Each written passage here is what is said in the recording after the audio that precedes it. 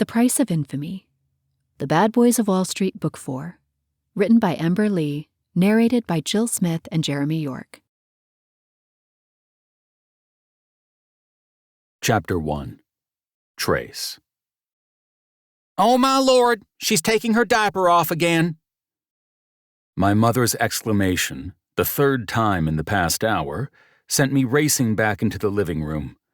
The luxury apartment I'd moved into 4 days ago stretched out in front of me, still a sight I hadn't quite gotten used to. Hell, I hadn't gotten used to any part of this whole situation.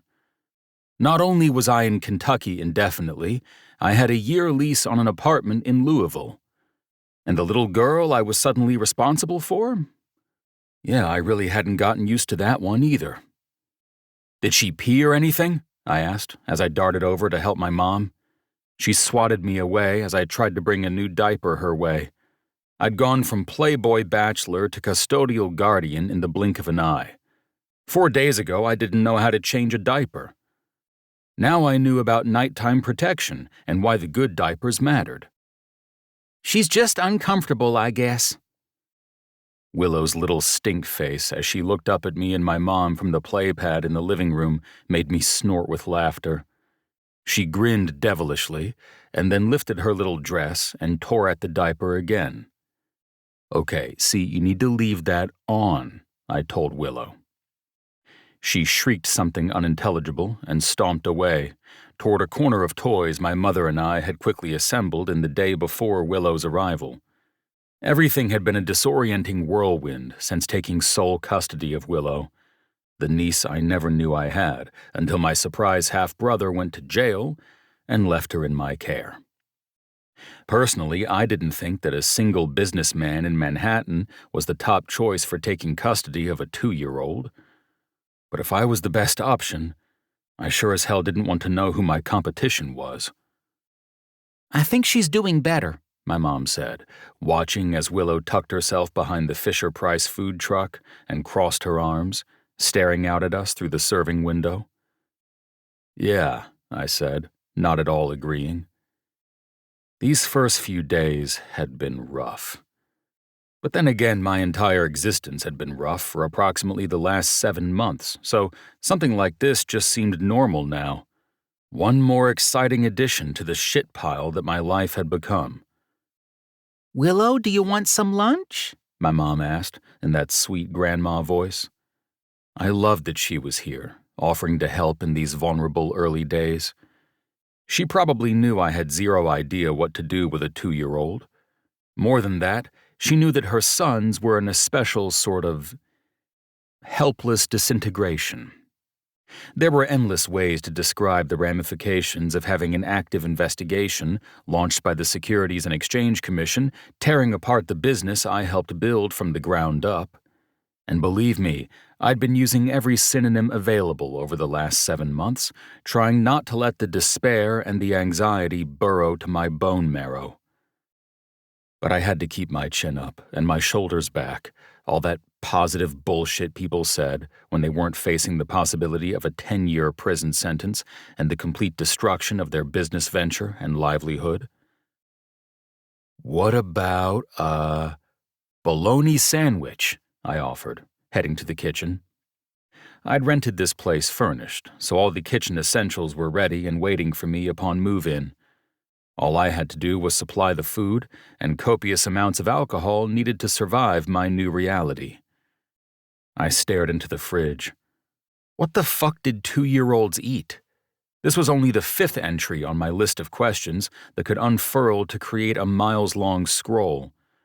A week ago, I had been ordering oysters on the half-shell for a pretty girl I wanted to impress at a swanky bar. Now I had a fridge stocked full of basic lunch meats that I personally hadn't eaten since I was a child myself. My, how things could change. Willow didn't answer. She didn't even react. She just kept her arms crossed over her chest and frowned at my mom. "I'll make her a sandwich anyway, just in case," I announced, pulling out the ingredients.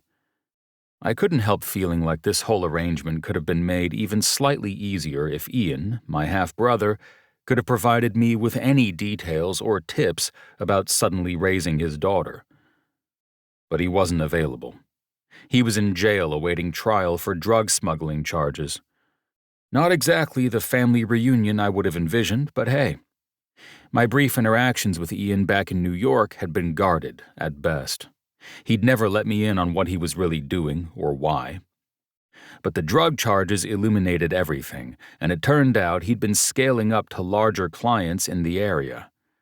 As Willow's custodial parent, he found it fitting to hand her over to me once he was taken to jail. Apparently her mother was MIA, or possibly wildly unfit. Or both. Willow, we should play with some dolls. What do you think? My mom's sweet, approachable demeanor never wavered, and she deserved 1,000 blessings for it. Willow was my father's granddaughter, but not my mother's. Dad had kept his affair from my mom for 24 years. Short as it had been, its consequences seemed to go on to eternity. Family drama, the gift that keeps on giving. Personally, I'd had about enough. Knock, knock, knock. The sudden banging at the door reminded me to check the time. 11:30. The social worker was right on time.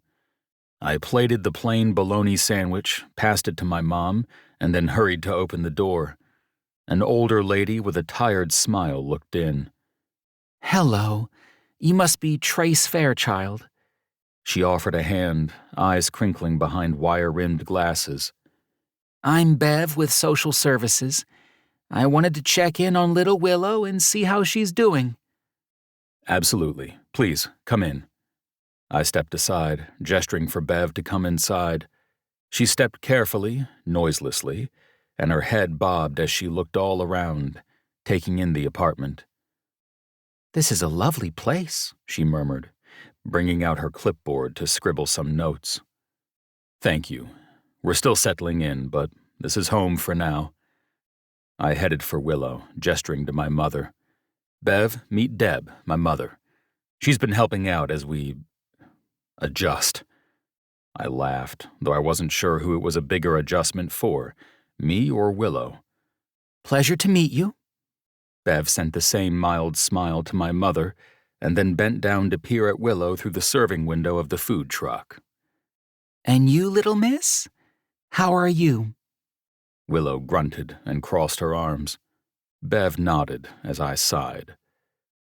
We've been getting a lot of that lately, I admitted. I'm not surprised. For her age, it's expected. Don't take it personally. Just keep trying. Bev offered me another crinkle-eyed smile. She asked for a place where we could chat, so I led her to the 2-story great room with big windows overlooking downtown Louisville. A gray brick fireplace stretched to the ceiling. As we sat down, I flicked on the remote that lit the fire. She smiled at me. You seem like you have things taken care of here. Do I? I feel pretty lost, I admitted. That might not have been the best thing to admit to a government worker who controlled whether I was fit to care for a child, and I hurried to add, I'm making it through, but this is all new to me. I'm the CFO of a wealth management company. I'm not a dad. I understand completely. It's a big shock, especially if you weren't already in her life. I wasn't. I only recently met my brother. He's my half-brother, actually, and My gaze swept back to my mother. Her mouth had thinned, though she focused on breaking apart the bologna sandwich. The topic of my father's other family was still raw for her. It was still raw for all of us. Ian had only popped into our lives a few months ago when he surprised Axel, Damien, and me at our office in Manhattan, claiming to be my brother. A little investigation proved the worst. He was my half-brother, which proved my father had maintained a secret family for years, though he was only involved with Ian's mother romantically for a short time. Now my parents were divorcing, Ian was in jail, and suddenly I had his daughter, my niece, in my care. Pretty much every day of my life contained a solid WTF moment. Regardless, you're doing as well as you can, Bev said in a reassuring tone. I'm sure she would have patted my knee if she weren't a government official. She guided me through a list of questions that she'd brought, occasionally scratching something on her sheet or nodding for a few moments before continuing. Willow stayed in her hiding spot behind the food truck the entire time. Eventually, Mom gave up on the bologna sandwich and went to tidy the kitchen. Not like it needed tidied. This place was still sparkling from move-in day, and besides, I wasn't an anal retentive executive for nothing. I couldn't go to sleep at night with dishes in the sink. Bev eventually went back to trying to talk to Willow, asking her questions to no avail. Finally, she stood up, looked around the place, and nodded. So you plan to stay here long term? As long as I need to. My lawyer has told me it may take some time to finalize the custodial details, and I'll do whatever the courts require. I'd hired a lawyer almost immediately after getting the call from Kentucky Children's Services back in New York, and she'd advised me to set up a residence here until things were settled with Willow. That included figuring out long-term custody arrangements based on what happened with Ian's charges, and what backup plans could be depending on whether or not the SEC filed charges against me as well. Depending on how all that went down, Louisville could become home for a long while. Now that my brothers and I were so unstable, I had half a mind to never return to New York City. Having a Louisville outpost just made sense right now. It was my place to let the dust settle and figure out my next steps. She smiled warmly. Any questions for me? How the fuck am I supposed to make it through my days if I might go to prison and Willow won't eat the bologna sandwich? No. I crossed my arms, pretending to think. Only more unhelpful questions sprouted inside my head. I'll be going back to work soon, so I'll need to figure out what to do there. Ah, yes, babysitter references. Bev flipped through the pages of her clipboard and presented me with a sheet. Actually, skip all the names on here and go straight to the last one. It's a private nanny agency, the best of the best in Louisville. You look like you can afford it. She sent me a wink before she headed for the door. Thank you. I skimmed over the entries, finding the agency she'd referenced.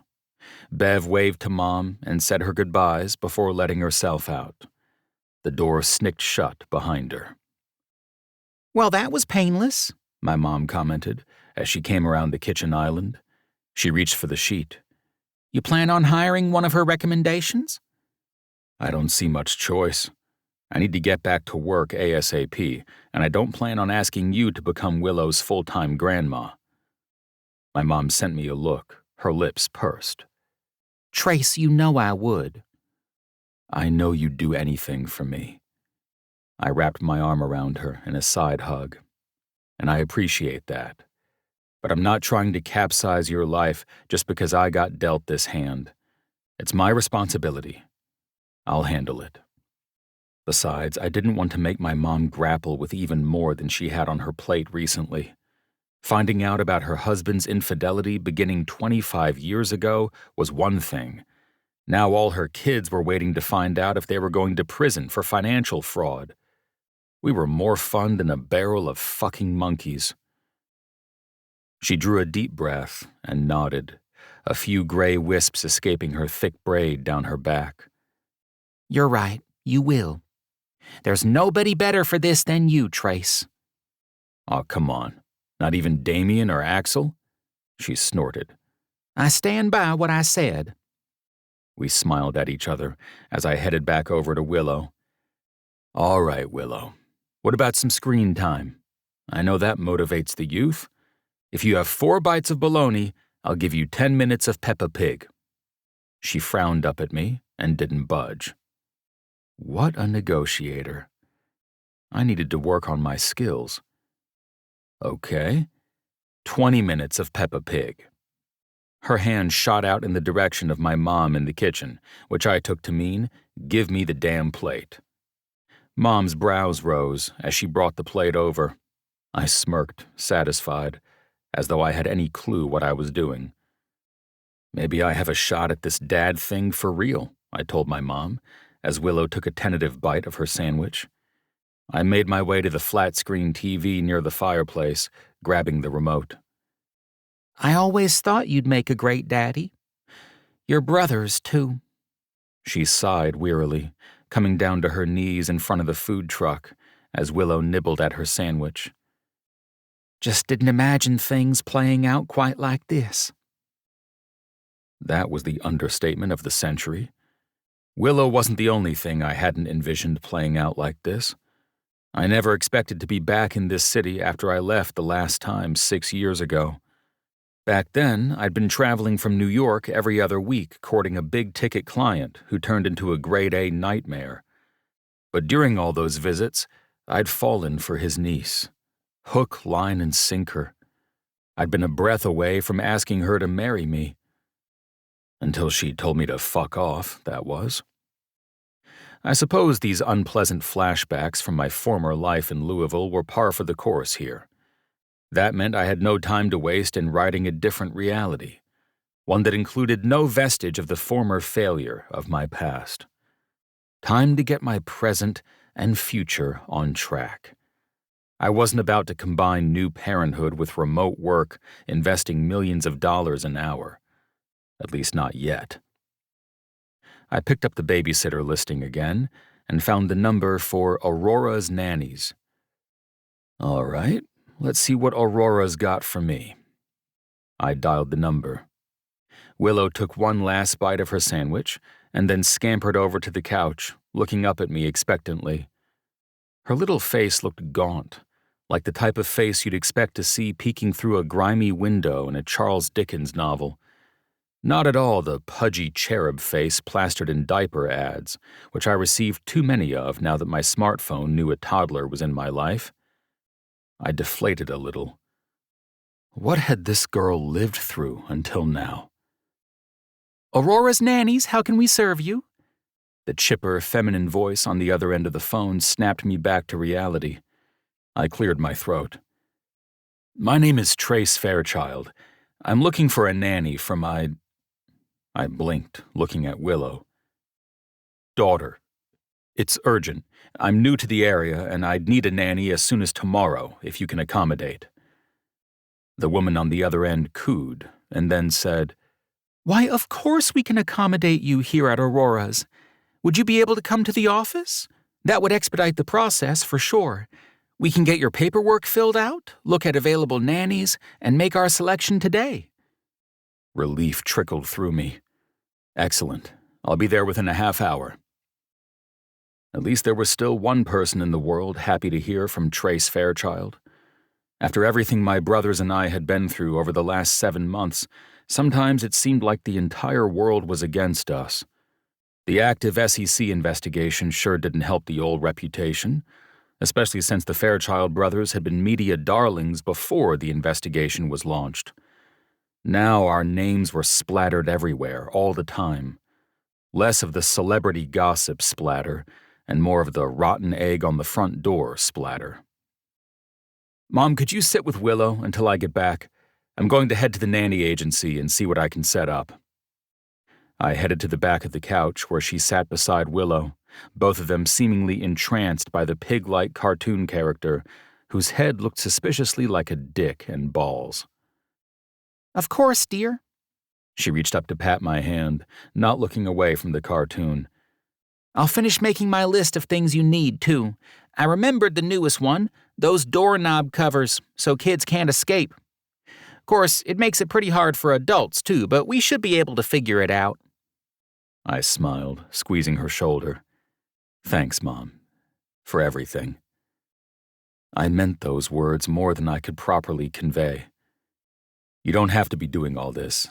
I mean, I understand if it becomes too much. What, helping take care of my ex's secret granddaughter? She laughed bitterly. Life never goes as planned, Trace baby. Remember that, even when you do everything right. I mulled her words over as I let myself out of the apartment and headed for the underground parking garage. They were both a mantra and a wound. I lived my life striving to do everything right. Not just right, but perfectly. And how was I rewarded? An estranged brother, An active SEC investigation for fraud. A fractured, crumbling empire. There had to be some way to turn this ship around, but I couldn't for the life of me figure out what the fuck it was. I slipped into my Kentucky car, my S-Class Mercedes-Benz, fully loaded, and crept toward the exit of the underground parking garage, my blinker ticking. Louisville still felt so familiar, despite the new development and hipster vibe that hadn't existed when I left town. I'd done my best to become a Louisville fixture as I courted Tatum Hendricks, which meant nearly every building I passed I'd visited at least once. As I cruised through town toward the agency, I spotted even more familiar sights, and nearly all of them were places Mercedes and I had frequented or loved 6 years ago.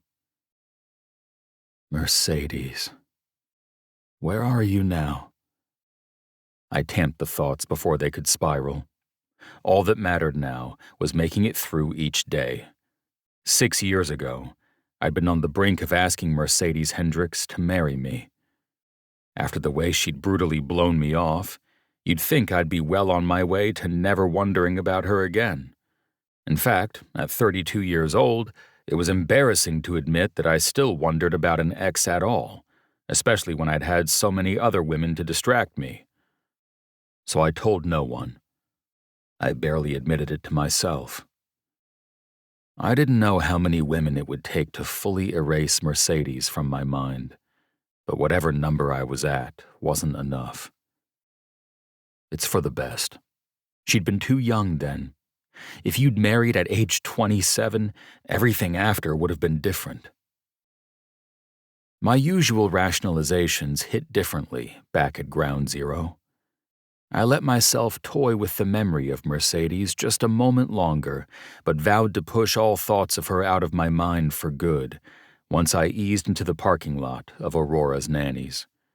The one-story building was a real-life version of a cutesy cartoon home, with rectangular raised beds and carefully placed paver stones leading to the front door.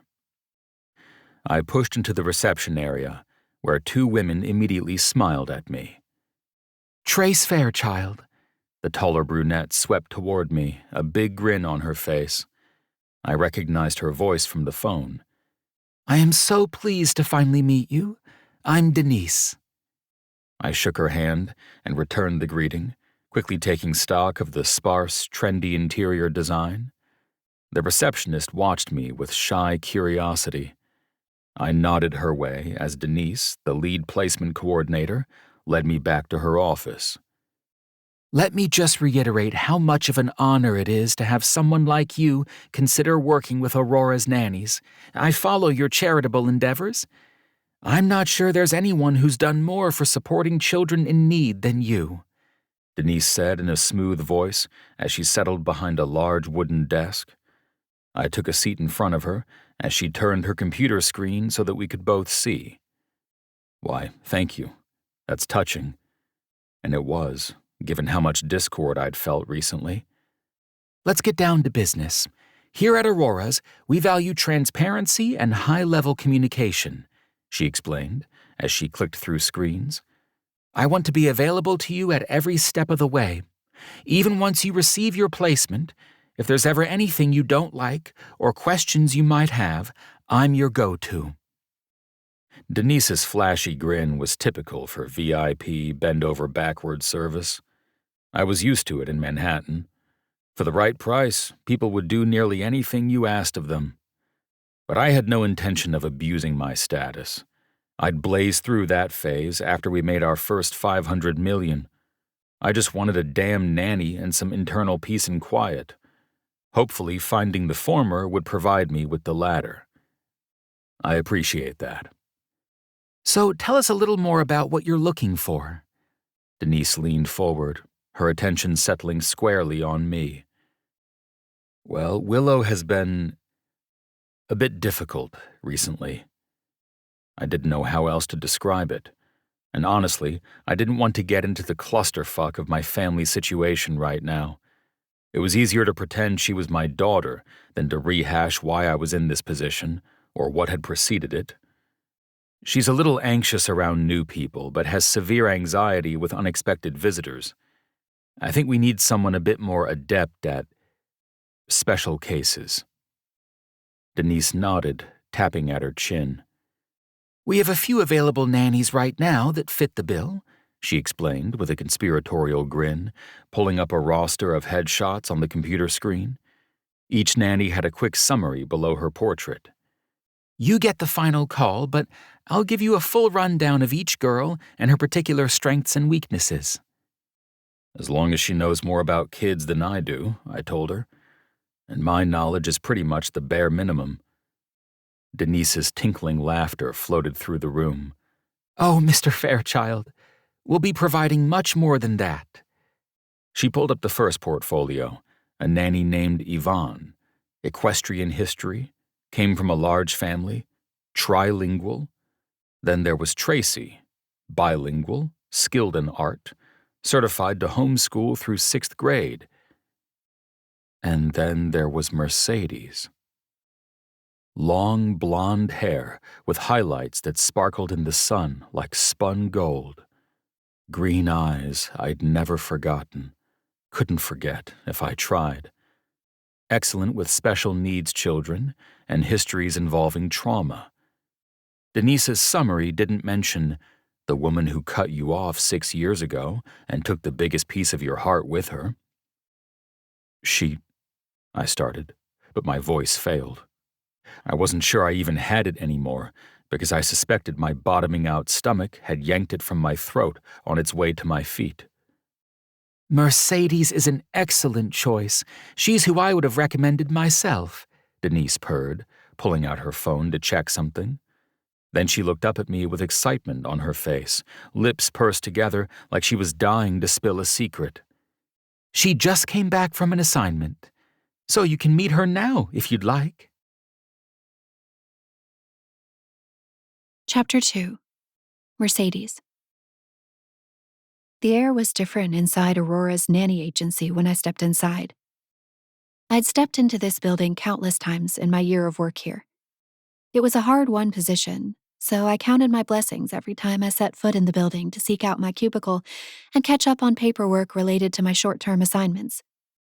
"Mercedes, you're just in time for some excitement today." The receptionist, Bethany, pinned me with a knowing smile as I glided through the reception area. My brows shot up. Maybe this was why the air felt different. Taut. Somehow vibrating. I didn't know how I felt it. I just did. The same way the air changed before a tornado, I supposed. "What's happening?" I paused at the desk, hitching my tote bag higher on my shoulder. I relished any chance to linger at work. Working with children was the goal, but getting closer to my coworkers was an unexpected benefit of the job. Getting out of my house in general was the most delicious icing on the cake. "There's a big-ticket VIP client in the building." She enunciated each syllable with exaggerated mouth movements. I almost wanted her to repeat herself so I could see it again. "Anyone I should ask for an autograph?" I asked. I'd met plenty of celebrities throughout my life, so I didn't truly think I'd be impressed. With a father as wealthy and connected as mine, VIPs were sort of the background fixture to my childhood. I'd met pretty much every conservative senator out there, not to mention a few movie stars who happened to be married to people in our circle. Before Bethany could respond, Denise slipped out of her office. Her eyes lit up when she saw me. "Mercedes!"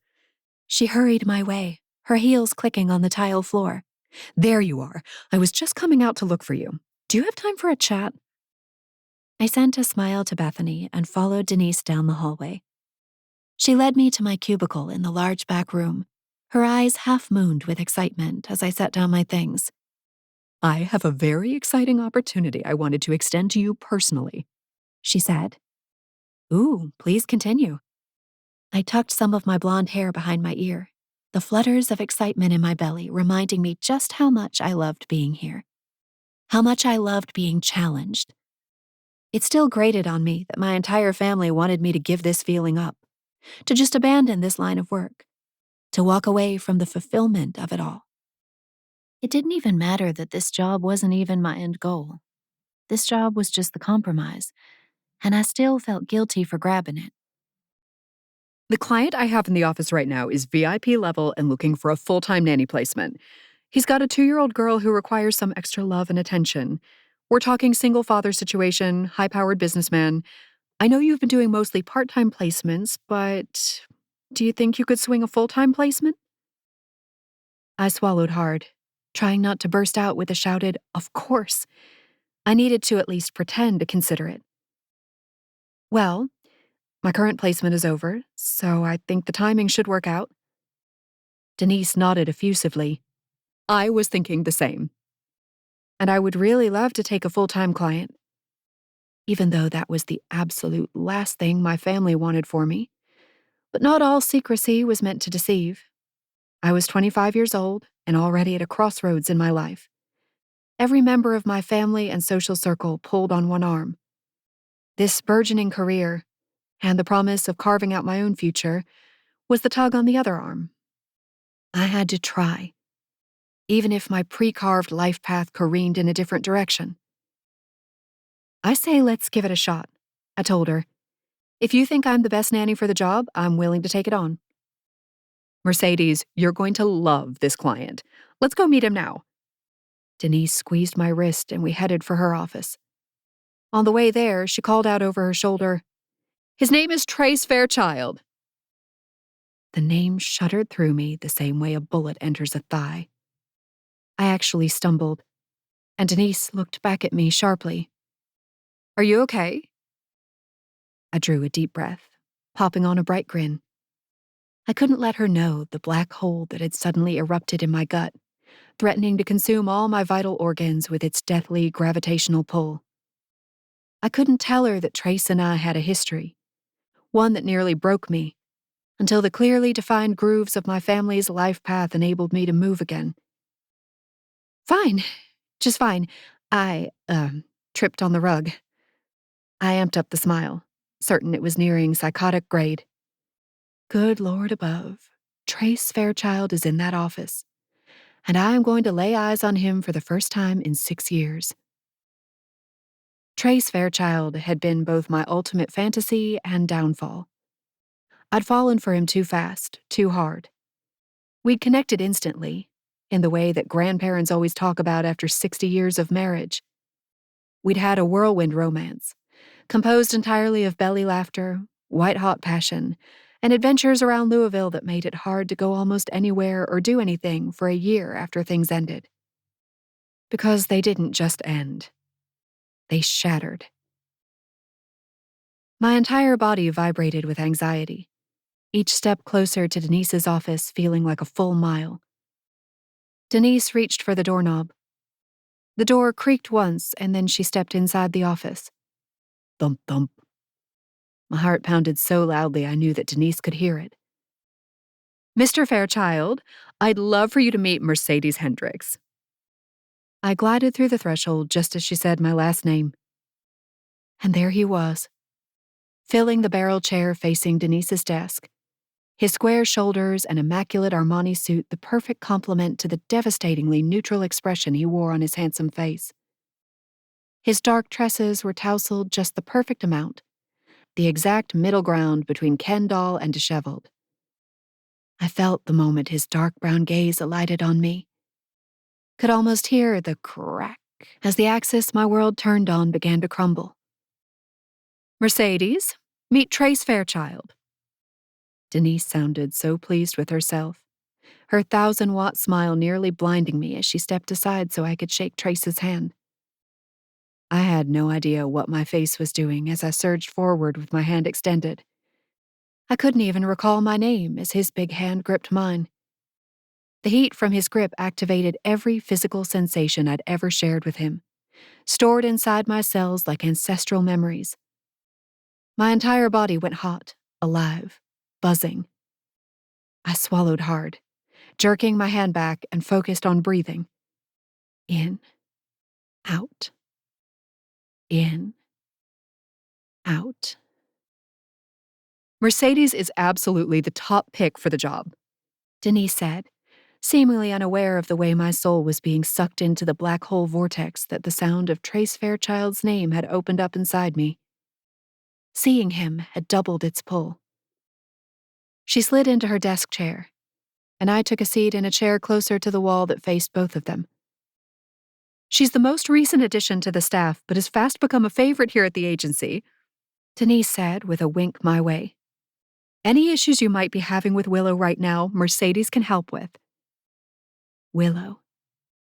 His daughter's name. I couldn't believe I was in the same room as Trace Fairchild, much less to discuss his daughter. The fact that he was a single father was news to me. I hadn't kept up with Trace's business out of self-preservation. My love for Trace had burned too brightly. If I'd given it even an inch after he'd ghosted me, I'd have never moved on, especially given what our love had created together. But maybe the heat vibrating through my body was proof that I never really had moved on. Trace cleared his throat. That's very reassuring. His voice was a gritty rumble as he spoke, which only sent my insides clenching and my heart racing. Ages 2 to 4 is her area of expertise, Denise went on, looking at me like I should add something. Yes, I blurted. My favorite range. Of age. Developmentally, it's fascinating. I wasn't sure if I was making sense. I could barely see past the throb of my heart. Now, Mr. Fairchild, can we go over some of the issues you've been having? Denise prompted him to elaborate on the exact nature of Willow's struggles. They included anxiety around new people, trouble sleeping through the night, a seeming phobia of doors opening. I had tricks in my tool belt to help every scenario, and backup tricks behind those. Something about innocent and mischievous toddlers activated my most soothing, most helpful mode, especially the ones who were determined to act out. That, and they were truly the most hilarious, most loving creatures on the planet. Professional challenge combined with personal fulfillment? Yes, please. I'm confident I can help with anything that might present an issue, I said, smoothing down my skirt as my cheeks flushed intensely. I wasn't sure why until I glanced up and noticed Trace's gaze sizzling on me like a slap to the cheek. Toddlers are a challenging, hilarious, lovable gift from God. Denise laughed softly. Trace didn't even blink. Do you have any questions for me or Mercedes? Denise purred. Trace cleared his throat, his jaw flexing as he studied something unknowable on Denise's desk. He shook his head no. Great. Well, how about we set up an in-home meet and greet? Denise cast a bright smile between Trace and me. I'd love that, I blurted. Trace's gaze slid between Denise and me in a calculated way.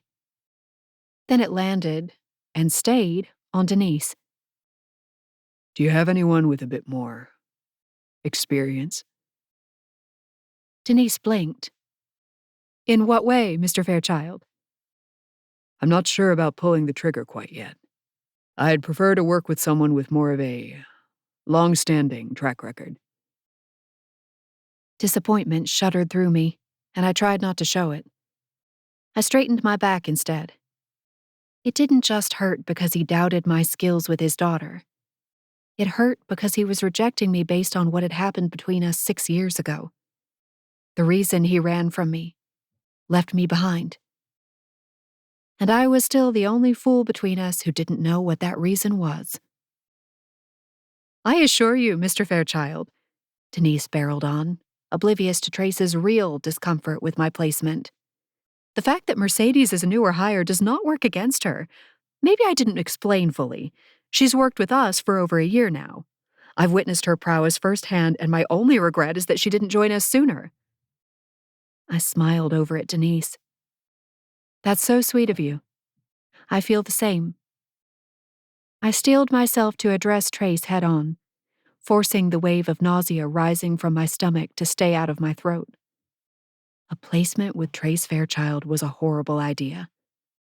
I should have been glad that he didn't want to hire me.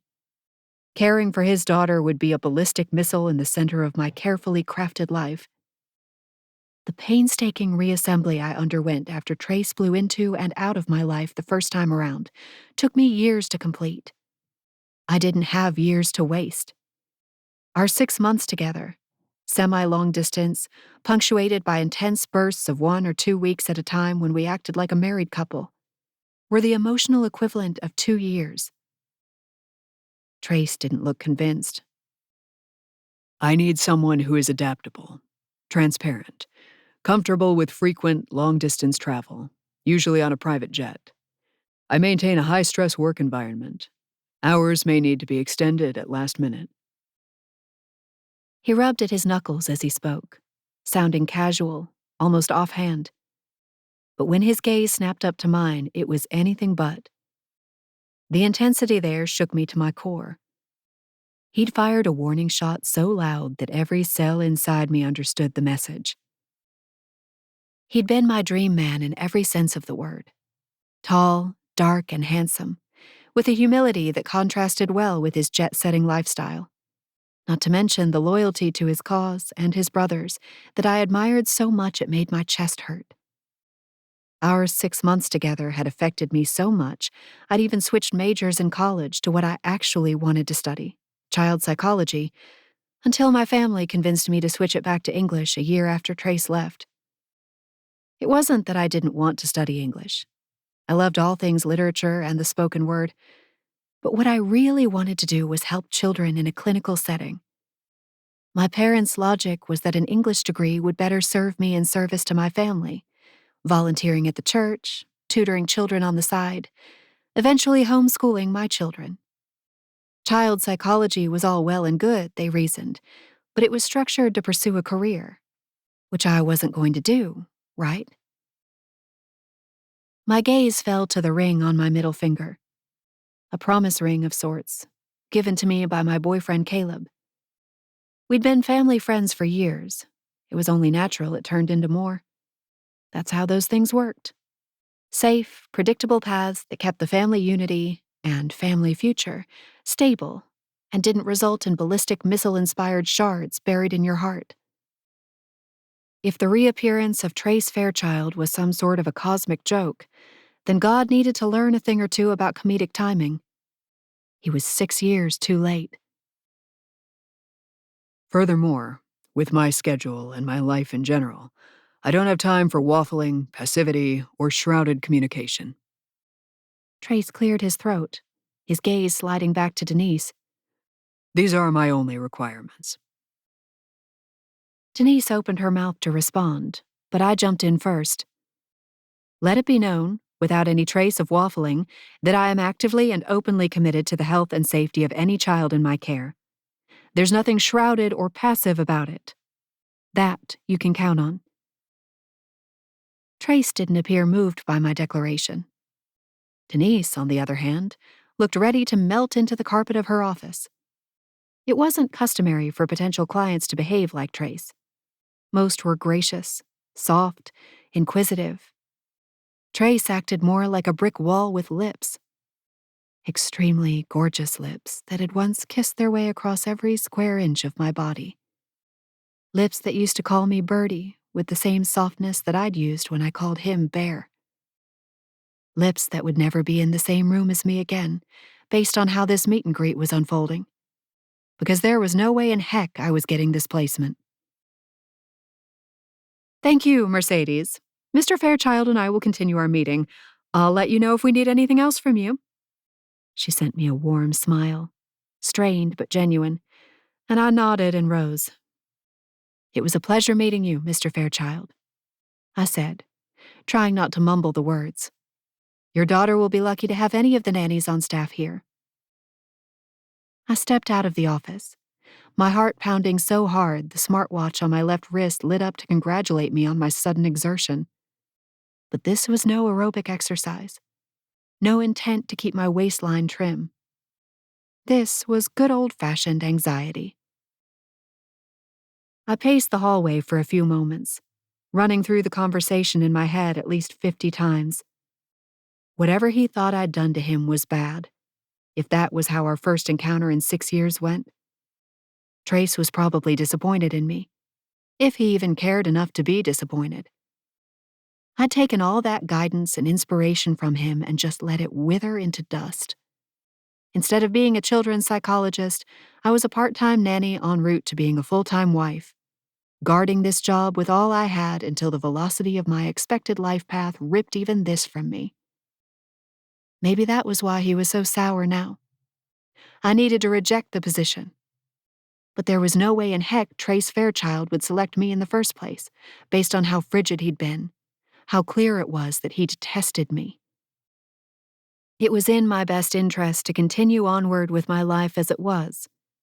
Part-time nanny, full-time daughter, and most likely full-time wife-to-be soon, once Caleb popped the question I knew, without a doubt, would be coming soon. The way my parents had been dropping hints about quitting this job made me think the question wasn't just around the corner, it was pulling into the dang driveway. And if all that wasn't enough, if, in some alternate universe, Trace Fairchild actually wanted me to work with him, and I accepted, my family would never allow it while I lived under their roof. Everything about this situation had run written all over it. Denise's door opened, the undertones of continued conversation drifting out. I darted into the office area and hid behind the wall, my watch lighting up again. Good job on the afternoon exercise. Stress pacing, the newest way to reach a goal weight. Denise's laughter floated down the hall, followed by the amused rumble from Trace. Their voices grew more distant until I sensed the opening and closing of the front door. I listened so intently that I jumped when I heard Denise's heels clicking down the hallway again. I tried to look busy and engrossed at my desk, praying that Denise couldn't somehow feel the way my heart pounded as if I'd just finished a spin workout. Mercedes? I turned so quickly my phone flew out of my hand. I twisted to get it, my cheeks flushing in the process. Yes? That was one of the more invigorating meet and greets I've had recently, she said with a small laugh. The way she fanned herself told me Trace Fairchild hit her in exactly the same way he hit me, even though I wished he didn't. He seemed determined, I said, which didn't even encompass a third of the things I felt about seeing him again. He's certainly a driven man, used to negotiations of a different sort, it seems. Denise's lips quirked into a secretive smile. But despite how it may seem, he is interested in bringing you on board for a trial placement with his daughter. My eyes went so wide I felt the muscles strain. I could barely understand her words. What? We made a convincing case, and he'd like you to begin your trial placement as soon as tomorrow. The news transformed the previous black hole into a powerful vortex. An F5 tornado ripping through all the carefully seeded and tended aspects of my current life. You shouldn't do it. It'll only be bad news. Whatever you think Trace felt for you was a lie. And besides, you're headed somewhere different in life. I opened my mouth to respond, and when the words flew out, I wasn't even a smidge surprised. I'll do it. Chapter 3. Trace. Oh my goodness. Again? I picked up the spoon that Willow had violently thrown to the ground for the third time. I held it between us, arching one brow severely. I don't want to keep picking this up, little lady. She blew raspberries at me and lunged for the spoon as best she could while restrained in the high chair. Her eyes lit up as she plunged the spoon back into her cup of yogurt, which she wasn't even eating, just spreading across the high chair tray. But this seemed to amuse her, and at 8 a.m. I didn't want to argue. Besides, she was too cute in her pink and yellow jammies, her baby feet poking out at the bottom. She could spread yogurt if she wanted, especially if it meant at some point she'd be eating. I didn't like the malnourished look on anyone, least of all a toddler. I sighed and sank into the chair beside her, checking my watch for the billionth time since Willow had woken up at 7. We'd had an easy morning together, one of the first easy mornings since she'd come into my care. I wasn't particularly eager to hand her off and start my work day. No, I was dreading the arrival of the new nanny. Mercedes Hendricks. I massaged the sides of my jaw, which were sore from all the stress clenching I'd been doing lately. If it wasn't one thing, it was another. If it wasn't a surprise toddler to look after, it was a former flame being the agency's best nanny. I barely had the headspace to dispute it. 6 years after she told me to stop contacting her, I was confident I could treat her as she undoubtedly wanted to be treated. She would firmly reside in the distant and professional relationship category. This would be easy, since she'd be spending her days with Willow, not me. There was nothing to worry about. Nothing except this lava lamp of dread in my gut. I helped Willow guide a spoonful of yogurt into her mouth. Success! And then let her play for a bit longer before plucking her out of the high chair and carrying her off to her bedroom. It was time to get dressed. I chose a long-sleeve white dress with black stretchy pants. I still didn't know what to do with her white blonde hair, so I left it wild and free. Then I carried her to my room, and she played on my bed while I chose my own outfit. I'd be hidden away in my office while Mercedes was here, but that didn't mean I shouldn't reinforce the distant and professional relationship in any way possible. That started with Armani. Pressed black slacks with slate gray socks, alligator shoes, off-white button-up. I normally didn't dress up so much for a day of work from my home office, but with Mercedes buzzing in my periphery, I needed to remind myself that she was a non-option. That long, silky blonde hair and cinched waist skirt from yesterday tugged at my senses in a way I wasn't happy about.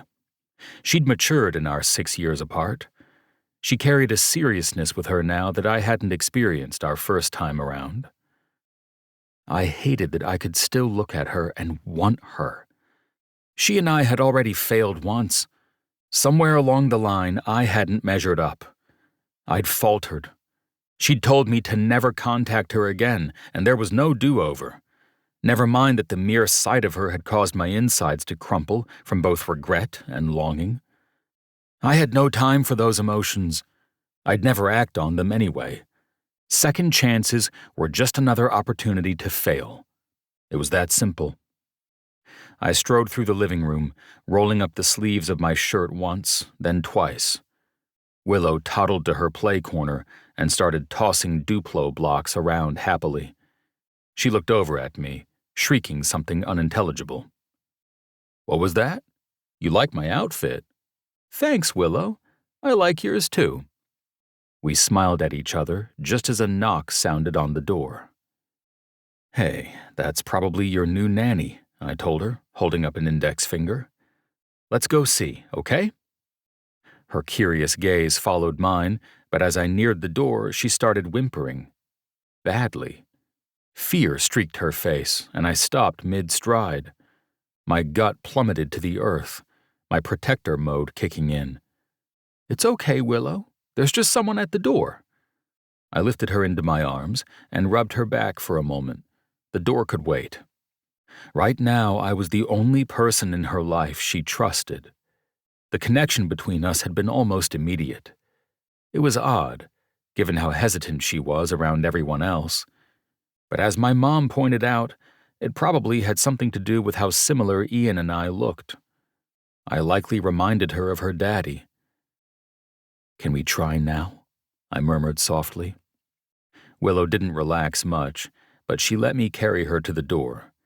As I reached for the door handle, she clung to my arm like I was readying to launch her into outer space.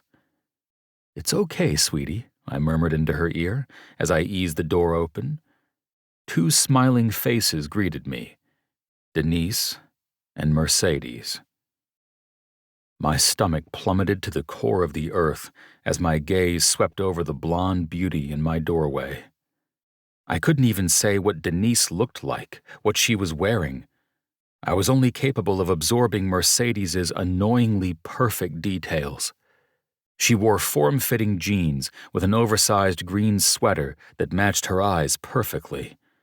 Her hair had been curled into soft waves and was pulled back into a high ponytail. "Good morning." I tried to sound cheerful for Willow's sake. "Please come in."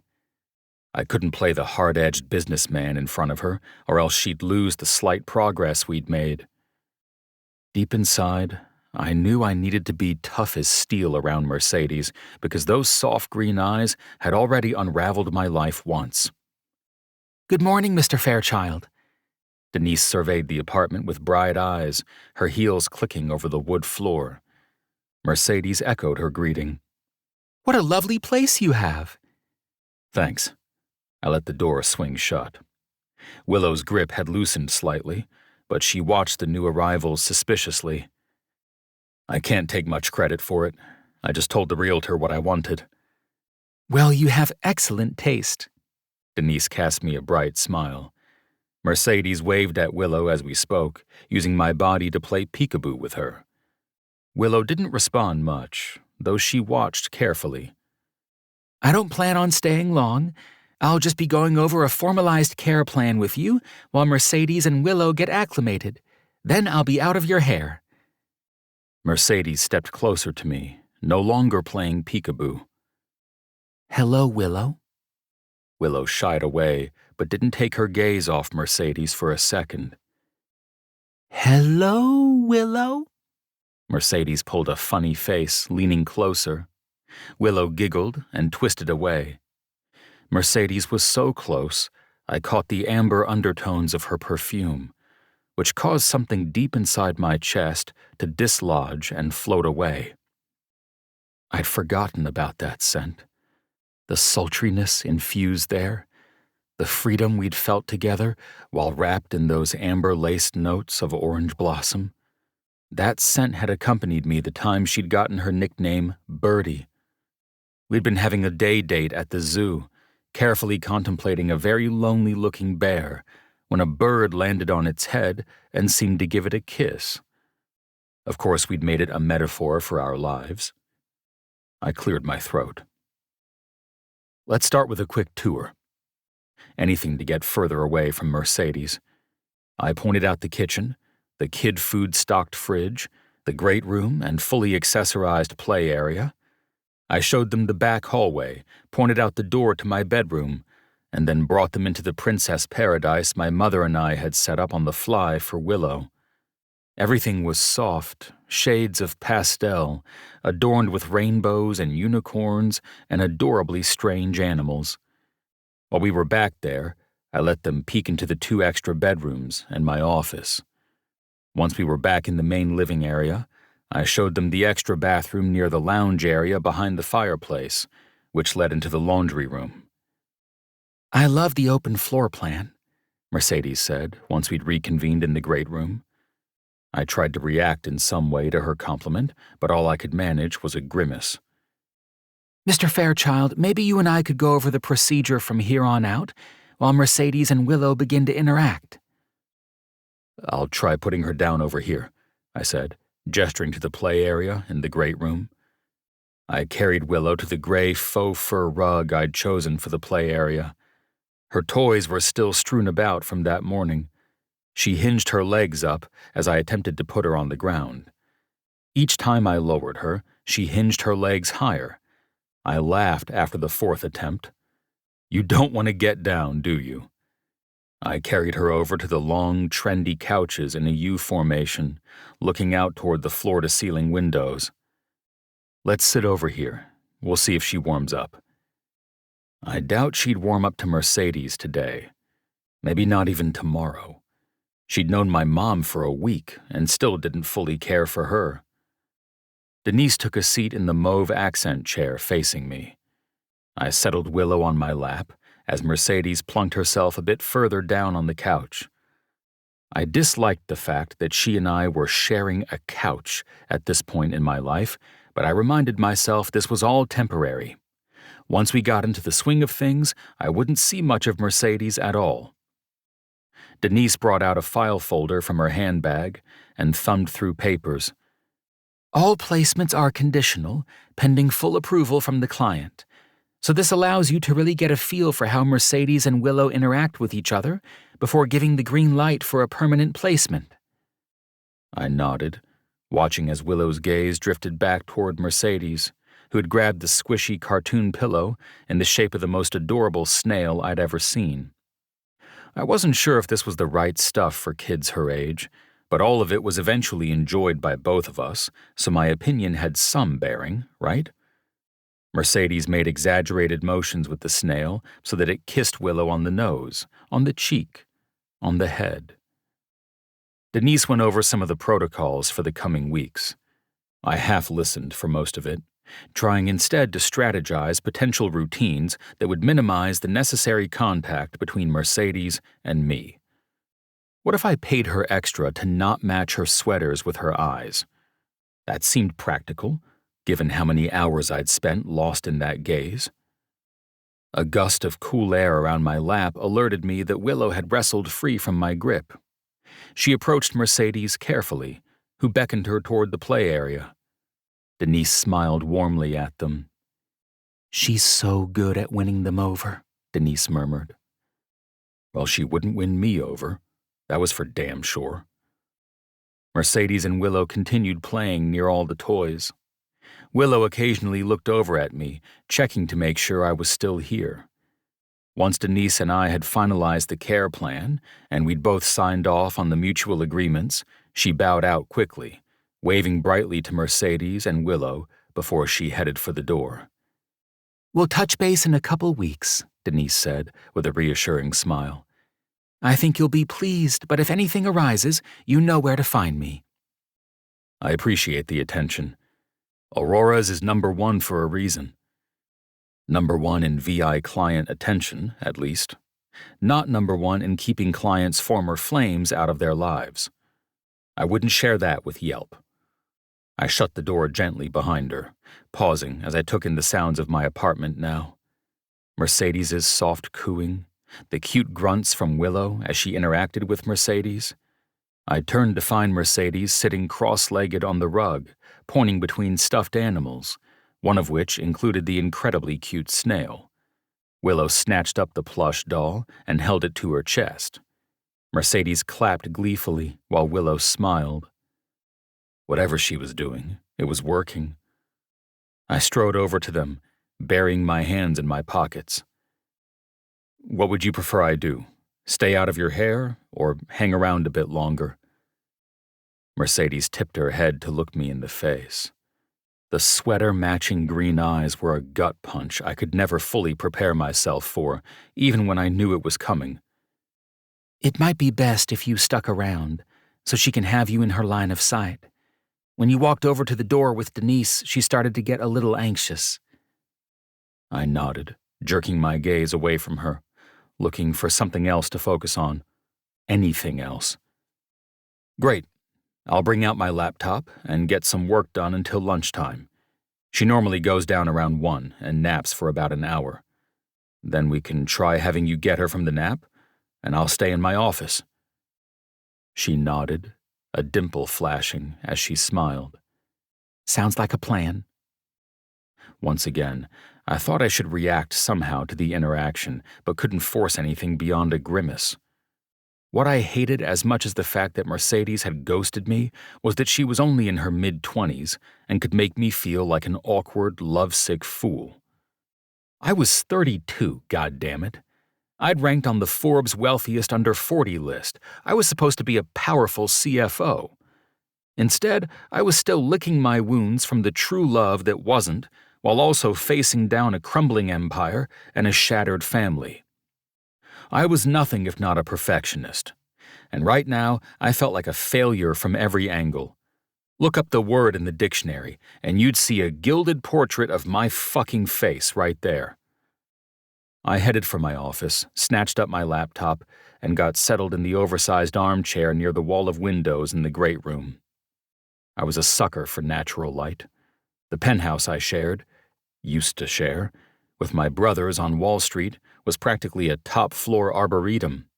Light brought me clarity, even the gray-blue winter variety blanketing downtown Louisville. Even when I felt like a failure, natural light reminded me there was a future to aim for, to hope for. I opened my laptop, forcing my gaze to stay fixed on the screen. But focusing on the screen only reminded me of the other failures in my life. Fairchild Enterprises was in the crosshairs of the SEC for what they suspected was financial fraud, based on an algorithm my freaky genius brother Damien had cooked up that kinda sorta skimmed profits and dispersed them to the neediest people and the organizations doing the most good in the world. We still didn't know how they'd caught wind of it, given the fact that our clients were reaping more profit on average than any other wealth management firm was delivering. Yet still, somehow, we'd failed. I'd failed by preventing this devastating outcome. And on top of that, Axel wanted me out of the family business because he still felt so betrayed that I'd kept a secret from him since I was 18.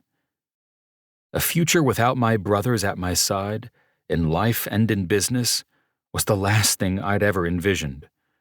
I hadn't grown up with Axel and Damien my entire life, but once they entered my world at age 9 via the foster care system, they'd become my brothers, even before my parents went through the legal adoption process 3 years later. I'd have torn the world apart for them if they asked it of me. I'd lived my life in service of their mission to support the less fortunate and to act as the rising tide for the rest of the boats that needed it. Yet Axel wanted to throw me to the curb because of that decision I'd made at age 18. Back when I'd accidentally found out our dad had been having an affair, I kept the information to myself because my father had asked me to. I didn't want to rock the boat. I didn't even know how devastating the affair would become for the family. So I kept it my dirty little secret until it came rocketing out of the vault in the form of Willow's father showing up in our lives 3 months ago. Now that everything was crumbling around me, one question remained. What glimmer of natural light-inspired hope was I going to cling to? What did it look like? I didn't fucking know. But being here in this apartment, bathed in the daylight of Louisville, my ex playing happily with a niece I barely knew, it seemed like I needed to forget about any plans I might have had for myself. Maybe I needed to start fresh. Start something entirely new. Without my brothers. Without anyone. It would just be me and Willow against the world. I drew a deep breath, working my jaw back and forth as I toyed with the idea. Maybe it was time to say fuck you to Axel and Fairchild Enterprises altogether. I existed in a pensive state of non-productivity, staring at various tabs of my browser and compulsively refreshing emails until Mercedes began preparing lunch for Willow. After Willow spent some time shrieking and tossing macaroni, Mercedes carried Willow into the bedroom. All was silent for a while. When Mercedes emerged, she looked breezy and fresh. She came over to the sitting area, leaning against the back of the other armchair. "Do you want anything for lunch?" I snapped my gaze up to hers. "No, thank you. I'm not the one needing a nanny." Her gaze fell, and she nodded. "Just wanted to be helpful while I'm here." "You'll be most helpful focusing on Willow only." I cleared my throat and closed the laptop. I headed for the kitchen so I could grab a sandwich and a pre-made protein salad, part of the daily delivery service I'd set up in advance of my arrival. I'd thought I'd need it so that I could cut down on kitchen time now that I was a full-time uncle to Willow. But it had the unintended benefit of also keeping me from using the kitchen while Mercedes was occupying my space too. "She's a sweet girl," Mercedes said, coming to the kitchen island as I tugged open the fridge. "I've noticed she doesn't speak much. She communicates in her own way, but she does seem to struggle with words." "That's true." I twisted to look at her, realizing I wasn't sure when children even started speaking. It's developmentally appropriate, right? Mercedes tipped her head from side to side. It could be, but at 2.5, I'd expect at least a few words by now. If I were you, I might see a specialist, just to check things out. I'll know more as I spend more time with her. I grunted, adding that to my internal to-do list. I'd have the appointment made by the end of the day. Noted. I stacked the wrapped sandwich and salad bowl on the counter near the fridge and let the door glide shut. Mercedes ran her palms across the top of the slate-gray island countertop. So how long have you and Willow lived here? She gestured at some of the boxes I'd tucked away near the front hallway. Not long. I didn't realize you were back in Louisville. I'm surprised I haven't heard about it by now. That grimace came out again. Well, surprise, here I am. She offered a small smile. It's good to have you back. I don't believe you really mean that. I picked up my laptop, then stacked the food on top of it. In fact, I don't believe much of what anyone in your family says. I learned my lesson long ago. Her face fell, and she stared at her hands, picking at a cuticle. I did mean it. And I hope you don't think that what happened between you and my uncle would ever affect my job performance. That's completely unrelated. It's not unrelated. In fact, it's the definition of related. I set my things down, suddenly desperate to set the record straight, lay the train tracks so neither of us ever strayed or deviated from the plan. The only reason you got the job here is because I know you personally. Even though we have a less than stellar track record, I do believe you're good at this type of work and that you would never harm a child. At the end of the day, that's all I'm looking for. Somebody who isn't a secret predator and can handle the challenges that may come her way. Time will tell if I keep you on. Beyond that, I'd rather act as though you and I are strangers. Her back straightened, and she nodded fiercely, gaze still stuck on her hands. Understood. I picked up my laptop and food again and strode out of the kitchen and into my office. Those boundaries brought me one step closer to coexisting peacefully with the woman I'd thought I'd end up marrying. So why did it feel like 2 steps backward?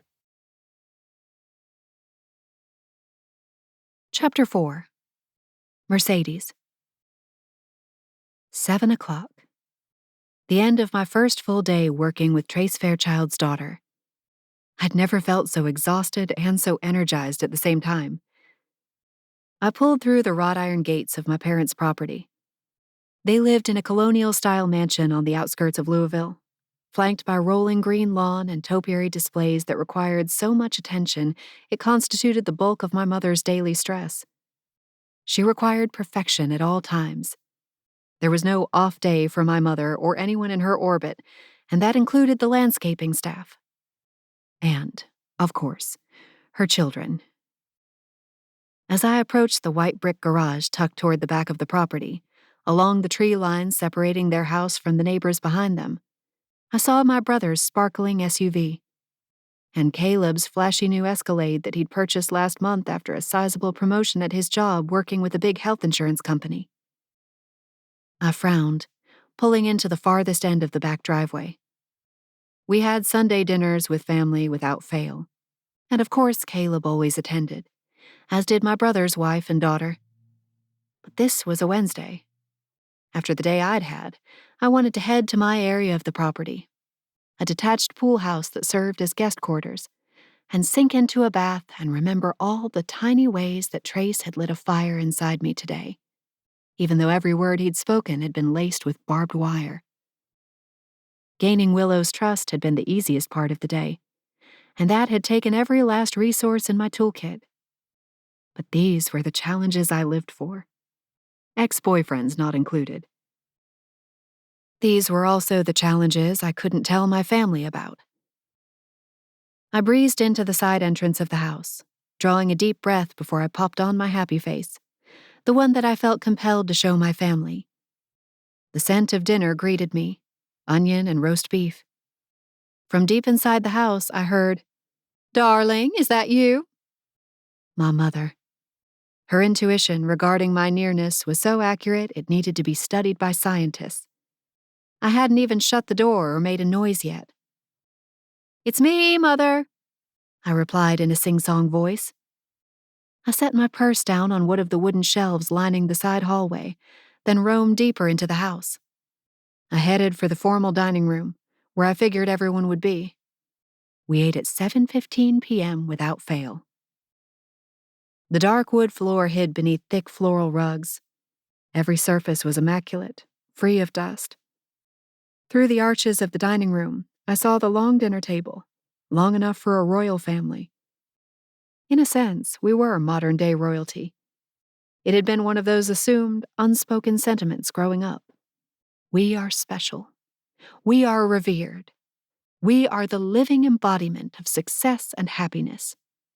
We expect our children to carry that on for generations to come. My family milled around in the dining room. Jericho, my brother, with his smartly trimmed dark blonde hair and his permanent polo shirt, poured himself a drink at the sideboard. His wife, Madison, a gorgeous brunette who hid some type of sadness behind her warm smiles, balanced their 6-month-old daughter Grace on her hip. My father stood at the head of the table like the brick wall of a former football player turned hospital executive he was. My mother, her white blonde hair in a perfect poof around her head, tried to herd everyone to the table, but most of them weren't paying her any attention. She'd been formed by my Grandma Kay, who stood beside her with the help of a walker, my sole source of support in this family, but also the most traditional goalpost of them all. And then there was Caleb, watching me with a twinkle in his hazel eyes from across the room, a tumbler of whiskey in his hand already. His big University of Kentucky class ring glinted on his finger, the one accessory he never took off. Everyone watched me with a grin as I entered. "Good evening, y'all," I said with a smile. "We've been waiting for you. Come sit down." My mother ushered me into the dining room, feathering my cheek with an air kiss. While she was at my side, she flipped my long ponytail from over my shoulder. "You wore your hair like this today? You could have curled it." "I was working," I told her. She tutted, swatting my shoulder. "Which you don't even need to be doing. So tell me again why you didn't curl it." I was a living, breathing topiary to her. I brightened my smile and allowed her to shuffle me over to Caleb. He wrapped an arm around my waist, bringing me against him. He pressed a warm kiss to my temple. "Welcome home, sweetie." I smiled up at him, feeling the edges of my happiness straining. "I didn't realize you were coming tonight." "It was sort of a last-minute thing," he said with a wink. "That's sweet of you." I didn't know what else to call it, other than unwelcome, but sweet sounded the better of the two options. What a nice surprise. "Well, since Mercedes is here, I think we should eat." My mother clapped her hands together, and we all took our places at the table like marionettes responding to the puppeteer's twitch of the finger. Caleb slid into place next to me, sharing a look with my brother across the table. "Looks good, Mom," Jericho said with a flashy grin. But it only lasted a second. His recent promotion to Assistant VP of Business Development at the financial firm where he worked had been leaving him drained and distracted. Plus, he was making so much money now that he'd ramped his ego up a few notches. It had been sky high to begin with, too. "Mercedes, where'd you come from so late?" "An assignment." I spread the cloth napkin across my lap, surveying the serving dishes of food along the center of the table. They'd been waiting for me to walk through that door. "An assignment?" Jericho chuckled, looking over at Madison. She didn't seem to be listening, since Grace wriggled wildly in her arms. "What are you now, a detective? Nancy Drew?" I sent Jericho a flat look. He always had something to say about whatever I did. Whether I excelled at golf, 2-time regional champion, or got voted class secretary my senior year, Jericho found a way to bring it down a notch. "What sort of assignment, sweetie?" Grandma Kay's voice was shakier these days, her hand trembling slightly as she reached for the spoon and the green beans. But despite the signs of aging, she still wore her pearls and crisp pink blouse. For the missions? Mercedes has taken a job, Mother, my own mom said with a pursed smile. She sent me a pointed look. Full-time. Just to keep me occupied and productive. I avoided everyone's gaze as silverware clinked, bowls being passed around the table. I didn't bring up my job often with my family. I purposefully avoided bringing it up with my grandmother, since she had a lot on her plate already. She'd been struggling to adjust here at the house, and hadn't been happy about leaving her home and coming to live with her daughter. She knew as well as the rest of us that the move was the beginning of the end. It's with children. I nanny for diverse clients. Diverse? My father mused. All wealthy, VIP clients, I reassured him. Aren't there some similar positions open at the church? My grandmother asked my mother. She won't hear it, Mom muttered. Neither of them had ever held real jobs, because there had never been any need to. They'd both been full-time mothers, housewives, domestic goddesses, moving from college straight into marriage. My mother expected me to do the same, and the fact that I'd staved off marriage and chosen employment grated on her. Let her work while she's young, Jericho chided our parents playfully. Beside him, Grace was getting fussier, and Madison's vestige of a smile was slowly fading. She'll be raising kids full-time soon enough. It isn't fair to mislead your employer, my father grumbled. I tuned out their comments the best I could. My life path had been decided since birth. Trophy daughter to morph into trophy wife. Girls were meant to be seen and not heard. My parents' deepest desire for me was that I'd quit my job, give them the wedding of their dreams, and start popping out babies. Work was reserved for the men. Women were expected to raise the kids and volunteer. It had never felt quite right to me. But if I wanted to stay part of this family, I had to toe the line. That's just how life was.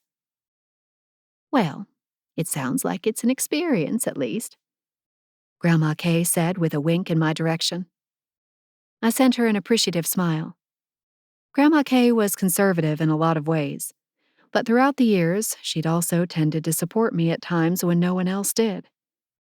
I doted on her as a result. If there was one benefit of still living at home, it was the fact that Grandma Kay and I got extra time together now. Did everyone get everything? I asked. I'm working on it, Madison said with a little laugh. Grace wouldn't sit still long enough to let Madison do much of anything. Jericho's plate was stacked, and he'd already forked a green bean into his mouth. Maddie, what do you want? I knew Jericho well enough to know he wouldn't help out. I rose to grab her plate. She offered a relieved smile. Just a little of everything, she said softly, bouncing Grace in her arms. Jericho sniffed, stabbing another green bean. Our mother hissed, "We haven't said grace yet." Jericho grumbled, setting his fork back down.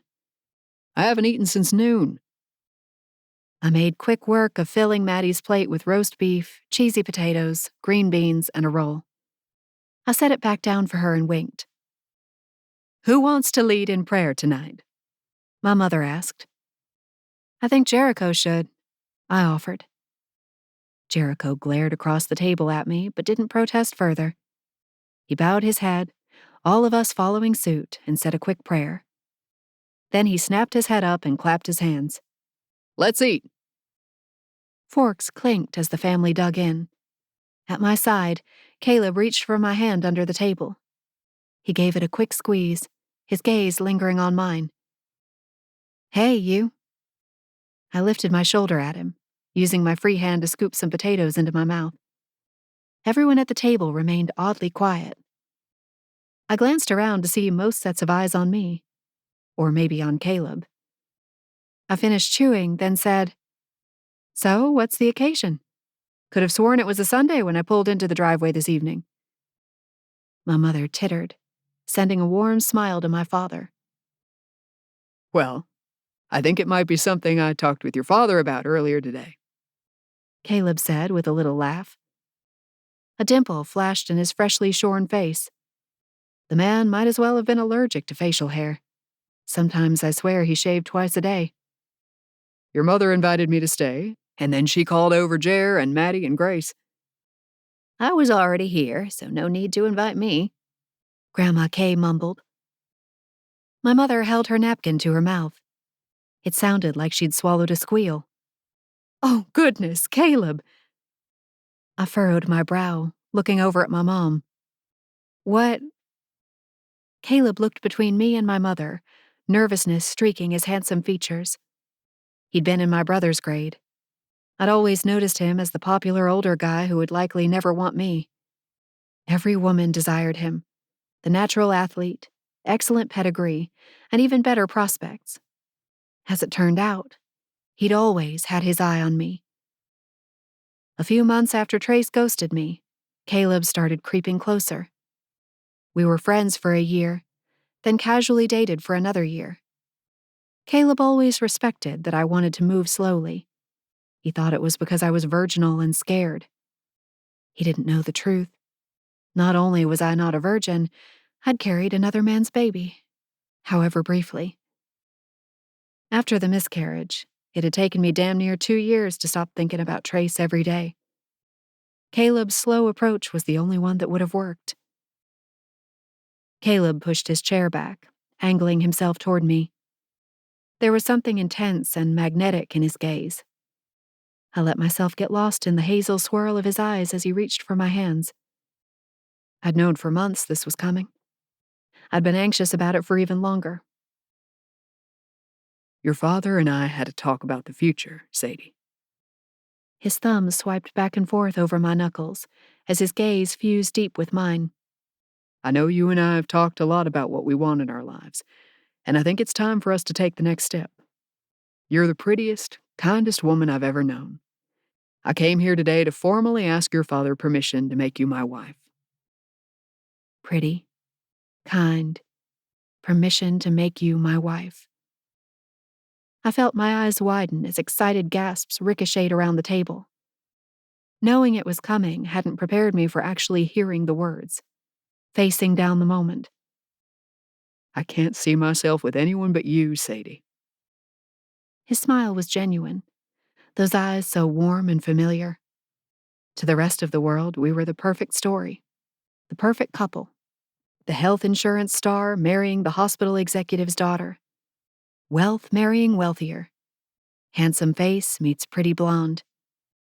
It was so terribly normal, utterly expected. It was what I was supposed to want. Oh my goodness. I clamped a hand over my mouth as he freed a small ring box from his pocket. His hands trembled as he popped it open. This meant a lot to him. And that was part of the problem. When a good man presented I gasped again as he revealed the ring, quite sizable, glittering rock. What right did I have to say no? He came from a good family. He treated me fine. Our families loved each other. He had a job that could sustain our future together. Handsome, well-connected, the perfect man on paper. It seemed wrong to say no. Murmurs crested the table, commentary on the beautiful ring. Caleb popped it out of the box, then slid it slowly onto my ring finger, his gaze never leaving mine. Mercedes Faith Hendricks, will you please make me the happiest man alive and be my wife? My thoughts shuddered to a stop. Time and space ballooning out around me like an engorged bubble, ready to burst. In my mind's eye, I could see the scene from above. The oil portraits of family members dating back to the 1700s adorning the formal dining room walls. The excessive number of forks at each place. The Instagram-worthy details at every angle of every person. You have to say yes. All I could hear inside my head was Trace's voice, laughing at Caleb's use of the cliché words pretty and kind to describe me. His shared disdain for asking permission to marry a human being. We would have picked apart a proposal like this in the early hours of the morning over coffee while we cuddled up on a couch. Trace would have done it better. And I hated myself for thinking of that, for thinking of him, during this momentous occasion in my life. Mercedes, what else is out there if not this? I didn't know what life could look like if I didn't go along with the plan, which was so immutable it might as well have been carved from rock. I needed to answer. I couldn't stay trapped in my timeless bubble forever. Caleb, My voice stuck to my throat. I touched my chest, searching his face. Why was this so hard? Of course I will. He whooped and wrapped me in a hug. My family cheered, touching forks to water glasses, celebrating the big news. I've been waiting for this day for 20 years, Grandma Kay said. My father appeared in the doorway holding a bottle of champagne. Shall we toast? The loud pop sounded a moment later. Oh my goodness, we have to start thinking about wedding venues. My mother fanned herself as my father poured champagne into flutes that I hadn't noticed were already placed on the table. They'd never planned on me saying no, because no had never been an option. Caleb pressed a warm kiss to my cheek, his arm wrapped around my shoulders. We gotta start thinking bachelor party destinations, Jericho said, pointing at Caleb. Cabo, Cancun, something like that. Congratulations, Mercedes, Maddie said with a big smile. Even Grace clapped and cooed along with us. Or rather, with them. I smiled down at my engagement ring. I'd often wondered what it would look like, how it would feel to receive it. It looked just like every ad in every magazine I'd ever seen. White diamonds set on a silver band. It was heavier than I'd planned. I turned it from side to side, watching it sparkle. Do you like it? Caleb asked into my ear. I watched it glitter for another moment. This ring was beautiful, but I wouldn't have chosen it. Just like I wouldn't have chosen any of the rest of my current life. But you should be grateful. You should be grateful. You should be grateful. I've never seen anything like it, I told him, smiling up at him before pressing a kiss to his lips that I hoped would erase all the doubts weighing at my heart. I had a beautiful life with people who loved me. What more could I want? Mercedes, honey, I'll start setting up appointments to look at venues. My mother's excited voice was one I didn't hear often. She was as giddy as a schoolgirl. Do you think they'd mind terribly if you went down to part-time at work? We'll be keeping a very busy schedule, getting everything in order. I didn't even know what to say. This was supposed to be one of the happiest days of my life, but my gut knew the truth I didn't want to acknowledge, much less confront. Mom, we haven't even set a date yet. I chided with a smile. Let us bask in the moment at least. She sent me a coy smile and swatted her hand in the air at me. Then she buried herself in conversation with Grandma Kay. Caleb scooped my hand up, pressing his lips to the back of it. Future Mrs. Randolph. His smile stretched nearly ear to ear. I think I like the sound of that. I was supposed to like the sound of that too. Only problem was that I didn't. Chapter 5. Trace. The next morning was a slog. I could have easily blamed it on Willow. The 45 minutes early she chose to wake up were a crucial 45 minutes for overall sleep health, as far as I was concerned. But truthfully, it had nothing to do with that. What little sleep I'd managed had been plagued by dreams about Mercedes. I told myself, in the gray dawn light, as I changed Willow's diaper and watched her totter around the living room, even as I felt every inch a zombie, that it would get easier with time. Being around Mercedes would eventually feel normal. The dreams about her blonde ponytail and the way she'd pronounce pillow, like it had an E in it, would disappear over time. as would painfully visceral memories of how hugging her felt like finding a perfectly fitting puzzle piece. How our kisses had been made of molten lava and longing. How every time we'd made love, we'd intersperse the passion with fits of laughter or commentary on a New York Times article. 6 months that had felt like 2 years. I was so absorbed in my quest to rationalize myself out of having emotions that I lost track of time. Mercedes knocked on the front door at 8:29 a.m. Willow and I were still playing in our jammies on the living room floor. I briefly debated running to change first and making Mercedes wait, but when she knocked again, I opted to answer the door. Willow started to whimper, so I scooped her up and hurried to pull open the door. "Morning." I stepped aside, gesturing for Mercedes to come in. Her eyes widened slightly as she scanned me from head to toe. I wore drawstring pajama pants and nothing else. "Haven't quite had a chance to get dressed yet, but it's next on the agenda." She offered a small smile, her gaze sliding from my bare chest up to my eyes. No worries. Good morning to both of you. She tickled Willow's belly, which immediately prompted a shy grin. How's my sweet girl today? As she chatted with Willow, I noticed something glinting on her ring finger that most certainly hadn't been there yesterday. A fucking engagement ring, judging by the hand she wore it on. I narrowed my eyes, all my focus on the ring. Did you miss it? Is she engaged? There's no way you would have missed this yesterday. Adding other trips eventually, Mercedes was finishing up. I blinked rapidly, yanking my thoughts back to the present. I'm sorry? I missed that. I was thinking about taking Willow to the playroom today, if she and I have a good morning, and start the afternoon off on the right foot.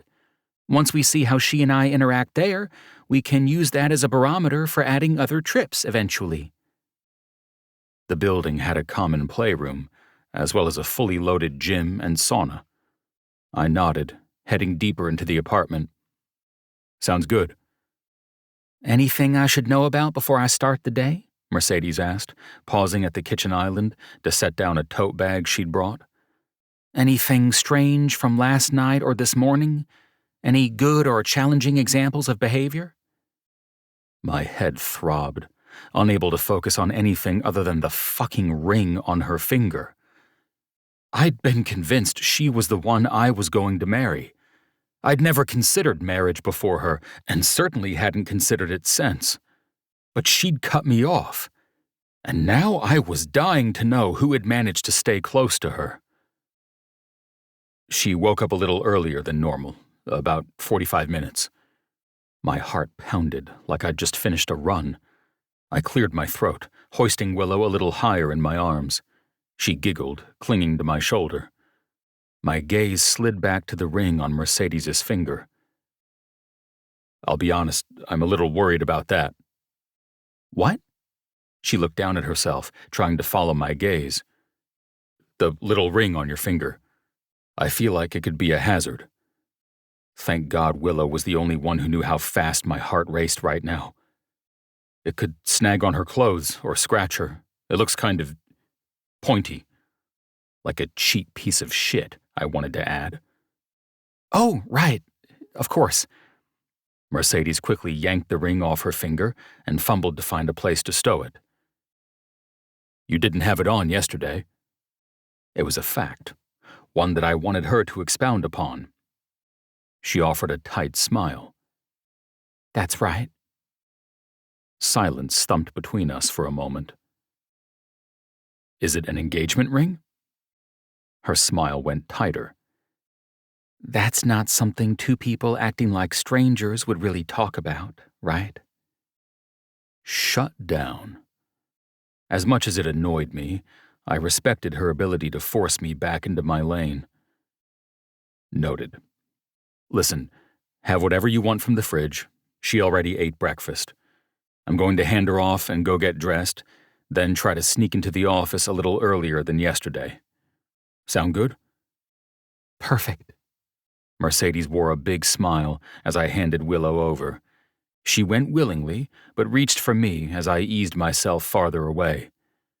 "I'm just going over here, sweetie," I said in a soft voice. "I'm just going to get dressed." Willow whimpered louder the further away I walked. I paused near the doorway, watching as Mercedes bounced her in her arms. "It's okay, sweet girl. He'll be right back," Mercedes said in a soothing voice. "Hang tight, Willow." I offered an encouraging smile, but she reached for me even harder. It broke my heart to see her so sad, but I kept moving.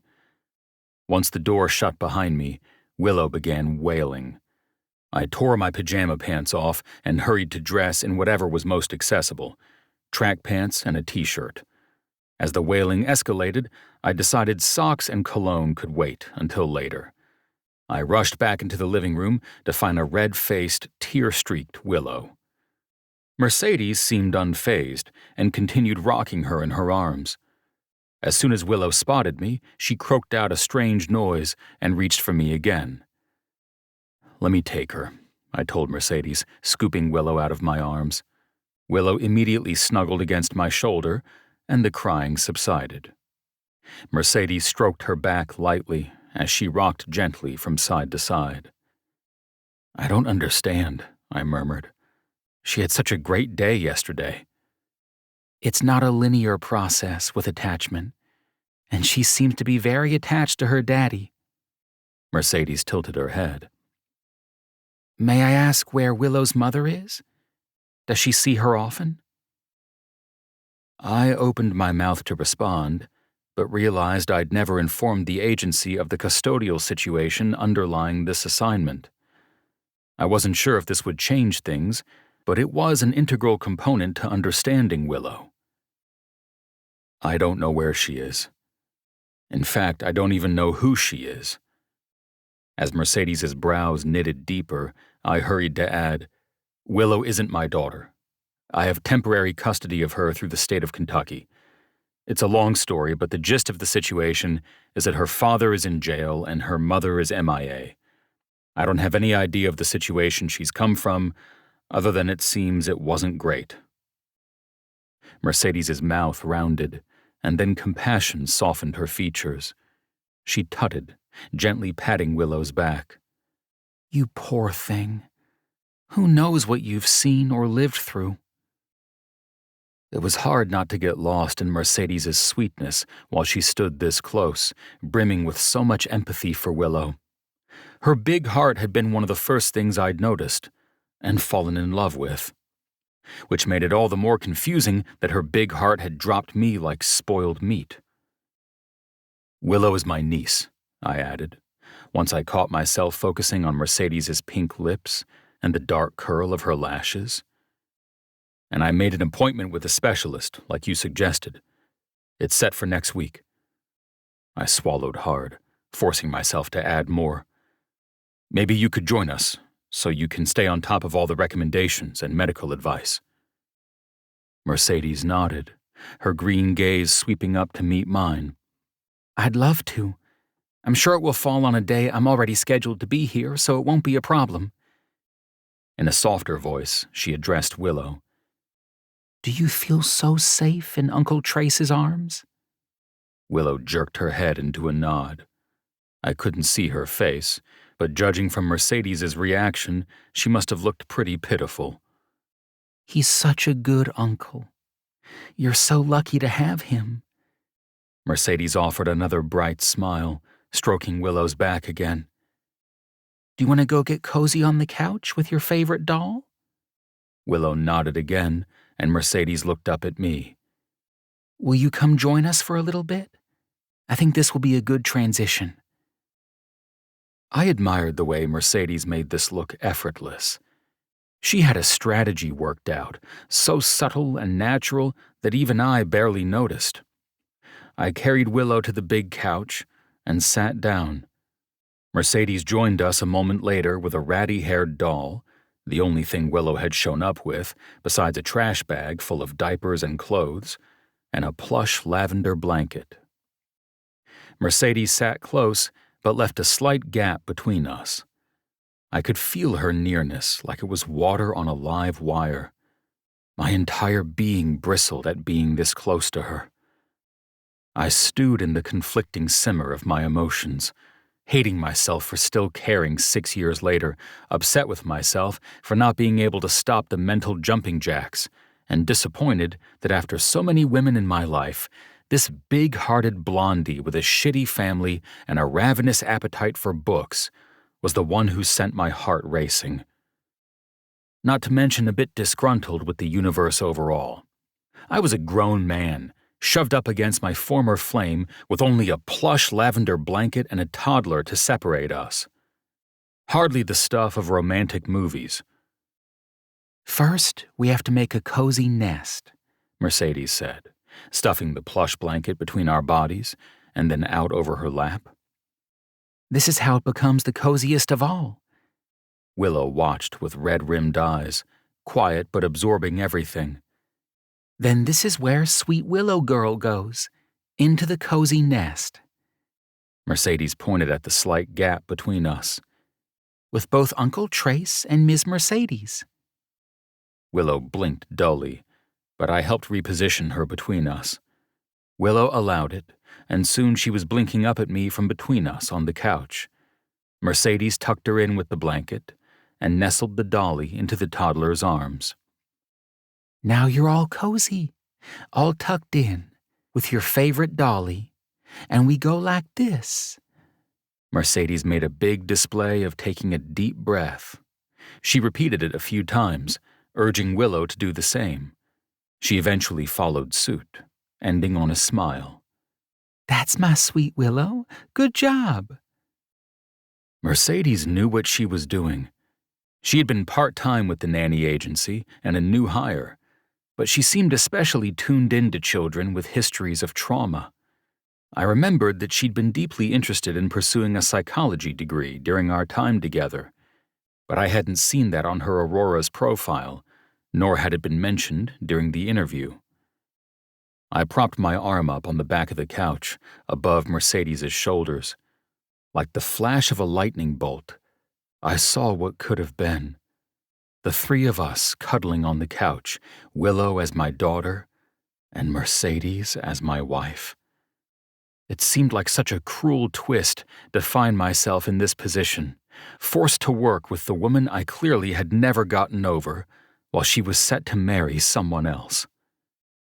I ground my jaw through it for a few more moments, until Mercedes softly instructed me on how to execute the retreat. I scooted further down the couch and waited. Then I moved to the armchair and waited. Then I stood in the kitchen and waited. Finally, I blew Willow a kiss and was able to retreat to my office. Once the door shut, I released a deep breath. Barely 9:30, and I was exhausted, mentally and emotionally. And I hadn't even tackled the first thing on my actual to-do list. I rolled my neck in a slow circle, surveying the contents of my makeshift office. I had what I needed: laptop, hard drives, Fairchild Enterprise-connected tablets, calendars, conference apps, an additional ambient light for when the virtual meetings needed to be more professional. And then, along the back wall, a series of glass aquariums, full of different critters that I cared for.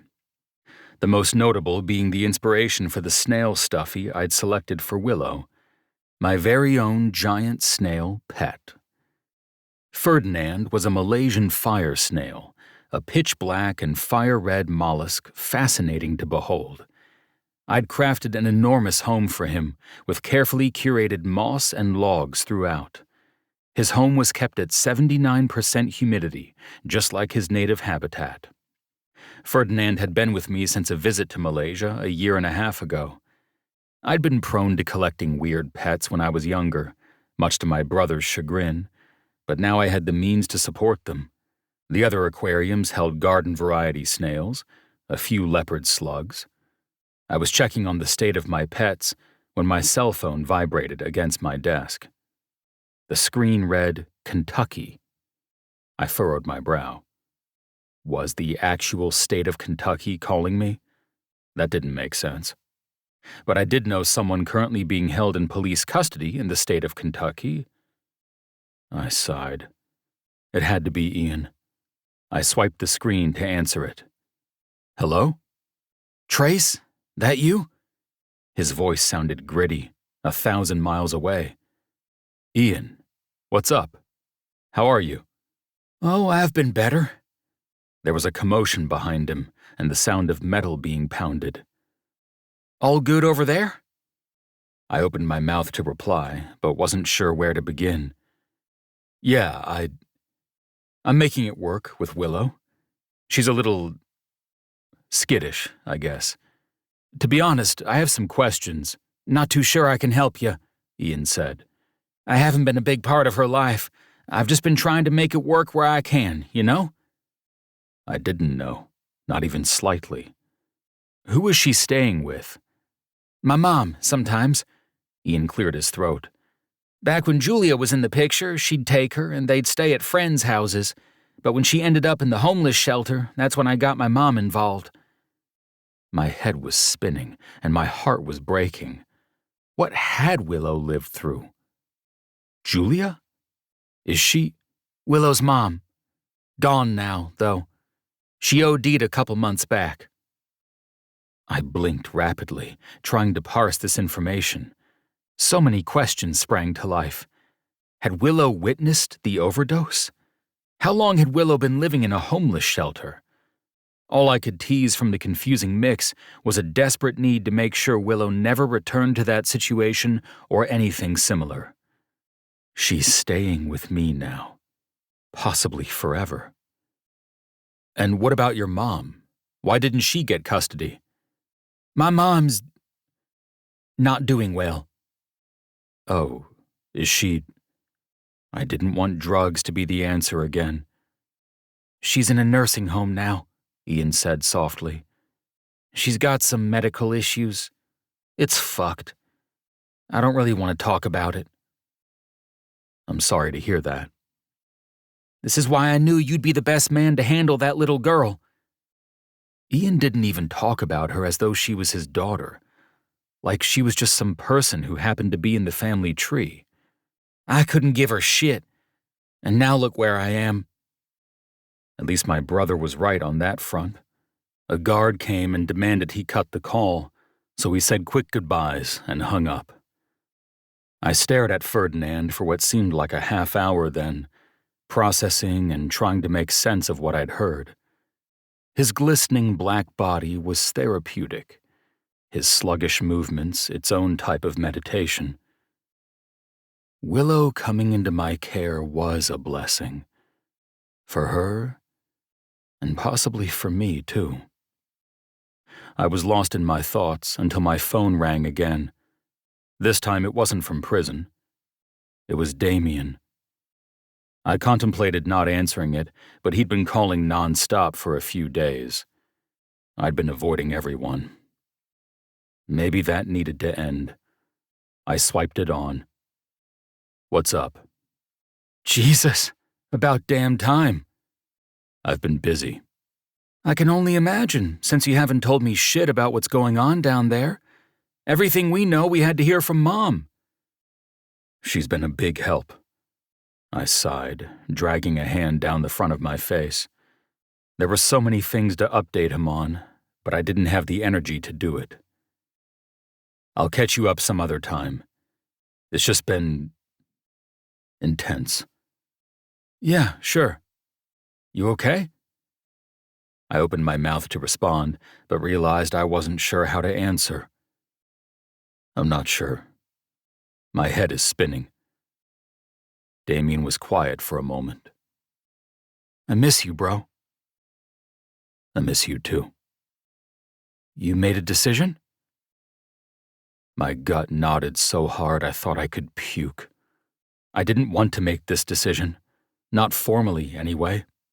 It was easier to think about Axel's ultimatum, envision a fresh start in Kentucky, than to actually do anything about it. It had been a little over a week since he'd dropped the bomb on me. We hadn't spoken since. Axel wants me out, I said. I'll give him what he wants. Damien swore under his breath. No, Trace. That's not what he wants. You know how he is. He's playing hard. I don't have it in me to play the game anymore, I told him. Axel's a grown man. I shouldn't have to kowtow to his fucking whims at this point in our lives. He told me he wants to buy me out of our business, and that's what I'm going to go by. Trace, I'm really not interested in more rationalizations on Axel's behalf, I said.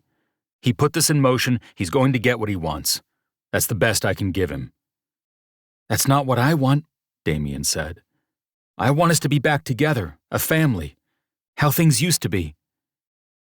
I raked a hand through my hair, looking at the scattered belongings from my home in Tribeca I'd scooped up and taken with me when I got the call about Willow.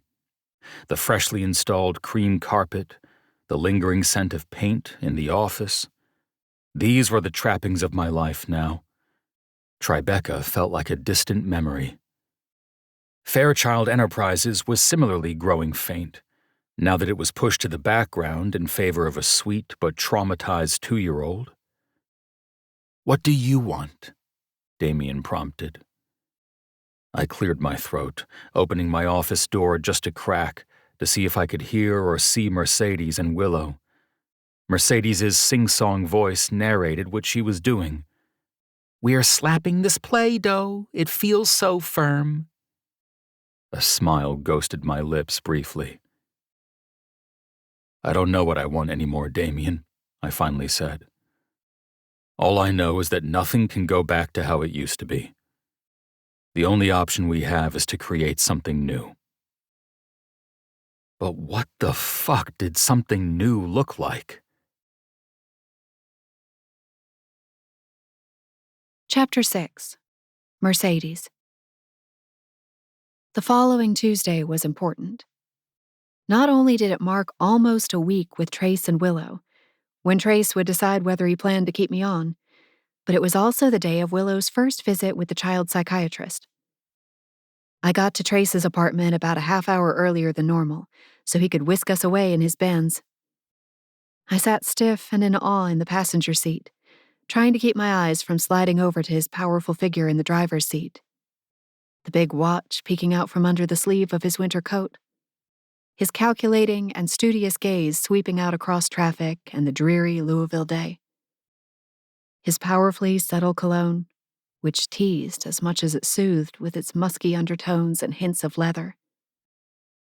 Normally at 8 a.m., I wasn't so alert and rigid, but Trace had that effect on me. Inside his huge apartment, his pheromones had a chance to diffuse and disperse. Here, they were inescapable. You want coffee? He eased into the drive-through line of a coffee shop without waiting for my answer. I gaped over at him. I always want coffee, I told him, but we'll be late. I planned for it. His satisfied smirk was the type that I saw in my dreams. From the back seat, Willow shrieked and pointed at something. I peered out my window to follow her gaze. Ah, it's snowing. Trace smiled mildly at the snowflakes hitting the windshield, then looked back at Willow. Right? It's snowing. Willow made a grunting sound. We'll say that means snow, I offered. Trace hefted with a laugh, and I stole another glance at him. Things were almost cordial. I didn't see much of him during the day, now that Willow had gotten used to being handed off to me in the morning. Each day with Willow helped me learn more about her, how to communicate with her. I just wasn't sure if Trace noticed. He kept conversation to a bare minimum, and only opened up the verbal gates when it involved Willow. As any typical distant employer-employee situation might be. But we weren't typical. I was desperate for more of him, because I knew how much Trace usually had to say, how fascinating a man he was. His rich baritone paired well with his sharp intelligence and smart remarks. I didn't often wish for people to open their mouths, but I could listen to Trace for the rest of my life. What do you want? Trace asked offhandedly as we crept toward the ordering window. Don't you remember? I teased. then immediately regretted it. You're supposed to be treating him like a stranger. His gaze landed on me like a whip, echoing my thoughts. Silence thudded through the car. He squeezed the steering wheel a few times. Then he said, "Oat milk latte." I bit back a smile and forced my gaze toward the window. Yep. I'd opened a doorway, and I felt compelled to run through it. Who knew when I'd have another chance like this? Are you still drinking your frighteningly strong espressos? I looked over at him just in time to see his resigned nod. As a matter of fact, I am. Some things never change. He didn't respond to that. And maybe it was for the better. Because the truth underneath that sentence was that our coffee orders weren't the only things that hadn't changed. My attraction to him had not changed. My desperation to be near him had not changed. My mind's inability to stop imagining kissing him had not changed. He placed our order, adding a yogurt pouch for Willow and a slice of avocado toast. Once he had started easing toward the next window, I asked, "Are you feeling peckish?" A smile ghosted at his lips, but he didn't meet my gaze. His dark eyes remained steady on the car in front of him. "Are you reading a British book right now, by chance?" I opened my mouth to respond, but laughed instead. How could you tell? Just my telepathy, clearly. He didn't miss a beat, which forced me to smile toward the side window again. This wasn't how strangers talked. But it was certainly how two ex-lovers talked when forced into a car together. As if on cue, a tiny bird coasted down from the branches of a tree and perched on the edge of the drive-through window ahead. "It's you, Birdie." I could almost hear him say it. I turned to him to see if he saw my namesake. His eyes were on the bird too, but he didn't say anything. His jaw sure was flexing, though. Don't call him Bear. Don't bring it up. Just ignore the past. I wanted so badly to keep tugging at this thread, but we'd rolled up to the next window and the barista was handing him our order. By the time he had everything safely stowed and I was sipping my latte, the opportunity for warmth and cordiality had closed. Trace cranked the radio, and I retreated into my own world. We arrived at the hospital soon after, Trace effortlessly carrying Willow as we headed for the main doors. Hot air billowed over us as we stepped into the reception area. After Trace gave Willow's name, we were directed toward an office on the second floor. We approached the reception desk for the child psychiatrist, the only patients in the small, warm room. "Appointment for Willow Erickson," Trace said brusquely. The receptionist looked up. "Oh, my lord, Mercedes!"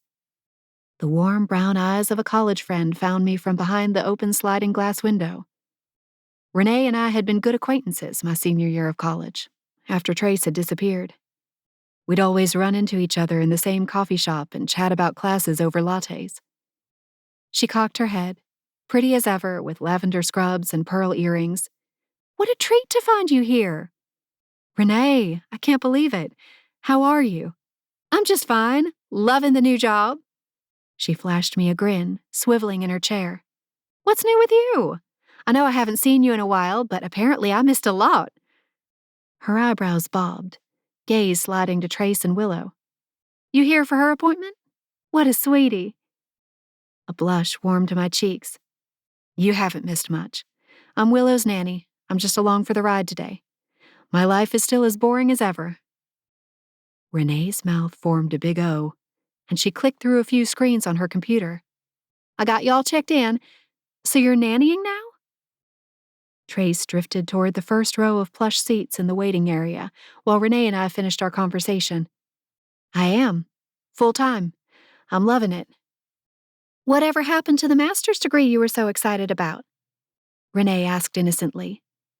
She'd heard me talk about it, but my parents had convinced me to give it up by the time I'd gotten my first acceptance letter. Without their financial assistance, I'd been too afraid to take the plunge. And my father had waxed poetic about the pitfalls of investing so much money in a degree that would ultimately wither and turn to dust. A bachelor's degree was one thing, they argued. That was baseline. That was expected. A master's was frivolous, unnecessary. Not for someone like me. I decided not to after all, I said, something deep inside my chest clenching. Trace had inspired me to even consider applying to grad schools. He was probably so disappointed in who I'd become. If he cared enough now to be disappointed. Oh, really? That's a surprise. You were so excited to get that degree and help more kids. Heck, I thought you might be working in a place like this someday, she said with a laugh. I'm still excited about helping children, I told her. I just found a different way to do it. Well, that baby girl is a lucky one if you're in her life. Renee's warm smile made her nose crinkle. She turned at the sound of someone's voice and then said, Oh, the nurse is ready to take y'all back. I'll see you on your way out, okay? I waved at her and joined Trace and Willow as the nurse pushed open the door and welcomed the three of us into a thickly carpeted hallway. After a sugary hello, she led us to a small but cozy room farther down the hallway. Once the door was shut behind us and we'd settled into the armchairs, she opened her laptop.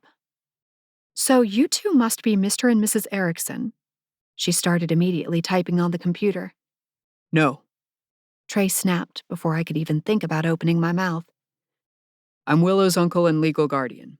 And Mercedes here is the nanny. She's simply attending for context and to be kept up to speed.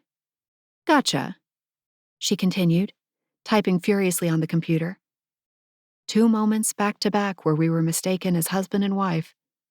Trace had been so very quick to set the record straight, so biting, as if the mere thought of being attached to me was too heinous to bear. I might never know what happened 6 years ago, why he'd ghosted me with no warning. If this was how he felt about me, I could never ask him. I hated how much it still ate away at me, like a parasite consuming its host. The nurse asked a battery of basic questions, some of which Trace couldn't answer because of his limited time with Willow. The psychiatrist was an elderly woman with a kind face and huge, blocky earrings. Willow shrank into Trace's arms, but Dr. Prenz didn't let it faze her. Hi, sweetie, Dr. Prenz said, keeping a respectful distance from Willow. She jiggled her earring comically. See how crazy this is? It's huge, isn't it? Willow only blinked in return, and Dr. Prenz smiled at her. So, let's get down to it, she said with a jovial tone, easing into an armchair facing the three of us. What's little Miss Willow going through? Trace gave her the basic rundown of events. Emergency custodial situation, worrying signs of improper care, like the matted hair she showed up with and being slightly underweight, as well as the fear of strangers and door knocks. She's very sweet, Trace said, absent-mindedly stroking Willow's hair as he continued. But sometimes it seems like we're just going in circles. I don't know how else to explain it. As Dr. Prenz nodded, I spoke up. Willow has been exhibiting some regressive cycles over the past week. I've been keeping my eye on them and tracking them when appropriate. But, for instance, the more confidence she gains with me, the less verbal she becomes. There's a push and pull there that I don't quite understand yet, but it's likely linked to whatever trauma she experienced before she came into Trace's care. Ah, keen eye. Dr. Prenz's eyes twinkled as she looked over at me. You're already tracking, which is typically the main thing I suggest at this stage. Have you noticed any other signs of developmental delays or symptoms of trauma? We chatted about Willow's communication style. Meanwhile, Willow sank deeper into Trace's arms, and he pressed a kiss to the top of her head. It was a heart-melting sight, and I struggled to keep myself fully focused on the conversation and not the tenderness unfolding at my side. After Dr. Prenz and I had completed a deep dive into my experiences with Willow over the past week, she looked pleased. If only all caregivers were as astute as you are, Mercedes. These types of details make my job a lot easier. My cheeks heated at the compliment. Thank you, Dr. Prenz. That means a lot to me. Willow is lucky to have her. Trace spoke up, which only sent my cheeks flaming hotter. I hadn't expected a compliment like that from him. I would hang on to it for dear life. Dr. Prenz discussed her ideas for a care plan, along with some simple observation time. After a final, encouraging chat, Dr. Prenz sent us on our way with a follow-up appointment date and some reading material. We each shook her hand before heading out. Thank you. Trace called to Renee as he strode toward the door. I waved to Renee. It was good seeing you, Renee. She slid the window open and leaned out, smiling. Let's get together sometime soon. Single gals are required to commiserate over wine together. I laughed, unsure how to correct her comment. She'd asked me what was new, and I hadn't even mentioned the fact that I was engaged because, well, how could I? It wasn't the news I wanted to share. I'll get a hold of you, I promised her, just before following Trace into the hallway. Our footsteps scuffed quietly on the tile floor. Silence descended, that new vacuum of strangerhood filling the space between us. Trace stared at the elevator doors. Willow patted at the collar of his winter coat. Do you regularly lie to your friends? Trace finally bit out. I blinked, looking up at him. No? Why? Lying by omission is still lying. Trace said. The elevator dinged and the doors slid open. Empty. We stepped inside, my heart thumping against my ribs. Even though he didn't sound pleased, this topic thrilled me, because it meant he cared. Or at least something adjacent to caring. It was hardly lying by omission, I said, standing at his side as he jabbed the button for the first floor. I was in the middle of a doctor's waiting room.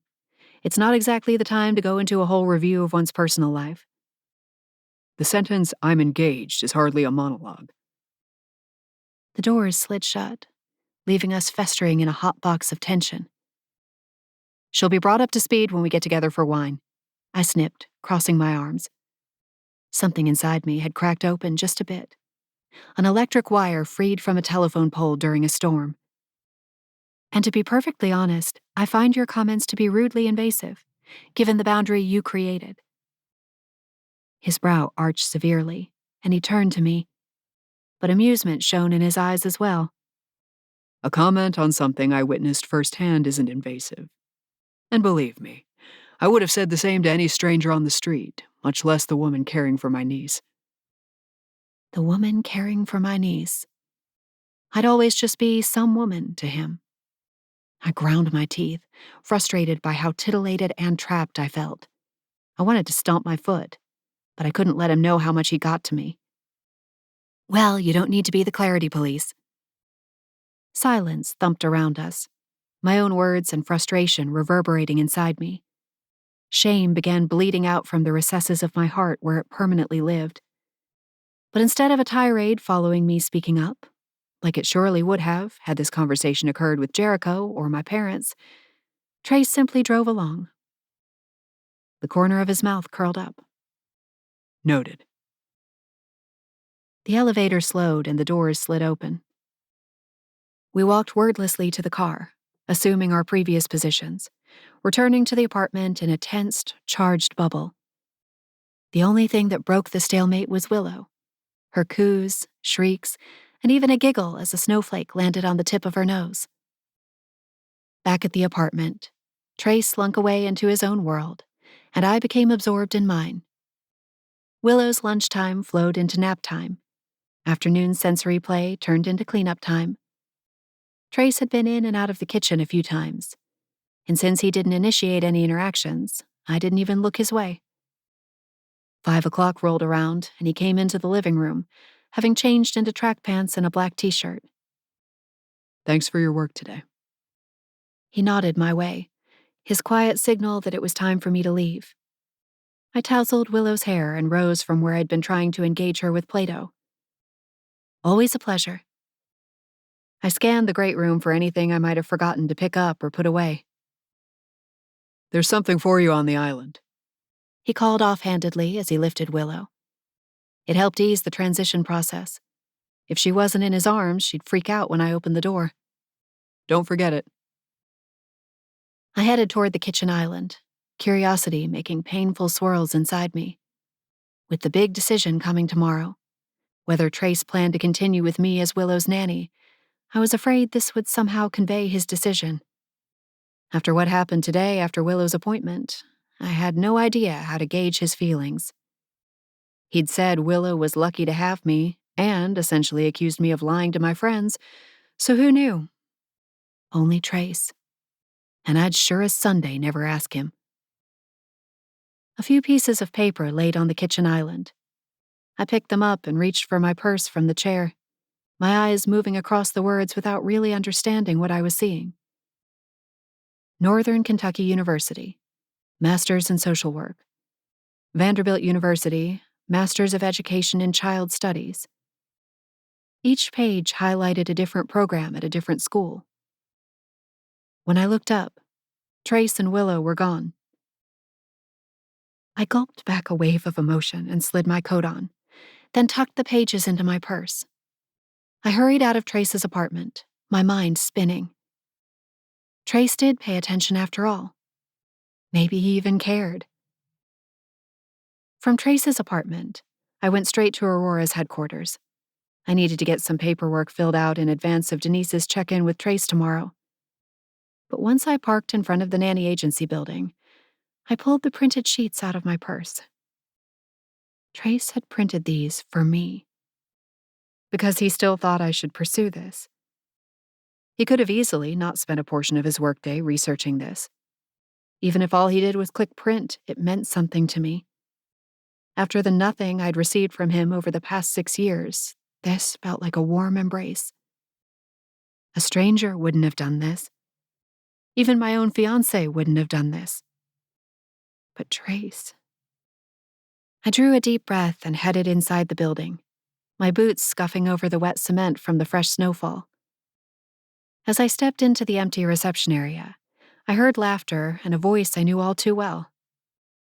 Denise, you are too kind. You truly are. A moment later, my mother rounded the corner of the hallway, her trademark poof of hair bobbing, Denise on her heels. I paused mid-stride, too dumbfounded to do much beyond gape. Oh, Mercedes! My mother clapped her hands together, her stage-ready smile spanning from ear to ear. My brows knit together, but still the words wouldn't come. Your lovely mother stopped by looking for you, Denise offered. And here you are. I told you I had a feeling she'd be back soon. She's the only one who turns her paperwork in early. My mother reached for my hand, oozing something so sugary and cloying I could hardly stand it. Her bracelets jangled as she reached for me. Could I convince you to skip the paperwork just once, dear? I blinked rapidly, finally finding my voice. What? Why? I made an appointment for us, and I don't want us to be late. I swallowed hard. An appointment? After this morning's appointment for Willow, I could only think of psychiatry-related surprises. But no, my mother would never take me to a psychiatrist. This could only be wedding-related. Maybe this was a surprise lobotomy so that I'd finally be excited about marrying Caleb. I don't want to give too much away. I've just planned a special evening for us, just us two girls. Her eyes were sparkling in the way a mother's eyes sparkled when her daughter menstruated for the first time or was getting married for the first time, which left no room for confusion. That's so sweet, Mom. I tucked some hair behind my ear, looking between her and Denise. To Denise, I said, I don't have much paperwork to do. I've been keeping up with it. It's perfectly fine, Denise said with a knowing smile. You two go enjoy your girls' night. I'll see you later, Mercedes. Denise squeezed my elbow before she headed back to her office, leaving my mother grinning at me like she could burst. I promise this is worth skipping out early. My mother guided me by the arm back toward the front door. And where we're going has refreshments and charcuterie boards. I made sure of it. And where are we going? I asked. My mother sent me a conspiratorial smile. Marie's. She meant Marie's Bridal Boutique, the most famous appointment-only shop in the city for designer gowns. The wedding dress hunt had officially begun. I was slated to marry a perfectly decent man who'd given me a beautiful diamond ring. Yet all I could think about was the man who'd given me 4 sheets of paper. The man who'd walked away from me 6 years earlier. You're acting crazy. Don't mess this up just because Trace is too handsome. I needed to start acting rational. Trace Fairchild was nothing but a client and a sharp mouth. Caleb was my future and the right choice. But one question lingered uneasily in my head as I burst back out into the cold evening air with my mother on my arm. If he's the right choice, then why do you have to work so hard to convince yourself of it? Chapter 7. Trace. Hot water cascaded down my back, prompting a deep sigh. As soon as I got out of bed, extra early that morning, I'd felt cold, and there was nothing better on a cold winter morning than an eternal hot shower. The wee hours of the morning were mine. They'd always been mine. I loved skulking around my house in the cobalt-tinged dawn, catching up on reading, lingering over espresso, the quiet stretch of time that belonged to nobody but me. Hot showers were also my thinking time. And today, my mind was fixated on Mercedes. I squeezed my eyes shut as I lathered shampoo through my hair, some fancy masculine shit that I actually enjoyed every time I used it. Notes of bergamot and leather. I wondered if Mercedes would like it. Actually, I already knew the answer. She'd be delighted by it. And I could still imagine just how she'd giggle if I pulled her into the shower stall to have her sample the scent. The way my hands would glide over the dips in her waist, made slippery from the water. The easy way she'd collapse against me, our bodies two magnets that couldn't help but click together. I sprayed water out of my mouth, reaching for the conditioner next. I was a week into this nanny gig, and I'd laid out the rules for myself. So when did things start getting easier? I didn't know how to be a stranger around her. I only knew how to engage with her, listen to her, get infinitely closer to her. And the worst part about the situation was that I sensed she wanted to get closer to me, too. It's just your previous infatuation talking. She's engaged. You have lost your fucking mind. I scowled through the conditioner rinse and then reached for the soap. Notes of vetiver and clove. Another thing I'd have shared with Mercedes in my former life. Another thought I needed to stop having, because Mercedes was engaged, and that little waist was not for me to lay my hands on. That gorgeous spun gold hair was not mine to tug. Those pink lips were not mine to consume whenever I wanted, which used to be constantly. My soap-lather journey arrived between my legs. I grunted as I found my cock almost fully hard. I gave it a soapy tug, my balls tightening immediately. Another thing Mercedes and I would have shared in a future life. No, former. There was no future with her, and there never would be. And I had no idea how to make my heart get the message. I let my eyes drift shut, pumping my fist over my slippery, soapy cock. My mind's eye was filled with images from my time with Mercedes. Those 6 months of intense lovemaking, so pure and raw that remembering that time was one of the few things that could get me off without fail. I remembered how sly and submissive she'd been with me, draped over the chaise longue waiting for me to descend upon her. Desire dripping from her eyes, her pussy lips swollen before I'd even touched her. That was the other thing. Mercedes had always said that I was the only man who could push her to almost orgasm with hardly a touch.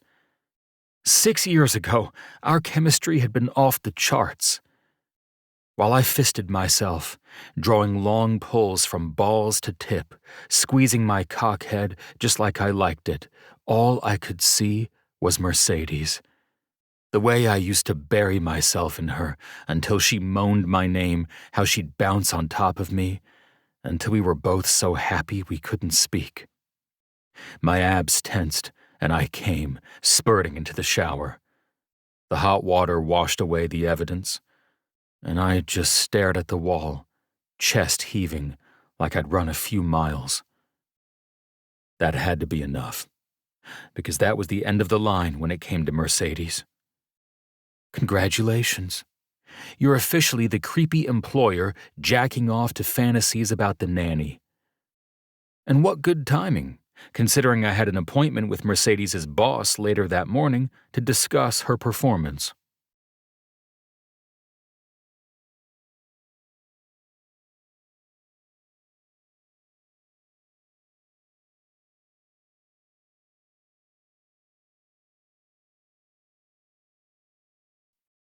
I finished rinsing and snapped off the water, toweling off quickly. By the time I was dressed, black dress slacks, a slate gray button-up, standard Versace watch, black alligator shoes, Willow was stirring. I swept into the darkened princess paradise, finding her just sitting up and rubbing her eyes. Hey there, sweetie. She had the cartoonish snail in her arms, and in the far corner was a new one I'd brought into the fold, a smiling earthworm. I planned to fully stock her exotic pets, stuffy edition collection. If nothing else, this would be the weird thing she shared with Uncle Trace. Did you sleep okay? I held out my hands, and she reached for me.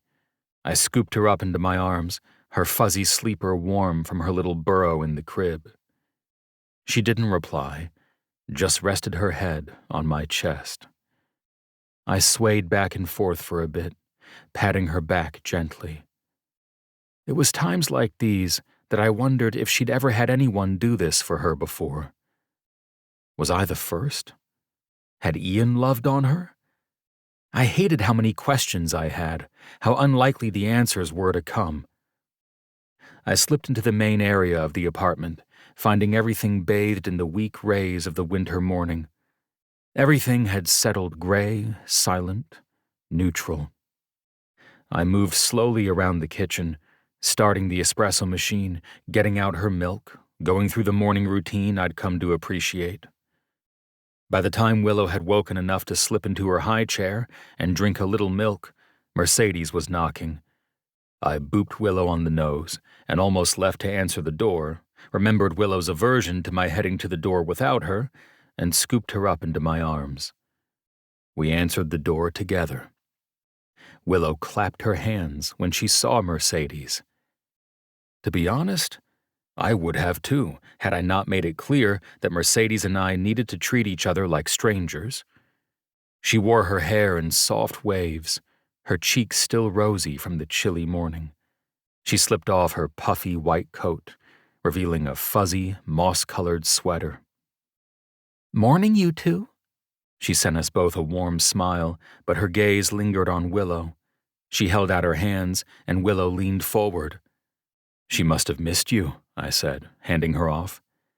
"I was only gone for a little bit," Mercedes cooed, tickling Willow's belly, which prompted a little giggle. "Every morning I come back to see you. You're starting to realize." Mercedes carried Willow toward the kitchen. Mercedes had opted for black leggings today, which showed off every curve of her ass and calves. I jerked my gaze away, heading instead for my cell phone on the kitchen counter. She started breakfast, but not finished. Had a normal wake-up time. We had a good morning together. I guess all in all, not much to report. "That's good to hear." Mercedes swayed back and forth with Willow in her arms, prompting more giggles. "No news is good news." I nodded, shoving my hands in my pockets. "I've got to run. I'll be back later." I headed for my overcoat hanging near the front door. I had my hand on the doorknob when Mercedes said, "Thanks for the papers yesterday." I gripped the handle, turning back to look at her. "It was no problem. I hope they're helpful." Mercedes's throat bobbed. "I hope so too. I'm just not sure I'm..." cut out for it. My gaze dropped to the floor. I knew she was cut out for it, but an inspirational pep talk definitely fell on the too intimate end of the spectrum. Well, only you can determine that. She nodded, and I tugged open the door, stepping into the hallway before I could add anything. My head swirled with conflict and questions during the drive to Aurora's.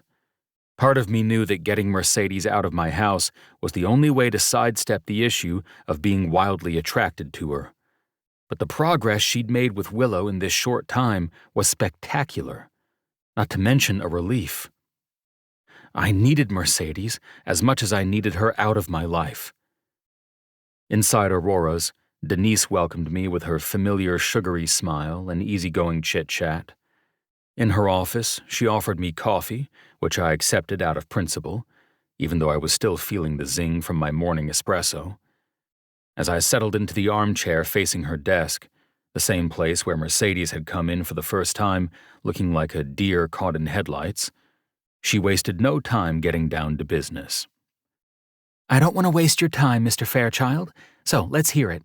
How has Mercedes been working out for Willow? I sipped my coffee to prevent myself from blurting out, "Fucking amazing." Once I'd set the mug down, I said, "It's gone well. They've bonded. It's great, actually." Denise clasped her hands to her chest. I knew she'd be a good fit. She's a delicate flower you can't stay away from, an angel in disguise, the woman of your dreams, engaged to somebody else. Wonderful. Excellent, excellent. Denise was all smiles as she brought her own coffee mug to her lips and took a sip. I take it you'd like to continue with this placement. I cleared my throat, thinking back to that morning's shower session. Continuing with this placement would mean a lot more of that early morning ritual. But I couldn't switch nannies on Willow now, not after this hard-won progress. I think it's the best choice for Willow. I see a lot of potential in their relationship. It definitely started off on the right foot. Great. Denise turned to her computer, the keyboard clacking as she typed a quick note. When she turned to me, her smile had fallen slightly. I'm more than happy to continue Mercedes' assignment with your family, but there is something I'd like to share with you. This is a bit abnormal, I must admit. I don't typically discuss things of this nature with clients, but given your VIP status, I thought you might be appreciative of the heads up. I blinked a few times, letting her words swirl around inside me. Okay, let's hear it.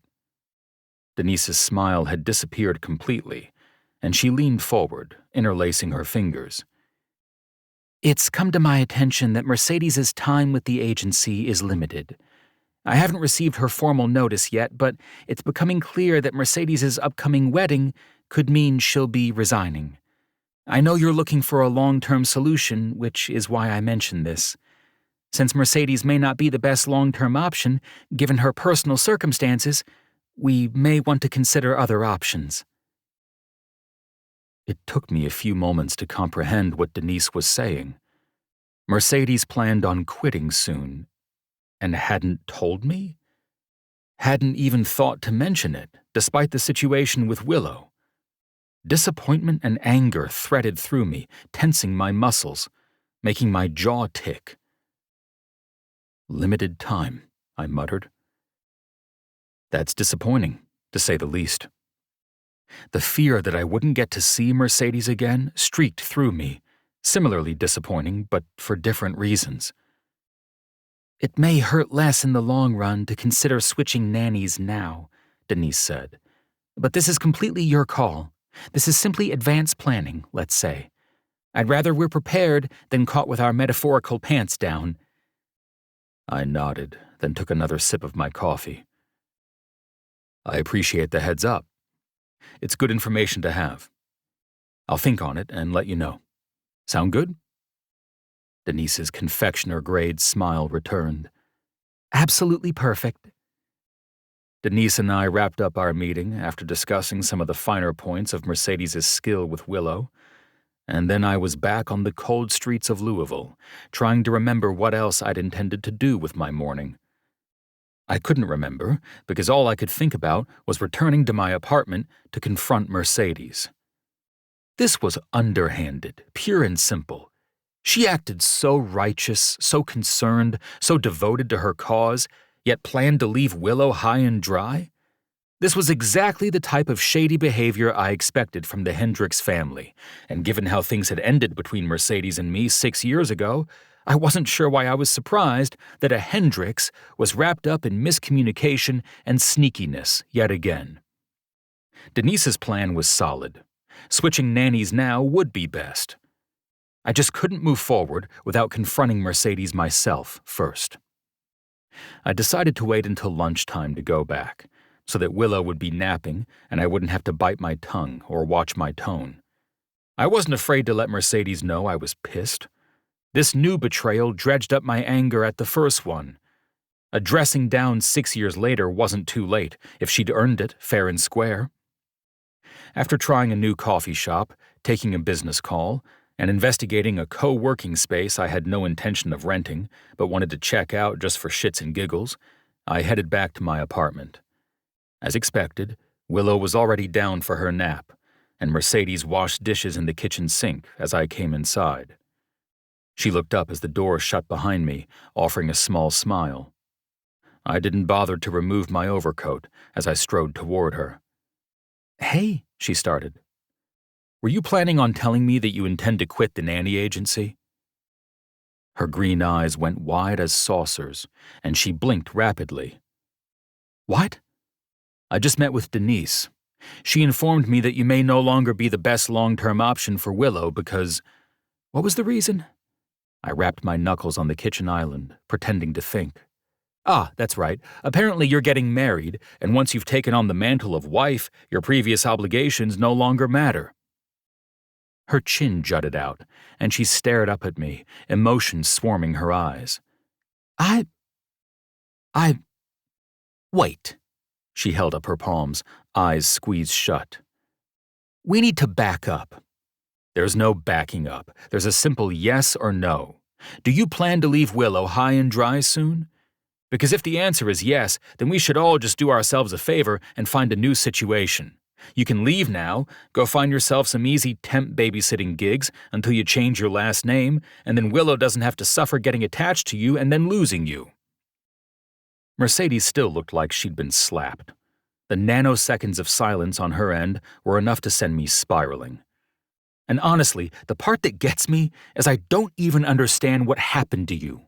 The woman I knew 6 years ago would not have done this. "Done what?" she sputtered. "I haven't even done anything." "She wouldn't have thrown everything away just because she got that Mrs. title. My only question is, who's making you quit? Is it him? Or have you been waiting for this all along?" Mercedes's nostrils flared and her neck flushed. She squeezed the dish sponge she'd been holding, and for a second I thought she might throw it at me. "We are backing up," she said through gritted teeth, her gaze turning sharp as a gemstone. "First of all, I am not quitting. I never planned on it. Second of all, do you even fact-check anything before you come in here angry as a bull?" "I got my facts from your boss," I reminded her. "Well, she gossiped," Mercedes shot back, her voice rising. "Yes, I'm getting married, and everyone in my life wants me to quit this job, but I don't want to, so I'm not going to. And I don't know who could have told Denise any of this, except—" Realization crested her face, and she expelled a burst of air, which lifted a piece of blonde hair that had fallen in her face. "My mother. I ran into her at Aurora's last night, which I thought was strange. She and Denise were acting so chummy. She must have politely informed Denise of her wishes for my life, which Denise then took as fact and conveyed to you." Her words had a calming effect on me, but I didn't soften my gaze or turn down the tension. Not when we were talking about her upcoming wedding. "So do I need to source a replacement or not?" I bit out. "No. I'm not leaving unless you fire me," Mercedes returned, her cheeks flushing this time. "I want this job. I want to work with Willow." She straightened her back, some of that familiar fire returning to her eyes. The flames I'd fallen in love with 6 years ago. "And shame on you for listening to gossip instead of coming to ask me first." Her words landed like the slap she intended. I clenched my jaw, finally sliding my coat off. "I did come here to ask you first." "What you just did wasn't asking, it was accusing." She had a point. I hung my coat up, taking the few moments with my back to her as a chance to recalibrate. I didn't normally lose my cool like that, but Mercedes held a special spot in my unhinged and nonsensical internal filing cabinet. "I think we need to create an addendum to this arrangement," I said, before turning back to face her. "If at any time you cave to the demands of your family and decide to forego a career, I need a 3-month lead time." Her throat bobbed, but she nodded. "That's fair." Silence hung awkward and bloated between us. We'd reached a resolution, but things didn't feel resolved. Water rushed again as Mercedes started the sink. She scrubbed furiously at a dish for a few moments before she muttered, "And nothing happened to me. But it's good to know that you think I'm some pathetic creature who can't follow through on her promises." "You and I don't have an excellent track record. Same goes for your family." I unbuttoned the cuffs of my shirt and began rolling them up. "I'll presume things haven't changed until it's proven otherwise." "I thought you said we were supposed to treat each other like strangers. That sounds like the opposite of strangers. Sounds like a man with a chip on his shoulder." Her tone of voice was pure challenge. She'd turned the water off again, sponge still in hand. It could turn into a wet weapon at any moment with the way I needled her, but I couldn't help myself. "There's no chip, I assure you. Just a very detailed memory of what happened, with no desire to become entrenched again." Her chin wobbled, and she reached for the sink again. Silence bloomed between us. Instead of continuing with her rage dishwashing, she reached for a piece of jewelry sitting near the sink. Her engagement ring. She slipped it back on, looking away as she did. My gaze zeroed in on the ring like a laser, but with the way my heart iced over and my chest tightened, it was more of the Terminator variety laser eyes. I swallowed a noise of disgust, despite how badly it wanted to rip out of my throat. I couldn't stand seeing the thing. My possessiveness knew no bounds, apparently. Even when I condemned Mercedes, I wanted her. "You just really shouldn't even bother bringing that," I murmured, heading to the fridge, even though I didn't want anything from it. I pulled open the door and stared at the contents, only able to focus on the insane rhythm of my heart. I don't want Willow getting injured due to questionable workmanship. "It'll be off before Willow wakes up," she said curtly. I abandoned my quest for a snack and shut the refrigerator door. I turned at the same time Mercedes swiveled from the sink. We bumped into each other in the middle of the kitchen, her chest hitting my rib cage. I reached out instinctively to stop her, gripping her arms.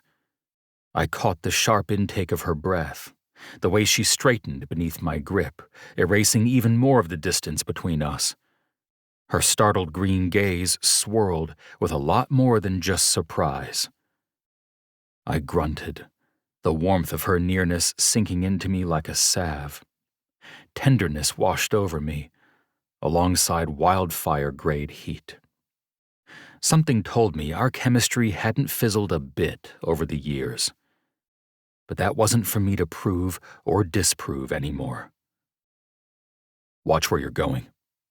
My voice was gruff, but I squeezed her arms gently before releasing her and stepping away.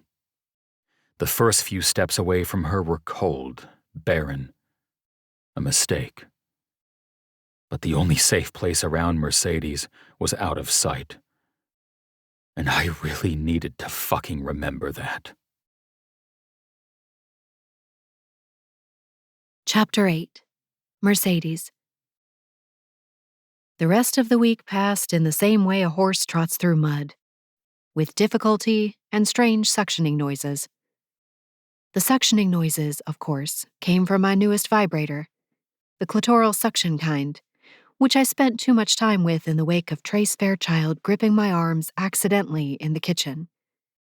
Whether or not the man meant to grab me meant nothing to my lady parts. His warmth affected me now in the same way it always had: cataclysmic need, earth-drenching desire, and plenty of other exaggerated phrases that came to me while I was in the hazy aftermath of another explosive orgasm. It didn't matter if he disliked me. If he touched me, I could use it as masturbatory fodder. And the fact that I barely saw him from that day through the end of the week only meant I fantasized harder about him. This does not sound like typical wedding preparation, Mercedes. The thought wouldn't leave me as I drifted towards Sunday, the one day of the week I met face to face with both God and my family. Without fail, we went to church at 9 a.m., took our time socializing afterward, and then meandered back to the house for a huge Sunday lunch. Our denomination didn't include a confessional, but I sure felt like I needed one. I was engaged to an amazing man, and I couldn't stop touching myself while thinking about a different man. Mercedes Hendricks, what on earth is wrong with you? There were a lot of things wrong with me. I was too forward-thinking, too idealistic, too romantic, too dreamy, too ambitious, not submissive enough. And the worst part of all, for every trait my family thought was a fault, Trace would say it was a gift. I was a Stretch Armstrong doll from the 90s being tugged in opposite directions by warring siblings. Mercedes, dear, where's your smile? My mother's low voice at my side caused me to snap to attention, straighten my back, and curl my lips upward, regardless of the foggy storm inside me. I was just lost in thought, I said as Caleb came to my side and pressed a kiss to my temple. We'd just gotten home from church, but Caleb had skipped this week due to something work-related, which still kept him glued to his phone. He blew me an additional kiss as he pointed to the phone pressed to his head and drifted down the hallway, his UK ring glinting in the light. The mayor's wife is joining us, my mother reminded me with a pointed look. Please pay attention. I am, I reassured her, though I absolutely did not plan to. We want her to attend the wedding, my mother reminded me with another look. I know, I told her, though I did not care at all whether the mayor's wife attended or not. Life bustled around me, far speedier than my orgasm-heavy brain could capture. I'd never pushed myself to the heights of pleasure so many times in 1 week, but Trace Fairchild's handsomeness demanded it. After all, it was just a fantasy or two, nothing that would become real. That's what I kept telling myself, at least, in order to feel like I wasn't derailing my life with this rekindled attraction. Oh my God, you have no idea. Jericho's voice boomed across the dining room, making me wince. No idea at all. He could be so loud, eating up attention like he'd been starving for it his entire life. But as the golden child of this family, he'd always had the spotlight, so I didn't understand why he needed so much more of it at his age. The man he spoke with, someone from the mayor's office, if I remembered correctly, laughed as Jericho elaborated on some difficulty he'd had at the country club recently. Sunday lunches weren't always so bustling, but my mother had ramped up the social calendar now that Caleb and I were officially engaged. This was thrilling to her. She'd been waiting her entire adulthood for this moment, to plan her daughter's wedding, to assist in handing me over to the man of my dreams, though I sometimes wondered if it was more about the son-in-law of her dreams. Caleb wandered back into the dining room with a bright smile, looked down at his phone again, and took another call.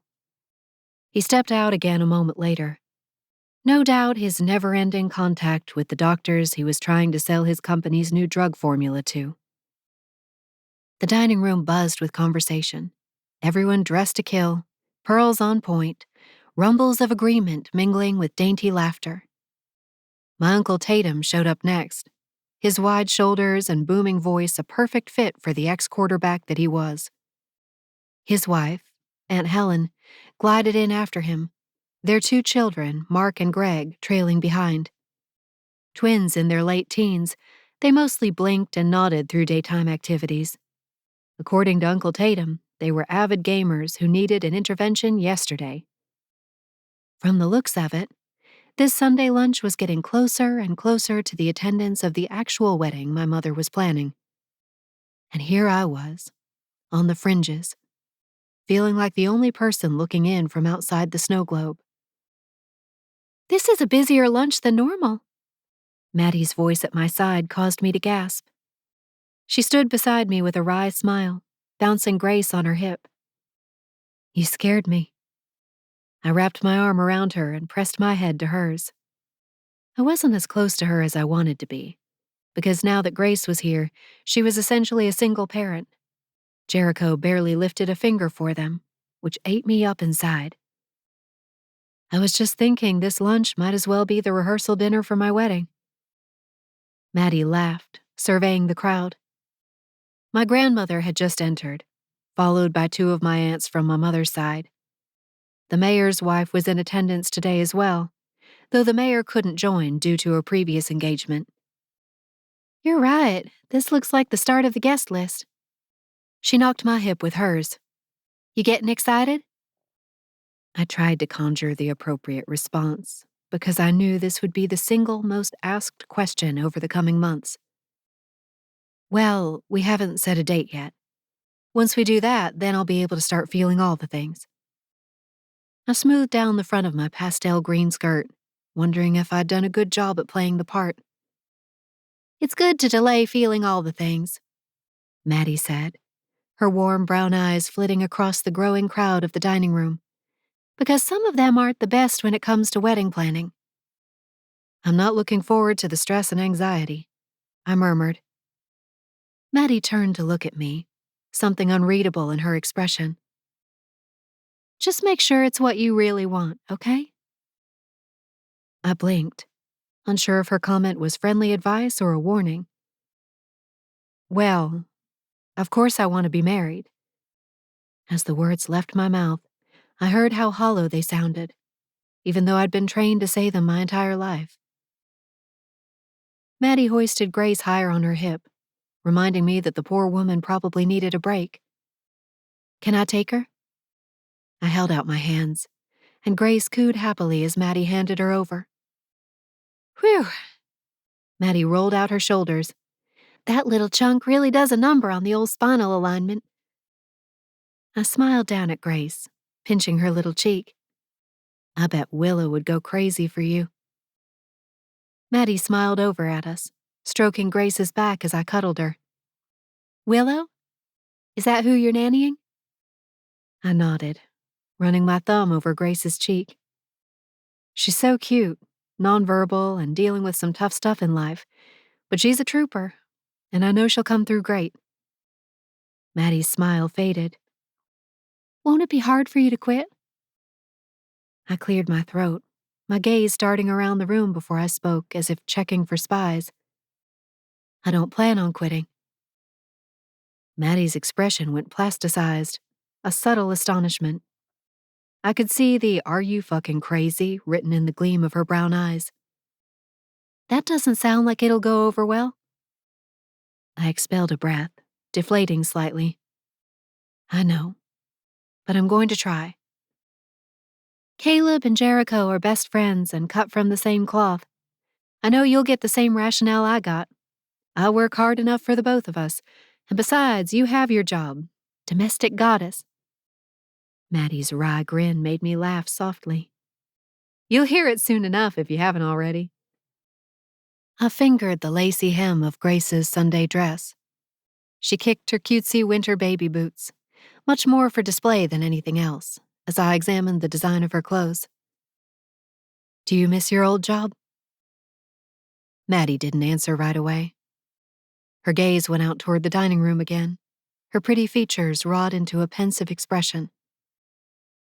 "I do, but I wouldn't give up what I have now either." I love having Grace's early moments all to myself. I nodded, bouncing Grace on my hip as she started to fuss a little. It made sense. I knew the same fate lay ahead for me. I just needed to accept it already. Maddie's doing it.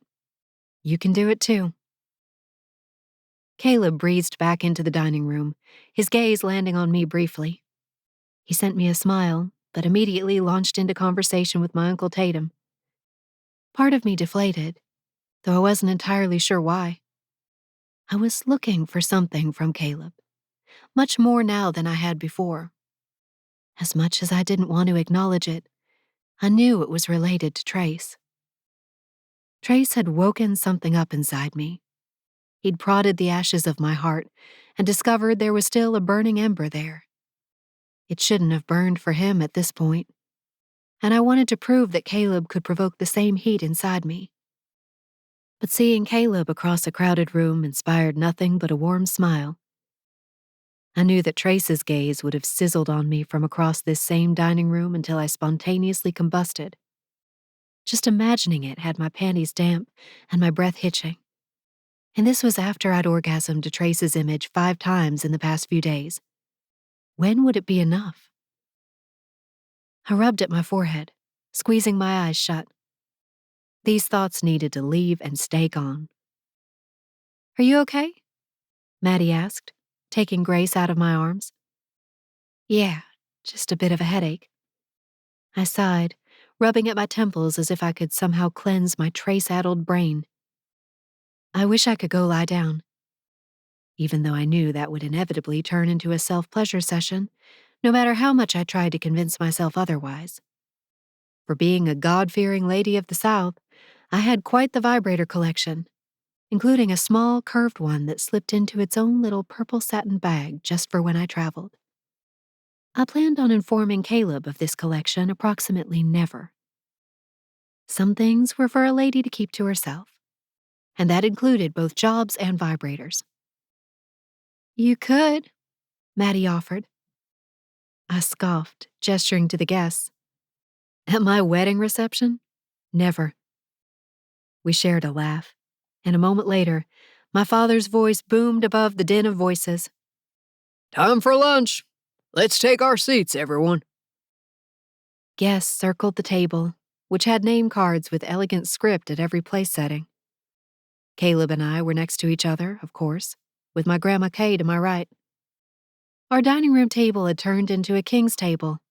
Pitchers of water, bread baskets, and an excessive number of forks adorned the table, set against my mother's trademark ivory and purple table decorations. Smiles abounded at the table as everyone settled in, and one of the caterers for the day began bringing in the first course, vegetable soup. "This is shaping up to be a lovely lunch," my Aunt Rosie said as a waiter came around pouring mimosas. "You know Cassandra wouldn't have it any other way," my father rumbled. "Well, when my one and only daughter is engaged to be married soon, why wouldn't I kick things off with a fabulous Sunday lunch?" My mother lifted a shoulder in her coquettish way, the white poof of her hair as impeccable as always. "Pretty sure Mom didn't throw a crazy Sunday lunch when you and I got engaged," Jericho stage whispered to Maddie, who laughed off his comment. "Hey now, don't upset the bride-to-be," Uncle Tatum warned, pointing a knife at Jericho. "Our Mercedes needs to have her time in the spotlight." "I only get to give away my daughter once," my father said, looking my way, tenderness filling his face. Caleb reached for my hand and scooped it up, bringing my knuckles to his lips. "And I only get to marry the woman of my dreams once." The whole table said, "Oh," while every organ inside my body contracted into itself. "Y'all, I wasn't prepared for this," I said, reaching for my champagne flute full of mimosa. "You trying to make me cry?" Laughter drifted down the table. The mayor's wife, Yvette, raised her glass. "To find and love young and keeping it forever." Everyone at the table raised their glasses. We'd toasted to my pending nuptials within the first 5 minutes. I swallowed hard, absorbing all the faces around me. A taut expectancy hung in the air, a need to perform, lest someone suspect that I had impurities in my heart and another man on my mind. To Caleb, I added, looking over at my fiancé. He smiled back at me, genuinely, and instead of clinking my glass, he leaned in for a kiss. The warmth of his lips against mine surprised me. We so rarely kissed anymore, with how busy we both were. Our relationship was practically long distance. Trace's face seared through my mind, the stain of anger that had flashed across his face each time he spotted my engagement ring. My eyebrows shot up when Caleb pulled away. "That was sweet of you," I murmured to him. Not as sweet as you. I pressed my hand to my chest as he rubbed my shoulder. "When is the wedding?" Yvette asked. June 10th, my mother responded. I gasped, swinging my gaze to her. "What?" She pursed her lips and nodded. Yes, I weaseled our way into the venue we wanted. I blinked rapidly, trying to parse this information. Nobody had told me a date had been chosen. Nobody had told me about the venue. June 10th works for you, right? Caleb murmured into my ear. We wanted to surprise you. My gut shrank into a painful knot. My mother and my fiancé were conspiring behind my back about my own wedding. "It's fine," I said. "It's just so soon." Isn't that better? Caleb asked. "There's so much to do," I reminded him. You'll get it all done, Jericho piped up. I hadn't even realized he'd been listening to our conversation. It always gets done with women in charge. I knew he didn't mean that in the vaguely feminist way it sounded. "That's 4 months away," I reminded him, "and I pretty much only have weekends to devote to this." Well, there's an easy fix for that, Jericho mumbled before taking a sip of his beer. Honey, we can do this because we're a team. My mother's green gaze cut into me, so intense it nearly broke skin. She looked around the table. And we already have the dress selected, so what is left, truly? I shrank into my seat, unwilling to comment further, as laughter tittered around me. I hadn't selected the dress yet, not even close. I merely had 4 options on standby at Marie's that I'd liked but hadn't been convinced by, from our visit earlier that week. We'd had a great time at the boutique as I tried on dresses and she cooed over champagne, but nothing clicked for me. As soup turned into the main course, chicken piccata and green bean casserole, conversation turned to the goings-on in Louisville, as they always did regardless of the head count at Sunday lunches. There's a special election coming up, Uncle Tatum remarked as he cut his chicken into bite-sized pieces. Issue 1. Some of those Highland libs want to develop abandoned churches into music venues. He hefted with disgust. Over my dead body. Good Lord, my Aunt Kathy murmured. What is this world coming to? Louisville has seen some seedy influences recently, that's for sure. My mother mused over the rim of her champagne flute. Tell me about it.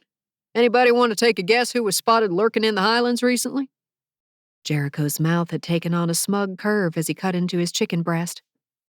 Do we want to know? My father asked. What's the prize if we win? Uncle Tatum joked. Because I could use some more stocks for my portfolio. Funny you'd say that, Jericho said. Because it was Trace Fairchild. Cutlery clanked against the porcelain dish, and Uncle Tatum's expression turned dour. Son of a bitch, he muttered to himself. An awkward silence settled on the table like algae on the bottom of a lake. Mushy, unsettling, extremely weird to experience firsthand. I know that name, Yvette said, tapping the side of her face.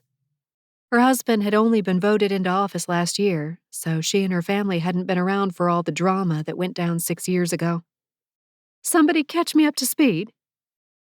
My father hefted with a humorless laugh. The Fairchilds. What could we possibly say about them that isn't negative? Uncle Tatum sent Yvette a weary look. I'll put it to you this way. I'm not a man to be swindled, but Trace Fairchild is the biggest swindler I've ever met in my life. I swallowed hard, wondering if my cheeks were betraying me yet. I'd heard plenty of my family's diatribes over the years. The executive summary went something like this. Trace Fairchild had been recommended to my uncle for some investment advice. Trace spent several months traveling back and forth between New York and Louisville for business meetings with Uncle Tatum, during which he advised him extensively and personally handled some risky investments. It was also during this time that Trace and I met and fell in love, but those were irrelevant details now. Somewhere along the way, the investment that Trace had pushed my uncle to go after went south, costing my uncle millions of dollars. He'd never forgiven Trace, and seemed to only get louder about it as time went on. Personally, I thought something seemed odd about the whole thing, and in my gut, I didn't think Trace would behave the way Uncle Tatum said he had. But I never dared to speak those opinions in front of my family. So he works in investments, I take it? Yvette asked, sounding only partially interested as she forked a green bean into her mouth. His whole family is a bunch of underhanded scumbags, my father muttered. They're being investigated by the SEC right now. Aunt Rosie spoke up, if that tells you anything. I'm not surprised. What the hell was that man doing in the Highlands? Uncle Tatum turned to look at Jericho. You saw him yourself? No, a friend of mine did and reported back. Jericho sniffed, dabbing at his mouth with a napkin. Sounded like he was looking for office space of some kind. Like he's moving into the area. Oh, Lord above, Aunt Rosie said, eyes rolling to the heavens. Our city does not need him or any of his shady relations staining our business culture, my father said. People like that only drag a city down. After a moment of contemplative silence, he added, Yvette, isn't there any favor you can call in from your husband to get that man out of the city? Yvette laughed nervously. If he can't, I might know some people, Jericho said haughtily. I forked a piece of chicken into my mouth and chewed, glancing up in time to catch my brother's gaze. He watched me intently, and I knew why. He'd disliked Trace from the start. At first, it was because Trace was too old for me, and then it was because of Trace's lineage. Finally, once everything went down between Trace and my uncle, it was because Trace couldn't be trusted. He was a con artist, a scammer, a shady businessman that nobody wanted to be associated with. Once I found out I was pregnant with Trace's baby, I told my mom. I was only 20 years old at the time and foolishly thought my mother would have been excited to get a head start on the grandmother thing. But she hadn't been excited. She wanted me to get an abortion or put the baby up for adoption. Then Jericho found out. Not long after that, Trace stopped calling or texting, further proving to my family that he was an unreliable con artist. He just disappeared from my life, evaporating into fog and memories with a soft thwick, like he'd never existed. 3 months later, after the miscarriage, I swore I heard my mother's sigh of relief. My brother hadn't even pretended to be sympathetic. To them, it was just a disaster averted. To me, it was the greatest trauma of my life. I could still taste the tang of my brother's righteousness. He still held himself up as the smart one, the one who'd known all along. He'd been right about Trace in his mind. In my heart, I knew they were all wrong. I just couldn't prove it. Nobody at this table could ever find out that I worked for Trace Fairchild. If I had a hope or a prayer of keeping my job and maintaining some small semblance of independence, the identity of my client needed to stay the strictest secret. There wasn't a snowball's chance in hell that anyone in my family would allow me to continue working for Trace Fairchild if they found out. And what they could never understand, was that it was the only place I wanted to be. Chapter 9. Trace. It was 6:30 Monday morning when I got the urge to text Mercedes.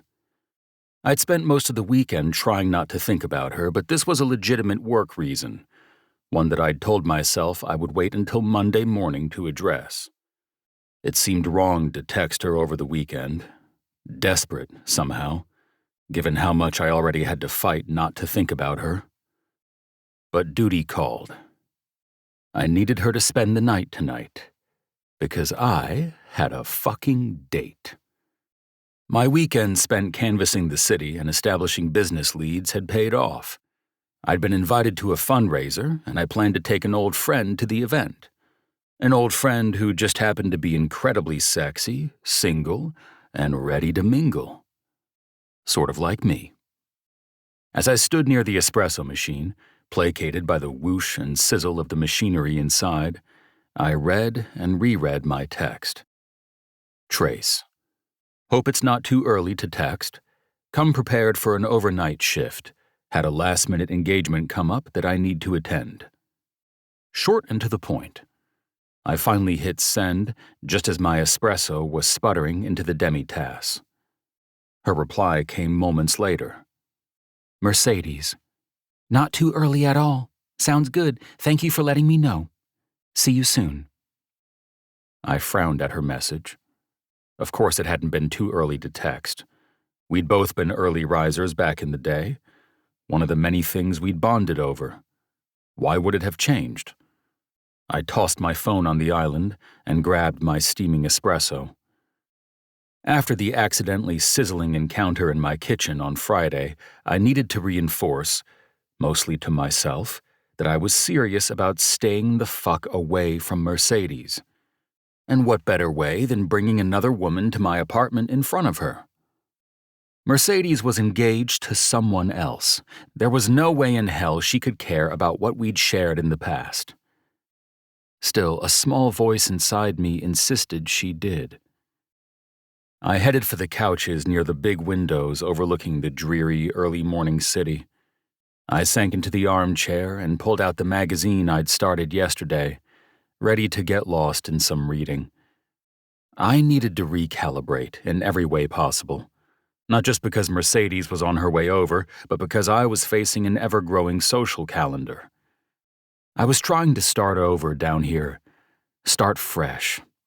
If I hoped to launch Fairchild Solutions, my offshoot investment business that I would operate independently from my brothers, then I needed to get my networking game in peak form. I needed to be rejuvenated and ready. Everything would be on my shoulders. I wouldn't have Damien's tech know-how, nor Axel's cutthroat schmoozing. I had to do this shit on my own, which terrified me. It had been so long since I'd stepped out on my own, truly independent and answering to only myself. I was out of practice.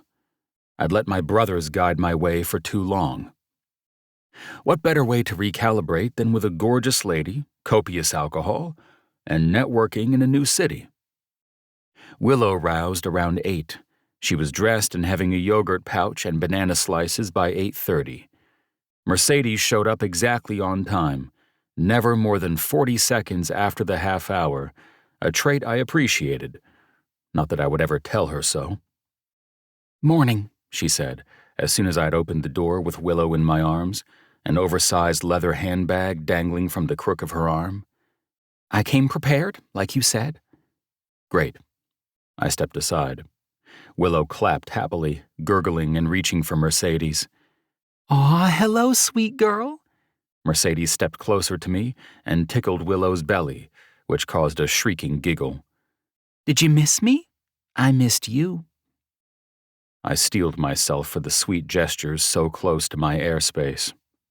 The 6 inches of distance between Mercedes and me in these brief moments was a challenge. Okay to hand her over? I asked. Of course. Let me put my things down. Mercedes headed for the small bench by the front door and set her bag down, then slipped her coat off. She pulled her long hair back into a low ponytail, fanning out the oversized gray t-shirt she had on. Each puff of her shirt sent a new wave of her perfume my way. I gritted my teeth. So what are the plans for tonight? Her tone was good-natured as she reached for Willow, some of her bracelets clanging. I'm going to a fundraiser, I told her, shoving my hands into the pockets of my gray sweatpants. I'm not sure how long I'll be out. I don't want to give myself a time limit, if you know what I mean. She nodded, smiling up at me like nothing at all had transpired between us, like she hadn't just stopped talking to me one day 6 years ago, like I hadn't told her to treat me like a stranger last week or attacked her for the idea of quitting because she was getting married. All I could see was openness, beauty, curiosity.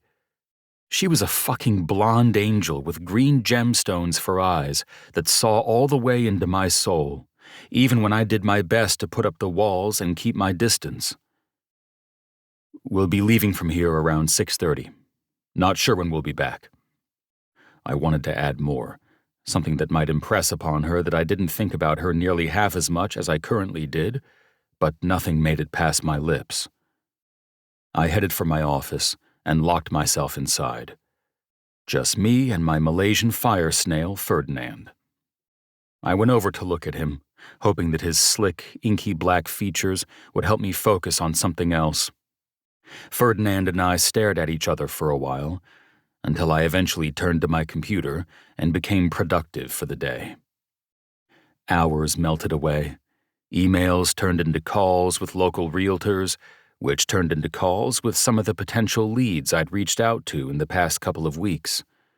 Around 3, my date for the night, Kirsten, began texting her excitement about the night, asking what color dress she should wear, what style suit I planned on. I'd crafted this plan myself, yet I couldn't help but wish Kirsten would stay home so I could take someone entirely different. My workday whizzed by, and I took a shower and got ready for the evening. Slate gray, single-breasted Armani suit, paired with black patent leather derby shoes. Classic and refined. I sprayed on my best-smelling cologne, the type that had brought plenty of women to their knees before, and made sure my dark hair was smooth and precise. Kirsten planned to meet me here at 6. After some white wine, I'd take her to the fundraiser, and if all went well, I'd not come back here at all. If I wanted to excise Mercedes from my mind like a concerning mole, boning someone else should do the trick. Since time, space, and resentment had no effect, this was my last-ditch effort. When I waltzed into the living room at a quarter till, Willow was the first to shriek. She ran over to me in her disjointed, stumbling toddler way. I smiled down at her and picked her up effortlessly. I still caught Mercedes's raised brows and the way her gaze raked over me.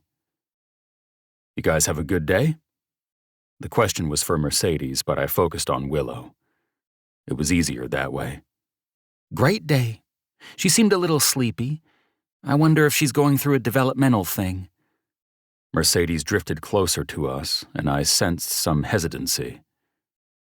Any thoughts on what I should prepare for dinner? What has she typically liked in the past? Spaghetti has been a big hit, along with sausage and eggs, even though I know it's more of a breakfast meal. Feel free to order out, too. I know this is a long-haul day. Mercedes shrugged, sending me that angelic smile again. It's fine. It doesn't bother me. Great. Kirsten will be here soon. I drifted toward the couches, easing down so Willow could cuddle on my lap. She rested her head on my shoulder once I'd relaxed back into the cushion. Then I'll be out of your hair until tomorrow. Mercedes stood behind the couch on the other end, curiosity swarming her expression. Sounds great. Is Kirsten your... I sent her a sharp look. That's none of your business. Mercedes bit her bottom lip. Sorry, just trying to make conversation. She gnawed at the inside of her lip, looking around the living room as I focused again on Willow. The countdown to Kirsten's arrival had turned eternal. I cuddled with Willow on the couch as Mercedes busied herself picking up the toy area. When the knock sounded on the front door, Mercedes jumped first, not Willow. Don't you even worry about that knock, I murmured to Willow as I came to standing with her in my arms. It's an old friend. You'll love her. Though I was getting the feeling I couldn't say the same to Mercedes. I kept my eye on Mercedes as I crossed the door. She arranged her shirt, then redid her ponytail, all while gnawing on the inside of her mouth. When I pulled open the door, the first thing I noticed was Kirsten's painted red smile. Her most striking features were her generous lips and mouth. I'd experienced them firsthand plenty of times back when we used to hook up, and there was never anyone with a more eye-catching smile than Kirsten. At least that used to be true. There was one other smile that caught my eye more, but I wasn't supposed to notice it, and I sure as hell would never admit it. Kirsten. I couldn't fight the huge grin as she gasped and fanned at her face.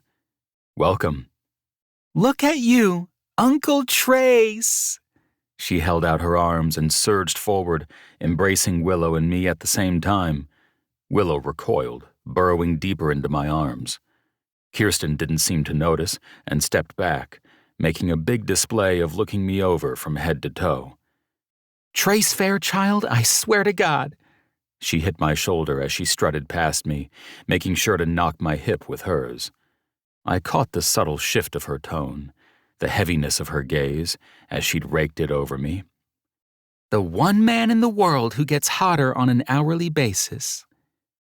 I laughed and shut the door behind her, hoisting Willow a bit further in my arms. Mercedes stood near the couch, her gaze darting between Kirsten and me. Oh, I didn't realize. Kirsten stopped in her tracks, looking over at Mercedes. Kirsten, this is Mercedes, Willow's nanny. Mercedes waved, revealing the one smile I preferred above all others. It's a pleasure to meet you. Your dress is spectacular. Where did you get it? Kirsten fingered the ribbed purple fabric, blinking while she thought. Just a little something I picked up at Saks. Willow wriggled in my arms, reaching for Mercedes. She'd been watching Kirsten like she might lash out at any second, so I handed her over. It looks so good on you, Mercedes said, hoisting Willow on her hip. I couldn't stand how genuinely she said it. Kirsten tilted her head, her eyes sparkling. You're such a sweetie. Kirsten turned to look at me. Your nanny is a sweetheart. I nodded tersely, but didn't say anything. Instead, I guided Kirsten by the dip of her waist toward the kitchen. Listen, I got us a reserve Chardonnay that I'm dying to try. I'll pour us some. You smart man. Soften me up early so you can just have your way with me? She swatted at my chest as we came to the wine fridge tucked into the corner of the kitchen. Oh, come on. You know my intentions are pure. It wasn't true, of course. She just didn't realize my intentions were laced with provocation as well. If Mercedes had any hint of feeling left for me, I planned to confirm it. Kirsten laughed raucously as I popped the cork and poured us generous glasses of Chardonnay.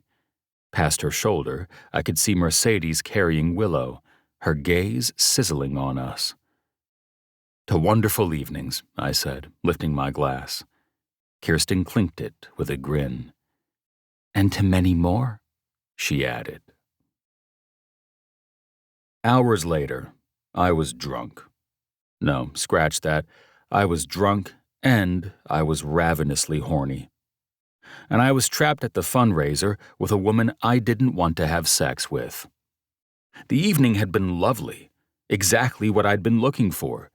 Beautiful and important people gathered in one area, the influential and the wealthy rubbing elbows, giving me this much-needed entry point into the Louisville business world.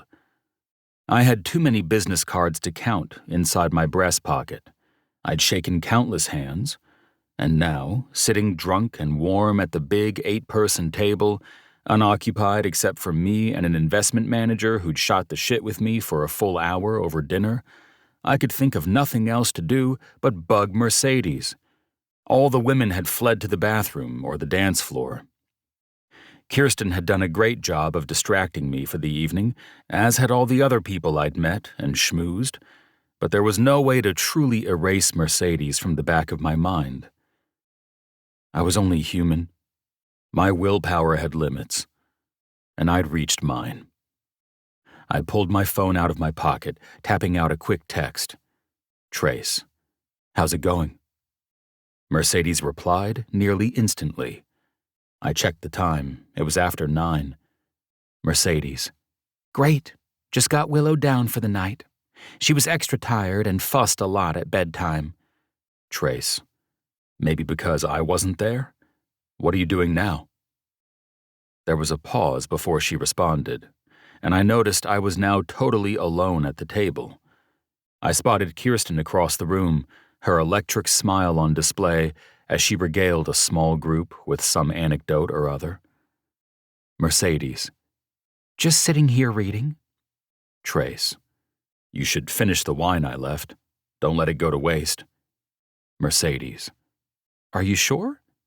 Trace: "Positive. It was excellent. You'll enjoy it." I set my phone down, propping my elbows on the table as I massaged my face. I didn't know what I was doing, only that I needed to get back into Mercedes's head and heart more than I needed air. I was drunk enough to find a way, too. Drunk enough to ignore the repercussions and all the reasons this was a fucking horrible idea. Why try to reopen the door with an ex, especially when she left you, and who's engaged? Nothing made sense. I was driven by this base impulse to get closer to Mercedes, like an overly excited bonobo who could just not stay away from the female with the plumpest rump. I was propelled closer to Mercedes, desperate for something from her that I didn't fully understand. Maybe it was closure. Maybe I just wanted one last kiss. I didn't fucking know. Kirsten returned then, sliding back into her chair, reminding me I needed to focus on the present. I needed to focus on this gorgeous woman who would happily take my cock down her throat as soon as I told her I was ready. She ran a hand over my back, concern etched across her face. "You okay?" I opened my mouth to respond, but found that I couldn't give her the breezy answer I'd planned. It's been a rough few months. The corners of her mouth turned down. "Are you getting drunk and sad, boo?" I hefted with a laugh. Maybe a little. It's weird being here without my brothers. But that's life, I guess. Things don't always go as planned. The hand on my back slipped upwards. Her fingers were cool as she stroked the back of my neck. "That's why you need someone to take your mind off things." I held her gaze for a moment, understanding the meaning behind her words. She cocked her head, leaning in closer. "Can I make you feel good, Trace, baby?" Her breath hit my lips, her free hand sliding to my thigh. My phone vibrated on the table, begging me to look at it. It had to be Mercedes. But Kirsten was all but mounting me, though we didn't look out of place. We looked drunk and happy. Someone approached the table, calling Kirsten's name. She swiveled away from me, and I swiped my phone on. Mercedes. "Oh my goodness, you weren't lying. This is phenomenal. I feel drunk off a third of a glass." Trace. You don't drink enough wine, apparently. Guess we need to change that. Mercedes. "Drunk caretaking isn't mentioned in the 5-star reviews of Aurora's nannies on Yelp." Laugh emoji. Trace. After hours is fair game. And hopefully you'd recommend me as an employer simply due to my exquisite taste in fine wine. I swiped through my photos folder and sent along a picture I'd taken that evening of Kirsten and me holding up wine glasses. We looked amazing. The venue sparkled behind us, and it was a fundraiser's social media dream. It related to wine, but it also reminded Mercedes who I was here with. Mercedes. "Hope you're having a good time, but you don't need to flaunt your date." Trace. Interesting choice of words. And if I know you, they weren't a mistake. I ran my tongue over my teeth, assessing the party for a moment, before I decided on my next response. Mercedes, you aren't supposed to know me, remember? Trace. After-hours rules apply here, too. This was about the wine, but apparently you've forgotten all those times you flaunted that little ring in front of me. My heart was pounding by the time I hit send. I put the phone down, rubbing my jawline, dissolving from anticipation of how she'd respond. Shots had been fired, and I was fucking desperate to enter the fray. Mercedes. You always call it little. How could I flaunt something so tiny? Trace. You seem to find a way. Mercedes. Should I go ask Caleb for a bigger one? I frowned down at my phone. So, his name was Caleb. He already sounded like a puny, worthless douche. Trace. If you have to ask for an improvement to an engagement ring, then you're marrying the wrong man. Mercedes. You're just a barrel of wisdom. Any idea where the right man is? I pinched my eyes shut, willing myself not to take this too far. Trace. Haven't seen him. Sorry. Mercedes. If only a good marriage depended solely on the size of the ring, life would be so much simpler. Trace. You're lucky it doesn't. Mercedes. I'll be curious to see what sort of ring you give Kirsten someday. Trace. I'll be sure to flaunt it when I do. Unfortunately for you, if you'd stuck around for the right man, you could have seen for yourself. I pocketed my phone then, intent on not engaging in that conversation even a second longer. I was drunk. Too drunk, I now realized. Dangerously drunk. I'd blasted open the one door I'd vowed to keep shut tight. Kirsten wandered back my way, dipping down to put her mouth near my ear. Should we get out of here? I pinched the bridge of my nose, prepping myself to give her my answer. She wasn't going to like it. And neither was my cock. Don't hate me, I started. She swatted me with her handbag. Oh, come on. Something I ate tonight isn't agreeing with me. Lies. I was just mildly obsessed with my niece's nanny, that was all. Rain check? She narrowed her eyes, propping her hands on her hips. I'd be pissed at you if you weren't so handsome. I flashed her a grin.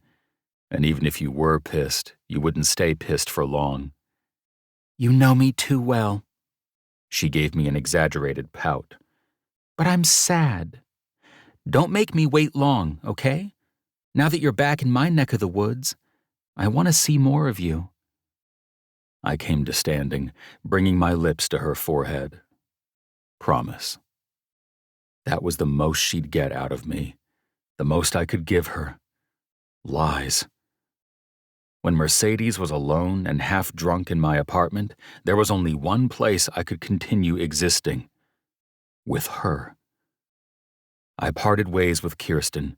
She said she'd grab a ride-share home after she bar-hopped a bit more and hurried to the parking lot. I pulled into the underground parking garage at my building 15 minutes later. I was at the front door by 10:30. If I had any brain cells left to focus on anything that wasn't related to seeing Mercedes, I would have realized how pitifully early it was, especially for a night I was supposed to be out on the town. I pushed open the door. My gaze landed on Mercedes, curled up in an armchair near the big windows. She clutched at her chest. Lord above, you scared the piss out of me. I shed my coat at the front door and tossed my car keys into the small bowl near the door. Sorry, didn't mean to. Should I get the upholstery cleaner? Mercedes still clutched her chest. She'd curled up with a book, a fuzzy gray blanket draped over her lap. I didn't actually pee. Why are you here? I laughed, picking up the bottle of wine and another glass on my way over to her. Because I live here. Any other questions? She blinked rapidly, looking past me at the front door. I just didn't think you'd be coming back tonight.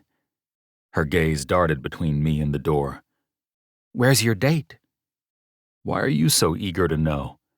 I plopped down in the armchair facing her, pouring more wine in her emptied glass, and then mine. I lifted my glass, encouraging her to do the same. Her throat bobbed, and she reached for the glass I'd filled. Just wondering if I should have brought earplugs or not, she murmured, as she clinked her glass to mine.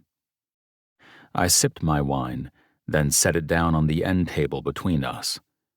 Oh, please. You think I'd rent an apartment with such inferior construction? She sipped demurely at her wine, her gaze heavy on me, but didn't reply. Though I'm honored you remember how loud I used to make you moan back in the day. Her cheeks flushed, and she set the glass down gingerly. I remember a lot of things from back in the day. Do you? The question sent me slightly off balance, but I didn't let it show. Of course I do.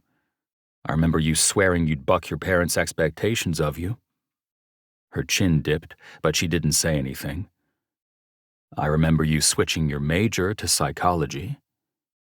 It ended up not working out, she said softly. And I remember our favorite little coffee shop in Nulu. What was it called? Ah, Coffee Time, with the herb-infused blends.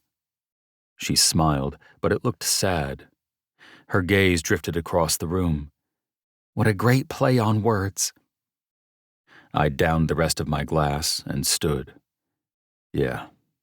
Speaking of words, I've said enough of them, and you should get back to yours. Her eyes widened, and she looked panicked. Wait. What is it? Do you want to walk further down memory lane? She tucked some hair behind her ear. Do you want me to leave? I jerked my head. No, you can stay. I was talking about your book. You've had a drink or two. Wouldn't it be easier to stay? When she nodded, I added, though I'd hate to disappoint Caleb. Maybe you should take your little ring back to him so he knows it's safe. Her lips formed a thin line. He won't be disappointed. He won't even know. We don't live together. Wow. So you're going to marry a man you've never lived with. I can't tell if that's bold or just the stupidest idea I've ever heard. She expelled a loud sigh. Okay, Trace, I get it. You don't like Caleb. I held up my palms. Hey, I never said that. I couldn't stop myself. I was careening into outer space, an asteroid on a collision course. Mercedes sat up, pushing the blanket aside, setting her book on the end table. Why do you even care? This is what I don't understand. How could you possibly care after you up and left me? Her words formed a logjam inside my head. I couldn't even comprehend what she was saying. I blinked a few times. That's a fascinating summary of events. Is it? You had your chance, Trace, and you left me behind. I set my wine glass down on the kitchen island, along with the drained bottle. I propped my hands on my hips as I looked across the room at her. Where to begin? And more importantly, why begin when I wasn't supposed to be going there with her? I huffed and shook my head. Honestly, at this point, I shouldn't be surprised. The Hendricks are known for their questionable takes on the truth. It sounds a lot like something your uncle would say. A lie disguised as a worldview.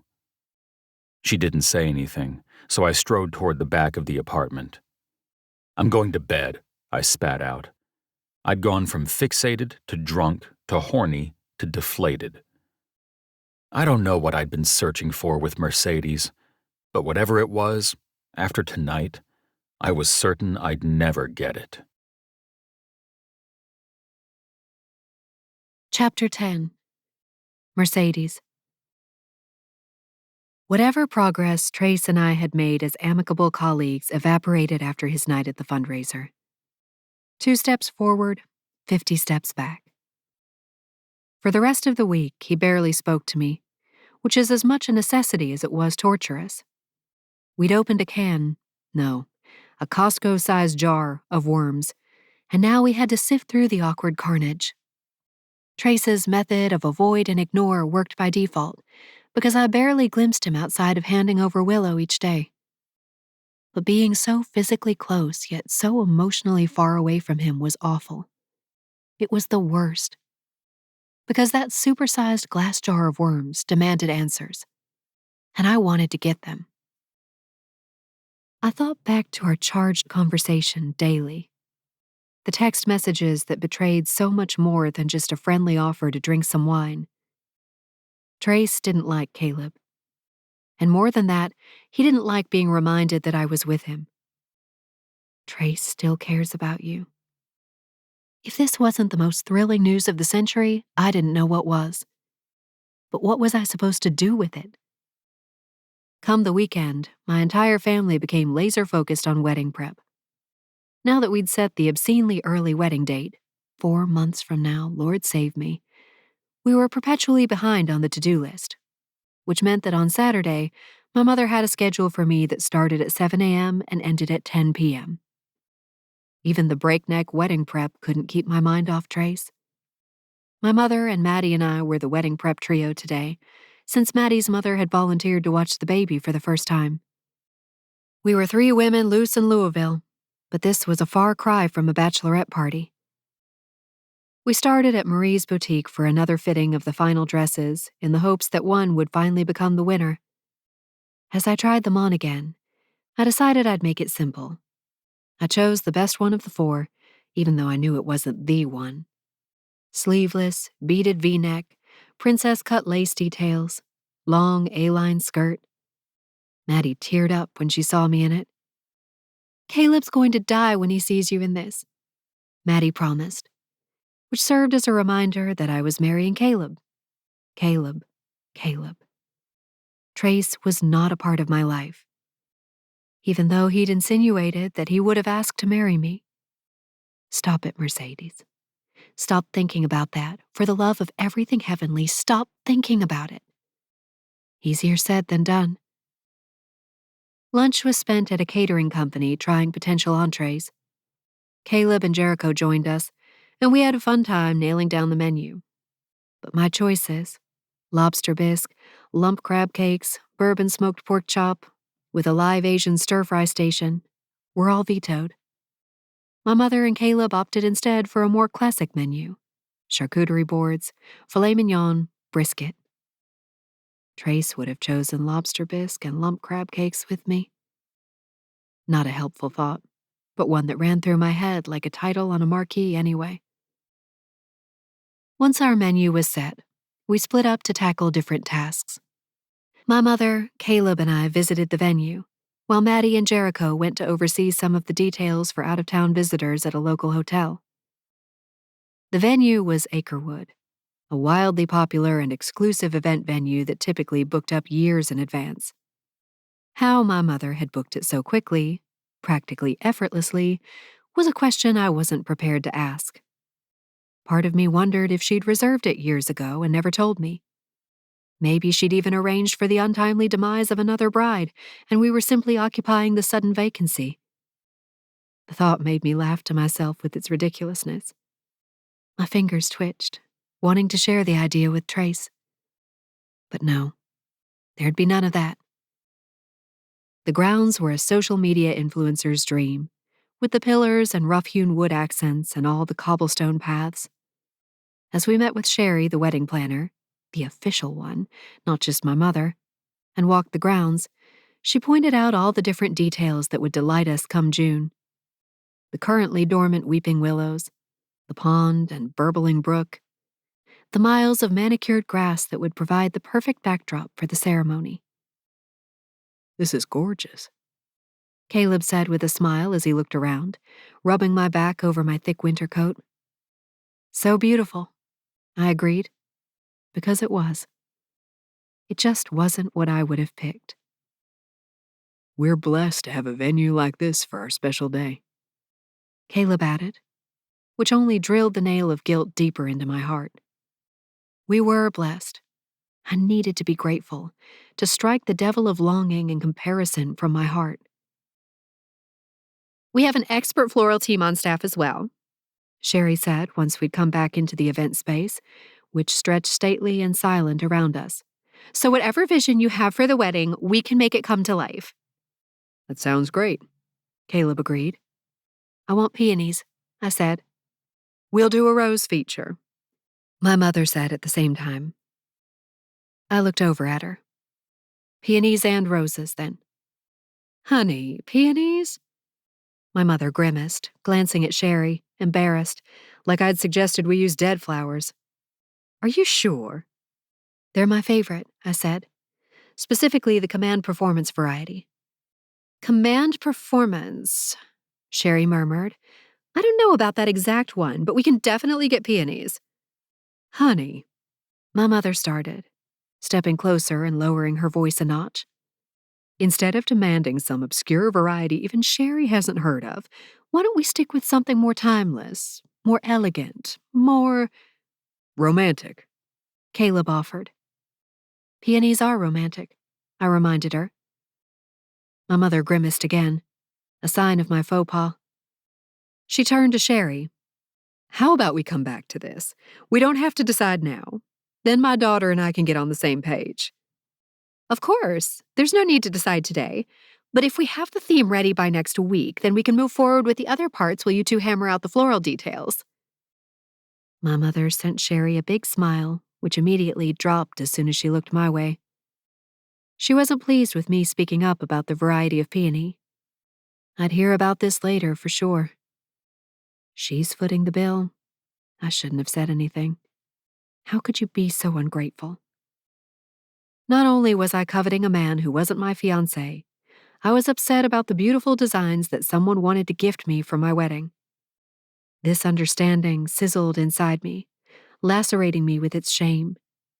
I had no right to speak up, no right to steer the course when all that was required of me was some damn gratitude. I vowed to keep quiet for the rest of the visit, and once we'd been fully wowed by everything Acrewood had to offer, it was almost time for our dinner date, meeting the rest of the family at the country club for dinner. This is going to be the event of the century, my mother oozed as we headed for the car. Caleb strutted at my side, casting an easygoing smile to my mother as he turned his ring on his finger. With you planning it, people's grandkids will hear how amazing this wedding was. My mother laughed and swatted at his arm. Oh, stop. You're just saying that because you want to butter up your future mother-in-law. She checked her wristwatch, then looked at me. Are you ready to butter up your future in-laws? It's almost time for the reservation at Harrod's Country Club. My father planned to meet us there, along with Caleb's parents, Caleb's younger sister, and Jericho, Maddie, and Grace. My parents were lifelong members of the country club, and Jericho and I had grown up at their socials and alongside the pool. As a result, we could both golf proficiently, a skill our parents insisted we master, even though I disliked every moment of gaining the skill. I'll meet you ladies there, Caleb said, pressing a kiss to my cheek before heading toward his car. Can't wait for some French onion soup. Ooh, that's my favorite, my mother cooed, before sliding into the passenger seat of my Lexus. Once we'd pulled the doors shut and a moment of silence passed between us, my mother murmured, You know, honey. Just those 3 little words sent me into an exasperation spiral. I deflated, slumping into the driver's seat as I joined the stream of traffic behind Caleb. What? I asked. You're going to have a better shot at getting into the bridal magazines if you keep things classic. If I could have, I would have pinched my eyes shut and shaken my head so hard I couldn't see straight. But that wasn't exactly recommended for the driver. Mother, I began, schooling the annoyance out of my voice. I get that you're trying to hit all the big magazines and social outlets. I want my wedding day to be featured just as much as the next girl. But I don't think that one variety of peony... The editor of Bridal Scene doesn't prefer peonies anymore. My mother snapped in the voice that had always meant business. I'd learned as early as 4 to shut my mouth if I heard that tone. She's not going to select your wedding day as the feature if you insist on them. She's publicly shared that she considers it a worn-out trend. Do you get it now? I clamped my mouth shut. I didn't care about the editor. I didn't care about the magazine. I just liked peonies. And this was supposed to be my wedding day. Clearly, it was anything but. I get it, I finally said in a small voice, once the silence in the car had become unbearable. We can do a mix, My mother said on the heels of a sigh, as if this was the greatest concession she'd ever made. But the bouquet should be primarily roses. We're flirting with danger if we do too many other flowers. This is for you. I'm telling you this because I want what's best for you. I swallowed hard, staring at the taillights of Caleb's car ahead of me as I followed him through Louisville traffic. The stoniness spreading through my veins was something so familiar, but it was still just as unpleasant as when I'd first begun to notice it, back in the earliest days of my childhood. Roses are fine, I told her. Roses are beautiful too. The country club was bustling as my family gathered for our dinner reservation under brightly lit chandeliers. So many familiar faces, acquaintances, and business partners that I'd been seeing in our social circle for decades. It was always a social affair. So many pauses, clapped shoulders, shared guffaws as someone stopped to chat at our table. This routine was the status quo. Smiling, nodding along, getting swept up in the social stream like an inert and pretty piece of driftwood. The volume of the chatter in the dining room was higher than normal tonight. My father let us know, as we all took our respective places around the 10-person table, that there was a networking event going on that night. Some sort of citywide initiative to highlight local businesses and foster new connections around town. It didn't bother me. I was content to sink into my own world and wait for a chance to order a lobster bisque. My own wedding might not feature the soup, but gosh darn it, I was going to savor the world's best crustacean concoction on my own tonight. Caleb sank into the seat next to me, casting me an easygoing smile before he was summoned by my father for some very important hospital-focused conversation. Across the table, my mother debriefed Maddie while she bounced Grace on her lap. Jericho roamed the dining room, weaving between conversations, the family-dodging social butterfly that he was. Caleb's sister plopped into the chair beside me, patting my knee. There you are, pretty girl. Leah's red-lipped smile was a mile wide. She was the epitome of a Southern belle, perfect blonde curls framing her face, a baby blue dress that every doll from my childhood wore, a perma smile that accompanied her calculating gaze. She shimmied her hips into place on the seat, keeping her chin held high as she scanned the room. How was the venue visit? Is this going to be the wedding of the century? Of course it is, with my mother behind it, I told her, squeezing her hand. She'd been like a sister to me for years, one that I never connected with fully, but who was family all the same. With our family's combined networking skills, I'll be surprised if the President of the United States doesn't show up. She snorted, then lowered her chin as she spotted someone across the room. Oh, look who's here tonight. Leah was single, but never divulged too much about her love life. She seemed to have a revolving door of guys, but hadn't settled down with anyone since one serious boyfriend her sophomore year of college. I followed her gaze across the room, not recognizing whoever it was she looked at. Clue me in? Franco Bertolini, she murmured, leaning in closer as she jerked her chin in his direction. Hedge fund guy. He was in the news last week for something. I can't even remember now. She sighed dramatically. Pretty abysmal turnout tonight. Not a single potential Prince Charming. I snickered, swatting at her arm. He'll show up. I'm a college graduate with no prospects, she mused, twisting her lips. I'm practically a spinster. You're 25. You're just starting. Tell that to my parents. She let out a quick, sharp laugh, then flipped her hair over her shoulder. It's okay. I'll be a seasoned veteran for whenever I end up tying the knot, even if it doesn't happen until you and Caleb have grandkids. I laughed, something deep inside me wrenching tight. A light bulb went off inside my head. Every time I see her, we talk about how she isn't married yet.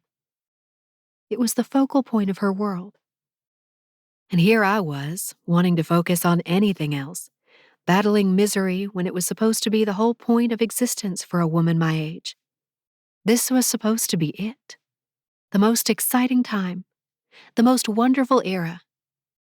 Leah was dying to be in my position, and that just made everything feel so much more shameful. Be grateful. Be grateful. Leah and Caleb's parents arrived next, a flurry of hellos distracting me from Leah's plight as a poor, single woman of marriageable age. Throughout all of it, I couldn't stop thinking of Trace. Of course, since that was all my Fairchild-addled brain could focus on these days.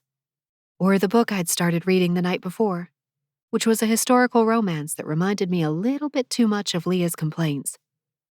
That was the only similarity, since the unexpected threesome between the Duchess heroine and two of her stable boys in the middle of the book probably didn't compare to Leah's life. And if it did, I'd never know, and didn't want to. My gaze wandered around the dining room as I pondered Leah's potential stable boy situation, taking in the scene without really noticing the details. Clusters of businessmen, clinking silverware, the scent of ham. Until my gaze landed on him. Trace Fairchild, standing across the room. His back was to me, but I knew it was him because I knew every inch of the man. I knew the width of his shoulders and the way he filled out his suits because I'd devoted countless hours to absorbing every detail about him. I knew the way he walked, held himself, cocksure, just this side of haughty, with an approachability that convinced you to let down your guard. I almost gasped, but caught myself. Excitement swelled inside me, the exact same kind that had overtaken my body in high school when any of my crushes came into view. But I wasn't a teenager anymore, and I was seated next to my fiancé. This wasn't the time or place to react to Trace Fairchild. I schooled the swelling curiosity from my face and tried to continue existing normally, as though the man of my dreams weren't across the room. The man I wasn't supposed to want or think about or care about. But keeping my attention off him was hopeless. He spoke animatedly with two men I didn't recognize, clearly on the networking event side of the dining room. My and Caleb's families were deep into loud and lively conversation all around me, but that didn't mean they wouldn't quickly spot the new man in town. Besides, what if he spotted me and tried to swing by and make small talk? What if he mentioned Willow or Aurora's nannies or any other detail that might alert my family to my position with him? The entire house of cards would come crumbling down. I'd be cast out for willingly associating with a Fairchild after what went down between Trace and my uncle. My father might not speak to me ever again. The bad blood ran deep, thick, clotting. Whatever my uncle said was gospel in this family.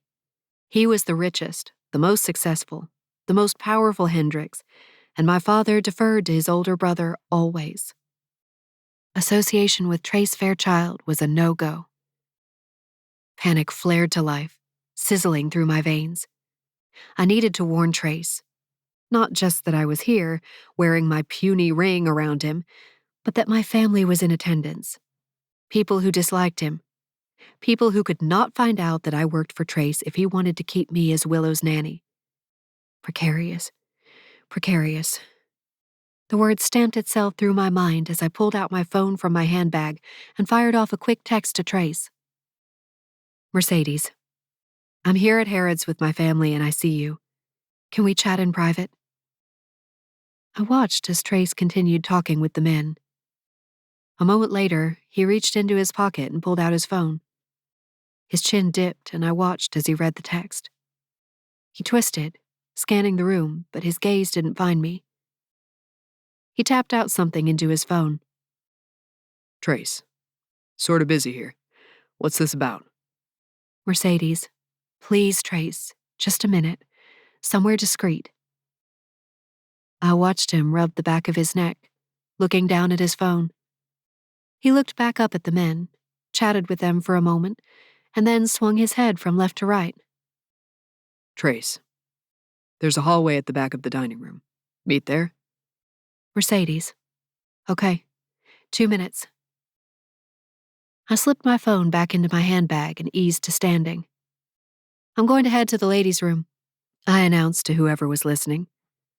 Caleb nodded my way. Maddie smiled in my direction. I was free to go. I hurried off in the direction of the bathroom, then hooked a left and got lost in the crowd of networkers.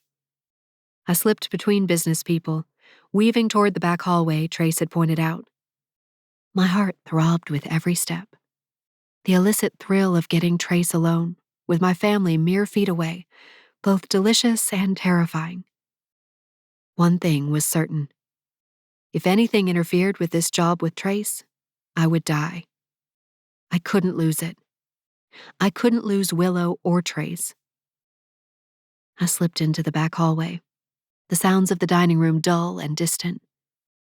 The walls were adorned with past presidents of the country club, some sort of memorial corridor that led to administrative offices.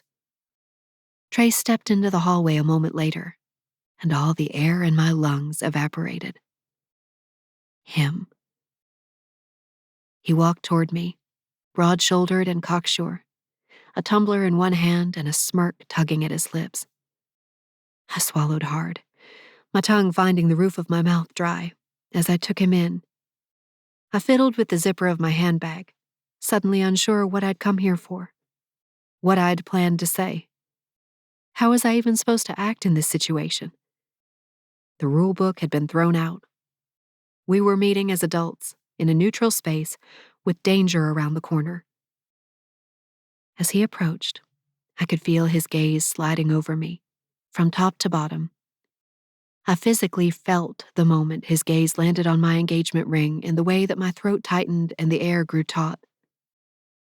He stepped a little too close, and I didn't give him the room I might normally allow. We were nearly chest to chest, and the urge to step closer and tilt my head up to his was greater than ever. Why was it still second nature to seek that kiss from his lips? We hadn't kissed in 6 years. This was madness.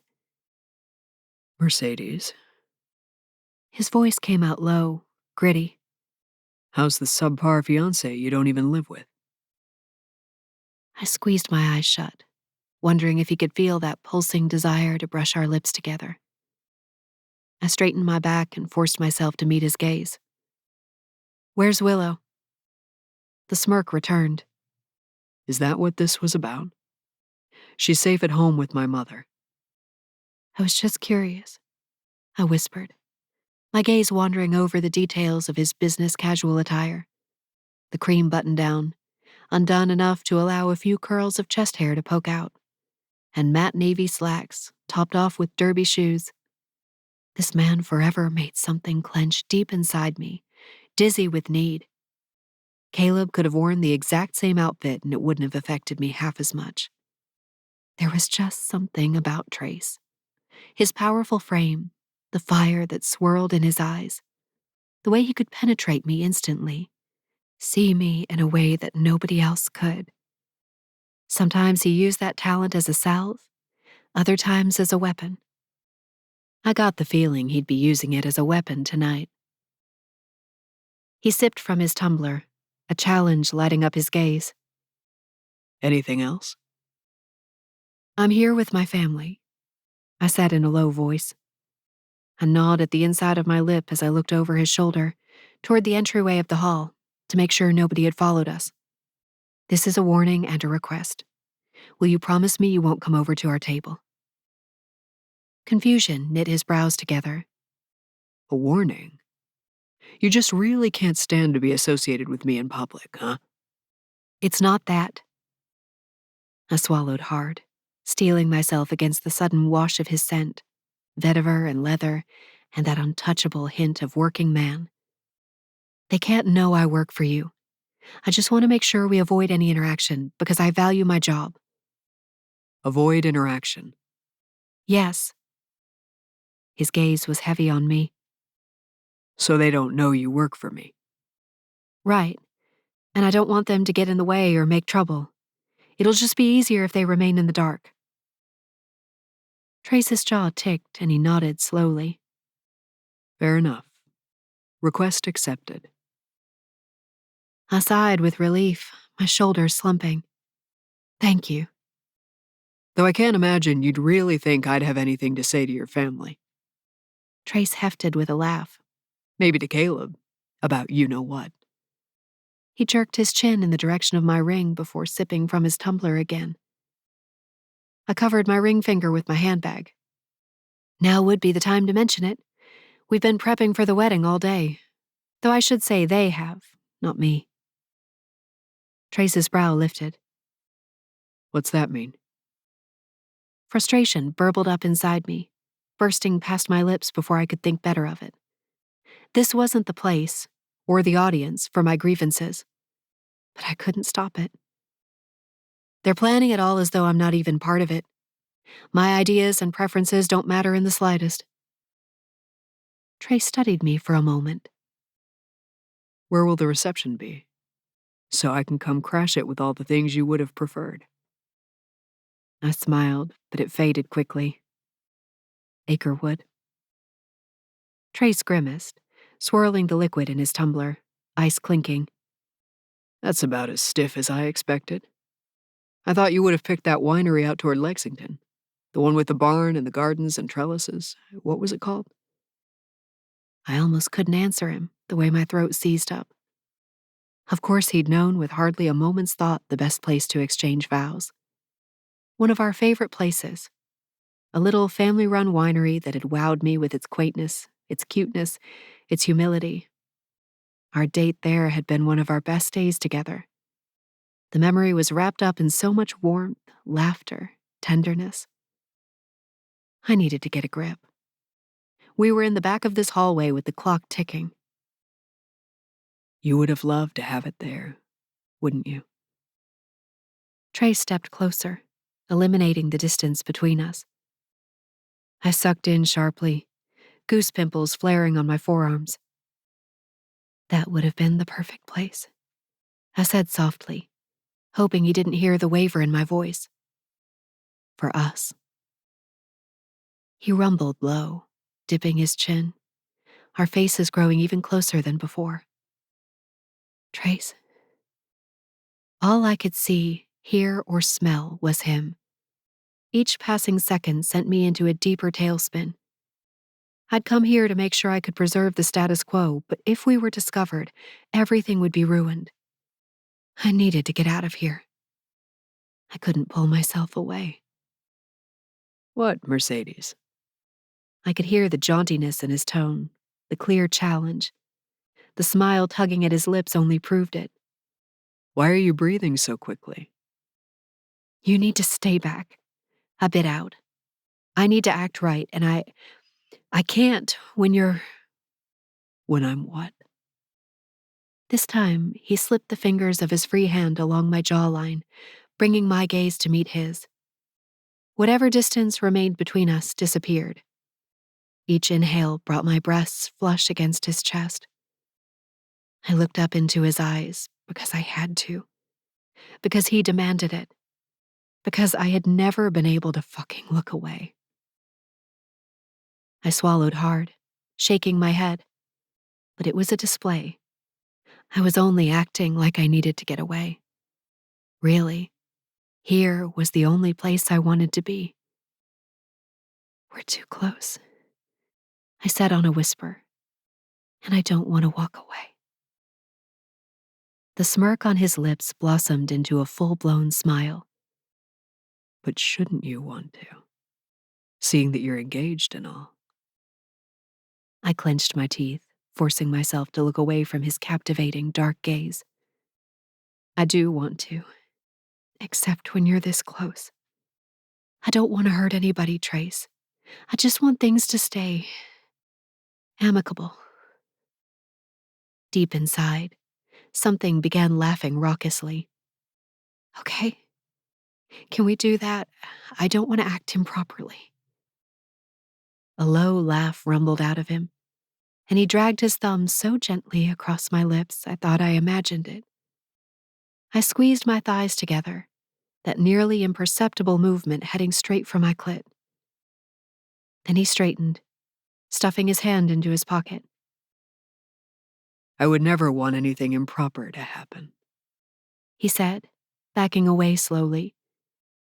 His gaze raked over me, igniting small fires wherever he looked. At least not here, he added, before turning to walk away.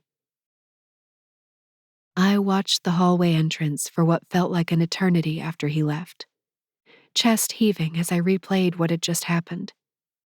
Illicit encounter? Check. Sexually charged exchange? Double check. Definitely not employer-appropriate caress of my lips? 1,000 checks. Houston, we had a problem. And it smelled a lot like the brewing storm of infidelity. The thought jostled clarity and fear into me. I shook off the encounter, reminding myself that nothing happened technically. I'd drawn a line in the sand. Everything was fine. Everything is fine. You hear that? I strode back into the dining room. The wall of sound hit me first, the crush of competing conversations, and I wove back through the crowds, heading for my family's table. I sank into my seat, carefully studying those around me to see if they noticed me, to see if anyone suspected my transgression in the back hall. But hardly anybody noticed I'd even returned. Everyone sat tense, listening, as Jericho finished addressing the table. Total scum, he said, his gaze flicking my way. Sadie, in case you didn't hear, we had a Fairchild spotting. Be warned. Oh, boy. My voice came out shaky, hollow. All I could think of was the way Trace's thumb had glanced over my lips, a ghostly reminder of the way he'd touched them in the past. He used to rub his thumb back and forth over my lips, like mapping the terrain. It was one of the many ways in which he'd claimed me. Trace hadn't just been my lover. He'd dominated my heart, my head, and my body. Why on earth is he back? My mother lamented. Who knows? Jericho scoffed. Must have been run out of Wall Street finally. Somebody needs to take care of them. My father rumbled. Get them out of our town. Get them out of our circle. They're not welcome here. I agree, Caleb said, crossing his arms, nodding over at my dad. No room for them here. Not welcome at all. Jericho smirked, his gaze darting my way before landing on our father. If only there was someone who could make that happen. My gut cinched into a tight knot as the conversation turned to full-blown shit-talking about Trace and his brothers. This wasn't the first time the family dinner conversation focused on the Fairchilds, and I knew it wouldn't be the last. Not while Trace was in town. Caleb was the one my family wanted for me. But Trace was the one I wanted. The one they'd never accept. Not in a million years. Chapter 11. Trace. I wasn't a huge fiction reader. At least I hadn't been until I met Mercedes. One of the books she'd gotten me to read for fun years ago was The Great Gatsby, which I picked up again after our back hallway encounter at the country club. Back then, I'd said my life with my brothers was sort of like Jay Gatsby if it had been rewritten without all the directionless glitz, infidelity drama, and murder-suicides. I'd thought I was being cheeky, but Mercedes, the true bookworm, admonished me for my incomplete understanding of the book. Jay isn't a great person, she'd insisted then. But you are. He's a fraud who made his money through criminal means, but you're the purest, most wholehearted man doing the most for everyone you meet. You couldn't be more different. Rereading the book made me feel close to her, made me wonder if she still believed those things about me, especially now that I was actually under investigation for fraud. Maybe my assessment had been correct. Maybe she'd been the wrong one. It was a conversation I'd never have with her. And despite all the reasons getting close to Mercedes was a pitiful and awful idea, I wanted to do it anyway. Weird how 6 years apart suddenly made me feel a lot more similar to Jay Gatsby, fraud included, and his obsessive quest to rekindle love with Daisy Buchanan. I charged through the pages of The Great Gatsby like a man on a mission, though I wasn't entirely sure what I was searching for. One passage made me pause. The loneliest moment in someone's life is when they are watching their whole world fall apart, and all they can do is stare blankly. Jesus Christ, I was living in The Great Gatsby, though I still hoped my version wouldn't include the murder-suicides. But at this point, who knew? The SEC was after my business and my future, and here I was, floating around Louisville, trying to start a new business, acting like everything wasn't coming apart at the seams, staring blankly into the abyss. When Monday came, I handed off Willow with barely a glance at Mercedes. I needed to double down on my focus because that was the ticket out of this. If I focused harder, I could ignore the engaged ex-love of my life. If I focused harder, I could create a successful sequel to Fairchild Enterprises. I would accept nothing less. The book echoed what I believed in my heart. It never worked out a second time. My brothers had been the exceptions to the rule. They hadn't fucked up as much as I had. They hadn't made as many poor decisions. I don't know what I'd been thinking, brushing my thumb over her lips in the back hallway at the country club, but it had something to do with the whiskey I'd been downing that evening, just like when I'd come back from the fundraiser. Alcohol was to be avoided when Mercedes was within arm's reach. Lesson learned. Time for the future, which didn't include Mercedes in any context but Nanny. I clung to this resolution as I went about my Monday, answering emails, one conference call, and then downtown for a Chamber of Commerce luncheon. I'd been cramming my schedule with networking events and my attempt to rub elbows with literally everyone in Louisville, regardless of industry, age, or personal interest. Today's luncheon promised a fair amount of boredom, but my success in Louisville rested on my being seen, participating in the city, becoming involved in the circles. The luncheon was a buffet held in the banquet room of a popular steak and chop house. It was yet another white linen affair, with dozens of circular tables filling the room, decked with simple floral arrangements, and numerous business people milling around. Everyone scratched out their own name tag upon arrival, which meant you wouldn't be able to read at least half the names of people in attendance, given the sheer number of doctors that seemed to be here today.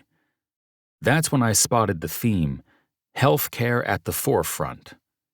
Great. I drew in a breath, prepping myself for even more mind-numbing socialization. At times like these, I did miss Axel. For his gregariousness, at least, not so much for the grudge-holding. I tried not to think about it too much.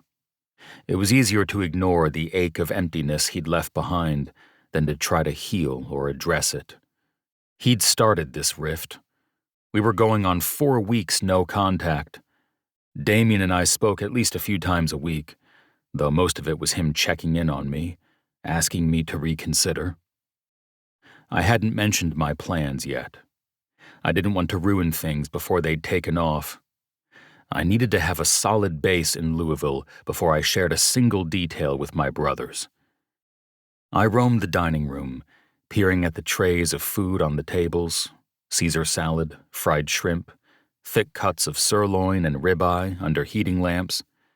Servers brought out fresh additions nearly constantly as attendees scooped up their helpings and wandered away. I smiled at an attendee as he approached the buffet line. I didn't know him, but I figured I might as well try to know him, along with everyone else in this room I didn't recognize. Hey there. I held out my hand, scanning his name tag, Dr. Somer something. The handwriting faded to chicken scratch. I'm Trace Fairchild. It's a pleasure to meet you. He shook my hand reluctantly, offering me an awkward grimace. Thank you. Yes, I've heard of you. Oh, let me grab my plate. He stepped away, scurrying ahead in line. I shoved my hands into my pockets, staring after him. Socialization 1, trace 0. I wouldn't let that weird encounter ruin my day. Doctors could be strange. Maybe he forgot how to speak to people outside of the exam room. I mulled this over as I advanced in line and picked up my own plate. I heaped sautéed mushrooms, steamed greens, and the least overcooked piece of meat I could find onto my plate, and then scanned the dining room. I knew essentially no one here, which meant that any table with an opening was fair game. Something cold shivered through me, and I scanned the room again. This time, I realized I was wrong. I did know somebody here. Across the room stood Jericho and Gunther Hendricks. My stomach twisted into a razor-edged knot, and I veered away from the table they stood in front of. I'd never known Mercedes's brother very well, but I'd schmoozed her father plenty in the meetings leading up to her uncle's investments. Neither of them liked me. Hell, I assumed they hated me, possibly until their dying days, based on the way Mercedes's uncle spun that failed investment. He'd been committed to his fallacy, making sure to paint me as the absolute scumbaggiest of scumbags, the irresponsible fraudster, the white trash, posing as a banker. The memories grated at me still. I hated when people were so wrong about me, especially when I made it my life's mission to succeed and help my clients succeed. They said success was the best revenge, but that didn't take into account the bellowing of the haters or the disparaging word of mouth from sociopaths. What if the strange doctor was a friend of Mercedes's Uncle Tatum? Maybe his bellowing would ruin my chances in this city. The thought hung awkwardly in the back of my mind as I selected a table with 2 open seats. I smiled down at the unfamiliar faces as I settled in. "Hope you guys don't mind if I join you," I said, smoothing my tie. 2 women and 3 men at the table offered smiles with varying levels of distant interest. Everyone introduced themselves. I caught a few names. One conversation rumbled to life about our industries. When 2 of my table mates started trading comments about different marketing tactics for healthcare-adjacent companies, I tuned out. It was official. I didn't want to be here. Just eat your steak, trade some business cards, and go. One more attendee swooped into the empty spot at my table just before the Chamber of Commerce secretary began her opening remarks. I glanced to my side to offer a placid smile, and all of the hairs on the back of my neck stood up. It was Caleb, Mercedes's fucking fiancé, right next to me. I swallowed the grunt that threatened to escape, my intended smile coming out more like a grimace. I wasn't supposed to know who he was. Mercedes had been very clear about my position relative to her family, so I couldn't let him think I had any inkling or judgment or very serious thoughts about the size of the ring that he deigned to give his fiancée. No, I could have none of that. I forced myself to focus on the speaker while dark curiosity thrummed inside me. He had to know who I was, simply because he was part of Jericho and Gunther's orbit, right? Or maybe he had no idea at all. Maybe this was a funny ha-ha from the universe. The meeting dragged on to the soundtrack of forks scraping and people sipping their drinks. 2 speakers presented about different aspects of the healthcare industry, one of whom was Mercedes's father, much to my overwhelming chagrin. And then there was a Q&A session with the city's healthcare task force. Once plates were cleared, people began table hopping, and I forced myself into social mode. Time to distribute my stack of cards and be gone. I'd created a bare-bones business card for my new venture, Fairchild Solutions, that included a basic email address and landing page I'd whipped up in under half an hour. It was simply to give legitimacy to this burgeoning chapter as I figured out what the hell I was even doing with my life. I pulled some of the business cards from my inner coat pocket, side-eyeing Caleb as he polished off his beer. God, he looked underwhelming. Completely normal. The most average human being ever conceived. He looked like a cardboard cutout of a stock model, the kind of features that everyone could agree were human or attractive, without stirring even an iota of emotional response or interest. "Well, now that that's over," Caleb stated loudly, to no one in particular. He cast a smile out at the table, swinging his head around to look at everyone. His gaze landed on me. "Enjoy the presentations?" I flexed my jaw, not exactly wanting to be friendly with this guy. But according to him, I didn't know who he was, so I had to play the part, however much it hurt. "Illuminating." I cleared my throat. "I didn't catch your name since you sat down late." "Caleb Randolph." He stuck out his hand, something hard in his gaze. He searched my face like he was hunting for evidence. "And you are?" "Trace Fairchild." I gripped his hand as hard as I could in a handshake. Energy surged between us, and I knew in a heartbeat that Caleb did know who I was. He pursed his lips and nodded, crossing his arms, as our table mates stood and filtered away, leaving just us. He wore a class ring on his fourth finger, one that glinted even brighter and bigger than the diamond he'd given Mercedes. What a loser. Right. That name sounds familiar." "Wealth management," I offered, scanning the room. I figured Jericho and Gunther couldn't be far off. Hell, Caleb probably picked this table for one of two reasons, either to get that front row seat to his future father-in-law's presentation, or to intentionally fuck with me. "Do you have a card?" The note of condescension was subtle, but it was there. I bristled, but offered him one from my stack. "Here you go." He flipped it back and forth between his fingers, his gaze landing on the card briefly, before returning to my face. "You know what? I have heard of you." "Have you?" He cocked a smirk, before setting my business card on the table. "You're infamous." "I'd love to know in what way." Caleb shrugged, looking down at my business card again. "From what I understand, your wealth management skills could use some work." I chuckled and crossed my leg over my knee, making sure I didn't flinch or look away from him. "And why's that?" "Based on the experiences of some people close to me." I knew he was referencing Mercedes's family. I leaned closer. "I've led thousands of people to the upper reaches of wealth, and I've got the earnings reports to prove it." Caleb grimaced, flipping the business card back and forth across his fingertips. "That must be a great comfort when your reputation is shot, especially in Louisville."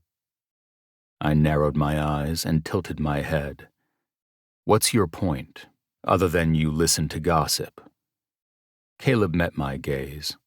He didn't look as confident now, but he certainly hadn't backed down either. "This might not be the place for you and your kind." "My kind?" "Yeah." "What are we, a subspecies of raccoon?" I laughed, though it wasn't funny. I leaned forward, speaking in a low tone. "Who the hell are you, even? Are you the fucking mayor of this place? I don't think so." Caleb's throat bobbed, and his gaze flipped to somewhere beyond me, then returned to me. "I'm not the mayor, but I've sure got the mayor on my side. Louisville just might not be the place for you." "And how would you know?" "Because I'm connected. I was born and raised here. If I tell my network to stay away from you, you won't be able to make a living." I sent him my fakest smile. "I'll take my chances. Louisville doesn't scare me, no matter how big you think your fucking britches are." Caleb flipped my business card one last time, letting it flutter to the ground. "Great talking to you, Trace. I'll be seeing you around." "Oh, one more thing." I snapped my fingers, feigning confusion. "Carter, was it?" Caleb's eyes narrowed, but he didn't correct me. No, sorry. Colton." Whatever it is, it doesn't matter, because if you were anyone that I should be listening to, I'd know by now. You're nobody. You're C-name with a bad haircut. I bet you're single, sad, and alone, aren't you? Just running around the chamber events, talking shit to the newcomers like you think you're still the big man on campus. And if you did somehow manage to have a girlfriend, I bet you'd buy her the most embarrassing engagement ring, thinking you were really knocking it out of the park. That's the worst type of embarrassment, isn't it? When you find out your best is another man's pitiful. Caleb surged to his feet, looking down at me like he could spit nails. Watch your fucking mouth. You're going to regret coming here. He strode off without another word. I assessed the empty table for a moment, weighing my options. I could follow Caleb to the nearest secluded area and put my fist into his mouth, but that wasn't a smart way to wrap up a chamber function. I stayed in my seat, drawing deep breaths to calm my temper. I had half a mind to follow Caleb and shout out the 13 other things I'd thought of in the seconds after he'd left, but I talked myself out of it. I wasn't Axel, after all. I was Trace, the mostly level-headed one. But Axel would have been proud of me. That thought stung as much as it delighted me. After a good 5 minutes stewing in my chair, I decided I'd jump ship. The chamber function was officially a bust, and I needed to head to the gym to burn off some energy. Mercedes must have known how much her entire family despised me. She'd done me a favor by warning me away from them over the weekend, even though I never would have dared approach her family's table. Her aim had been to protect her job, not me. But I understood the full picture now. Anyone associated with the Hendricks was a no-go. Still, despite Caleb's lackluster warning, exactly the same carat weight as the ring he'd gotten Mercedes, I took his threat as pure bluster. He was 20-something with a rich daddy and an even richer future daddy-in-law. He had no idea what he was doing. Caleb was a joke, and the funniest part about it was that to his crew, I was the joke. It was time to leave. I drew a deep breath of cold air when I reached the sidewalk outside the front doors. Free at last. I stormed toward my car, more frustrated than I'd felt in a long time. I needed the gym, or I needed to jack off, preferably both. More than that, I was tired of this limbo, existing with Mercedes just beyond reach. Mercedes needed to be mine or be gone. There were no other options. Chapter 12. Mercedes. All right, sweet girl. Here we are, home at last. I cooed reassuringly into Willow's ear as I maneuvered us into the apartment. We'd had a busy morning trying new things. The library, as well as a visit to a different play area in a different mall. But by the end of the mall-library combo, Willow had dissolved into meltdown mode, and I'd been soothing and holding her ever since. Look, familiar setting, our nice living room. Uncle Trace is nearby, I think. I patted her back as I drifted through the house, looking for signs of Trace. I checked my watch. It was past her nap time. That was probably part of the meltdown mode. Ready to go sleepy? I gently tugged her puffy coat off, draping it over a tall chair at the island before slipping my own coat off. As I headed toward the back of the house, I heard a peculiar rushing noise, something between a waterfall and a hum. I would check it out once she was down. I stepped into her darkened bedroom and got her snugly in her crib. Her breath hitched, a last effect of the serious scream-a-thon she'd had in the middle of the Parkland Mall. I winced at the memory as I patted her back. This was par for the course with a toddler, but that didn't make it any easier. Willow rolled onto one side and clutched at the bizarre snail stuffy in her crib. I'd always wondered why there were so many snail things in her room, but that was just one more question for the list of things to never be answered by Trace. because I wasn't allowed to engage with him at all beyond the realm of being Willow's nanny. The man ran hot enough to melt metal, and then cold enough to freeze. All his alcohol-fueled slips had left me desperate with desire, but there was no way I could act on them when I was engaged to Caleb. No way, no how. I didn't cheat, which meant that all this unresolved, unexpressed passion for the one man I couldn't have would have to stay bottled up inside. Just great. You have a lifetime of this ahead of you. This will be fun. Once Willow had drifted off, I slipped out of her bedroom, hearing the same rush from before. I followed the sound, unsure if I was hearing the regular sounds of a shower or perhaps some sort of unacknowledged plumbing issue that needed my attention. I drifted down the hallway, the sound growing louder the closer I got to Trace's bedroom. I'd never gone inside before, only peeked in when I knew he wasn't home. But was he home now? I still wasn't sure. I'd never heard the sound of his shower before, and though it was the likely explanation, I needed to make sure. This is your due diligence as the nanny and person in charge. The bedroom door was ajar, so I pushed at it. What if there's a water main leak? Even though you aren't entirely sure what that means, it could be happening. Across the room, the bathroom door hung open, and the sound of rushing water grew even louder. What if a pipe burst? I stepped closer. This was the moment that I knew Trace was in the shower. There was no burst pipe, no water damage threat. It was also the moment I convinced myself I needed to continue investigating. I just need to make sure. I wet my bottom lip and tiptoed through the quiet bedroom, decked in shades of gray and blue, masculine and soothing at the same time.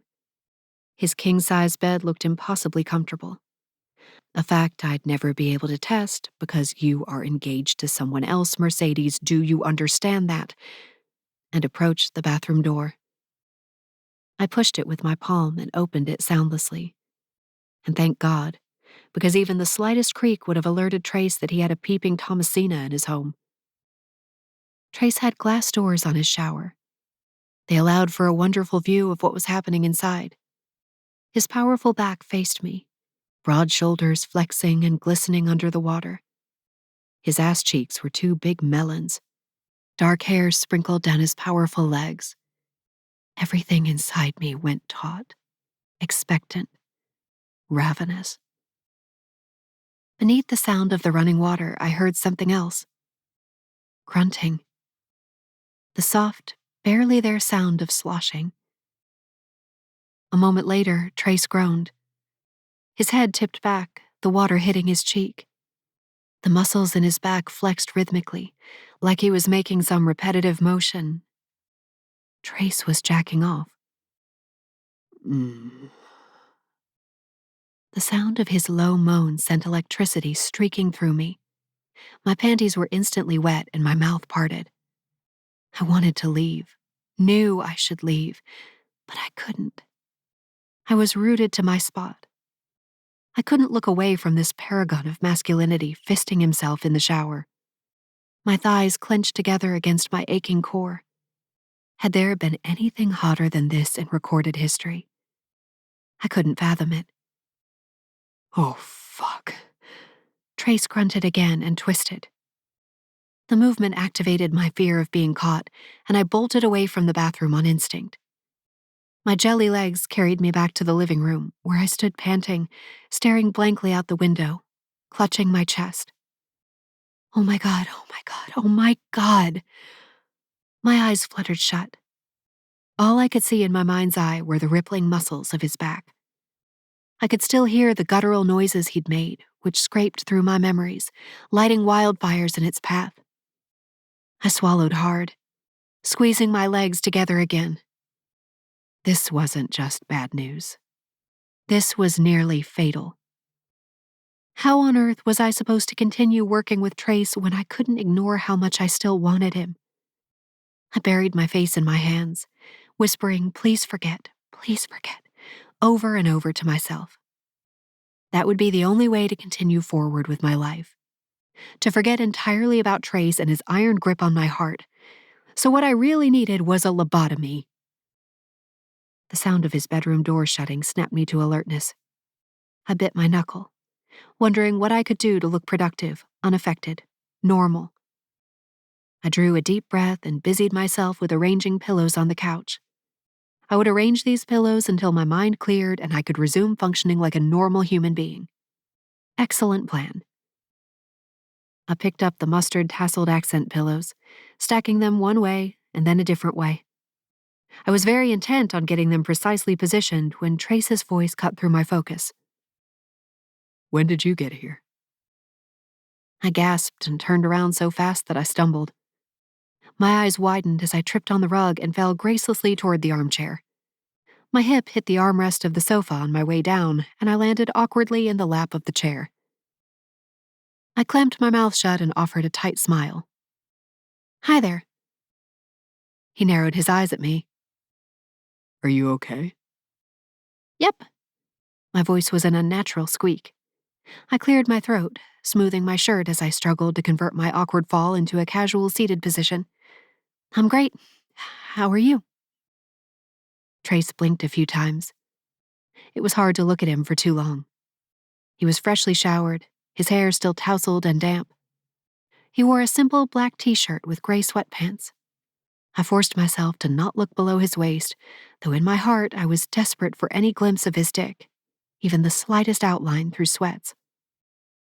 So when did you get here? "Just now," I said, rearranging myself for the third time in the chair. I patted the armrest, inspecting the fibers there. "Willow's asleep.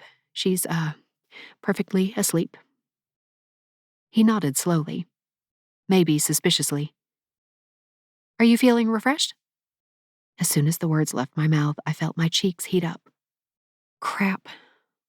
I stood and busied myself with arranging the pillows again, just so I could look at and focus on something that wasn't Trace's post-orgasm perfection. He blinked again. Why do you ask? "You look wet. I swallowed hard, willing myself to calm down, to stop acting like a spaz. You know, damp, like you, I just took a shower. I was at the gym before you got back. He watched me a moment longer, then reached into the pocket of his sweatpants and revealed his phone, vibrating in his hand. He frowned as he looked at the screen, then answered it a moment later. Hello? I wilted with relief at the distraction. Thank everything holy. I drew a deep breath, willing my cheeks to cool down while I listened in to Trace's conversation. No. He snapped a moment later. That's ridiculous. A heavy pause stretched through the apartment. He ran a hand through his tousled hair, heading for the big windows overlooking the city. He paused in front of them, staring outside. So you think I should just drop everything and come when he calls? Trace said, laughing bitterly. More silence, until he added, You know what? I'm sick of this shit. So I will give him what he wants. This last time. I moved my living room tidying closer to Trace, wishing I could hear the other end of the conversation. I knew something about what Trace was going through, just from my own internet research since taking the job. As a rule, I'd stayed away from knowing anything about Trace after he'd stopped talking to me. The mere notion of seeing evidence of him moving on with his life had been too painful to endure, so I forbid myself from indulging that curiosity.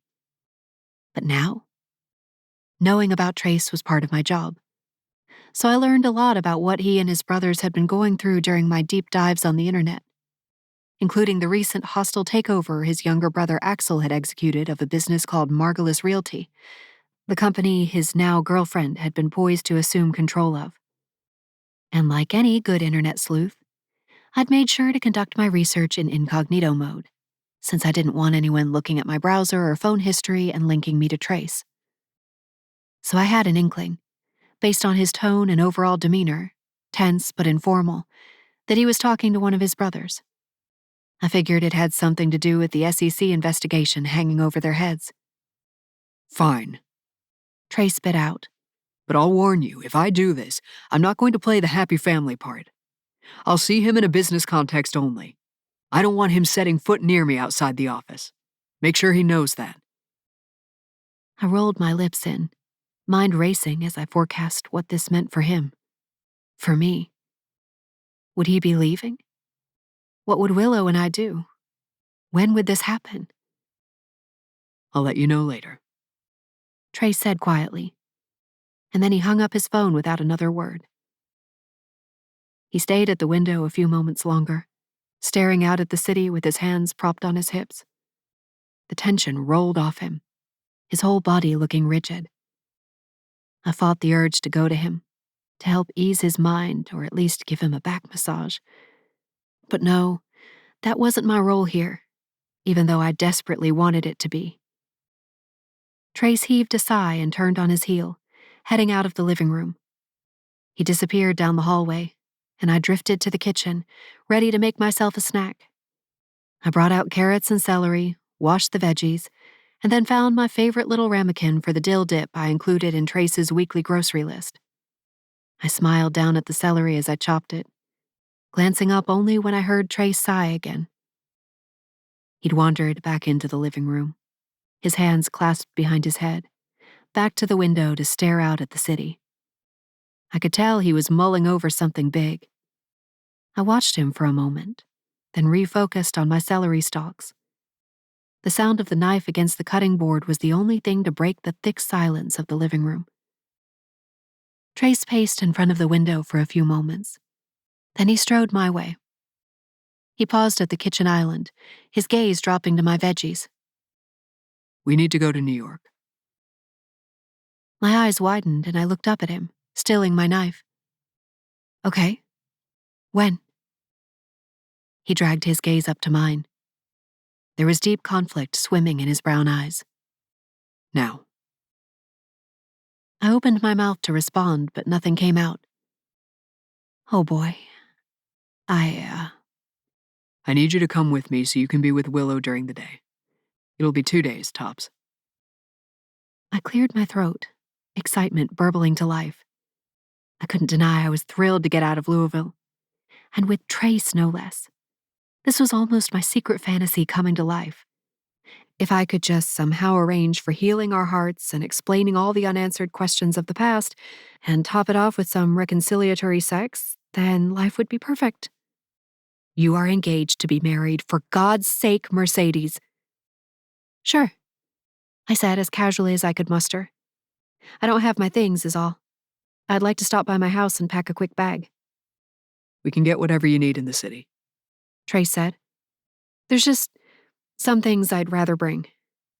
I didn't want to tell him that one of those things was my travel-sized vibrator. After what I witnessed in his bathroom, there was no way I could survive a 2-day trip to NYC without it. Being near Trace was a pressure cooker of relentless desire, and my vibrator was the only way I could deal with it until I figured out a better solution. And probably the only solution will be quitting your job. But what about Willow? This whole situation felt like it was spiraling out of control.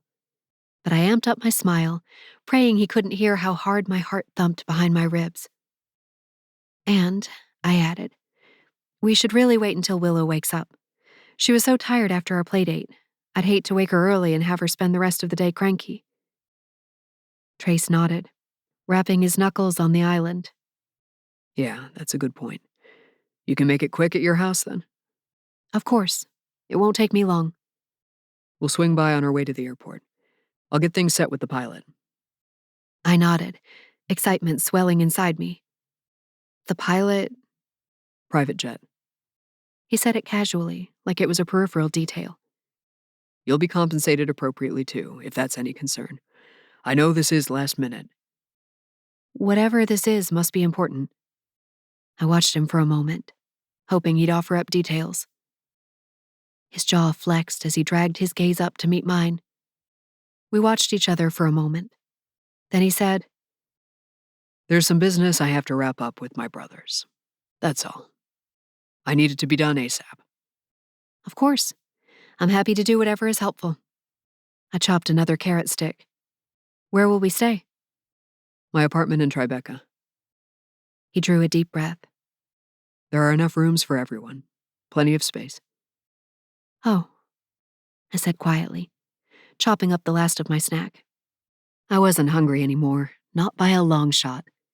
All I wanted to do was run around the room and leap for joy. I'm sure there is. Should I start packing some toys? Sure, I'll go get a bag. And then whatever we're missing. He shrugged. We can order when we get there. I nodded eagerly, swallowing another squeal that threatened to escape. This felt like a vacation, even though it was the opposite of one. Instead of escaping work, I'd have a respite from my family and my upcoming wedding. Trace couldn't have known how badly I needed this getaway. If he did, he might not have suggested it. After all, I was engaged.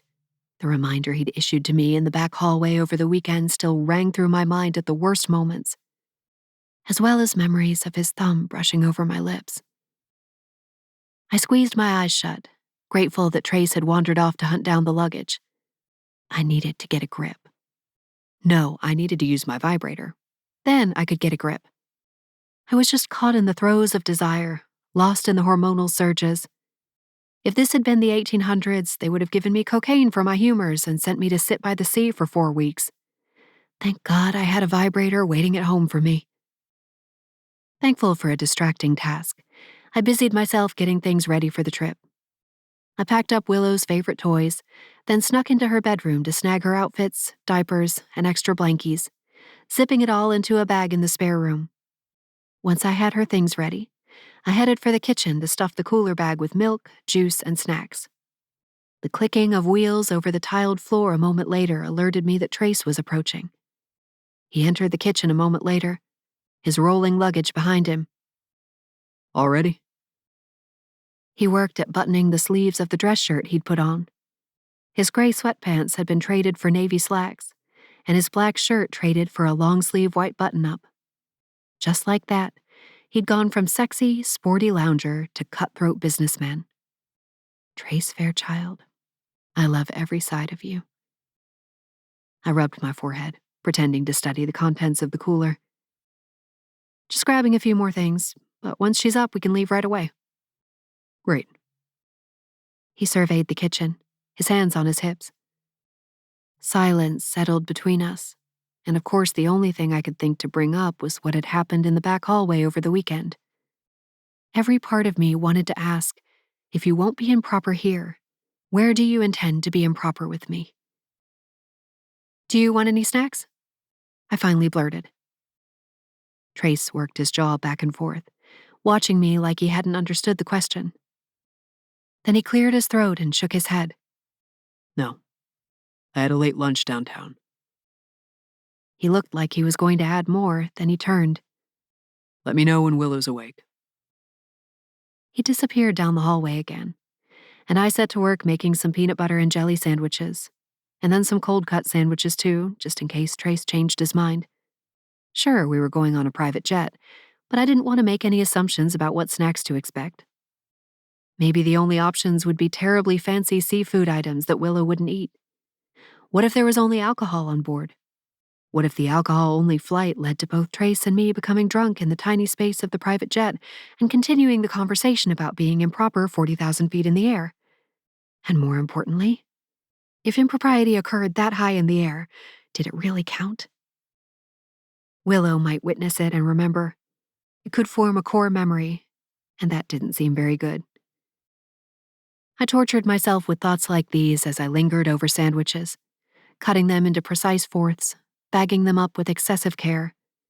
It was the only way I could force myself not to follow Trace and throw myself at his feet. Willow eventually awoke. Trace emerged from her room with her nestled in his arms and rubbing her eyes. The sight was just one more devastating blow to my uterus, which practically clenched with need every time I looked at Trace. We readied ourselves, slid on winter coats, and headed for the Benz in the parking garage. Once we were all settled in the car and he was pulling into the gray afternoon, I blurted, "Just make sure you don't park in the driveway, okay?" Trace looked over at me, brows furrowed. What? At my house. I'll give you the address, but I want you to park at the next house over. Understanding crested his face. Right. And it's not because I don't want to be seen with you. I hurried to add, gesturing in a way that made my fingers brush his. Heat flared inside me again, and I just knew this whole trip was doomed. I couldn't even chop carrots without imagining him kissing my face off. I was so very screwed. Trace's gaze flitted to my fingers, then back to the road. I remember. Well, I wanted to make sure. You seemed drunk that night. His jaw flexed. I was tipsy, not trashed.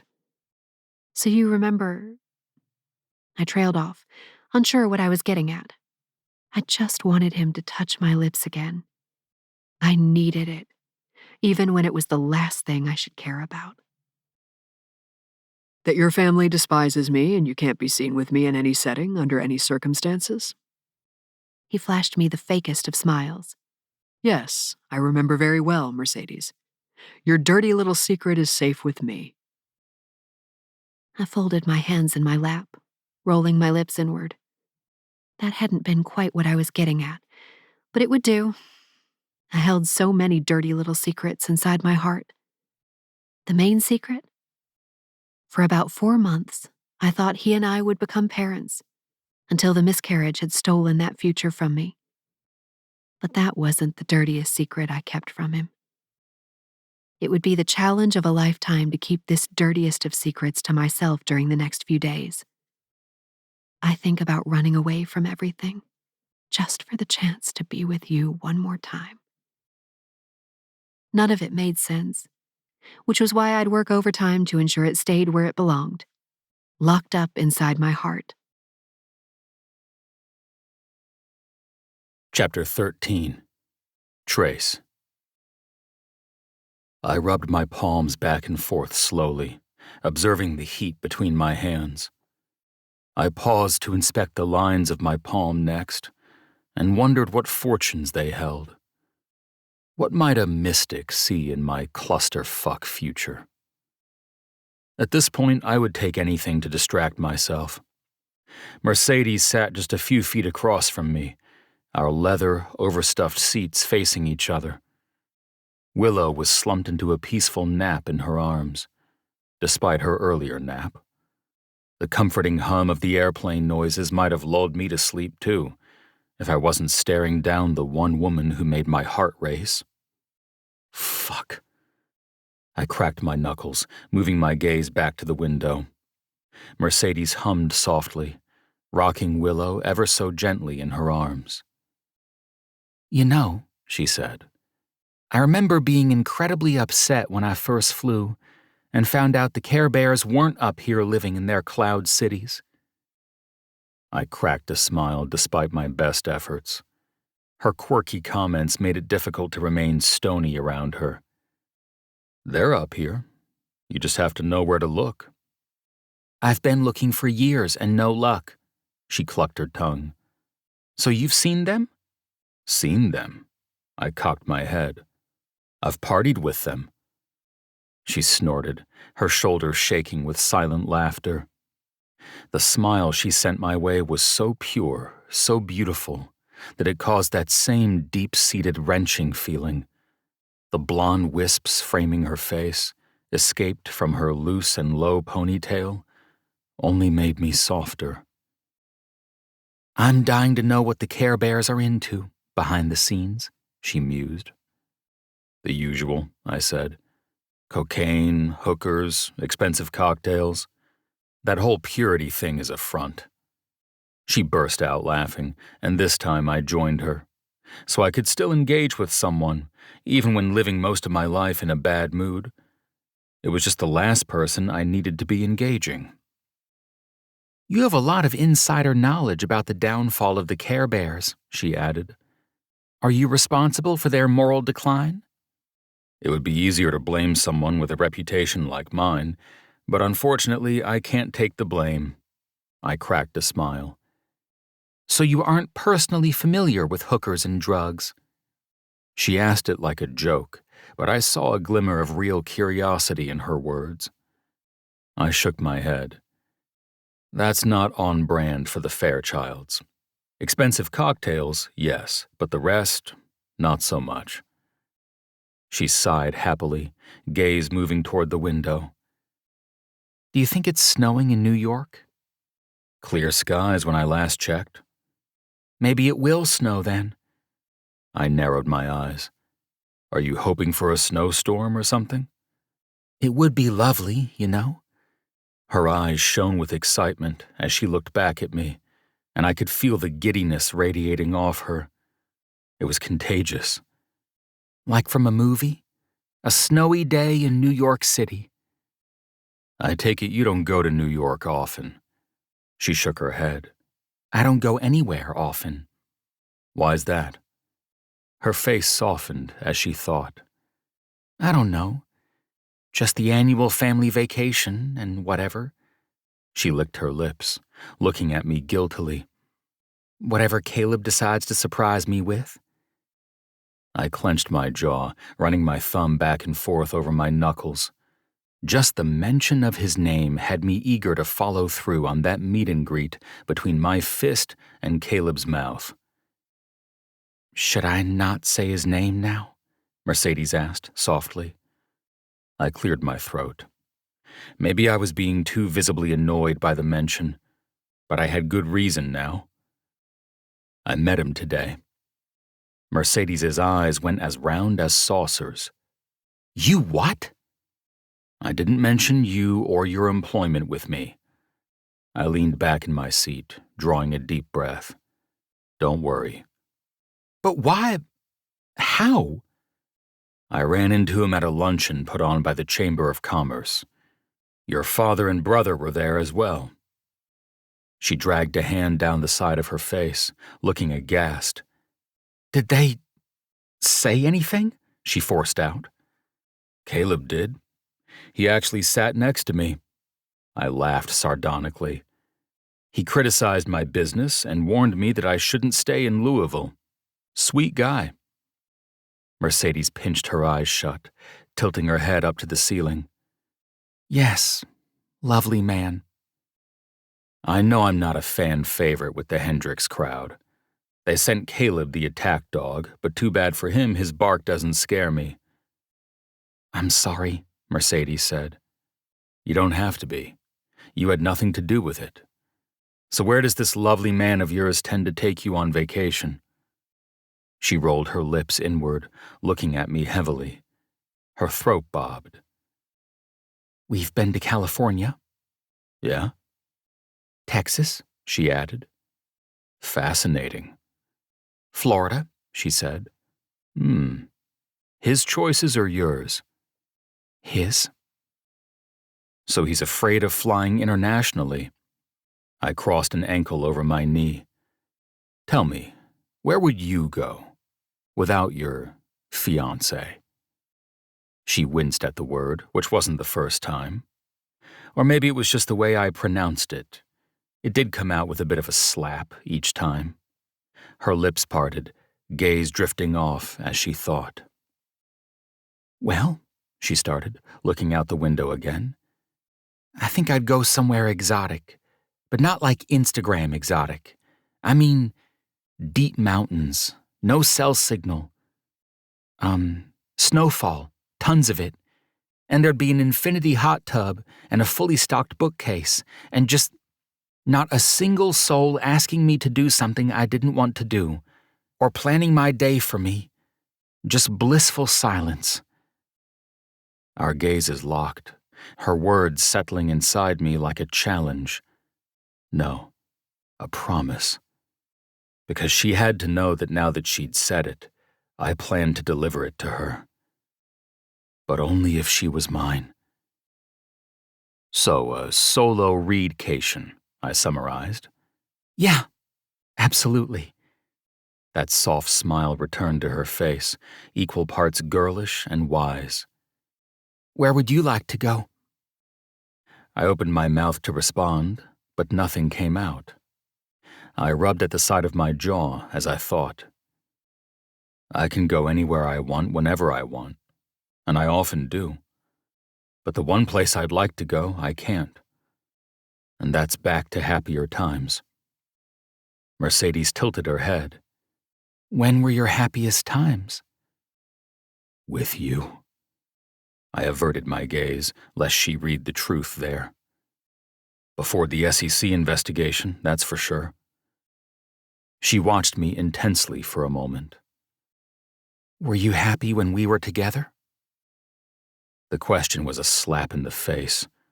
My insides seized up. Everything inside me wanted to avoid answering this question because honesty would push me down a forbidden path. Why does it matter? I'm just curious.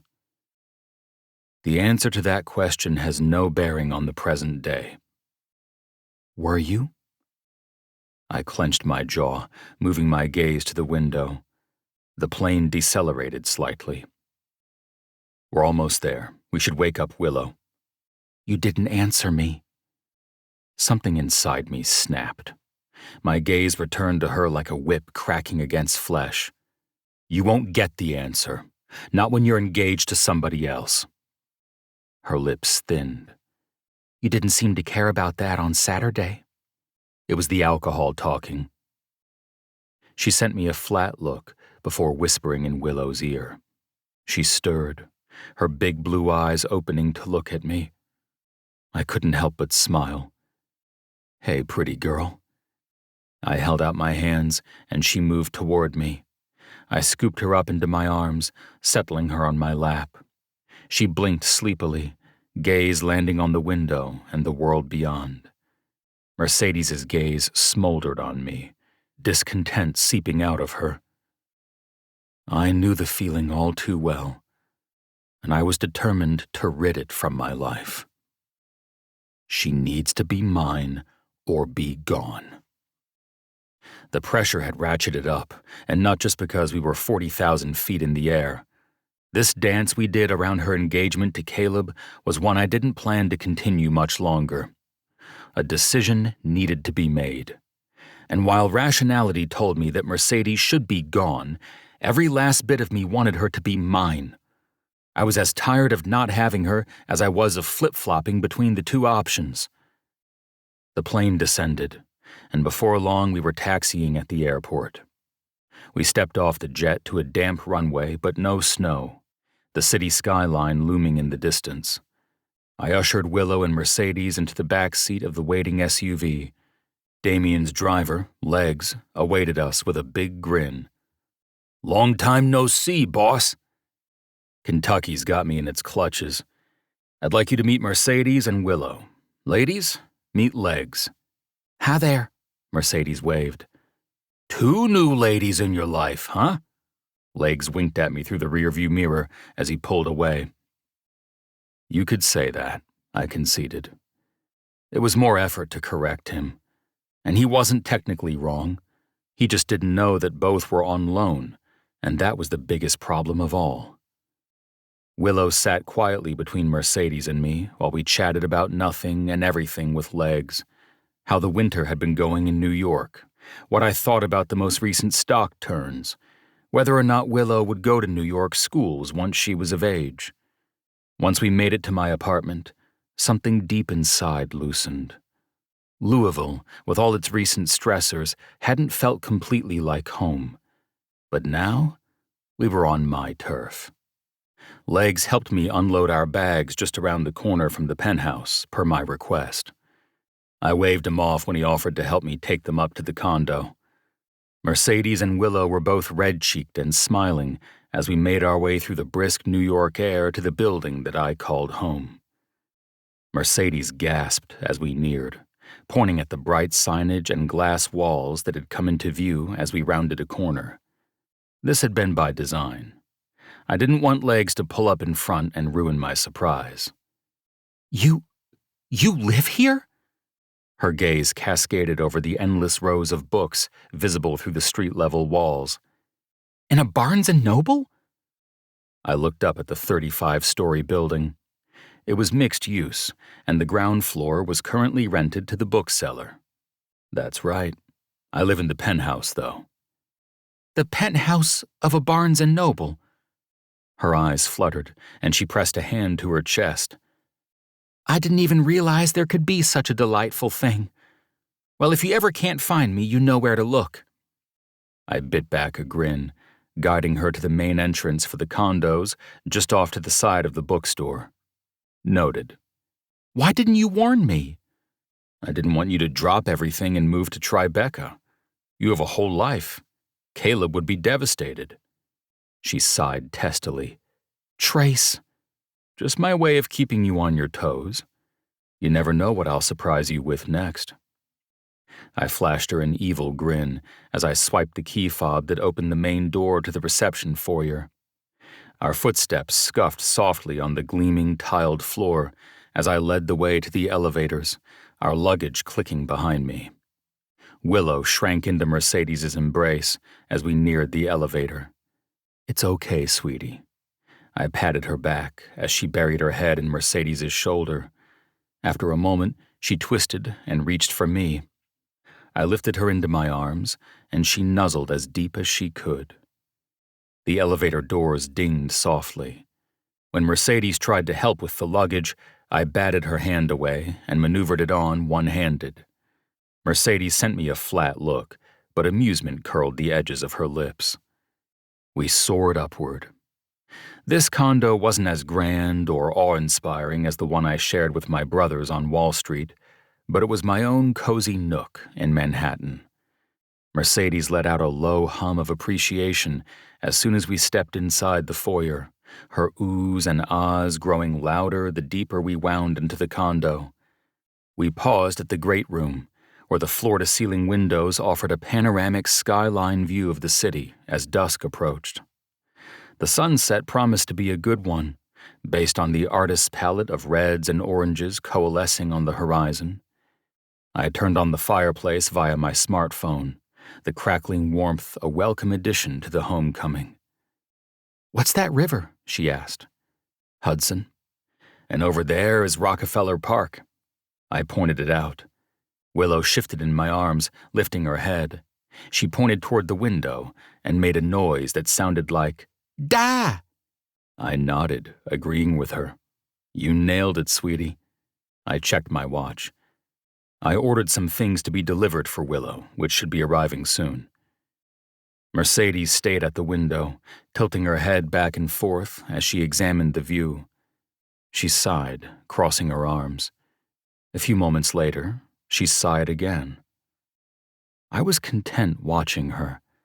With Willow in my arms, the fireplace heating the room, the two of us cozy and complete, here with Mercedes. Complete. I hated how natural it felt to have these two in my life. None of it was permanent. None of it was truly meant for me.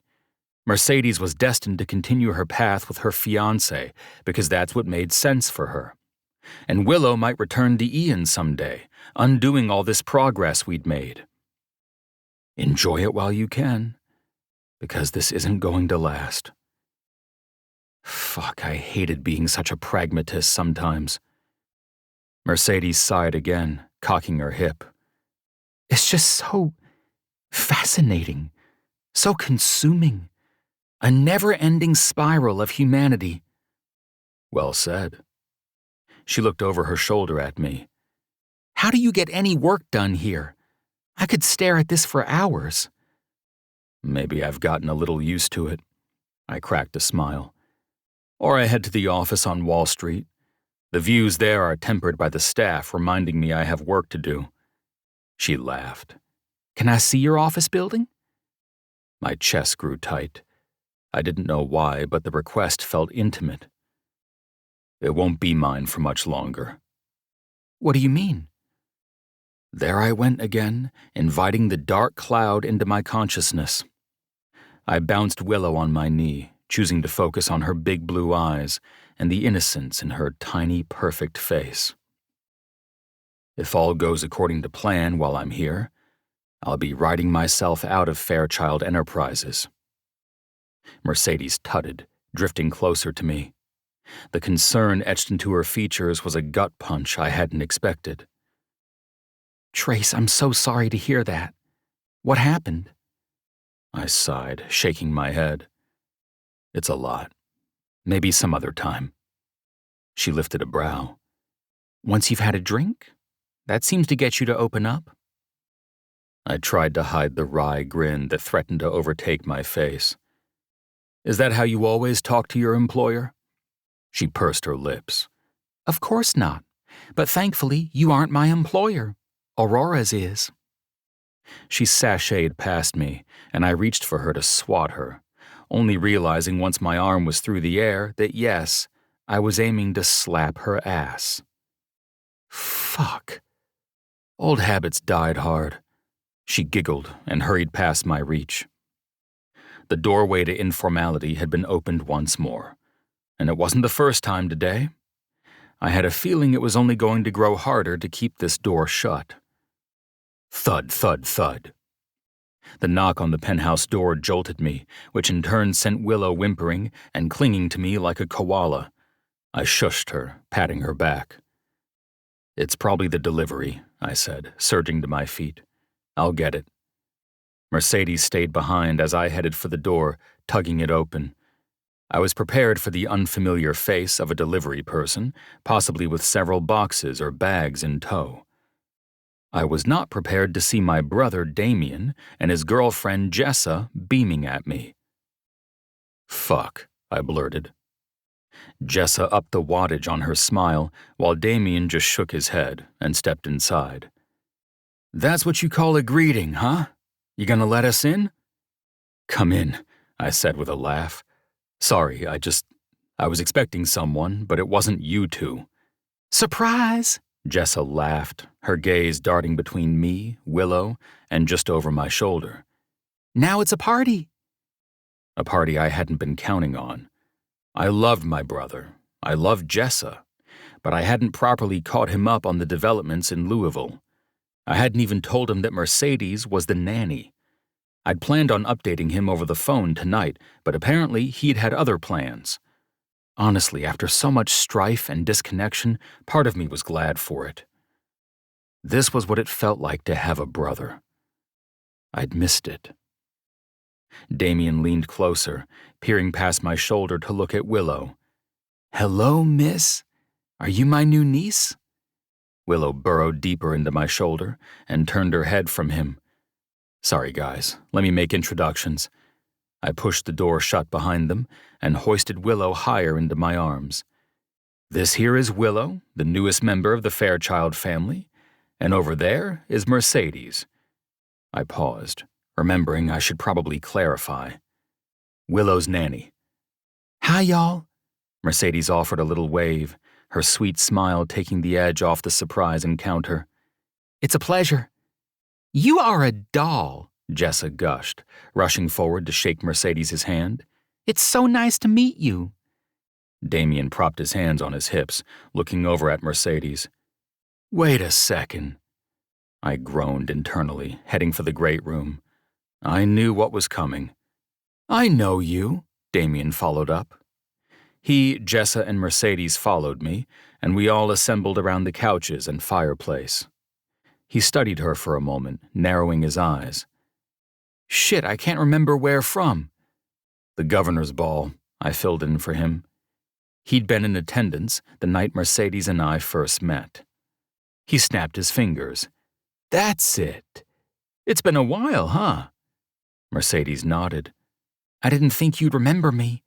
It's good to see you again. I didn't want him filling in more of the blanks, not while both Jess and Mercedes were present.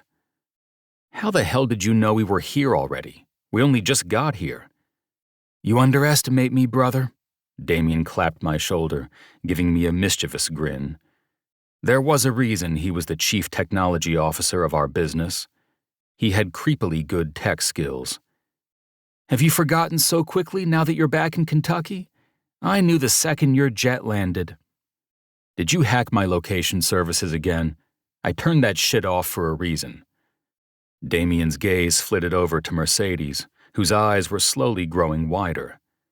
Actually, Legs told me when your plane landed. I didn't hack you or anything like that. I just used good old-fashioned person-to-person communication. Like a completely normal human. Let's not scare Mercedes right off the bat, okay? At least he gave you guys time to get your things inside the house, Jessa added wryly. I told him he needed to give you a second to use the bathroom for crying out loud.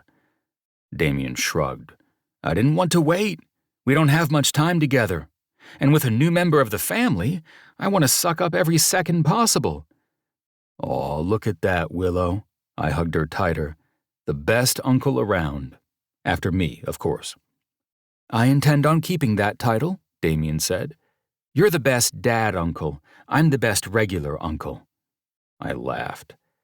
This is what we get for having such a dysfunctional family.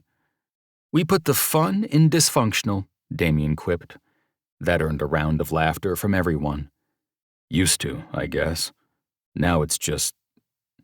fucked, I muttered. That word isn't part of dysfunctional, so you can't claim it, Damien corrected me.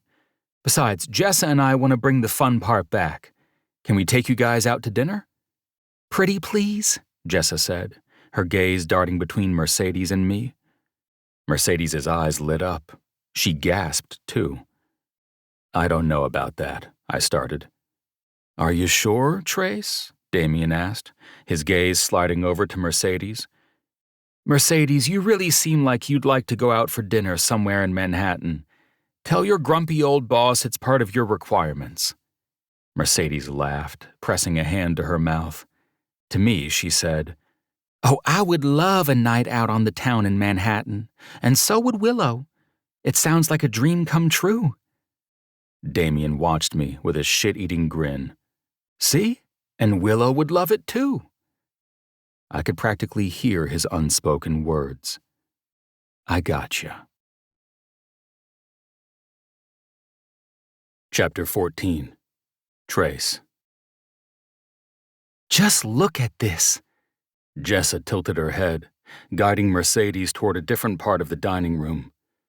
I watched the two of them drift off, captivated by the lines and curves of Mercedes' body beneath her cream sweater and dark pants. Mercedes seems to love the city, Damien remarked, leaning back in his seat. We were at one of the most popular restaurants in Manhattan, known for its view from approximately 11,000 stories in the sky. This skyscraper was so tall, I swore I could feel the restaurant sway in the wind. We'd just ordered dinner, and Willow sat happily in my lap, making my hands clap and smiling each time they went slap. She'd opened up a little, but still wouldn't look Damien in the eye. I didn't realize how much she loved New York. I kept an eye on Mercedes as Jessa led her to the wall of windows at the far edge of the dining room. Why would you know that about your nanny? Damien asked. I opened my mouth to respond, but nothing came out. He had a point. It was a damning confirmation of my feelings for Mercedes. When I looked over at him, he wore that same brotherly, shit-eating grin. You are too much, I muttered. Have you been in love with her since the ball? He asked. I sighed tersely, looking down at Willow. It doesn't matter. What? I said it doesn't matter. I looked up at him, enunciating my words. She's engaged. I'm heading to prison. What's the point? Damien rolled his eyes. That sounds familiar. The prison part, maybe, not the engaged part. I tilted my head toward the women across the room. Jessa was not engaged. Fine, you win on that point. But Mercedes does not see you solely as her employer. How can you tell? I reached for my glass of wine and took a sip. I don't know. The way she looks at you. It's like there's sparkles in her eyes or something. Sparkles. Damien narrowed his eyes at me. You know what I mean. Whatever, it doesn't matter. She'll be Mrs. Somebody else in a few months. I took another sip of my wine, then set it back down on the table. Willow reached for my palm again and continued clapping it against my other hand. She made that choice. She's the one who told me to fuck off 6 years ago. I'm sure she had sparkles in her eyes back then, too. Damien nodded, looking thoughtful as his gaze drifted out over the bustling dining room. Yeah, maybe you're right. I am. I pressed a kiss to the top of Willow's head just as my phone began vibrating in my pants pocket. I pulled it out, finding a strange number on the screen. I know I am. You sound a little doubtful, rolling his eyes in case his sarcastic tone wasn't clear. Just preparing for the meeting tomorrow, I told him. I silenced the call. Meeting with our brother requires a certain degree of bullheadedness, and I'm getting my reps in now. Damien rubbed his forehead, studying the white linen tablecloth as if it held the answers we all needed. When he finally spoke, he said, "Listen, Axel claims he wants a decision tomorrow, but I think he's bluffing." "It doesn't matter," I told him. "I'll give it to him." Damien's face fell. "What does that mean?" "He says he wants me out of the business, and I am readier than ever to give it to him. I'm out. I've got things set up in Louisville already." My phone started ringing again, vibrating harshly against the table. It was the same number, and I silenced it again. It's the perfect time to exit. Any trace of Damien's jovial mood fell to the floor like dead weight. Suddenly, he just looked exhausted. "Trace, it doesn't have to be like this." "What did Mom always say?" I drained my wine glass. "Life never goes as planned, even when you do everything right. This is me rolling with the punches. Why stay in a business where I'm not welcome?" "You are still welcome," Damien said. "Bullshit.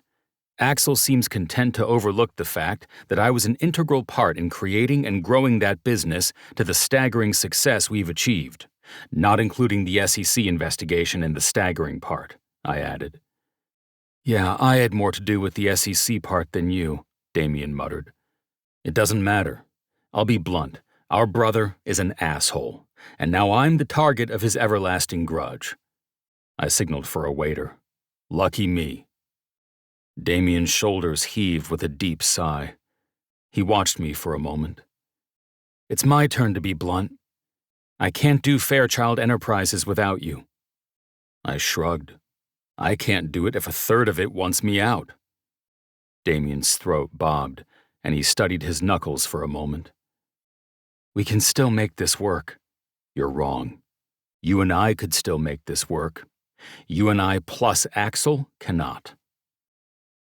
Damien mulled over my words while I focused on Willow again, clapping her hands together for a change and bouncing her on my knee.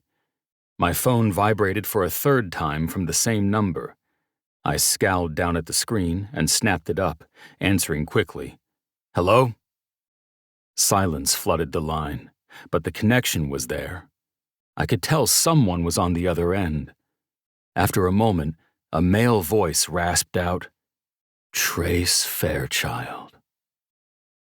My stomach twisted. "Who is this?" No response. I ended the call and immediately blocked the number. Damien looked at me expectantly. "Everything okay?" "I don't know. Seemed like a spam call." I shook it off. I spotted the server as he approached with some of our plates: filet mignon, braised scallops, the most lavish polenta and octopus dish I'd ever seen. Damien waved down Jessa and Mercedes, who quickly returned to the table. Wow, look at this spread. Mercedes' eyes were wide as saucers as she eased back into her seat. I popped Willow into the high chair between Mercedes and me as the server continued setting down plates of food. Mercedes got to work cutting up the char-grilled chicken breast I'd ordered for Willow, while I fed her small bites of gourmet mac and cheese. You guys have the rhythm down, Jessa noted with a smile, before she dug into her polenta. It's like you've been doing this for ages. Well, I've been working with children for ages, Mercedes said with a little laugh. What she means to say is that I'm the deadweight, I added with a wry smile. She makes it look like I know what I'm doing. Mercedes swatted my arm. You've done extremely well. Don't sell yourself short. That's being generous, and we both know it. I cut off a bite of steak. Damien leaned my way and said in a low voice, "Sparkles." I sent him the most lethal look I could muster. Mercedes, how old are you? Jessa asked. I'm 25. She reached for her wine glass, which held only water. Why do you ask? I wondered if maybe we were in the same grade in school, but I'm older than you, Jessa said with a laugh. And Trace is older still, Damien said. I turned to him so I could deliver a pointed look. Thank you for that. Did you go to college? Damien asked Mercedes. I did. I went to University of Kentucky, graduated the top of my class. Her throat bobbed before taking another big gulp of water. Mercedes was on track to become a child psychologist, I offered, looking over at her. Jessa gasped, covering her mouth with her hand. Are you serious? That's awesome, Damien said. Mercedes's cheeks immediately went pink, which told me my subterfuge had landed as intended. It's an interest of mine. I haven't taken the steps to start my master's degree. Oh, you should. I can already tell you'd be so great at that, Jessa encouraged, before taking another bite of her food. I'm not really sure if... Mercedes trailed off. Grad school isn't that daunting, Damien said. Trace and I both got our MBAs, and we survived. I bet you'd smash a counseling degree. Mercedes looked doubtful, and part of me enjoyed seeing her so uncomfortable. I suspected her resistance was only based on her family's disapproval. She was expected to become Caleb's wife and nothing else. Well, fuck that. If nothing else, I'd remind her that she had a life beyond what they expected from her, which I'm sure revolved around her uterus and continuing the family gene pool. I've been looking into it, she said at last, before taking a bite of scallop. There are some awesome schools around the country, and of course some great ones here in New York, I said. You could have that skyline all year round, Jessa said brightly. Mercedes laughed softly and shook her head. I could hear the excuses piling up inside of her, but she didn't shoot down their optimism. She didn't even mention that she was engaged or returning to Louisville because she had a whole life there waiting for her, omissions I found interesting. Even more interesting than when she'd failed to tell her old college friend about her engagement at the specialist's office, too. Dinner churned on, delicious and engaging. Damien and Jessa and I barreled through another bottle of wine, though Mercedes repeatedly refused invitations to join. Once we'd had our fill of dining, whining, and laughter, Damien and Jessa said their goodbyes, and Mercedes and I headed back with Willow to wind down at my Barnes & Noble penthouse. Willow nodded off in the stroller as soon as we boarded the elevator. As the doors closed, I tried to ignore the thrum of alcohol in my veins, urging me to resume teasing Mercedes the way I always did when I was tipsy. I absolutely should not pull at that thread. "So why didn't you have any wine tonight?" I asked, once the elevator doors slid shut. She sent me a surprised look. "I'm on the clock." "You can have a glass during dinner. It's not illegal." She shrugged. "It just seemed inappropriate. You brought me here to take care of Willow, and that's what I'll be doing." I tilted my head. "But would you have liked a drink?" Mercedes cracked a smile. "This seems like a trap." "You have to be off the clock at some point. It's illegal to make you work 24/7, and I'm nothing if not a law-abiding client." Because I wasn't her employer. She caught the reference and laughed. "I wouldn't mind a glass once I put Willow down." The elevator doors slid open, revealing the front door of my penthouse. Consider it done. While Mercedes took Willow into the spare room, I headed to the wine rack in the corner of the kitchen to select that evening's wine. I'd had a couple glasses at dinner already. I knew what more wine would lead to. But this was the eternal struggle with Mercedes. She needs to be yours, or be gone. The tension ratcheted up every extra moment we spent together. I chose a Chilean Petite Verdot, simply because we'd shared one together during a wine tasting event in downtown Louisville. Maybe she wouldn't remember. But apparently these small touches were my way of inching me closer to my decision. She's yours.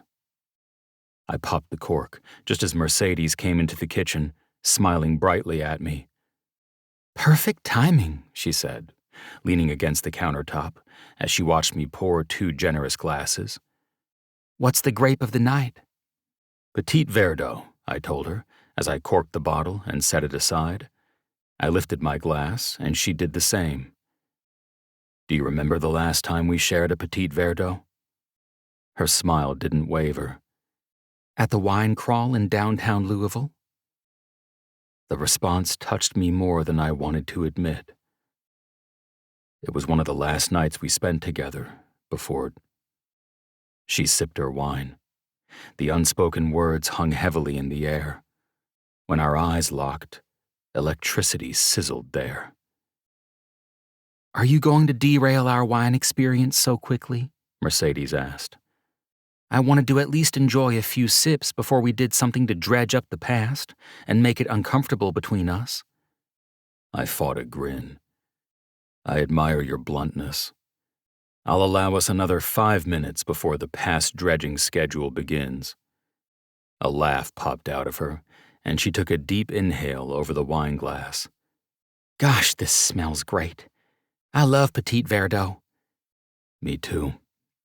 I swirled the burgundy liquid in my glass, watching the legs dribble down the sides of the cup. Maybe we should take a trip to some wineries in Chile. Her eyes shone with excitement as she looked over at me. That sounds fun. When should we go? We could go as soon as next month. It's summer down there, you know. Perfect time to visit. I took another mouthful. She sighed happily. That sounds like a dream. A wine tour in Chile. Of course, we'd have to go for 2 weeks minimum. You think your beloved fiancé could survive without you for that long? She quirked her lips and drank instead of answering. When the glass touched the countertop, she said softly, I think he'll have to start getting used to it. Something in her tone felt serious, like a confession. I tipped my head toward the couches and fireplace. Let's go sit down. When we start dredging up the past, we're going to want to be seated. She laughed and drifted behind me through the kitchen and into the great room. I eased onto the couch closest to the fireplace, setting my wine glass down on the marble end table. When she turned toward the couch opposite me, I shook my head. Sit here. I patted the space next to me. I won't be able to hear you all the way over there. Have you gone deaf without letting me know?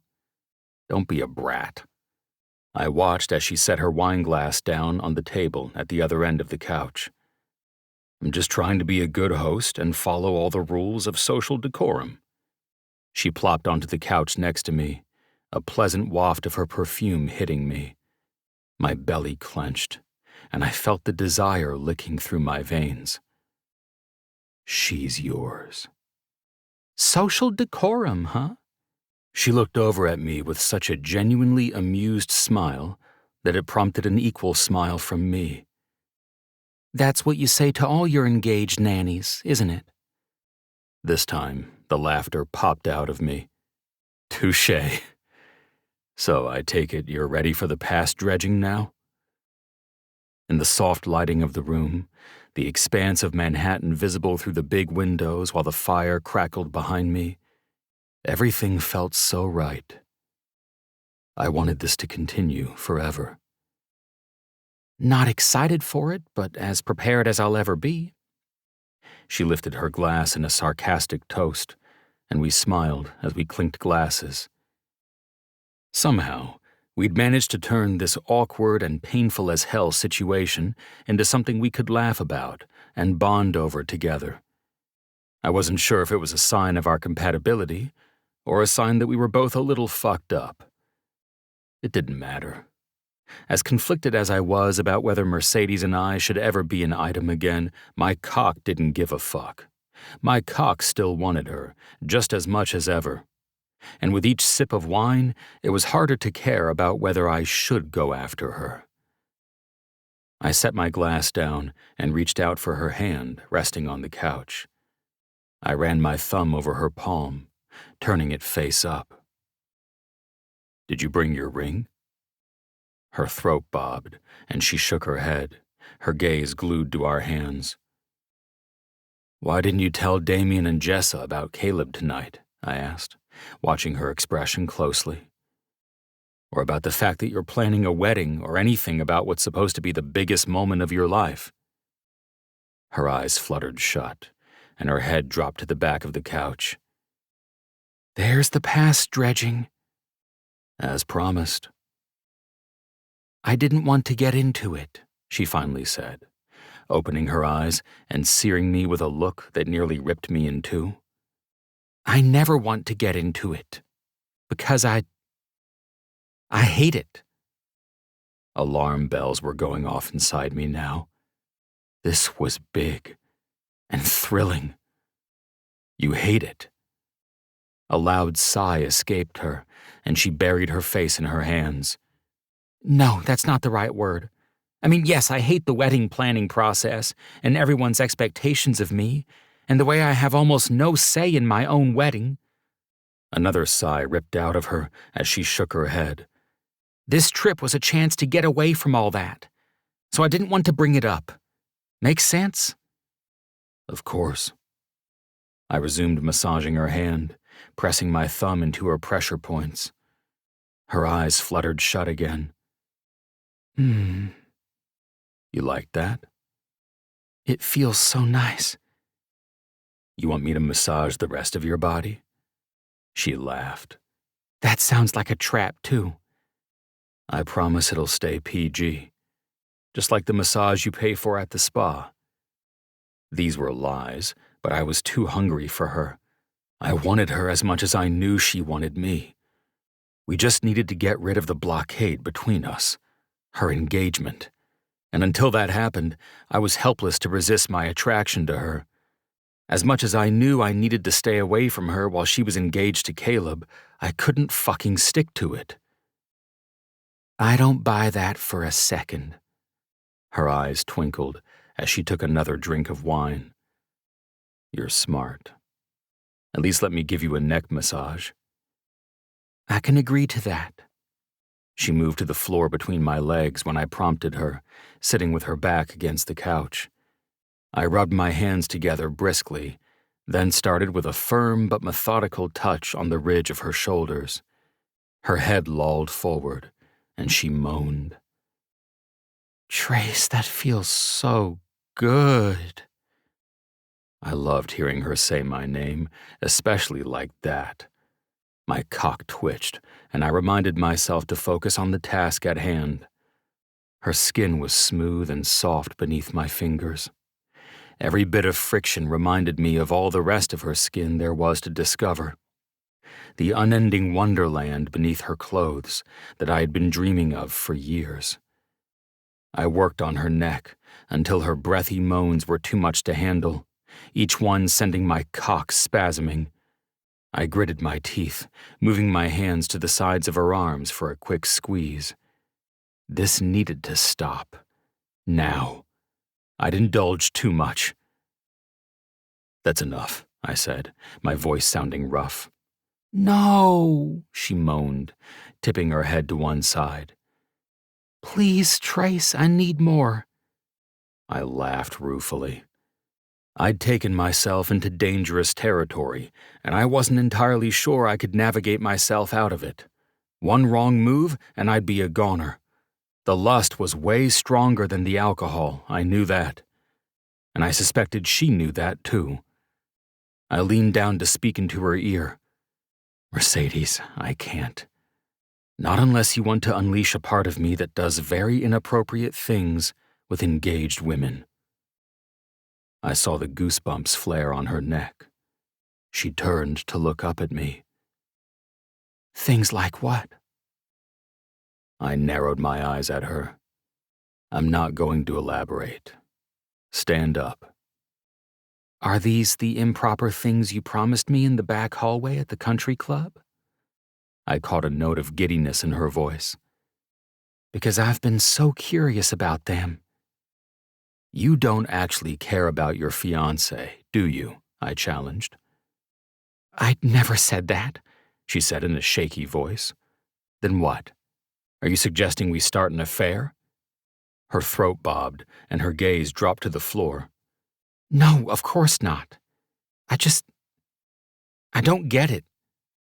I laughed in spite of the situation, rubbing at my face. I don't get it either. Trust me, Mercedes, I'd happily fuck an engaged woman until the sun comes up, especially you. But I think we both know that's not what either of us wants in the long run. Her gaze darkened, and she pushed to standing, propping her hands on her hips. "Then why did you tell me to sit on the couch with you, or offer to give me a massage? Why any of it when you don't want it in the long run?" The frustration bubbled over. Because I do want it. I'm never going to not want you, Mercedes.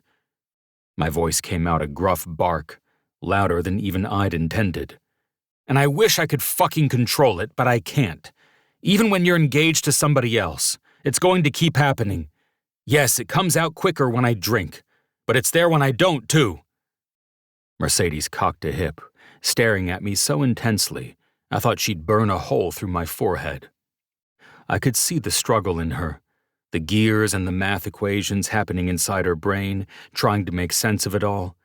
Because it was a tough one. We had clear chemistry, unresolved history, and simmering resentment, stacked on top of an unyielding compatibility and respect for one another. How did we move forward from here? Clearly you feel it too, I went on, my heart hammering at my ribs, which makes me wonder how the fuck you can even stay with him. Because I made a commitment, she spat out, her voice low and wavering. I made a promise. Caleb was there for me after you detonated my entire life. He's been Jericho's best friend since forever. I can't just leave him? Look for someone that you actually give a fuck about? Go to fucking grad school like you've been wanting to since you were 19? Mercedes's face turned to stone, and she surged toward me. I looked away. Fuck you, Trace. I shook my head, schooling my reaction to her use of a swear word. Don't we both wish? You're acting like an asshole, and I am going to bed. Personally, I don't want to hate myself for the rest of my life because I cheated on someone who didn't deserve it. Whatever you think about Caleb, he doesn't deserve to be treated like that. And I don't intend to disrespect him like that. I am not that woman. Probably for the best, I told her, examining my knuckles, forcing myself to keep my eyes on anything but her. And you should start brainstorming. About what? How to keep this from happening every time it's 10 p.m. and we're alone together. I dared myself to look at her, finding the rawest, most vulnerable look on her face.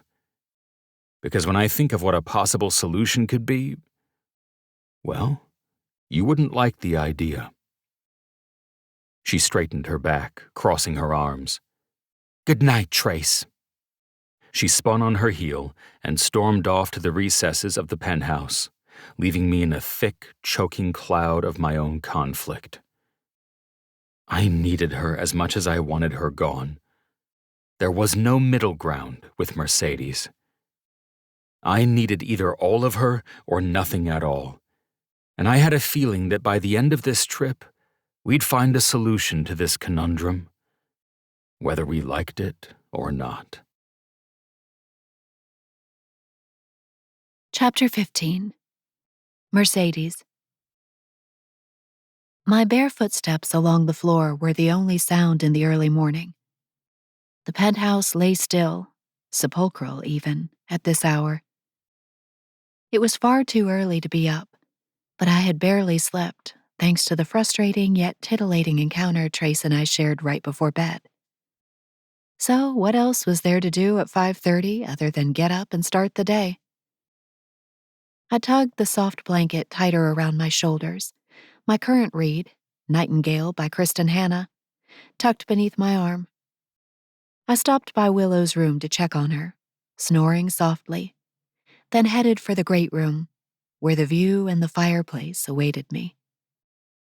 I'd been fantasizing about this since setting foot in the penthouse, reading, all by myself, Manhattan as my backdrop. Utter perfection, and nearly mine. I stopped in the kitchen to brew a quick cup of coffee. While the machine whirred to life, I drifted closer to the wall of windows. Tiny snowflakes drifted through the dark morning air. Dawn barely strained at the edges of the city. I shivered into my blanket, smiling into the soft fibers. Snowflakes seemed promising. Perhaps a snowstorm was heading this way next. I could only hope. Once my coffee had brewed, I poured my cup and added oat milk and half a spoonful of sugar, stirred, then headed for the big couch where Trace had given me the most amazing neck massage of my life. I snuggled into place, trying not to fantasize about what might have happened had either of us decided enough was enough. I'd only tortured myself with those thoughts for hours last night. I didn't need them to steal more of my waking hours today. Read. It was time to read. That's what I was here to do.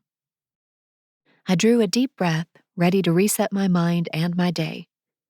It was already off to a great start, with the snowfall and the coffee and the pre-dawn solitude, as long as I overlooked the lukewarm feelings about my fiancé and the white-hot feelings about the one man I couldn't touch. Time to read, I murmured to myself. A reminder. I opened my book. I sank easily into my fictional world, a blessing, and lost track of time as I always did. When I looked up next, it was only because the burbling of the coffee maker snagged my attention. And immediately after that, Trace's broad, naked chest. I blinked rapidly. The air in my lungs evaporated. He hadn't spotted me yet, so I shrank deeper into my blanket. Trace was the broad-shouldered man of my dreams. Dark hair, perfectly tousled, with a brown gaze that could both see into my soul and set me on fire. He was strong, collected, and kind, even when dealing with so many difficult things at once. Why couldn't things have worked out the first time around? This question still burned inside my heart, far brighter than I cared to admit. I should have been ecstatic to find a man like Caleb, but all I could think of was Trace.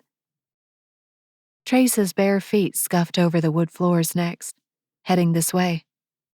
I nibbled my bottom lip, noticing the book tucked beneath his arm. He was heading to the same spot to do this same thing. How absolutely heartwarming. And not at all helpful in my quest to keep myself away from the man. He neared, his gaze landing on me. He blew at the top of his coffee as he slowed. "Morning," he said. "Morning." I reached for my coffee and took a sip. He settled into the couch opposite me. Our gazes met briefly before I yanked my eyes back to my open book. I so desperately wanted to ask what he was reading, what he thought about it, what he might be reading next, only to follow up with questions like whether he slept at all last night, if he'd imagined fucking me until the sun came up like he'd said, what position he might try first. But I kept my mouth clamped shut and focused on my own book. Trace set his coffee down. After a few moments, he revealed a highlighter. The tip squeaked against the pages of his book. The sun crept into the sky, illuminating the city in wide swaths of clarity. The snow continued to fall, casting a beautiful glimmer to everything. After a while, Willow cried, and I set my book aside so I could go to her. I found her red-cheeked and bleary-eyed, so I scooped her into my arms and shushed her until she calmed. I carried her into the living room to join us, the quiet family of 3. "Morning, pretty girl." Trace set his book on the end table as I neared with Willow. She reached for him, and he received her into his arms. Willow rested her head on his shoulder and settled into place against his chest.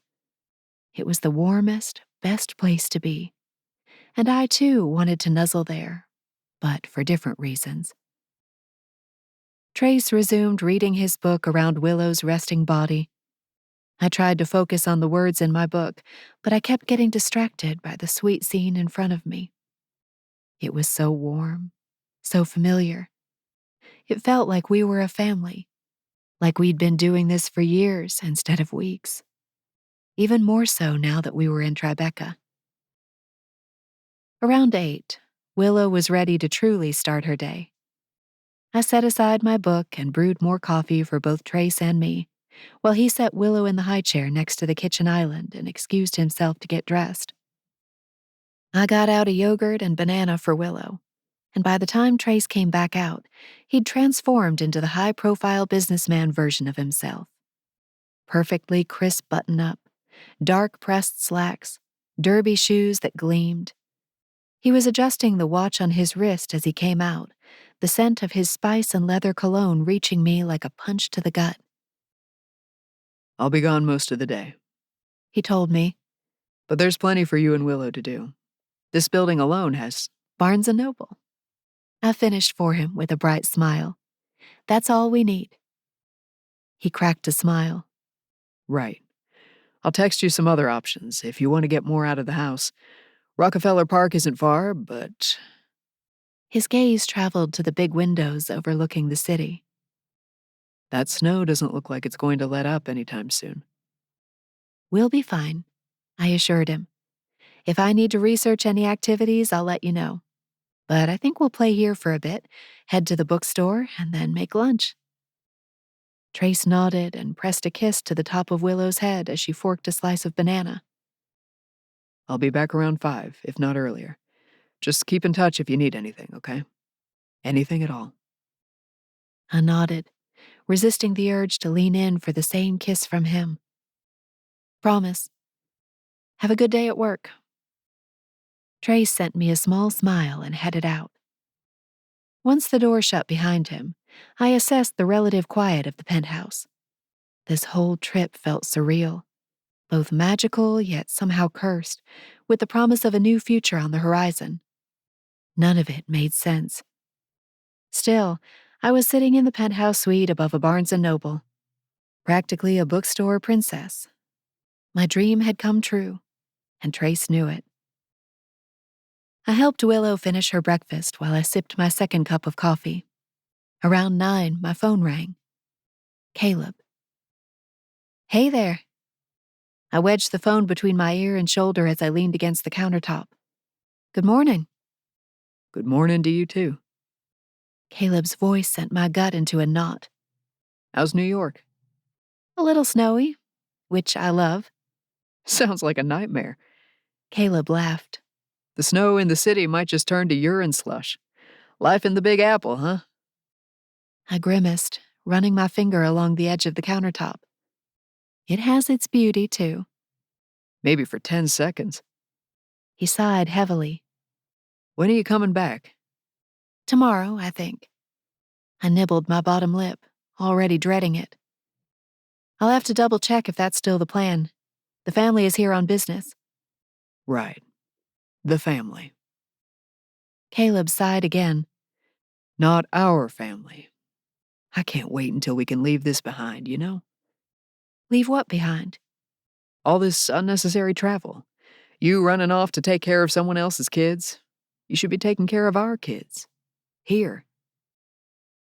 My chest tightened, my gaze sliding to Willow in the high chair, where she tapped her plastic spoon against the edge. Well, maybe someday. Maybe someday. Caleb laughed bitterly. That's the enthusiasm I like to hear before our wedding day. I rubbed the space between my eyebrows. He got testy like this when he was stressed, so I went into damage control mode. Is work stressing you out, Caleb? You're sounding kind of angry. He sighed again. I am stressed. There's just so much left to figure out. The wedding's in 3 months and we don't even have an offer in on a house. I'll send you some links to places I found. Maybe you can check them out while you and the kid watch cartoons. That sounds good, I said, wondering if he could hear how hollow my voice sounded. I had my assistant write up a draft of the engagement announcement. I'll send that over too. Let me know what you think. It should have been published last week, so this needs to fly out today. I squeezed my eyes shut. Willow banged the spoon more loudly now, interspersing the noise with squeals. Okay. There's a whole slew of magazines I'll send it to when it's ready. Your mom sent me the master list, of course. Great. Dread coated my insides. Along with the picture? Yes, the one you picked out. Hey, one of these houses has an opening to view it on Thursday. I'll make the appointment so we can visit it. Heaviness pooled in my limbs. That was 2 days away. Are you sure we should be trying to finalize wedding planning and house hunting at the same time? Honestly, Caleb, we might be setting ourselves up for too much. You're already so stressed. I am too. Why don't we— No, Mercedes, this needs to be done. We can't be newlyweds spending the night in your parents' pool house. When we get back from the honeymoon, I want us to have our own place to call home. We'll make it work. My gut cinched tighter. And where's the honeymoon? Did you decide? Montana. I nibbled on my bottom lip again. There was nothing wrong with that idea. I knew it would be lovely, beautiful, amazing if we made it so. But it was yet another decision that erased my wishes from the drawing board. Don't you ever just wish we could pause all this? I blurted. What? I sighed, going over to the high chair. I pulled Willow out and let her down to the ground. She toddled over to the toys in the great room. It's just so much, and there's not enough time. We're doing this all at a breakneck pace, Which is fine. Caleb said. People put weddings together in less time, and we have all the best help. Like your mother, for starters. What's the issue? I stared out at the glinting steel towers of Manhattan, realizing in that instant that given the choice, I wouldn't return to Kentucky. Not now. Possibly not even in months. I don't want to go through with this. It's just so much. It's so stressful. That's wedding planning for you. Caleb laughed. Listen, I gotta run. Look at the emails I just sent over. I'm heading into a meeting, then we can get the announcement sent out later today. I nodded, though he couldn't see me. Bye. The line went dead. Willow shrieked and clapped as soon as I hung up, looking over at me with a big grin. I drifted her way. What is it, sweet girl? She held up a picture book proudly. I knelt down to look at it. She pointed at the kitty. Do you love kitties? She said something jumbled, and then made the K noise. My eyes widened. Are you trying to say kitty? She made the noise again, looking up at me. Finally, she settled on what sounded like key. Oh my goodness. I clamped a hand to my mouth, tears swarming my eyes. Sweetie, are you saying kitty? I was nearly trembling with excitement. She pointed at the book again, and I laughed, repeating the word for her. Oh, this is so exciting! I sat down with her and reached for my phone. I had to text Trace. Mercedes. Big news. Willow just said kitty. Trace, you're kidding. That's amazing. Video? Mercedes. I'll try. It's so cute. You're gonna cry. I nearly did. Trace, proud of her. This is a welcome perk today. I knew today was rough for Trace, even though I didn't know all the details. I wished he'd tell me. I wanted to be there for him, even if I shouldn't. Before I put my phone away, my email app lit up with some new arrivals. Caleb had sent an email with 4 listings in it. I drew a deep breath and opened it up as Willow toddled off to hunt down a dolly. The real estate listings were almost all the same. Grand, stately old homes with wooden double doors and immaculately maintained landscaping. Each house toward the 2 or 3 million mark. Lush lawns, pillars, gardens that stretched and rolled. Exactly like my parents' house. My stomach twisted as I reached the end of the photos for the last listing. I didn't want to live in any of these houses. But they're perfectly fine. They're beautiful. They're what other people dream of. But not what I dreamt of. I opened up a text message to Caleb and started sending some of my thoughts. I needed to now, before I lost my nerve, because the acid knot in my gut wouldn't let me say nothing this time. Mercedes. The houses are beautiful, but they're all so enormous. They're like 3 houses in one. Did you want something so big? Caleb, I thought you wanted a growing family. Mercedes. We can have a growing family with something a little cozier, right? Caleb, so that's it, just too big? What else is wrong with them? A nod on my lip, trying to figure out how to communicate. They look like we're trying to become my parents without saying those words. Like a very unfun version of the game Taboo. Mercedes. I was hoping for something a little more modern, cozier, less Mr. and Mrs. Hendricks. Caleb, LOL, these are literally some of the best houses of Louisville and somehow not good enough. Mercedes. They are lovely. I just don't see myself living in them. Caleb, seems like nothing pleases you these days. I pushed my phone away, my gut squeezing so hard I thought my coffee might start weaseling its way out of my stomach. I shouldn't have said anything. That much was certain. And really, who was I to course-correct a decision like this? Sure, I'd be living there, but it was Caleb's money. He had more of a say than I did. You're being too selfish.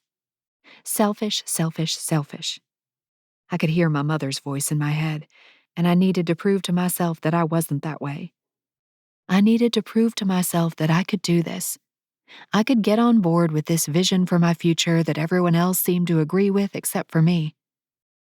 This should have been enough. This marriage, these houses, this whole plan was exactly what so many people dreamed of. I pulled out my tablet and opened my email to review the draft for the engagement announcement Caleb had also sent over. I attached the Bluetooth keyboard to the front and sat at the kitchen island, rolling my shoulders. I could do this. I'd make a few punctuation corrections, give it a resounding thumbs up, and enthusiastically tell him how great it sounded and how much I couldn't wait to become his wife. I loved this man. This marriage made sense. So why did every inch of my body vibrate with unease? I swallowed hard as I read through the announcement, each new word sending my heart pitching lower toward the ground. Gunther and Cassandra Hendricks, along with David and Annie Randolph, are pleased to announce the engagement of Caleb Randolph and Mercedes Hendricks. Both are graduates of University of Kentucky. Caleb is employed with Pharma Futures. A June wedding is planned at Acrewood.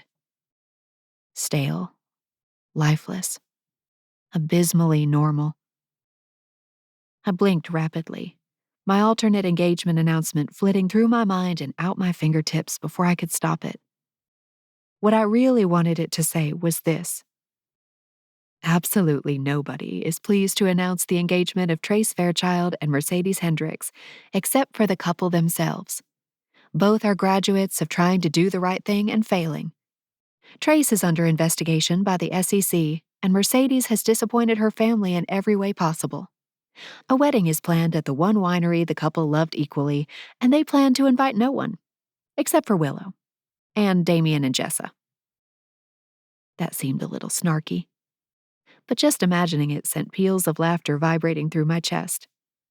I knew Trace would have found it funny. In the alternate universe where I'd told him that I actually wanted to be with him and not Caleb. Willow looked over at me, clapping her hands together and joining in with some squeals. You like that idea, huh, Willow? Of course, she had no idea what she was agreeing to, but it made me smile to feel like I had someone on my side. Because the future that the darkest parts of my heart yearned for was a future that no one would support. It would involve casting aside damn near everyone I knew, pissing off literally everyone and their mother. It would require burning every bridge I'd spent the past 25 years building. All these consequences and outcomes had always been enough to scare me. But sitting in Trace's kitchen, staring down the wild words of my dream engagement announcement, I realized that today, they scared me slightly less than before. And maybe that was what I needed to focus on. I closed the email without replying to it. Get used to it, because you can't continue pretending much longer. Chapter 16. Trace. Here I was again, inside the glass bowl of our conference room on the 20th floor of the Fairchild Building, sitting at the long table like nothing had changed, leaning back in the leather chair and facing down my brothers. Except we weren't collaborating anymore. We were here to negotiate, to figure out how to end this arrangement. Axel's chair creaked as he leaned forward. He'd barely looked at me, but every time I looked away, I could feel his gaze boring into me. "That espresso coming?" I asked Damien, looking through the glass walls for one of the receptionists. Curious glances flitted our way as employees passed by. I'd felt the inquisitiveness tighten in the air the second I stepped onto the floor. I hadn't been here in weeks. And prior to that, I'd been in Bali for weeks, riding out the fallout from Ian showing up and exploding our lives. "Should be coming." Damien twisted around to look into the hallway. Axel sighed, clicking the top of his pen. By all accounts, I was already the absent third of the business. The thought made me feel worse. I'd never wanted to become the ghost of Fairchild Enterprises. This was as much my baby as it was my brother's. Yet here we were, and I was caught in limbo. Leaving didn't feel right, but staying sure as fuck didn't seem to be an option either. So I'd be strong-armed into the decision I wouldn't have made on my own. "Can we get started?" Axel asked. "Sure." I crossed my arms. "Go for it." Axel looked up at me, his gray-blue eyes sending a chill through me. I'd been dreading this showdown. What would Axel use to lash out at me? He'd had all this time to refine his grudge, to get angrier about the way things went down with Ian. He didn't know how tired I was of it all. I was out of the proverbial fucks to give. My fuck garden was barren, my fuck well dry. "What do you plan on doing?" Axel, too, sounded tired. "Let's just hear it." "I plan on giving you what you want. I'll leave." Axel's jaw flexed a few times, tilting his head to look even deeper into my soul. "Are you fucking kidding me?" I hefted with a humorless laugh. "Isn't that what you wanted? You told me you wanted to buy me out, so make an offer." Axel sighed testily, shaking his head.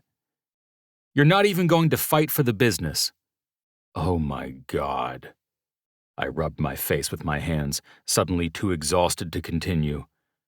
"I cannot even respond to that." "Typical," Axel muttered. "I can't do anything right," I shouted, the anger surging out of me.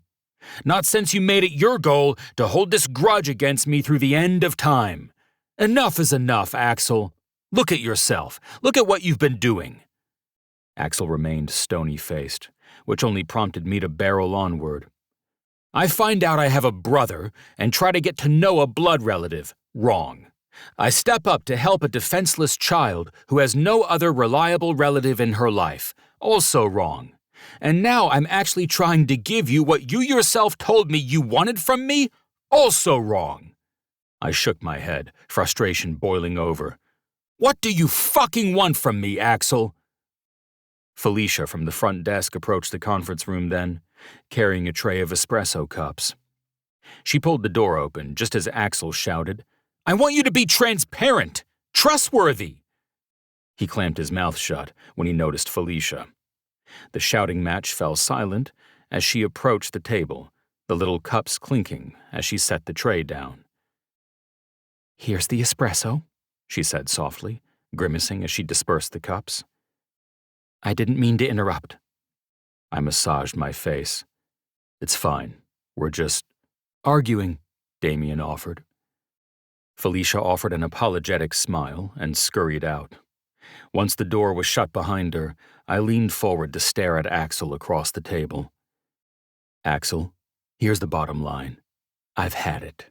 I can't do anything right, and I'm done trying. Keep the business. Keep the clients. I don't give a fuck anymore. I just want to be away from this stress and this animosity. The press has been begging for us to shatter into pieces, so let's give them what they want and go our separate, fragmented ways. My words fell like sludge in the room. An uncomfortable silence stretched through the rift between us. Axel's gaze dropped to the table. That was the first sign something was amiss. Normally, he'd have his cutting reply at the ready, wielded like a knife, but he just massaged the bridge of his nose and said nothing. I'll be waiting for the paperwork. My own voice breaking the thick silence startled even me. I cleared my throat, looking between Axel and Damien. Though I'm surprised you don't have it ready to shove down my throat. Or is that coming next? Knock it off, Trace, Axel finally spit out. You'll get what you want. By the end of the day. Promise. What you want, you mean. Frustration had reached a boil in my veins. This was your idea. And the longer you treat me like an outsider, the more you give me the cold shoulder, the farther away I'll run until you won't have to worry about ever seeing me again. And since I know your MO, I'll start cleaning out my office. I'll stay until close of business, but after that, you can mail whatever you need to my Tribeca apartment. Axel regarded me with distaste, his mouth a thin line. I sighed.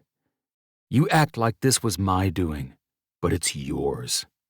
I wanted to stay a part of the business, a part of the family. You pushed me out. So enjoy the consequences. As I stood, Damien surged to his feet. Wait! He held up a hand in my direction. Don't go yet. Damien, I'm sorry negotiations weren't successful, but you saw what I was working with. Damien licked his lips, looking between Axel and me. If Trace leaves, I'm leaving too.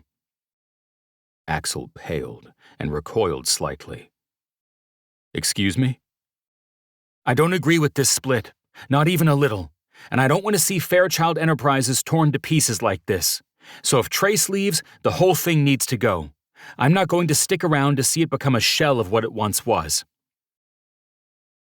I blinked a few times, more shocked than I could express. Silence throbbed through the conference room as we grappled with the implications. I hadn't seen that one coming, but I was touched by Damien's resolve.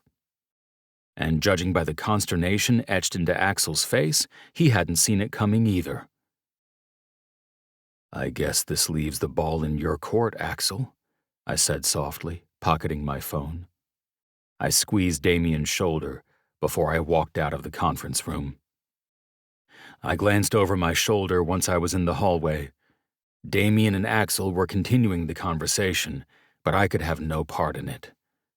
An ember of hope flickered deep inside my chest. Knowing that Damien had my back was a bolster I hadn't realized I'd needed.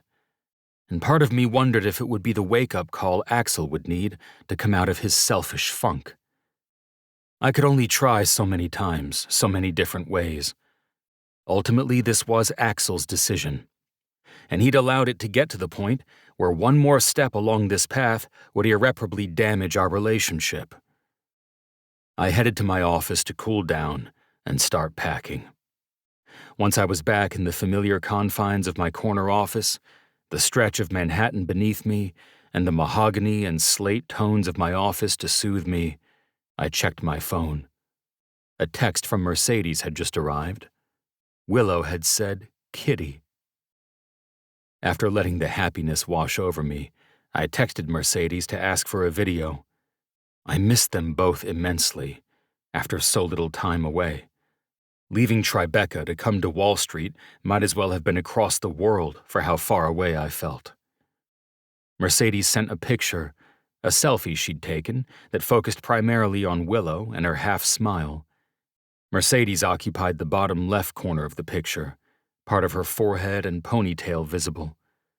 I smiled, the warm fuzzies spreading through my body.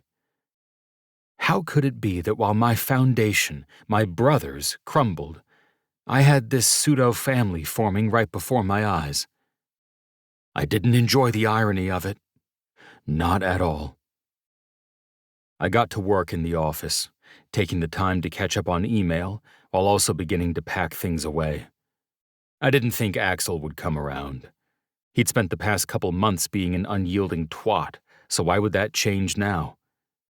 A phone call interrupted me just before lunch. The Kentucky area code caught my attention, though it wasn't a number I recognized. I answered on the second ring. Hello? Trace, that you? It took me a moment to recognize the tired rumble of the voice on the other end of the phone. Ian.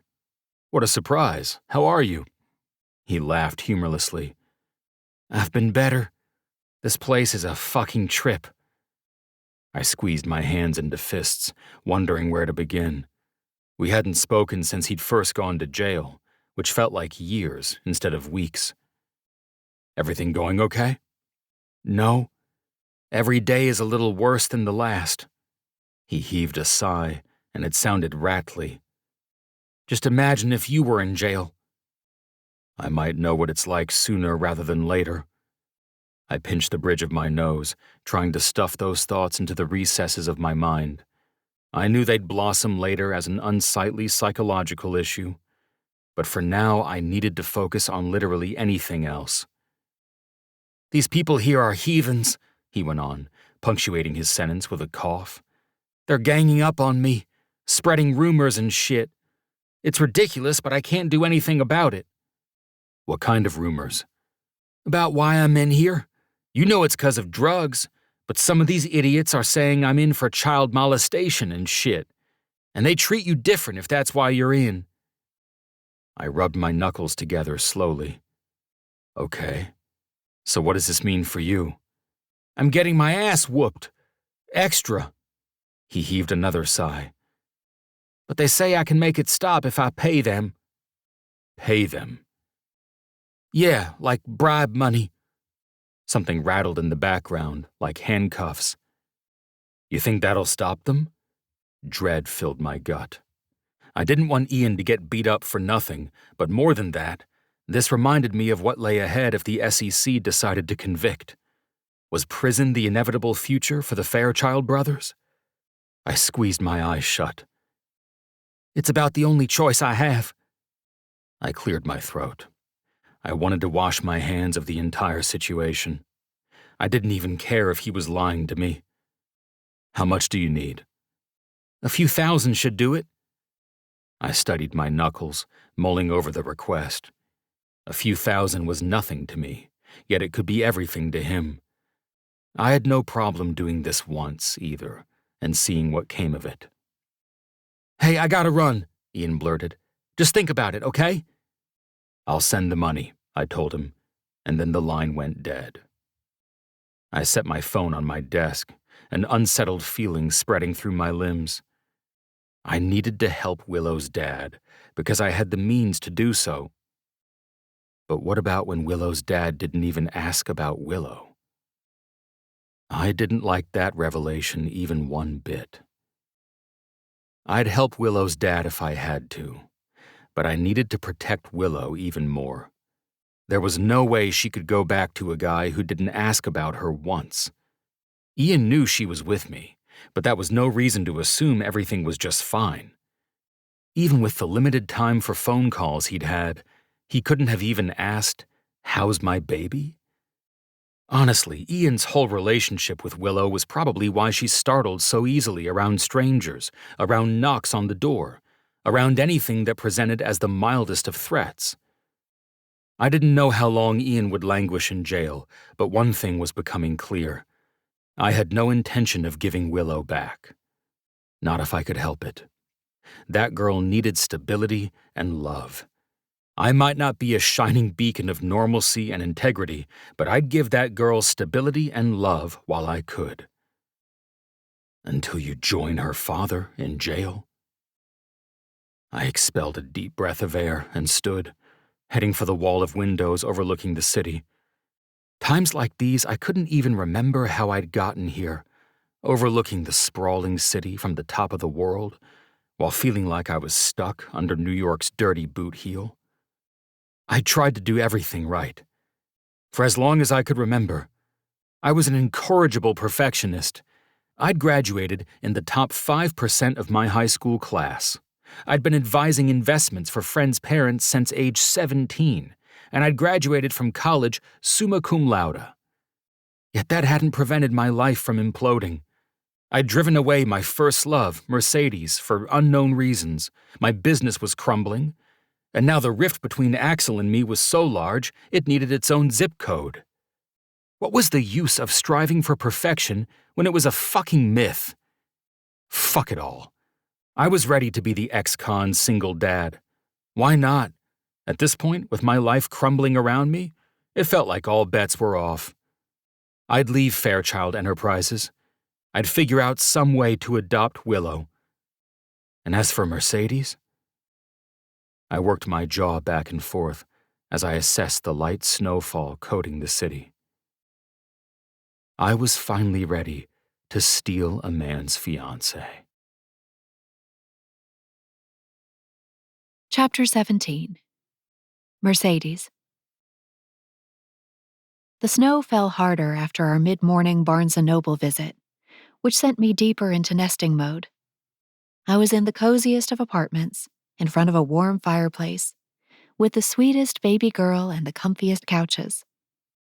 While Willow took her nap, I burrowed as deeply into the blankets as I could and started my new book, glancing up at the chapter breaks to watch the snow for a few moments.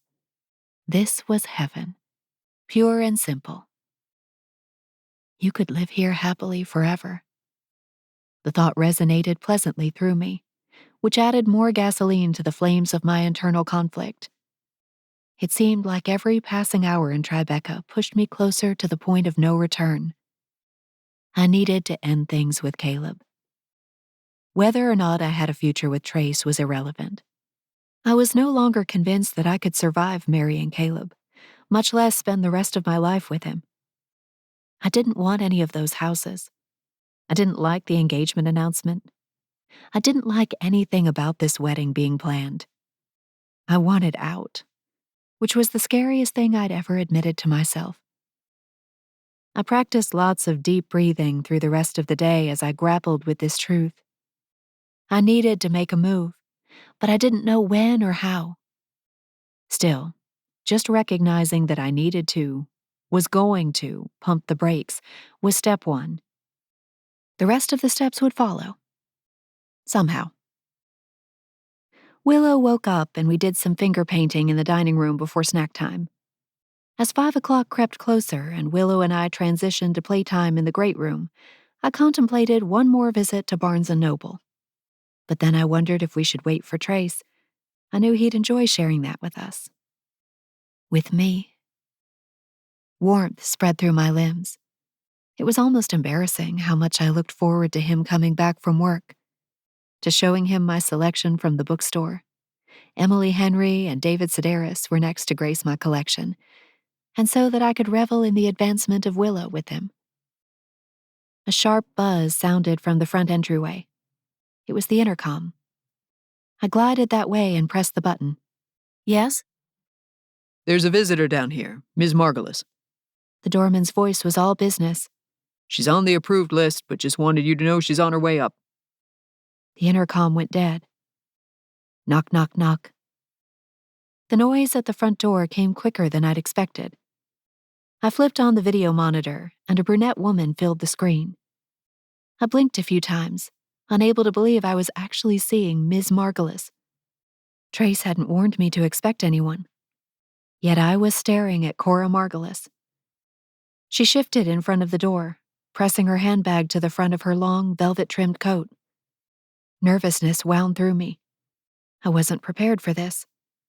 I'd been following Cora for longer than I wanted to admit, and suddenly she was at the door. I had juice stains on my shirt. She wore pristine Chanel. I assessed myself quickly, arranged my hair, brushed off some stray fibers from my leggings, and then I pulled open the door with a bright smile. "Hi there," I said. "Can I help you?" You absolutely can. Cora flashed me a dazzling smile, dipping her chin. Her green eyes shone like gemstones, and I was immediately lost in the undertow of her beauty. You're Mercedes, right? I nodded, my voice withering as she stepped closer and held out her hand to shake. I offered my own, my hand meeting her cool skin, and felt myself shrink in her presence. I'm Cora Margulis, Axel's fiancé. She released my hand with a sweet smile, and when she tilted her head, as though waiting for a response, it reminded me that I had to react. To do something. It's such a pleasure to meet you, I blurted, stepping back and gesturing for her to come in. I pushed the door shut behind her, watching her red-heeled Louboutins click over the tile floor of the foyer. She started to slide off her long coat when I remembered that Willow was alone in the great room. Anxiety pooled in my gut. I didn't want to ruin the huge progress we'd made today. But stay in here for a moment if you can. Of course. Cora smiled and shrugged her coat off as I hurried past her. I found Willow still playing with the stuffed animals, seemingly unaware that someone new had arrived. I scooped her into my arms and held her close as I headed back to the foyer. All right, you can come in now. I just needed to get Willow into my arms since she has some anxiety around new people. Cora hung her coat in the foyer and smoothed down a cream blouse tucked into high-waisted slacks. She clutched at her chest as she beheld Willow. Look at her. She's so precious. I've been dying to meet her. She reached out as though she planned to stroke Willow and then stilled her hand. Should I not touch her? It's probably better to wait, I said with a little laugh as Willow clung to me even tighter. She had her head burrowed into my shoulder, facing away from Cora. She does have anxiety around new people, and it can be a challenge to win her over. But Trace hasn't had any problems with that. I think he's the only man in the world she feels comfortable around, I admitted as I led her into the great room. I guided her around the toys that Willow and I had been playing with and headed for the big couches near the fireplace. She feels most comfortable in this room, so let's chat out here and see if she loosens up at all. Cora sat on the couch opposite us, offering a big smile. It was hard to look directly at her. It was like looking into the sun or seeing a celebrity for the first time. She was famous in the way Paris Hilton was famous, except without the reality TV show and weird obsession with baby voices. Everyone knew the Margulis family. The name was plastered across America, it seemed like, and if you hadn't seen a building with their name on it in some big city, then you'd certainly seen them in the news once or twice. And with what the brothers had gone through over the past 6 months, I'd encountered Cora's name plenty during my research into the Fairchilds. In fact, it was a little unsettling to realize how much I knew about Cora while she knew absolutely nothing about me. I hope you don't mind if I visit for a while, Cora said, folding her hands in her lap.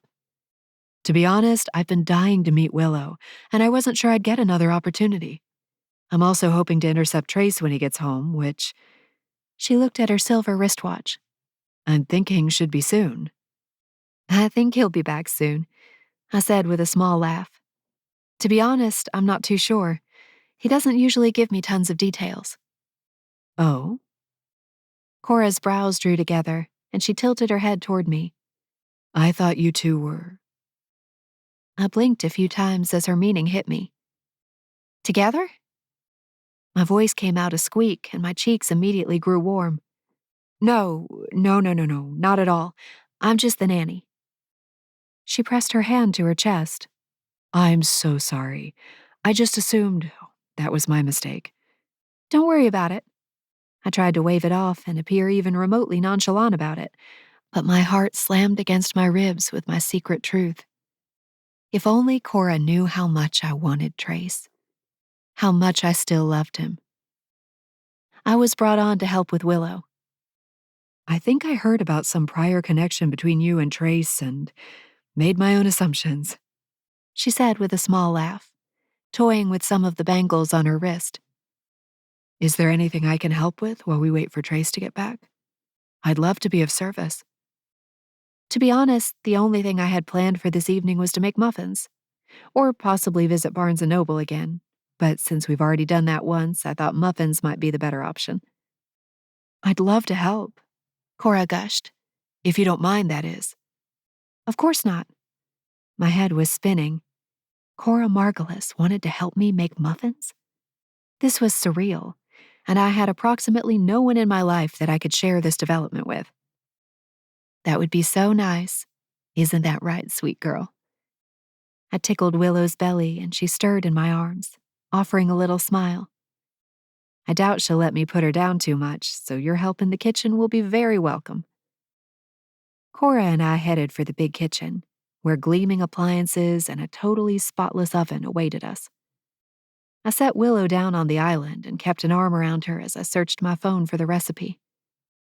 We're going to make zucchini muffins, I said conspiratorially, so you get your veggies when you don't even know it.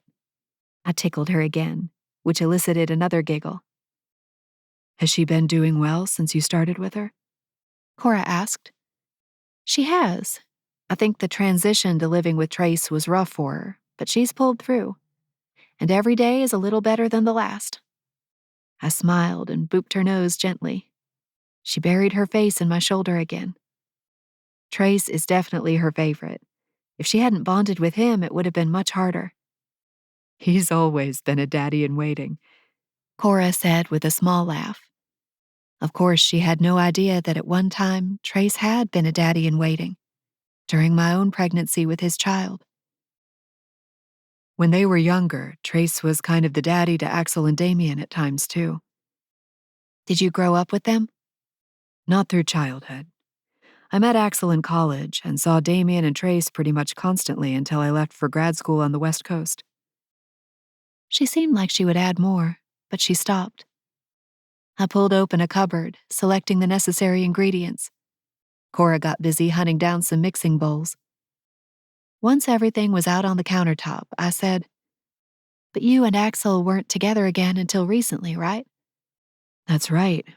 We were apart for 8 years until he came barreling into my father's boardroom under a false name. Cora laughed softly.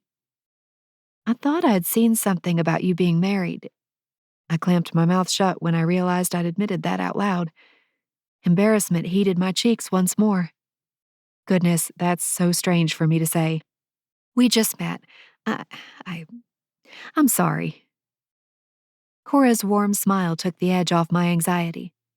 Well, my separation from my ex has only been hashed and rehashed in the news about 1,000,000 times. I'd be surprised if you didn't know about it. Don't feel bad. I feel less awkward now, so thank you for that. I covered my face with my hands and laughed.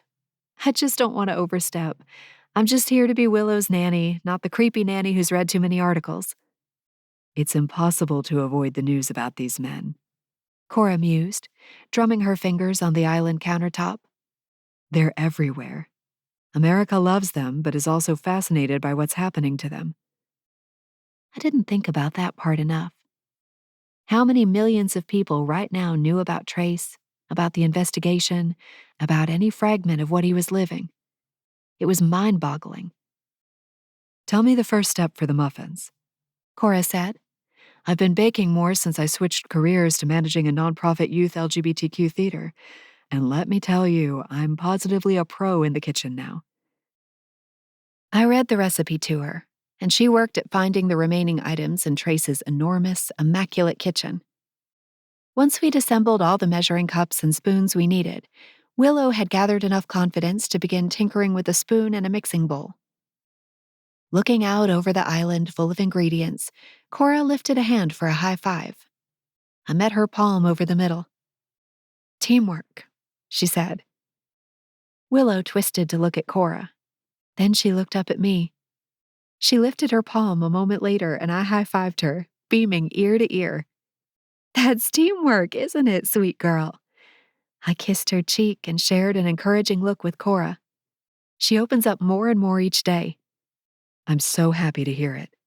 Maybe a visit to Aunt Cora's house won't be too far off then. She offered a big grin to Willow, who shyly watched. Now that I'm an aunt, I don't intend to waste this opportunity. That sounds like it would be so fun. I rubbed Willow's back as she banged the rubber spatula against the mixing bowl. Cora and I proceeded with our recipe in tandem, me reading off the steps while she dutifully followed the instructions, with Willow overseeing. Willow helped drop scoops of batter into the waiting muffin cups with minimal mess.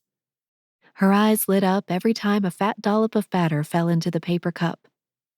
Once the muffin tin was full, Cora loaded up the oven, and I set the timer. These are going to be so delicious. I kissed the top of Willow's head. She wriggled and pointed to the floor, which told me she wanted down. I lifted her off the island and set her down gently, and she toddled off to the great room in search of her toys. That's progress right there, I told Cora as I watched Willow go for her dollies. She feels comfortable enough to leave my side even when a stranger is here. Hopefully, I won't stay a stranger for long. Cora tucked some hair behind her ear and leaned onto the countertop, her gaze across the room. You wouldn't be that much of a stranger if Willow knew how to read the newspaper like me, I joked. Cora snickered, sending me a knowing look. And at the risk of sounding like a stalker, I am curious how it's been going since you left the family business. My heart pounded as soon as the question left my lips. I was far more interested in her response than was normal. This wasn't an innocent question, nor a way to fill the time until Trace came home. Cora had left her family behind, and all their expectations. I wondered if maybe her insight could help illuminate a path of my own. Cora heaved a sigh, her gaze drifting off to some unknowable point that only she could see. It's been strange. I feel a hollow where my parents used to be, but the relief I feel alongside it is immense. Sometimes it seems like it was too easy, even though it wasn't easy at all. I don't know. I guess it has its ups and downs, but the sadness is balanced out by the joy I have from my life with Axel. So you'd say it was worth it? I asked. Her gemstone gaze homed in on me, nearly causing me to stumble backwards. But I held her gaze, even though it felt like she was somehow seeing deep into my soul. I didn't know the particulars of her situation with her ex-husband. And surely she couldn't know the particulars of my situation with Caleb. But somehow they felt similar. It's always worth it if it brings you to your truest self, she finally said. No matter how hard it is, honoring that truth is the only path you can take. Her words nearly made me crumble. I swallowed a knot in my throat and looked out toward the great room, hoping she wouldn't notice the sheen of tears in my eyes. And do you think you can survive? I asked her, my throat suddenly tight. Without the rest of your family, I mean. Without their love. She came around the island to face me, searching out my gaze. Are you going through something, Mercedes? I nibbled on the inside of my lip, unsure how to respond. I didn't even know where to begin. And I'd just met this woman. All I knew of her was from the internet. This didn't seem right, much less sane. You don't have to answer that, she whispered, squeezing my wrist. I needed a moment before I could respond, since the wall of tears in my throat was so thick. As I was composing myself, the front door opened. Trace was home. I gasped, rushing to Willow, just in case she reacted poorly to the sound of the door. I picked her up just as Trace came into the great room. As soon as my gaze landed on his broad-shouldered figure wrapped up in a designer suit and topped off with derby shoes, my insides crumpled with relief. This was the moment, and the man I'd been waiting for. The man I'd always been waiting for. My throat clamped tight again, this time for a different reason. His handsome features, which softened into a smile as his gaze landed on me and Willow, felt like coming home in a way I couldn't describe. It had been this way since the beginning, and still was now. Even after so many reasons why it shouldn't feel like this, why it couldn't be like this. I hoisted Willow onto my hip and returned the smile. Welcome home, Trace. We have a visitor. His gaze swung toward the kitchen, where he found Cora. She offered a little smile, wiggling her fingers at him. Don't be mad, she said in lieu of a greeting. His shoulders dropped slightly. Cora, what a surprise. She stepped closer to him, concern etching itself across her face. I knew I had to come personally to ask this. Will you and Mercedes and Willow please come to our house in the Hamptons for dinner tonight? Trace's jaw clenched, and I could see him mulling over her request. I'll send the helicopter. Or a car, if you don't want Willow wearing the earmuffs yet. I just know things have been tense with you and Axel. Cora added, but this dinner is important to me, to us as a family. Please come. Trace studied her for a moment. Then he said sadly, I can't. I can't do it, Cora. Please don't take it personally. It has nothing to do with you. Cora deflated visibly. Are you sure? I'm not sure when I'll be ready to see Axel again. But tonight is not the night. He got what he wanted from all his pushing. I broke. And I'll be out of the family business soon. Damien's coming with me. Cora covered her face with her hands and shook her head. No, this is not right. It can't be this way. I'm going to do whatever I can to make this right. I appreciate that, Cora. But I think this has been laid to rest. It's not over yet, Cora said, looking sternly at Trace. I came here so I could get a head start at being an aunt, and Axel will be an uncle yet, I promise you. Willow wriggled and reached for Trace, so he headed our way and took Willow into his arms. She nuzzled happily into his arms. I'd like to believe what you say, Trace said a moment later. But Axel is the only one who can decide that. And I don't have much faith in him anymore. Cora looked as dejected as if Trace had insulted her to her face. I don't blame you for saying that. Just don't give up on your brother. Please. She squeezed Trace's arm, then she swung her gaze over to me. Can we have a video date sometime? Maybe get lattes in our respective coffee shops? I laughed and nodded. It made me giddy that we'd connected so quickly and that she wanted to continue the conversation. That would be great. Okay, I'll leave you three to your evening. This won't be the last you see of me. She rubbed Willow's back and then patted Trace's shoulder before she strutted toward the foyer, her heels clicking. I didn't forsake my family just to see yours crumble, Trace, she called over her shoulder. Don't forget that. A moment later, the front door swung shut, and Trace and I were left gaping at each other. So Axel sent an ambassador, I finally said. Axel didn't send her, he mused. Cora came on her own. If we'd accepted that invite to the Hamptons, we would have shown up to an irate Axel. I grimaced, drifting closer to him. So how did the day go? Trace sighed heavily, his eyes drifting closed. Now that Cora was gone, I could feel the sadness pouring off him, the thick waves of anguish. Not great.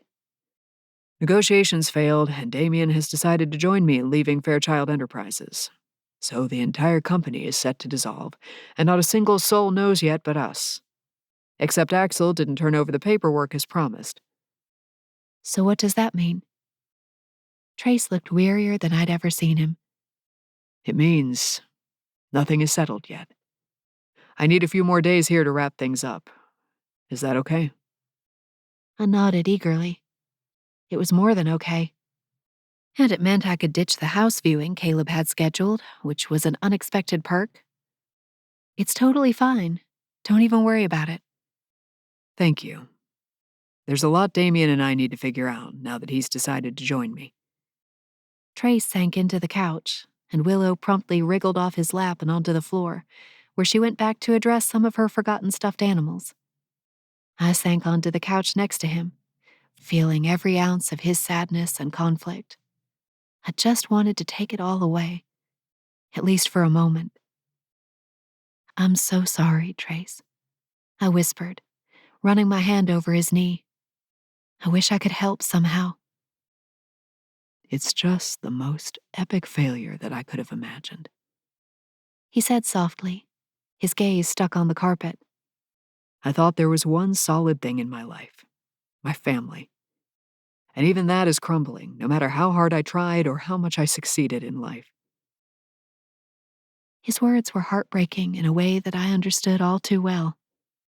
With tears in my eyes, I surged toward him and wrapped my arms around his broad shoulders. My hands barely touched around him, but I rested my head on his shoulder, hoping that I could relieve even an ounce of his pain. "I'm so sorry, Trace," I whispered into the crook of his neck. As soon as the words left my mouth, a strange heaviness settled over me. Like a hot flash and drunkenness had descended at the same time. The scent of his cologne, spice and leather, flooded my senses, leaving me dizzy. Time and space seemed to contract, which pushed us even closer together. His breath hit the shell of my ear. Goosebumps flared on every square inch of my body. And then his strong arms went around me, scooping me into his lap. His thick biceps locked me in his embrace. I tilted my head up to see the drugging effect of his oak brown eyes from this close. My mouth parted.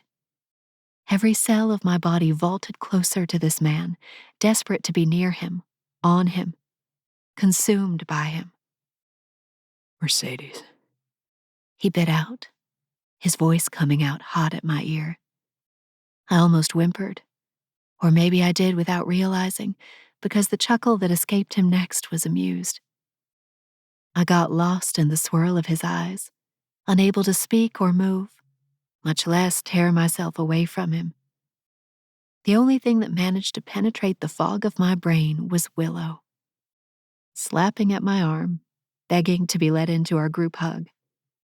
"Oh, my goodness!" A maniacal laugh escaped me as my brain rocketed back to the present moment, the one in which I was a nanny and caretaker and not about to mount this god of a man. I pushed myself off Trace's lap and pulled Willow in between our bodies, where she settled happily, grinning up at us.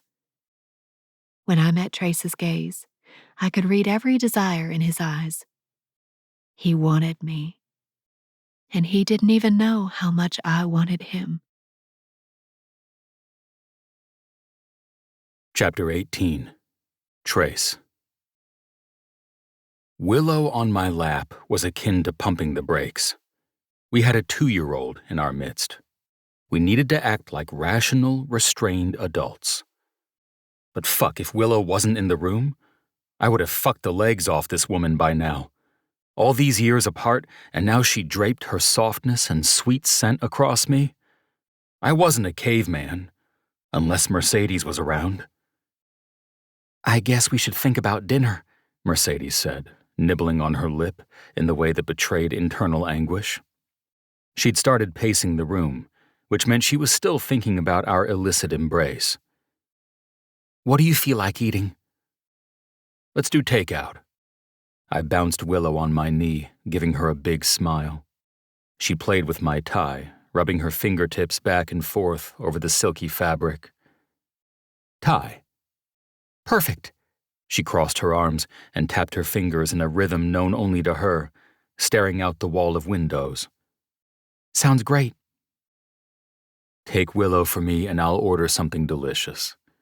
I stood and met Mercedes by the windows. Before I handed Willow over, I leaned in close to whisper in Mercedes's ear. "We'll finish that hug later." Mercedes's cheeks flushed, and she reached for Willow. Score. "If we know what's good for us, we won't." I never said anything about knowing what's good for either of us. She dropped her chin, sending me a dark look. "I'm engaged." "And there's nothing wrong with a little hug?" Her suspicious look told me exactly what was on her mind. There's no way it'll stay a little hug. We both knew it. And the sooner she was okay with that, the sooner I could silence this restlessness inside me, urging me to make Mercedes mine. It didn't make sense. She hadn't chosen me, and she still seemed trapped in her world. I was still angry at her for the way things went down last time. But after the way everything had imploded in my personal life, particularly today, I no longer cared about standards or morals. I wanted Mercedes when it didn't make sense, even when I shouldn't. And I was going to get what I wanted. Thai food. I scrolled through my favorite delivery app. Pad Thai for you? Dumplings and rice for Willow? Mercedes nodded. I remembered what she used to order back in the day and squared away her heat level at a medium. Then I added my favorite green curry dish. It'll be here in 30. I tossed my phone onto the couch and joined them at the window again. So tell me, how was the visit with Cora? Great. Mercedes's face opened up the way it always did when she was spilling a heartfelt response. She's really astute and so approachable, even though I kind of fangirled when she got here. You fangirled? Only slightly. Mercedes hoisted Willow higher on her hip. I've just read a lot of news. I know about her. She's felt relatable because of what happened with her family. This admission made my ears perk up. Do you plan on leaving your controlling family behind for a Fairchild brother? Her mouth parted, jaw practically clattering to the floor. I could only laugh in the wake of her shock. Trace! Sorry, that was a joke. I know you'd never go against your family, especially not for a Fairchild brother. Her chin dipped, the glower returning. At that, I felt the need for alcohol. I wandered to the dry bar nearby. Can I interest you in a glass of wine? A shot of tequila? I'm fine. She'd moved her steely gaze back to the skyline of Manhattan beyond the windows. And just so you know, I have gone against my family, even if you think I haven't. And I was prepared to leave them behind for a Fairchild brother, even if you think I wasn't. I cleared my throat as I poured myself a finger of whiskey into a tumbler. A big, surly truth rumbled around inside me, and this time I no longer had the capacity to restrain it. All my fucks had evaporated. Then why did you text me to stay out of your life after the fallout with your uncle? For a moment, the only sound that registered in the penthouse was the sound of the crackling fireplace and Willow's soft mumblings to herself as she played with Mercedes's hair. What are you even talking about? Mercedes finally asked. After you saw me off from Louisville that last time, by the time I landed, you'd texted and basically told me to fuck right on out of your life. Mercedes looked like I'd slapped her. No, I didn't.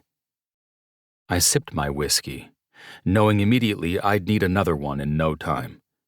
You sure did. That's ridiculous, she spat, then clamped her mouth shut and drew in a breath through her nose. She stroked Willow's hair for a moment before continuing. Don't you think I'd remember if I told you those things? One would think. I never said anything to that effect, Mercedes said, her brows drawing together. Trace, I was ready to marry you. Why would I do the opposite of that? Her words landed like a surprise punch. I tipped more whiskey into my mouth. Honestly, Mercedes, I've been asking myself the same question ever since. But clearly, my disappearance didn't bother you much. You texted me to break things off, I honored your wishes, and here we are. Her nostrils flared, and she took a defiant step closer. When she spoke, her voice was low and firm. I texted you for months after you left. Don't talk to me about how it didn't bother me. I was devastated, and you were nowhere to be found. I drained my glass, setting it on the bar. I shouldn't have brought this up. I knew better, yet here we were, right in the thick of it. And conveniently, none of those messages made their way to my phone. Sure. So why ask me to go away in the first place? Why break things off? I never asked for that, she insisted, Then looked down to check Willow's face. She had started to recoil slightly, and Mercedes sighed, shaking her head. We can't talk about this right now. I don't want to upset her, and I know we will if we keep going. I shouldn't have brought it up. It was my fault. I poured a second glass. Silence stretched between us. Willow babbled to herself as Mercedes and I stared hard at each other. Something wasn't adding up. One of us had to be lying, and it wasn't me. But somewhere deep inside, I didn't think she was lying either. Impossible. The likeliest answer is the simplest one. Mercedes told you to fuck off and is lying about how hard she bends to her family's will. End of story. Sure didn't feel like the end of the story, though. Willow wriggled out of Mercedes's arms, and the two of them went to the coloring book at the little play station we'd set up. While they used colored pencils to scribble across outlined renditions of panda bears, I worked on my drink and waited for the food. After a while, the text notification came in. Food is here, but can't reach the penthouse. Can you come down? I've got to head to the lobby, I announced. They can't get clearance to come all the way up. I'll go down and grab the food. I could have told the doorman to let him up, but I needed the chance to clear my head. This penthouse had become a vortex now that Mercedes and I were face to face with the past. I needed to reset if I had any shot at making it out of this trip alive. Mercedes nodded, moving into the kitchen where Willow had started removing pots and pans from one of the cupboards. We'll be here. Just then the timer went off on the oven, and Mercedes clapped her hands together. The muffins are ready, sweetie. Yay! I smiled as Willow mimicked Mercedes's clapping. Once I was out of the penthouse and alone in the elevator, I took a few deep breaths, trying to shake off the intensity of the conversation we'd abandoned so I could return to the penthouse and continue not talking about the past in front of Willow. But Mercedes was right. We'd been on a fast track to getting heated, and there was no resolution in sight. I met the driver, tipped him extra, and took my sweet time getting back up to the penthouse. I checked the mail, checked my phone, and then finally got back onto the elevator. I was as ready as I'd ever be. Inside the penthouse, I headed for the kitchen to drop the bag, but the first thing I noticed was Willow. In the playpen, in the great room. Alone. Mercedes? I asked, glancing around. Nobody here. Willow babbled to herself as she played with two stuffed animals in the playpen. I figured Mercedes must have run off to the bathroom, but then I noticed the towels on the kitchen floor. Mercedes, where are you? Food's here. I headed for the hallway that led to the guest rooms, but both her bedroom and Willow's were dark. I crossed the penthouse, heading to the other side past the great room, just in case she was in my bedroom for some reason. I poked my head into my room. Nobody. But I heard the rushing sound of water. Curiosity consumed me. Clearly Mercedes had darted off to take a shower, but why?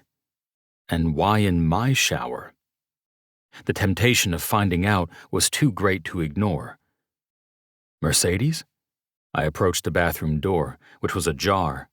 It opened far enough that I could see the huge walk-in shower at the other end of the bathroom. And there she was, on display.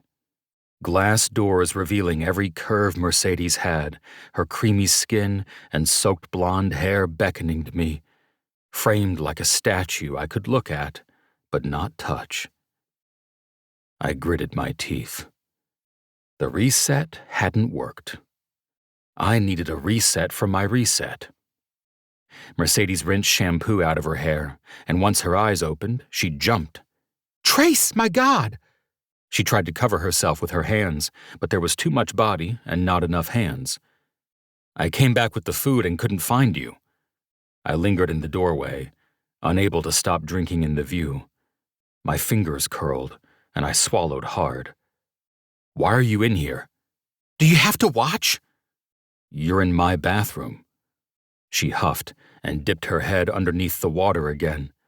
My eyes migrated to the soft swell of her belly, the tightly trimmed patch of hair between her legs. My appetite for Thai had been replaced with a different appetite altogether. Willow jammed a spoon down her throat. She puked everywhere, but most of it got on me.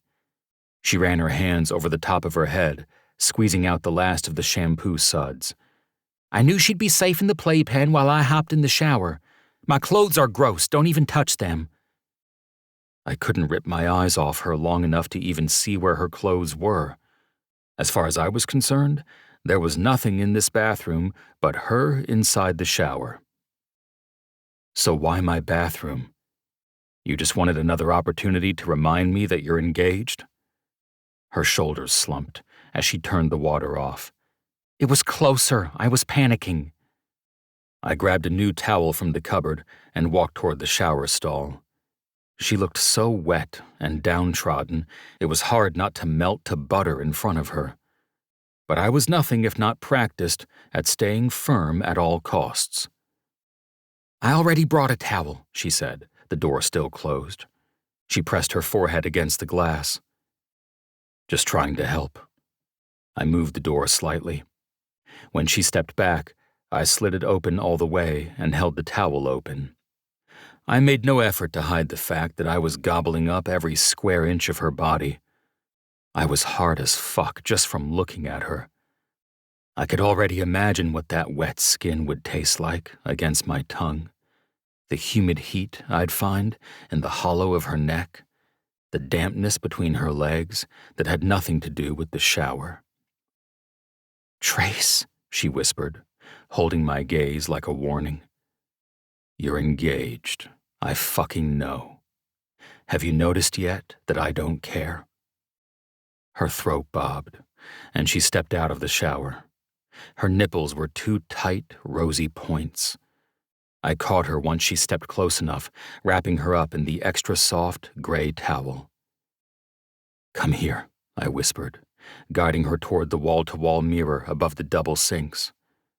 We faced ourselves in the reflection, her damp hair clinging to her face and neck, my big arms wrapped around her body over the towel. "We need to get you dried off," I whispered, running my hands over the towel in slow, deliberate motions. Her eyes fluttered shut.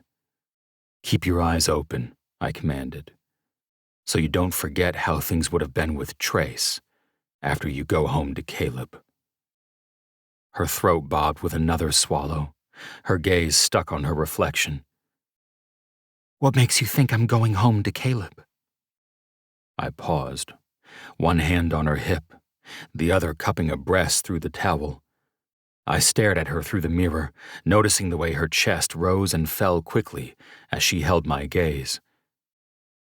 I guess there's only one way to find out. I gripped her by the hip and turned her toward me, one of my hands moving to the base of her neck, while my mouth descended and claimed her lips. Mine. I didn't even need to guess if she wanted it. She pushed herself toward me, welcoming the kiss, our tongues meeting instantly, teeth scraping as the hunger took over. My fingertips dug into the back of her neck, and I pulled her closer, deepening the kiss. She whimpered, which acted as the gunshot to start the races. I hoisted her by the hips, the towel slipping away as I pushed her onto the marble countertop.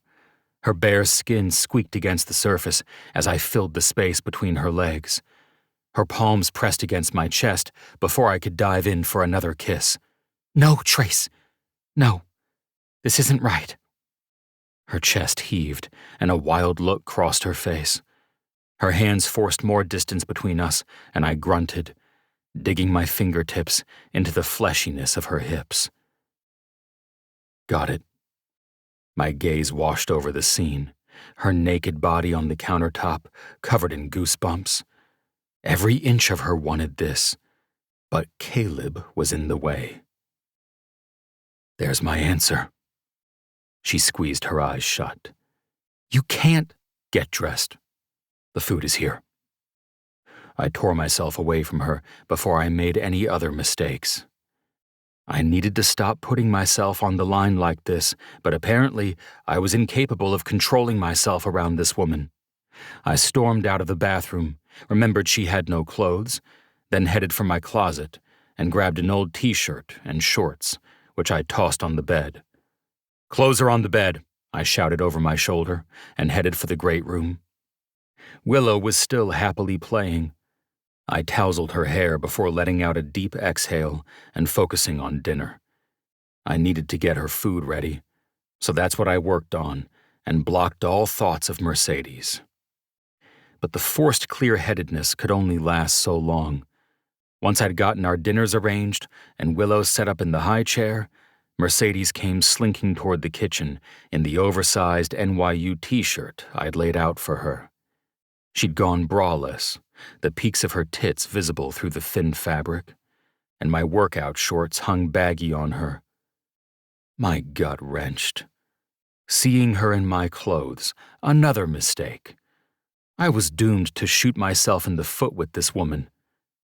"Smells good," she said, as she joined Willow and me at the kitchen island where I'd set up the food. "Willow is loving it," I said, as I scooped another bite of dumpling into her mouth, followed by some chicken fried rice. Mercedes settled into her bar stool, nibbling at her lip as she looked between Willow and me. The unspoken words between us weighed a metric ton. Wine. We needed wine. At least I did. Anything to distract me from how fucking badly I wanted Mercedes. "Thanks for the clothes," Mercedes said softly, pushing at her food with the fork. "Yep." I headed for the wine rack in the kitchen and grabbed a Pinot Noir. I wrested the cork out of the bottle and poured 2 generous glasses, which I brought back to our spot at the island. "Thank you," Mercedes said, still nibbling at her lip. "Drink, or eat, or don't, whatever." I scooped some green curry into my mouth, frustrated by my own desire to pamper her. I wanted to give her the entire fucking world, and she wasn't even mine.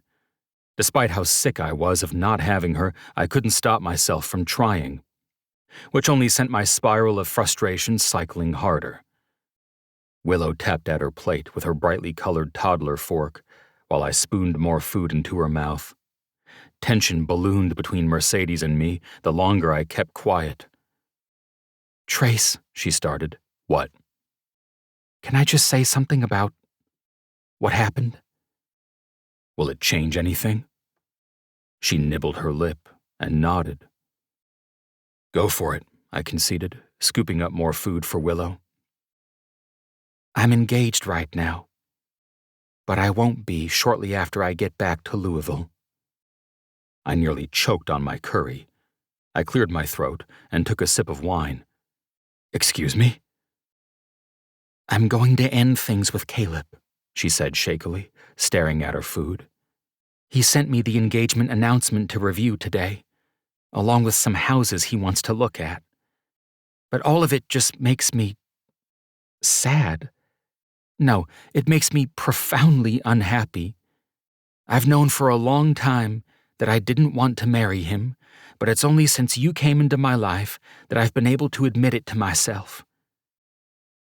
I tried to hide the immense wave of relief and pleasure her words provoked.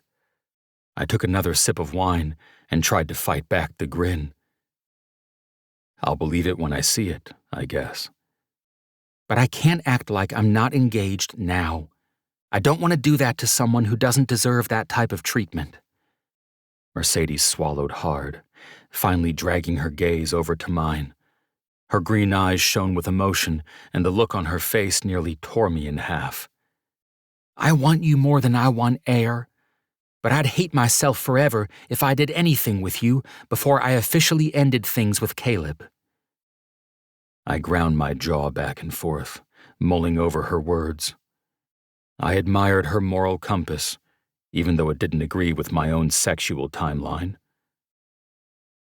"That makes sense," I agreed reluctantly. Willow slapped my forearm, which reminded me I'd delayed too long in serving up her next bite. "Sorry, sweetie," I said softly, spooning more rice into her mouth. We're talking about grown-up things and not paying enough attention to you." Willow offered me a cheesy smile in return, which prompted a laugh from both Mercedes and me. Mercedes finally scooped a bite of pad thai into her mouth. She hummed a moment later. Gosh, this is good. "My favorite place in Manhattan." Thanks for sharing it with me. She sent me a small smile, which just started my frustration-adoration cycle all over again. Fuck it. She was going to be breaking up with Caleb, which meant I had to keep my dick in my pants for just a few more days. But I was done holding back in all the other arenas. "There's plenty more I want to share with you," I admitted, bringing her free hand to my lips. She giggled as I set her hand down gently. "See? Chaste kiss. That's friendly, not sexual." Right. She snorted and shoved some more pad thai into her mouth. "Hugs are allowed. Gentlemanly kisses on the hand. Cuddling surely is allowed. You'd cuddle with your girlfriends, right?" She smirked over at me. I think that happens only in movies. "Well, it sounds friendly and chaste to me." I needed to define the boundaries. I needed a fucking fix, and if left to my own devices, I'd have her naked in my bed 30 seconds after Willow was down for the night. No kissing, she said, after she'd chewed and swallowed another bite of her food. No sex.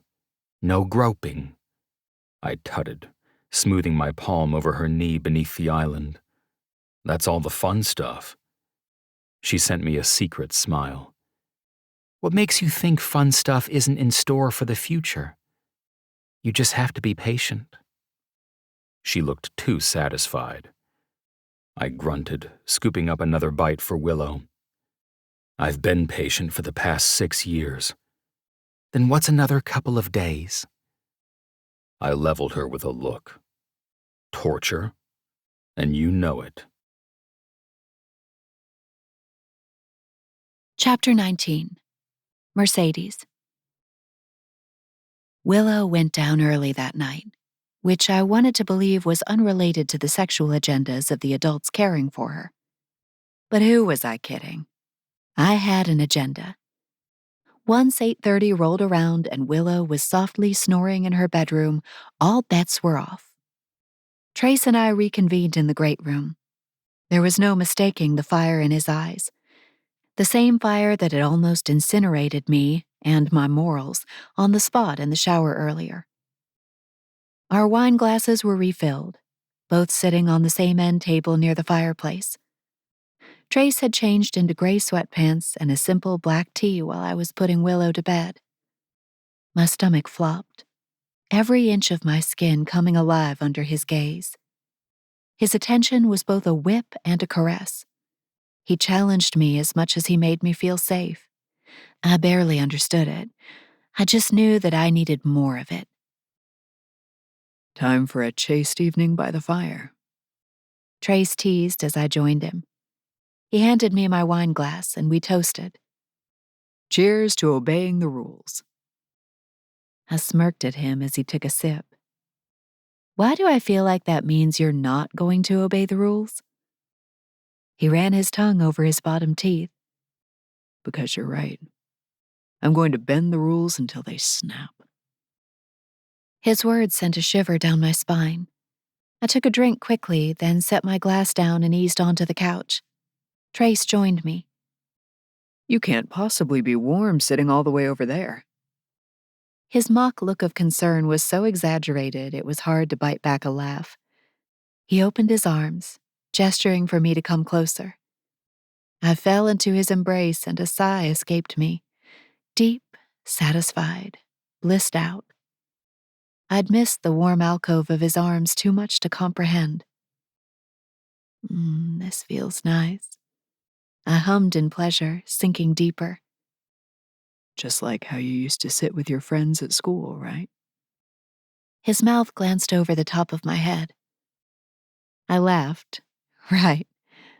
Chaste and innocent. Mm-hmm. I shifted against him, cozying into his warmth even further. palming the solid planes of his chest through his shirt. My fingers itched from wanting to explore more, but I kept my hand in one spot. But my hand isn't moving from this spot, just so you know. Per the guidelines. He tightened his arms around me, which sent my eyes fluttering shut. After so long apart, this was heaven. I just wanted to enjoy it for tonight, consequences be damned. The second we returned to Louisville, there'd be the biggest shitstorm of my life to wade through.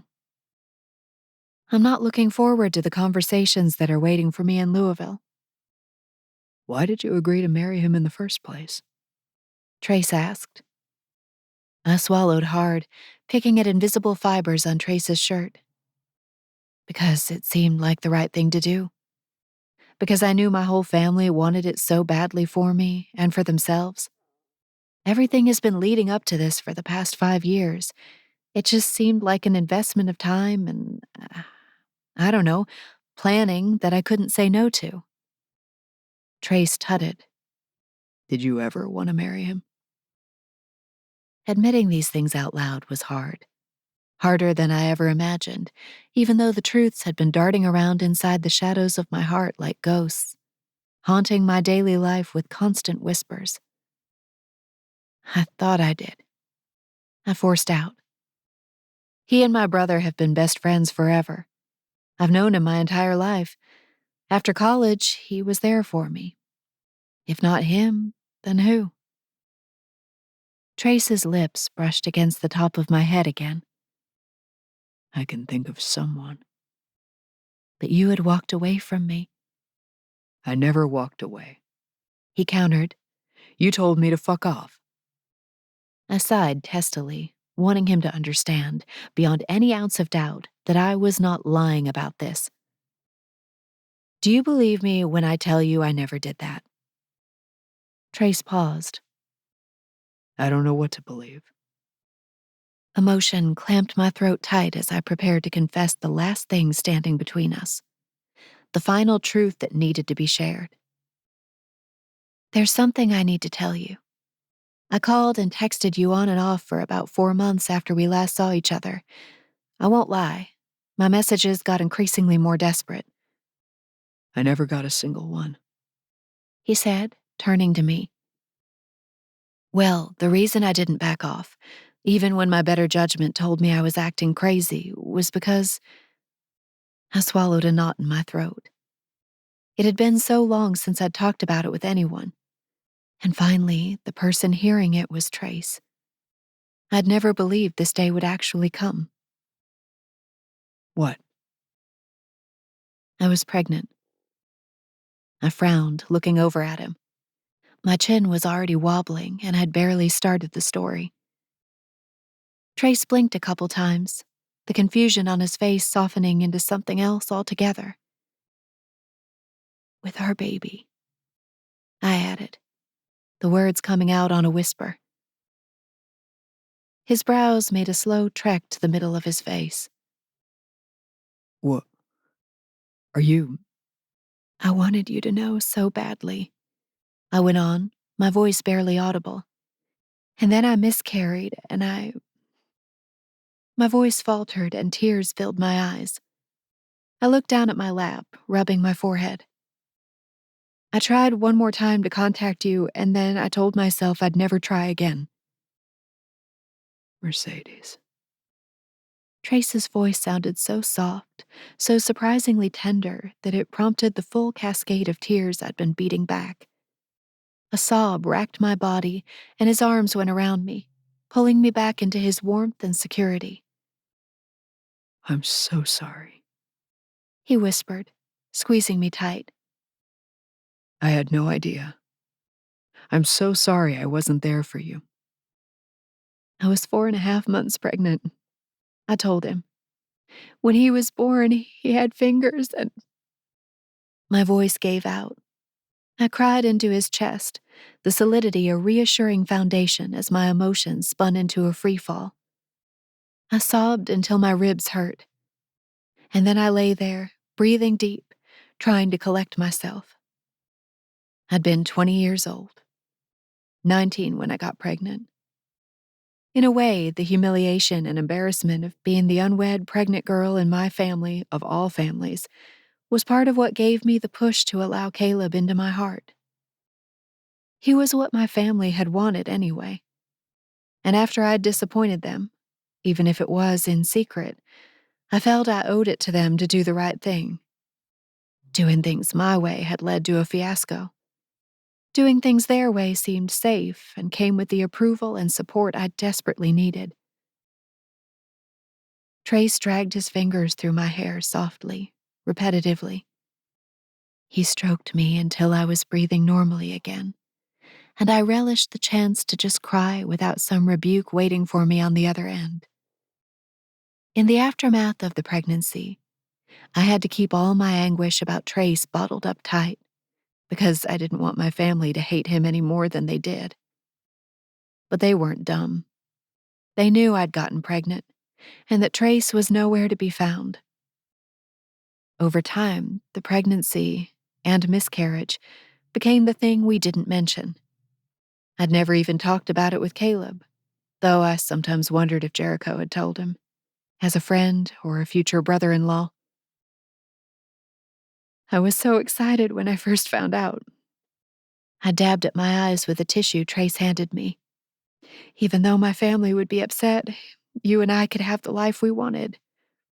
But then when I didn't hear back from you, time and time again, I wondered if maybe it was because I was too young, or maybe you had another girlfriend in New York that you didn't want me to know about, like I was the side girl in Louisville. Or maybe it was because my family wasn't right, or that maybe you just hadn't meant a single word you'd told me. It was never any of that. Trace's voice came out a hoarse croak. Never any of that at all. I was a breath away from flying back to Louisville to hunt you down personally after I got the text. I called and called, but you never picked up. My brothers convinced me to let you go because you'd made up your mind and I just had to accept it. I meant everything I said to you, Mercedes. Every last thing. I would have done anything for you, even if it meant listening to you when you told me to stay away. Tears filled my eyes again as I looked up to find his heartbreaking gaze focused on me. There was so much emotion pulsing between us that I thought I might choke on it. Trace's big hands cupped mine, bringing my knuckles up to his lips. Mercedes, if I had known, I would have been there in a heartbeat. His voice cracked as he spoke. I know I can never prove this to you, but please believe me. And please forgive me. I nodded, warmth spreading through me, bliss mingling with the anguish. Trace knew the truth, and we were here sharing this moment, mending the past. Not everything made sense, but we were making progress. I do. I believe you, and I forgive you. Trace pressed his lips to my knuckles in soft, tender kisses, watching me with so much emotion pooled in his big brown eyes that I thought I might start crying again. I would have moved heaven and earth to be at your side, to raise our baby boy. He shook his head, his throat bobbing. Did your parents know it was ours? I nodded tersely. They didn't want me to acknowledge you were the father publicly, though. They wanted me to either get an abortion or give the baby up for adoption. I refused. But their backup plan was figure out a way to help me raise the baby and concoct some acceptable backstory down the road. I hate saying it, but I think the miscarriage was a relief for them. Trace's jaw flexed. They would have been grandparents. That's what they're desperate for, right? Not if the father isn't on the approved list, I said softly. Trace let out a rueful laugh.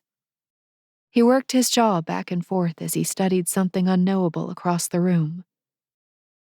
I think it's safe to say I'll never be on their approved list. Not after the way your uncle threw me under the bus. The bad blood from whatever happened between you two is permanent, I'm afraid. Your uncle pushed me to make some bad investments. He said, pulling his gaze back to me.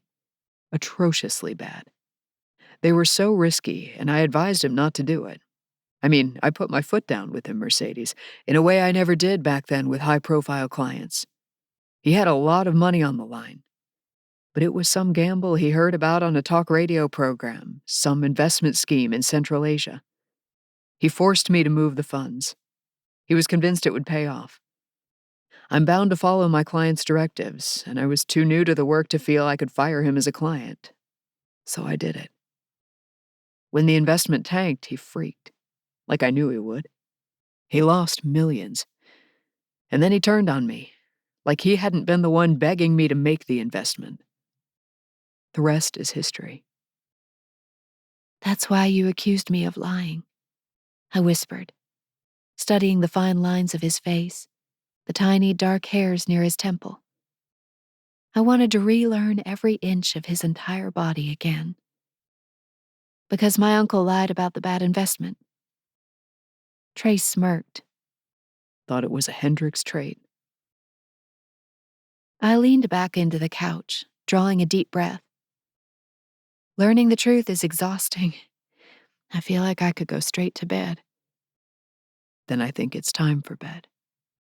Trace played with my hand, running his thumb along each of my fingers slowly, as if mapping the terrain. As if he was eager to relearn every inch of my body, too. Yeah, I think you're right. In my bed. He clarified, pushing his thumb into the palm of my hand in a slow, deep massage. When I sent him a look, he added, After what we talked about tonight, there's no fucking way in hell that you'll spend a night under my roof without spending it in my arms. That's non-negotiable. I couldn't fight the grin. That doesn't sound so bad. His lips brushed against my knuckles again. Tonight we'll sleep, but after that I can't make any promises. The evil twinkle in his eye was both a warning and a promise. Even though I could have stayed in New York indefinitely, I knew that Louisville couldn't come soon enough. I was finally ready to end the previous chapter of my life and turn the page to the next one. Chapter 20. Mercedes. The next morning, I awoke slowly, luxuriously. I was cozy and warm and absolutely buried in Trace's embrace. The clock at his bedside read 5 a.m., which was far too early for me to be waking up. Not when I had this delicious chance to sleep in, wrapped in the arms of my first, only, love. I burrowed a little deeper, trying to return to sleepiness, but I couldn't. My mind had started with the jumping jacks and somersaults for the day. What needed to happen, what words I might use with Caleb, replaying the moment when Trace had me wrapped up in the towel, pushing his hands all over my body. The fire he'd lit in my low belly had not diminished even slightly. And according to my own wishes, we couldn't do a damn thing about it.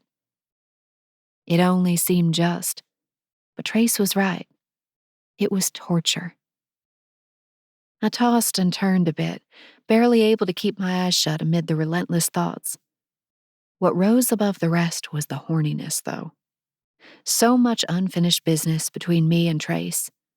So much tension, and only one heated make-out session to speak of. I gritted my teeth, staring at the pristine ceiling of the bedroom. Trace breathed evenly beside me. Sleep was off the table for me, but I still had time to kill before anyone woke up for the day. I knew how I wanted to spend it. I gently removed myself from beneath Trace's arm and slunk off the bed, trying to be as quiet as possible. I did not want to be the reason he woke up at this ungodly hour, so I tiptoed out of the bedroom and scurried across the penthouse. I paused in the great room to gawk at the scene beyond the windows. Manhattan had turned into a sea of white snowfall.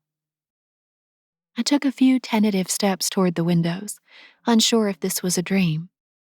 It was a blizzard, but from this high up, It was positively magical.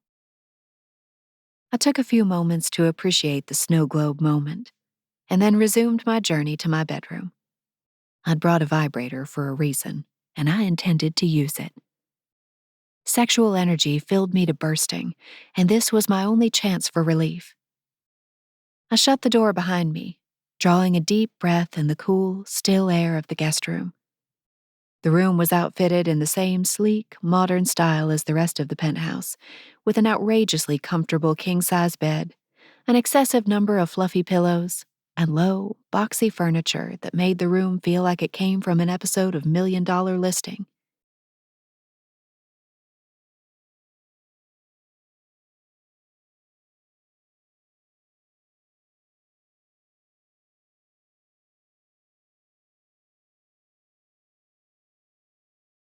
I was sure the real thing, 6 years after our last lovemaking session, would be 10 times better. A noise caught my attention, a swoosh, and I opened my eyes. My door hung open, and Trace was there. A gasp rocketed out of me, and I jolted to sitting. My first thought was that this was a hallucination, something inspired by the mania of that orgasm. There was no way Trace could be here because he was sleeping, and I'd been quiet. But his gaze sizzled over me, amused but tired. Recognition colored his expression. I was caught. Trace. I forced out past dry lips. What are you doing here? You called my name. He said slowly, stepping inside the bedroom. So I came in. I let my head fall back on the pillow. Each passing second compounded my embarrassment. There was something about being caught masturbating, especially when I'd brought a vibrator on a work trip. What were you doing in here?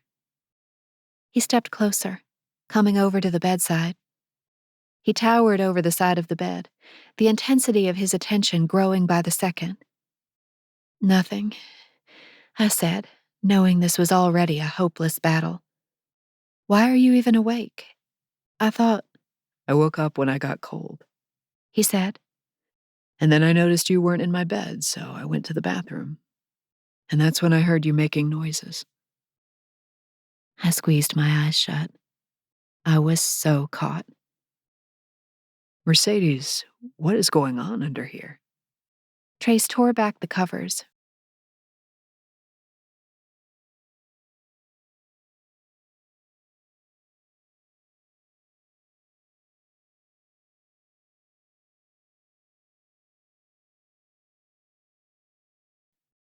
The first thing you do when we get back to Louisville is end it with Caleb. That's the plan, I said quietly. I'm talking straight to his house or your parents' house or wherever you need to have the conversation. Because, Bertie. Trace's nostrils flared as he dragged his fingertips along my arm, heading for the tie. I can't keep pretending to the world that you're not mine. I've spent the last several weeks pretending otherwise, but time's up. The truth is, you're mine. And you have been since I fucking met you. I squeezed my eyes shut as he spoke, emotion overwhelming me. He was right. He was so fucking right. I'd been his and he'd been mine before it even made sense.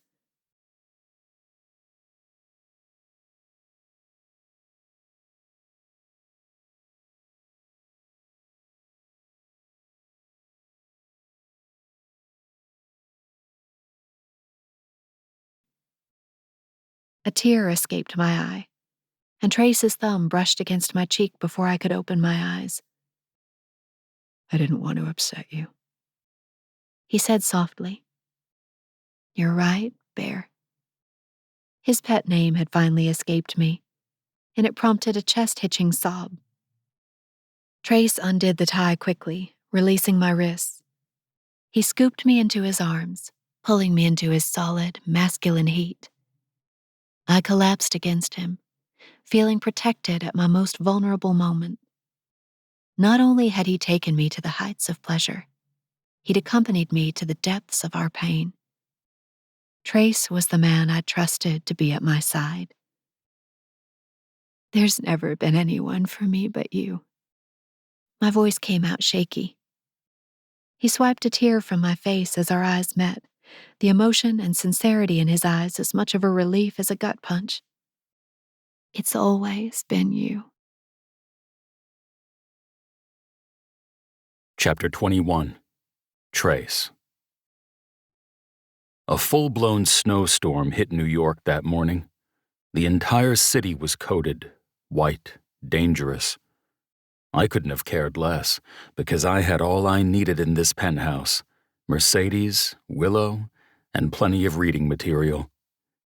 After I finished punishing Mercedes for pleasuring herself without me, I headed straight for the shower, served extra cold, just this shy of ice cubes, to settle my nerves and coax my cock to settle down.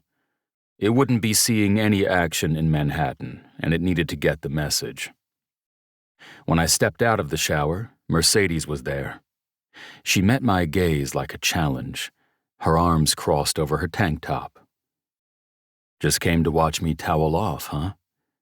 I grabbed for the gray towel hanging next to the shower and ran it over my head, then along my arms. Just seeing her tits in that thin tank had me half hard already, ruining the desired dousing effects of the cold shower. You didn't get off. She lowered her chin, her tone accusatory. Correct. Let's change that. I chuckled, shaking my head as I wrapped the towel around my waist. I know better than to wade into those waters. You got me off. Fair is fair. And I should be able to watch, since obviously I can't help you. Her innocent negotiations amused me. I paused at her side, towering over her, as I forced her to tip her head back to meet my gaze. You better get out of this bathroom, or I'm liable to break some rules. She pouted. Okay, fine. Don't be impatient, Birdie. I squeezed her chin before moving to face the mirrors. Funny advice to give, considering how absolutely ravenous I was for her. What did you tell me yesterday? We've waited 6 years. What's a few more days? But what if this snowstorm keeps us here even longer? She nibbled on her lip, her gaze drifting to the long, narrow window overlooking the city at the far wall of the bathroom. It looks bad out there. Isn't that what you wanted? To be snowed in and trapped with books? She pursed her lips. My fantasy involved slightly different circumstances where this, she gestured between our bodies, was concerned. Then we'll just have to fester in our sexual frustration and do nothing about it. I smiled evilly at her through the reflection.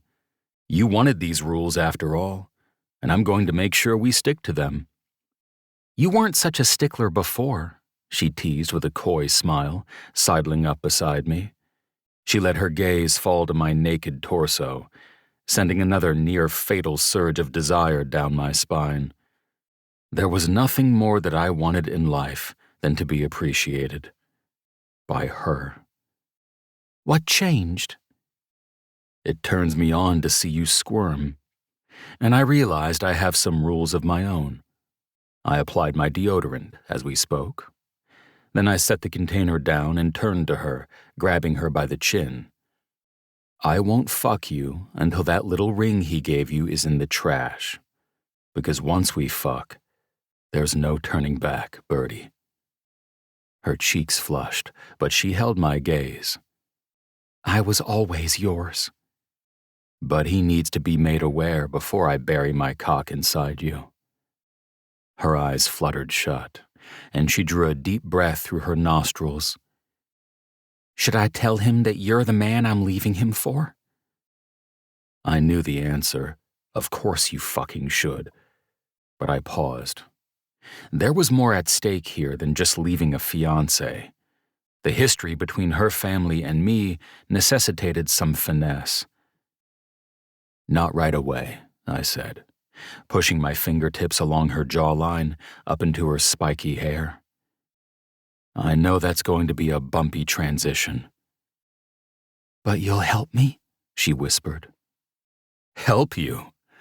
I chuckled softly, brushing my thumb gently back and forth across her lips. They were my weakness. Birdie, I'll do whatever it takes for us to pick up the pieces of what we left behind 6 years ago. I'll move heaven, I'll move hell. I'll move Caleb to his rightful position, which is out of your life. She smiled, but it was the sad kind. "It's going to be hard. My family will be furious."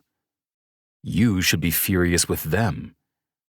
Her brows furrowed. "I am. I think even I don't realize just how much, too."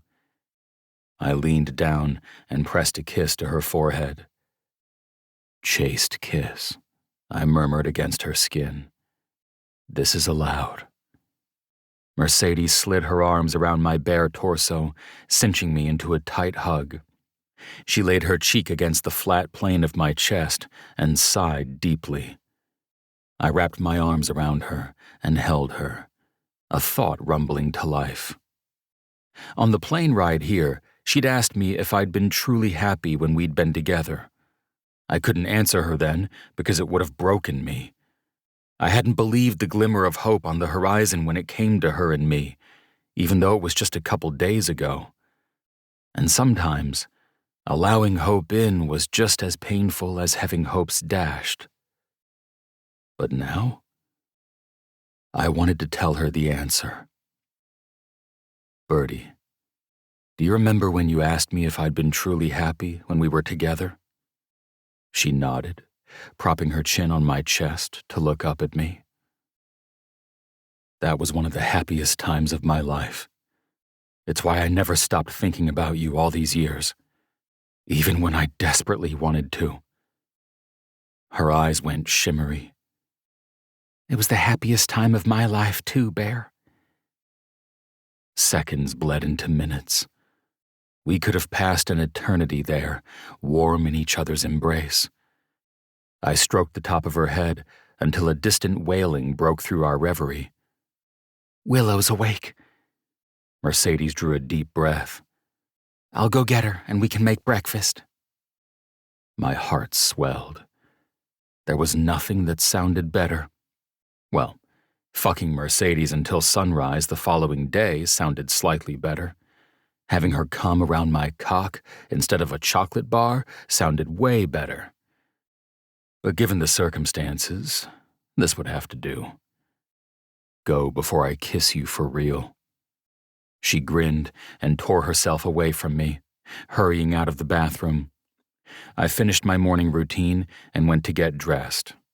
Once I'd pulled on briefs, sweats, and a t-shirt, I headed out into the great room to find Mercedes at the window with Willow on her hip, pointing out at the snowstorm. Hey, girls.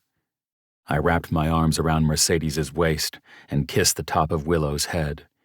She wriggled in Mercedes's arms, reaching for me, and I picked her up easily. Did you sleep well, sweet girl? Willow slapped at my collarbone, speaking gibberish in return.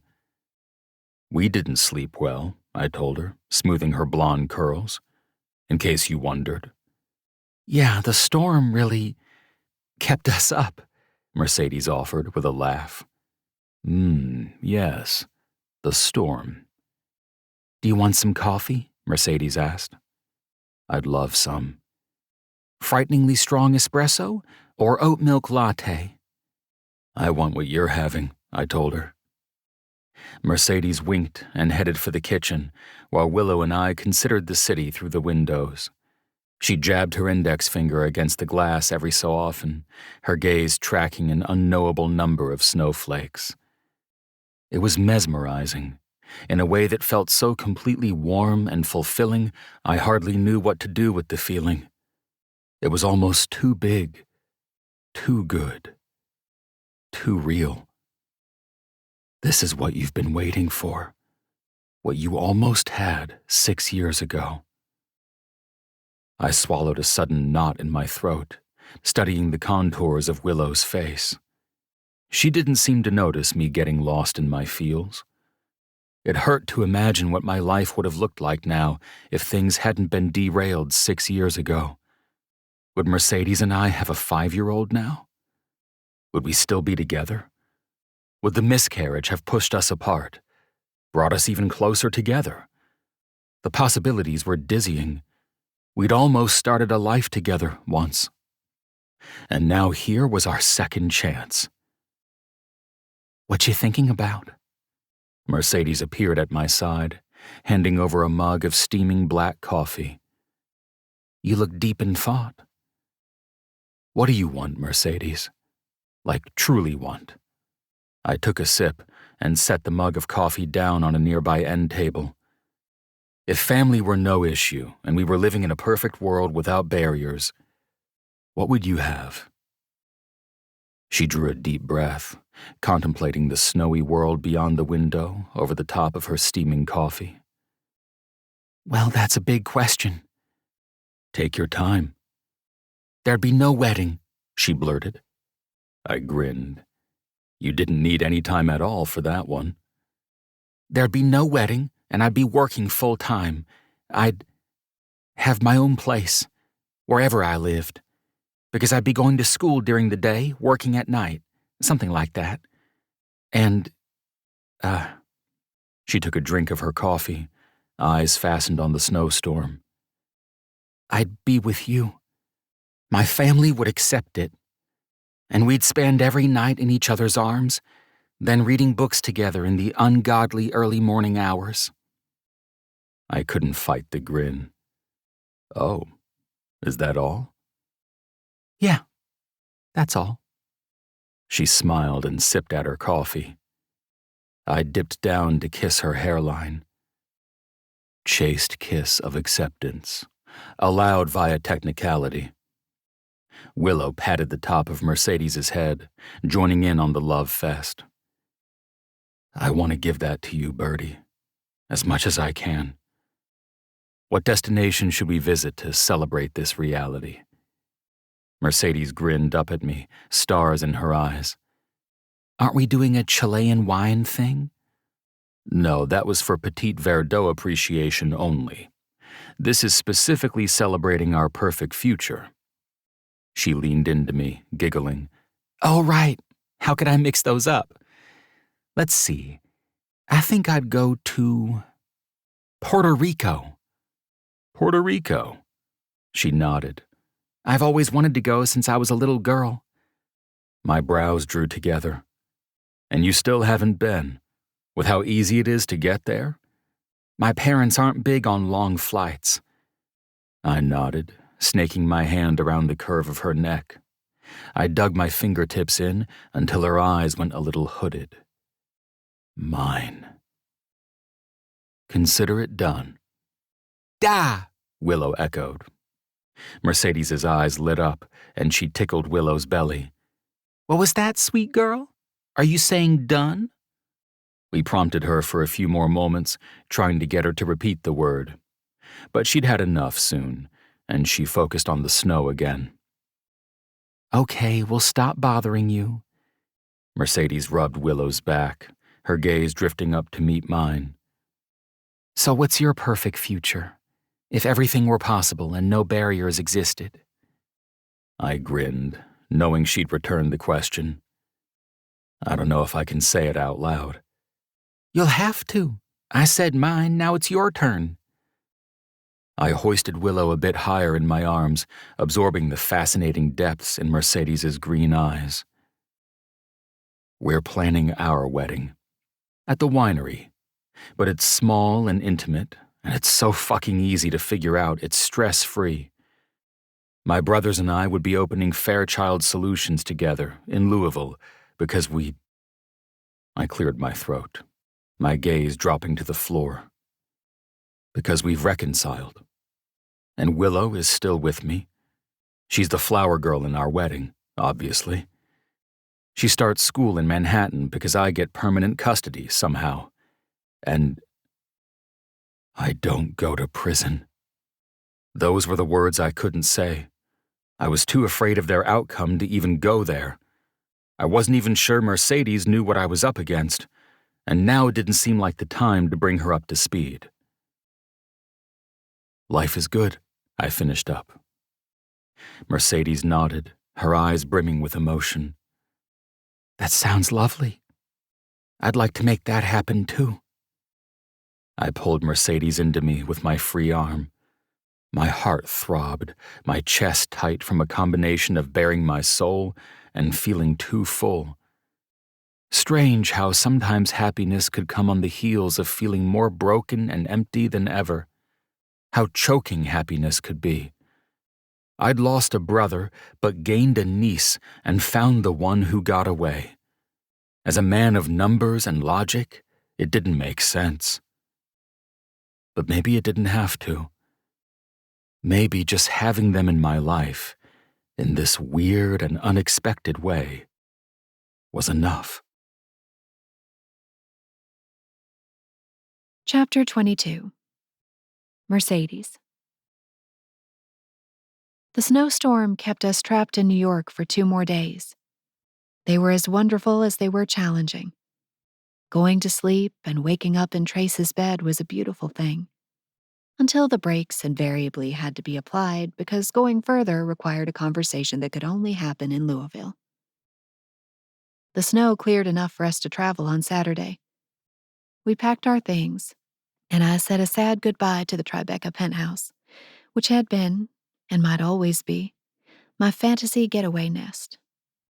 Though I knew Trace and I could visit here again when we wanted, I feared the situation with his brothers would keep him out of New York for the foreseeable future. We spent the plane ride home cuddling as a family of 3, with Willow on my lap and me nestled into Trace's arms, gazing out the window. I wasn't sure I could exist away from his heat or his security anymore. But I'd have to, once we touched ground in Kentucky, because my only destination from here was my parents' house. Nerves had been tightening inside me for days. By now, my belly was a tangled mess, and I knew it would only get worse from here. This was what needed to happen, what I wanted to happen, but it didn't mean it would be easy. In fact, I fully expected a nuclear meltdown from Caleb and my parents. But it was preferable to the nuclear meltdown that would be my innards if I didn't cancel this wedding. We landed in Louisville mid-afternoon. Trace held my hand the entire drive to my parents' house. He parked on the street the same way I'd instructed him before we left for New York, one house down, mostly out of view of their gated driveway. Let me help you, Trace said, reaching for the door handle, but I shook my head. No, I can get my things. Just pop the trunk. His jaw ticked and he held my gaze. Are you sure you don't want me to come with you? Absolutely sure. I squeezed his wrist. They wouldn't even let you through the front door. I appreciate you wanting to help, but I need to handle this on my own. He looked like he was about to say more, but his phone vibrated and distracted him. He let out a terse sigh and declined the call. I slipped out of the car as the trunk popped open. A moment later, I heard Trace answer his phone with a short, Who is this? I collected my things and peered around to look at him before I walked away. He was frowning down at his phone, so I tapped the driver's side window and waved before I hurried toward the wrought iron gate entrance. I punched the code into the security pad, and the gate clanked as it slid open. I hurried down the long, winding driveway, my rolling luggage clicking behind me, my breath coming out in quick puffs. Every step against the pavement reminded me of what lay ahead. It's time. It's time. It's time. I couldn't lie. I was scared shitless. I'd avoided this moment for so long, even while knowing I didn't want to go through with the wedding, because at the time, suffering through a relationship I didn't want was still easier than going after the life I wanted. Now I had no other option. Trace had lit that fire inside of me again. Regardless of what happened with him, regardless of how our love story panned out, I was doing this. I paused near the house, feeling a burst of resolve. I texted Caleb before I could think twice. Mercedes, I'm back in Elville. Are you coming for dinner tonight? I really want to talk. Maybe you can come early. I need to see you urgently. I had no handbook for how to handle this stuff. I hoped I was doing it right. I entered the sprawling colonial mansion via the overhang connecting the house and the garage. I stepped into the warm hallway and spotted a few people in the kitchen. Something felt odd, though I couldn't put my finger on what. At this time of day, on a Saturday, there weren't usually visitors, much less people congregating in the kitchen. I left my bag by the door, since I'd be leaving through there to get to my detached pool house later, and unbuttoned my coat as I went to the kitchen. Hello? Someone inhaled sharply. I found my mother and Aunt Rosie with their heads together in the kitchen. Maddie was there too, bouncing Grace on her hip. Hey there, I said slowly. My mother avoided my gaze, and she sniffed, a tissue clutched in her hand. Is everything okay? Aunt Rosie drew a deep breath, gliding my way. Hi, Mercedes. Everything's fine for now. There's just been a scare. Fine for now. I blinked, looking at my mother, who leaned against the countertop like she might faint. A scare? What kind? Your Grandma Kay, Aunt Rosie said softly, squeezing my arm. She was in the hospital for a couple nights this week. She just got home this morning, and we've been getting things settled. I blinked even more rapidly now, looking between the three women in the kitchen. I wasn't sure whether to laugh or cry. I'm sorry. What did you say? It was her blood pressure, Aunt Rosie went on. They're thinking it might have been, I don't know, a mini stroke. She was in the hospital for a couple nights and nobody told me? I asked, unable to keep the hard edge out of my voice. Maddie's mouth turned downward, and her gaze fell to the ground. My mother shielded her eyes with her hand. I can't have this conversation right now, my mother said, sounding wearier than I'd ever heard her. Somebody couldn't have sent a text? I spat, throwing up my palms. Even Jericho? What about Dad?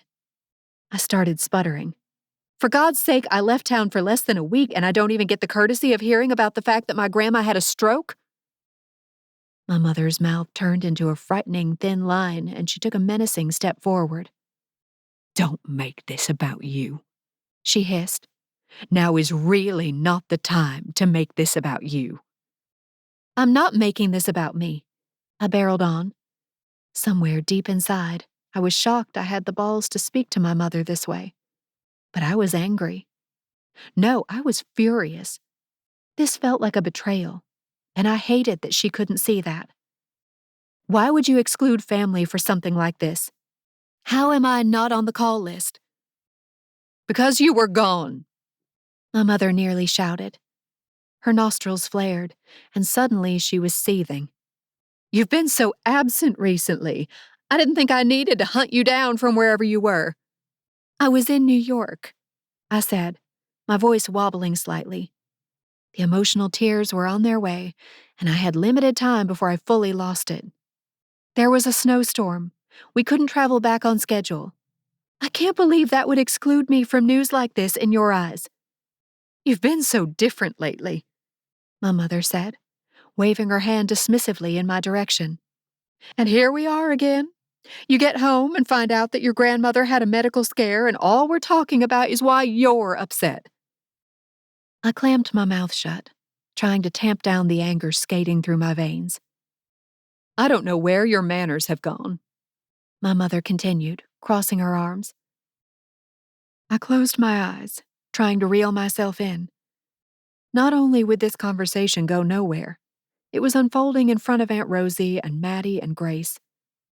I felt justified in my anger, but maybe my mother had a point. Maybe I was the wretched one out of line again, like always. I'm sorry, I said once I found my voice. This is just so shocking. I wanted to know. I wouldn't have been able to come, but it would have just made things harder if you'd known and couldn't come," Aunt Rosie said, touching my arm softly. "I know it would have eaten you up." I deflated. She was right. But that wasn't why my mother had kept it from me, which meant Aunt Rosie's words were just a Band-Aid that was already falling off. "I'm just thankful the wedding isn't far off," my mother whispered after a painful silence had stretched across the kitchen. She dabbed at her eyes with the tissue. "I don't know how much longer Mom has. It would kill her if she couldn't make it to your wedding." I squeezed my eyes shut, my mother's words a spear forged from iron and guilt. It nearly split me in two. I drew a deep breath and realized I needed to get out of here. Immediately. "Can I go see Grandma Kay?" I asked. "She's resting," my mom said. "Now's not a good time." I nodded, swallowing a knot in my throat. "I'll go get unpacked and try before dinner." I saw myself out of the kitchen, grabbing my suitcase before leaving the house and heading for the pool house where I lived. Once I was back in my familiar bedroom, all my things just as I'd left them, the waves of emotion I'd been holding back finally pummeled me. I sank to my knees at the foot of my bed, all the worries and hopelessness barreling down on me. My family was already showing me just how well they could shut me out, and I hadn't even told them the news. Not to mention, I now had to come to terms with the fact that I was single-handedly detonating the one thing my grandmother wanted before she died, to see me marry Caleb. "Mercedes, what are you doing?" It felt so horrible, in so many ways. But even after what had happened in the kitchen, breaking it off with Caleb didn't feel wrong. Maybe even because of what had happened in the kitchen. That, for now, was what I'd run with. Trace, Damien and Jessa, and Cora had included more in their family than my own had shown more compassion than my own mother. I cried into my bedspread until the tears stopped coming. Then I blew my nose, wiped away the mascara trickling down my cheeks, and hauled my suitcase onto my bed. A text message came in as I unzipped the bag. "Cora, hope you don't mind that I'm reaching out. I was just thinking of you and wanted to touch base. Are you back in Kentucky?" My heart skipped a beat as I reread the message. Cora had texted me during the snowstorm, and we'd chatted about Willow and how those muffins had turned out. Word must have traveled fast in the Fairchild family, because she'd also asked me about my counseling ambitions. "Mercedes.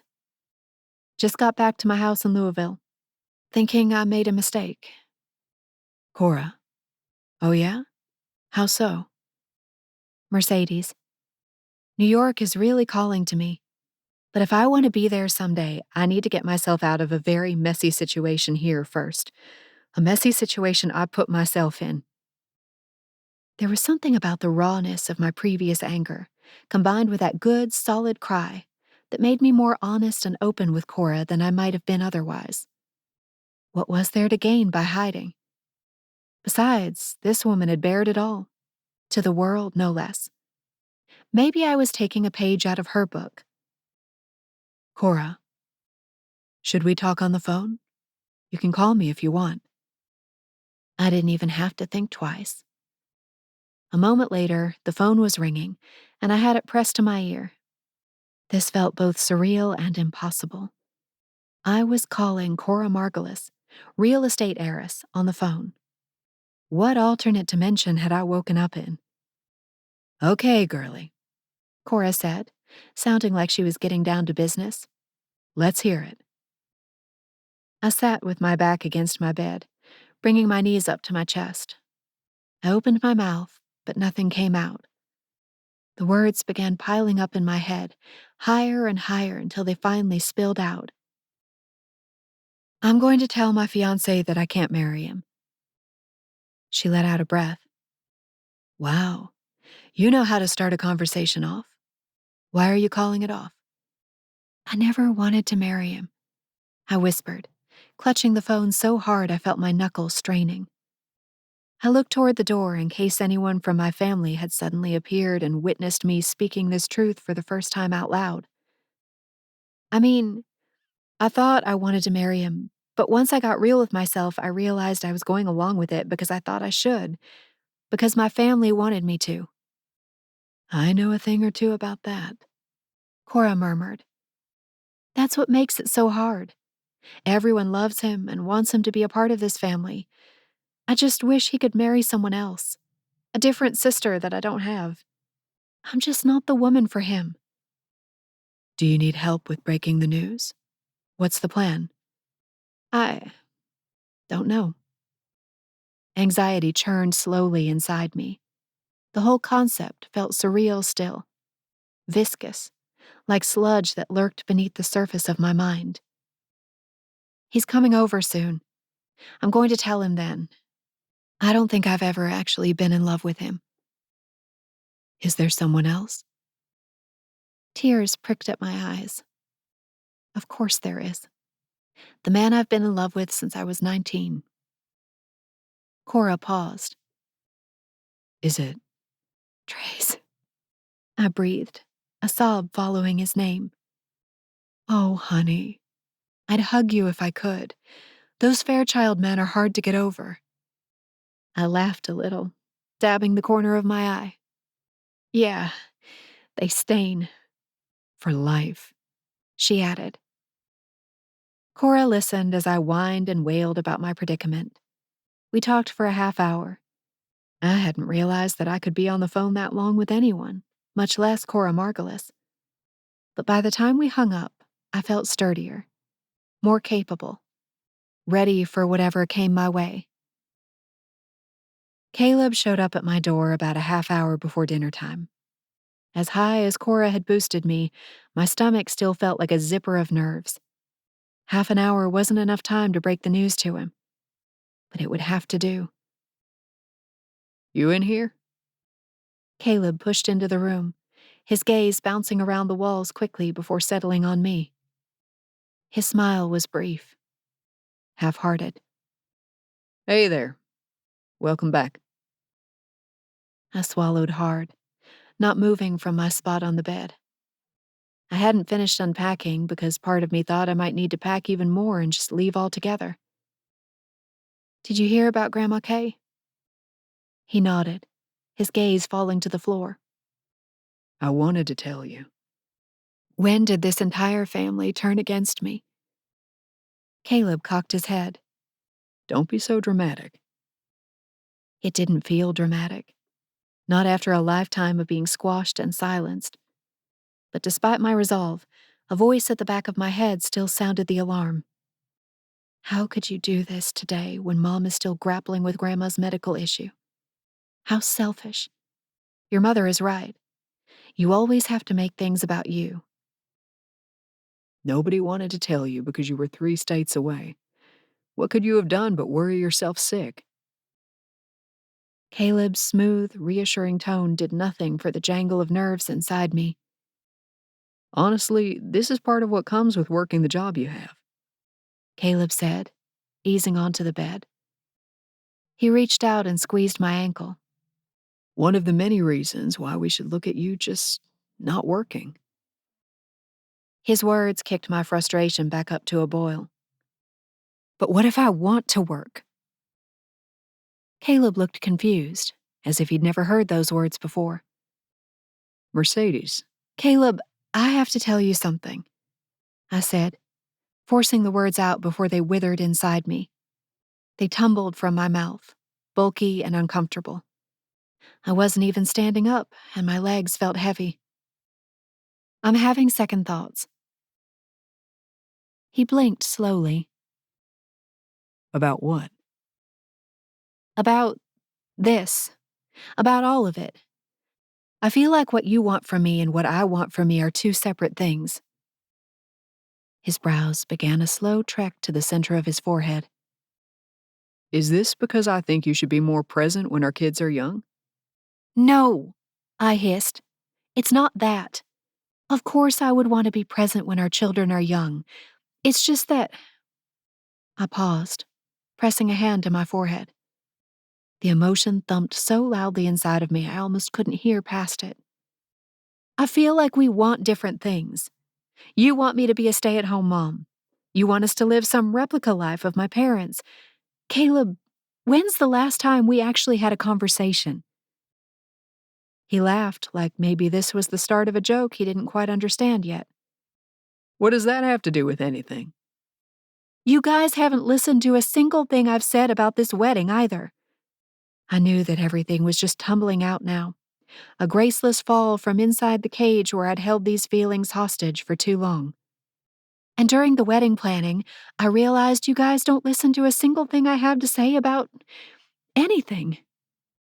That's ridiculous, Caleb said, his mouth turning into a sneer. How could you even say that? Literally everything I do for you. I swallowed hard. I just think we might not be right for each other. It doesn't mean I hate you or that I even dislike you. My whole chest vibrated as the words came to me, begging me to speak them. I'm just not in love with you. Caleb stared at the floor blankly, a deep silence settling between us. After a moment, he shook his head. When he swung his gaze to me, he looked vacant, resigned. Wow. So this is what I get for spending every last dime on you, doing everything I think you want and trying to give you the best of everything. Guilt crashed through me, and I buried my face in my hands. This isn't a punishment, Caleb. I'm trying to be honest. You're trying to be honest? Well, your honesty feels a lot like cruelty. This is so ridiculous. He surged to his feet and started pacing, dragging a hand through his hair. Or maybe this is a joke? This has to be a joke. Caleb, we're months away from the wedding, and you spring this on me now? We wouldn't be months away from the wedding if anyone had asked me what I thought about it, I shouted, the rawness in my voice surprising even me. Caleb stopped walking and stared at me. What did you think we were doing together all this time, then? He threw his hands out to his side. Like we've just been dating for years for fun? Didn't you think I'd ask you to marry me? Why wouldn't we jump straight to the wedding if we can? His questions deflated me. I drew a deep breath. It's my fault for not being honest with you earlier. I'm sorry. He laughed without humor, shaking his head. There's someone else, isn't there? Excuse me? Fear prickled through me. Who is it? Are you seeing someone else? Do you really think I'd cheat on you? I asked slowly. I don't know anything anymore, Mercedes. He scoffed. Who is it? I'm not saying this because of someone else. My entire body was warm, and I forced myself to speak louder, to erase the waver from my voice. I'm saying this because we aren't right together, and I'm done being silent. Caleb kicked at my wastebasket as he resumed pacing. So what are we supposed to do now? I don't know, I admitted. Go our separate ways? I don't want to do this anymore. I'm sorry, Caleb. I'm so sorry. Yeah, right, you are. He muttered, swinging his head to look over at me. Hurt had creased itself across his face, his hazel eyes shining with a hardness I didn't recognize. I wanted to be the woman of your dreams, I told him softly. But I can't be myself and be the perfect woman for you at the same time. Because the truth is, we want different things. We just do. I don't know how else to put it. So you've just been lying to me for years, then? He wasn't entirely wrong. I was lying to myself for years, too. Caleb sniffed, turning to me with his hands on his hips. I think you're just going through a phase. You're going to change your mind. And the stupidest part about all this is that I'll take you back once you remember what we have and where we're going together in life. I'm not going to change my mind, I said. We'll see about that. He pinned me with a hard look, and then tore open the door, storming away. He left the door hanging open, cold air billowing inside. I leapt to my feet to shut it behind him, pressing my back to the door. My heart pounded like I just sprinted a lap around the property. You did it. But I wasn't quite done. I still had to inform my parents, and that would be harder than telling Caleb. I took a few moments drawing deep, cleansing breaths, letting the reality sink in, coming to terms with the new truth. You broke up with Caleb. I didn't feel sad about it. Not in the way you'd expect after losing a fiancé. In that gut-ripping sense of loss way. I felt sad for letting Caleb down, for knowing that I wasn't giving my family what they wanted, and that, perhaps most of all, was the indicator that it had been wrong for me. Caleb had looked good on paper, but he'd never been right for me. I lingered in the bedroom, gathering my strength. Dinner time came and went, and nobody came for me, which told me that Caleb had probably spread the news. I was too anxious to eat anyway. So I hid, waiting for the biggest blow of all, facing down my parents. By 7:30, I knew I couldn't put it off any longer. I prayed they'd all have finished eating by now. I slid on my coat before pulling open the door, my heart in my throat. Caleb's car wasn't in the driveway, but Jericho's was. I shivered against the sudden whoosh of cold air and jogged to the house. In the hallway, the low murmur of voices drifted toward me from the dining room. I hooked my coat on the rack near the door and hurried to the dining room, my belly twisting into eternal knots. When I rounded the corner, I found my mother, father, and Jericho at the big table. The plates were cleared, and judging from the tension in the air, they'd been discussing something serious. My mother glanced at me and then immediately looked away. Shit. They definitely knew. Anxiety swarmed me. I had no idea how to launch this, so I tried to act normal, like this was just any old day. Hey guys, I said. Did everyone eat already? Where's Maddie and Grace? Grace is sick, and Maddie took her home. Jericho didn't look at me as he spoke. My father cleared his throat and crossed his arms. Nobody said anything for an eternal moment. They were waiting for me. I drew a shaky breath. Well, I just wanted to come share some news with you.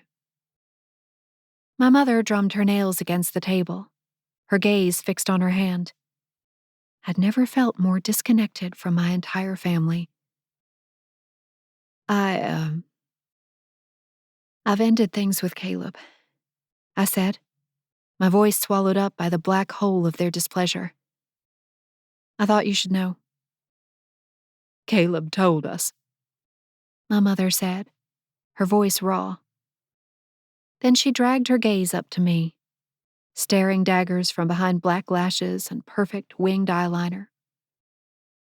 Let's mark the calendars, because I can honestly say I've never been more disappointed in you than today. I swallowed a knot in my throat, reminding myself to stand tall. There had never been anything more symbolic than this. Me at the head of the table against them. Struggling for recognition, for acceptance, for support, and instead being met with iciness and disappointment. Other parents might have asked why, if something had been going on beneath the surface that nobody was aware of, or if I was all right. Not my family. Things hadn't felt right for a long time, I said slowly, though I could tell they were already losing interest. I just don't understand what's gotten into you, my mother blurted, clipping my last word. You understand that we paid for the venue in full already? My father asked, his voice coming out a gruff roar. I swallowed and nodded, but he wasn't done. Along with the designer gown, the catering and the florist, all the announcements sent to the papers, the band paid for, This was going to be a 7-figure wedding, Mercedes. All things I'd never agreed to or helped select. I never asked for that. I'm sorry, I said, but my voice disappeared in the wake of their disgust with me. She is so incredibly selfish, I can't even stand it, Jericho muttered. His words cut more than I wanted to admit. I don't want to spend the rest of my life miserable, I bit out. If that makes me selfish, so be it. I need something else. And what is something else? My brother used air quotes, the sarcasm thick in his voice. You want to run off and take a woman lover? Go travel Europe and find yourself? What else could you possibly need that you haven't been fucking offered on a silver platter? He scoffed, turning to our father. This is what you get, you know? When you constantly tell them what a good job they do, how pretty they are, all of that. His words landed like a hammer. That was the heart of it all. I didn't deserve to be dissatisfied because I'd been given everything, but only what I never wanted. Room to breathe? My voice came out louder than I intended. I don't know what it is yet, but I'm going to find it. Maybe she already found it, Jericho said with a sneer. There was something behind his tone that lit a spark of fear inside me, though I couldn't say why. My mother laughed low, but it was an empty sort of laugh. I don't even want to look at you right now. After what we've been going through, I can't believe you decided to bring this news to our house now. As if we needed more to deal with after Grandma Kay. Guilt piled up around me, deadening my limbs, making it hard to breathe. The tears were joining now, too. I swallowed hard and looked at the ground. I'm sorry. It was all I could offer, but it didn't make a difference. I tore myself out of the dining room, racing back to my bedroom, the weight of their glares the only thing I could feel. Chapter 23. Trace. I barely slept that night, wondering what had happened over at the Hendricks household. Mercedes' text at 9 p.m., "I did it. It's done," had been equal parts reassuring and nerve-wracking. My ensuing texts, "Do you need me? I'll come now.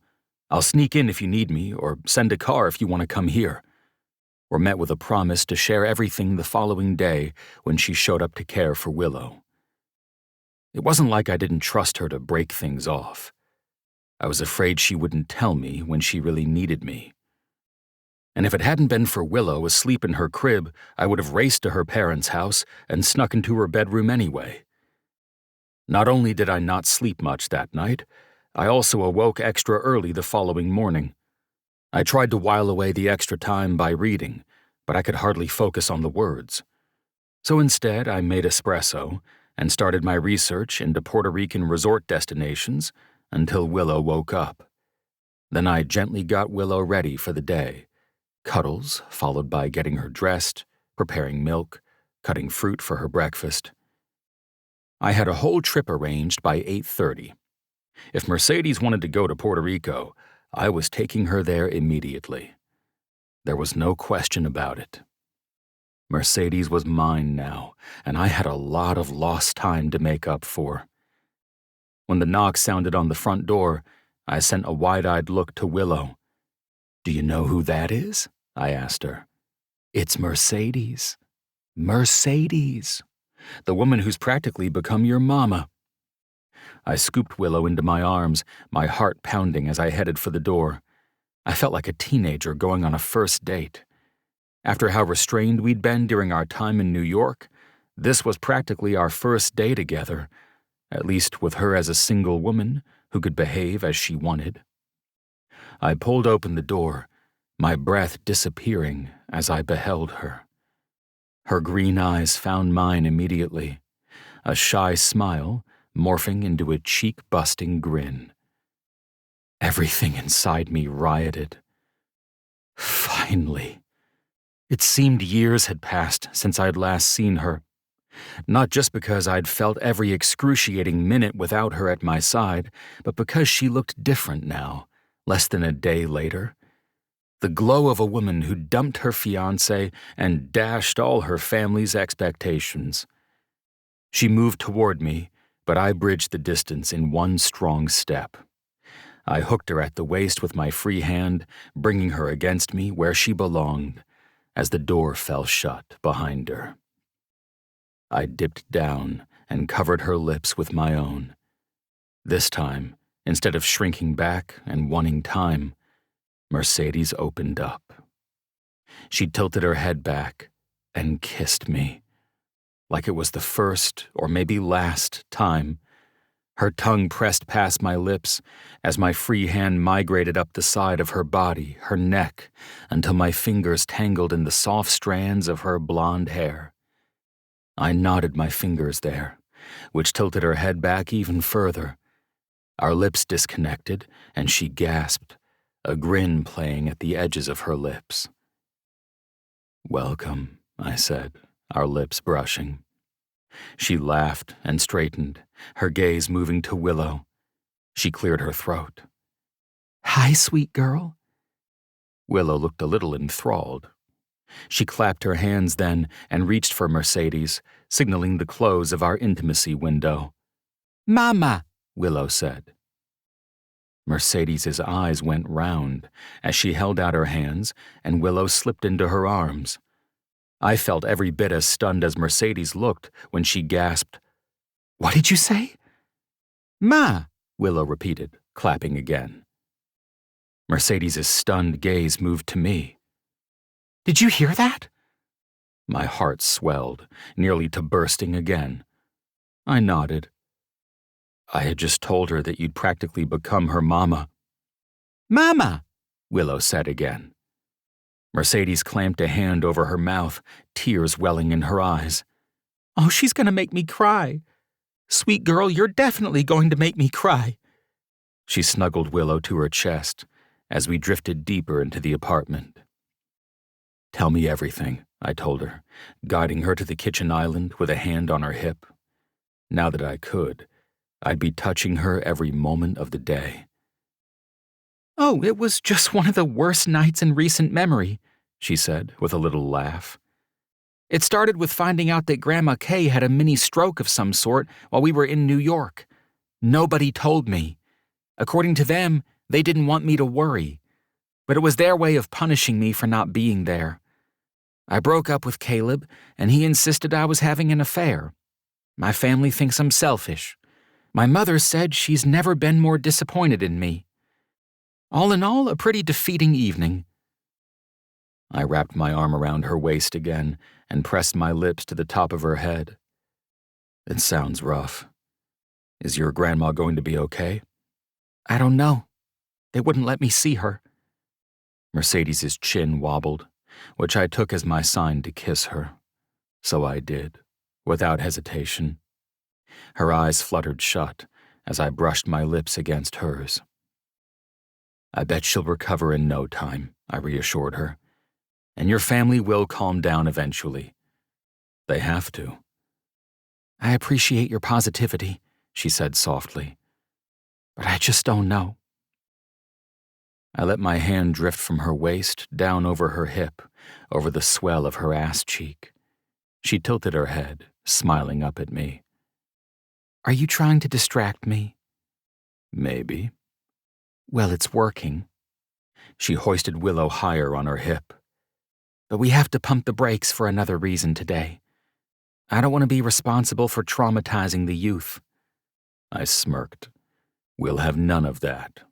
Especially since I have an appointment in roughly 2 hours that I absolutely should not miss, since it may be my new office, if all goes well." Her eyes lit up. "You found an office space?" I did. It looks excellent in the pictures, and I snagged a quick viewing before our trip. This time, her eyebrows shot up. "Our trip?" I smirked. "Come on, Mercedes. You had to have known that I wouldn't waste a single second in giving you everything you ever wanted." The look she gave me was so pure, raw, and happy, that I couldn't help but claim her lips again. "You're going to have to repack," I whispered against her lips, "because we're catching another plane this evening."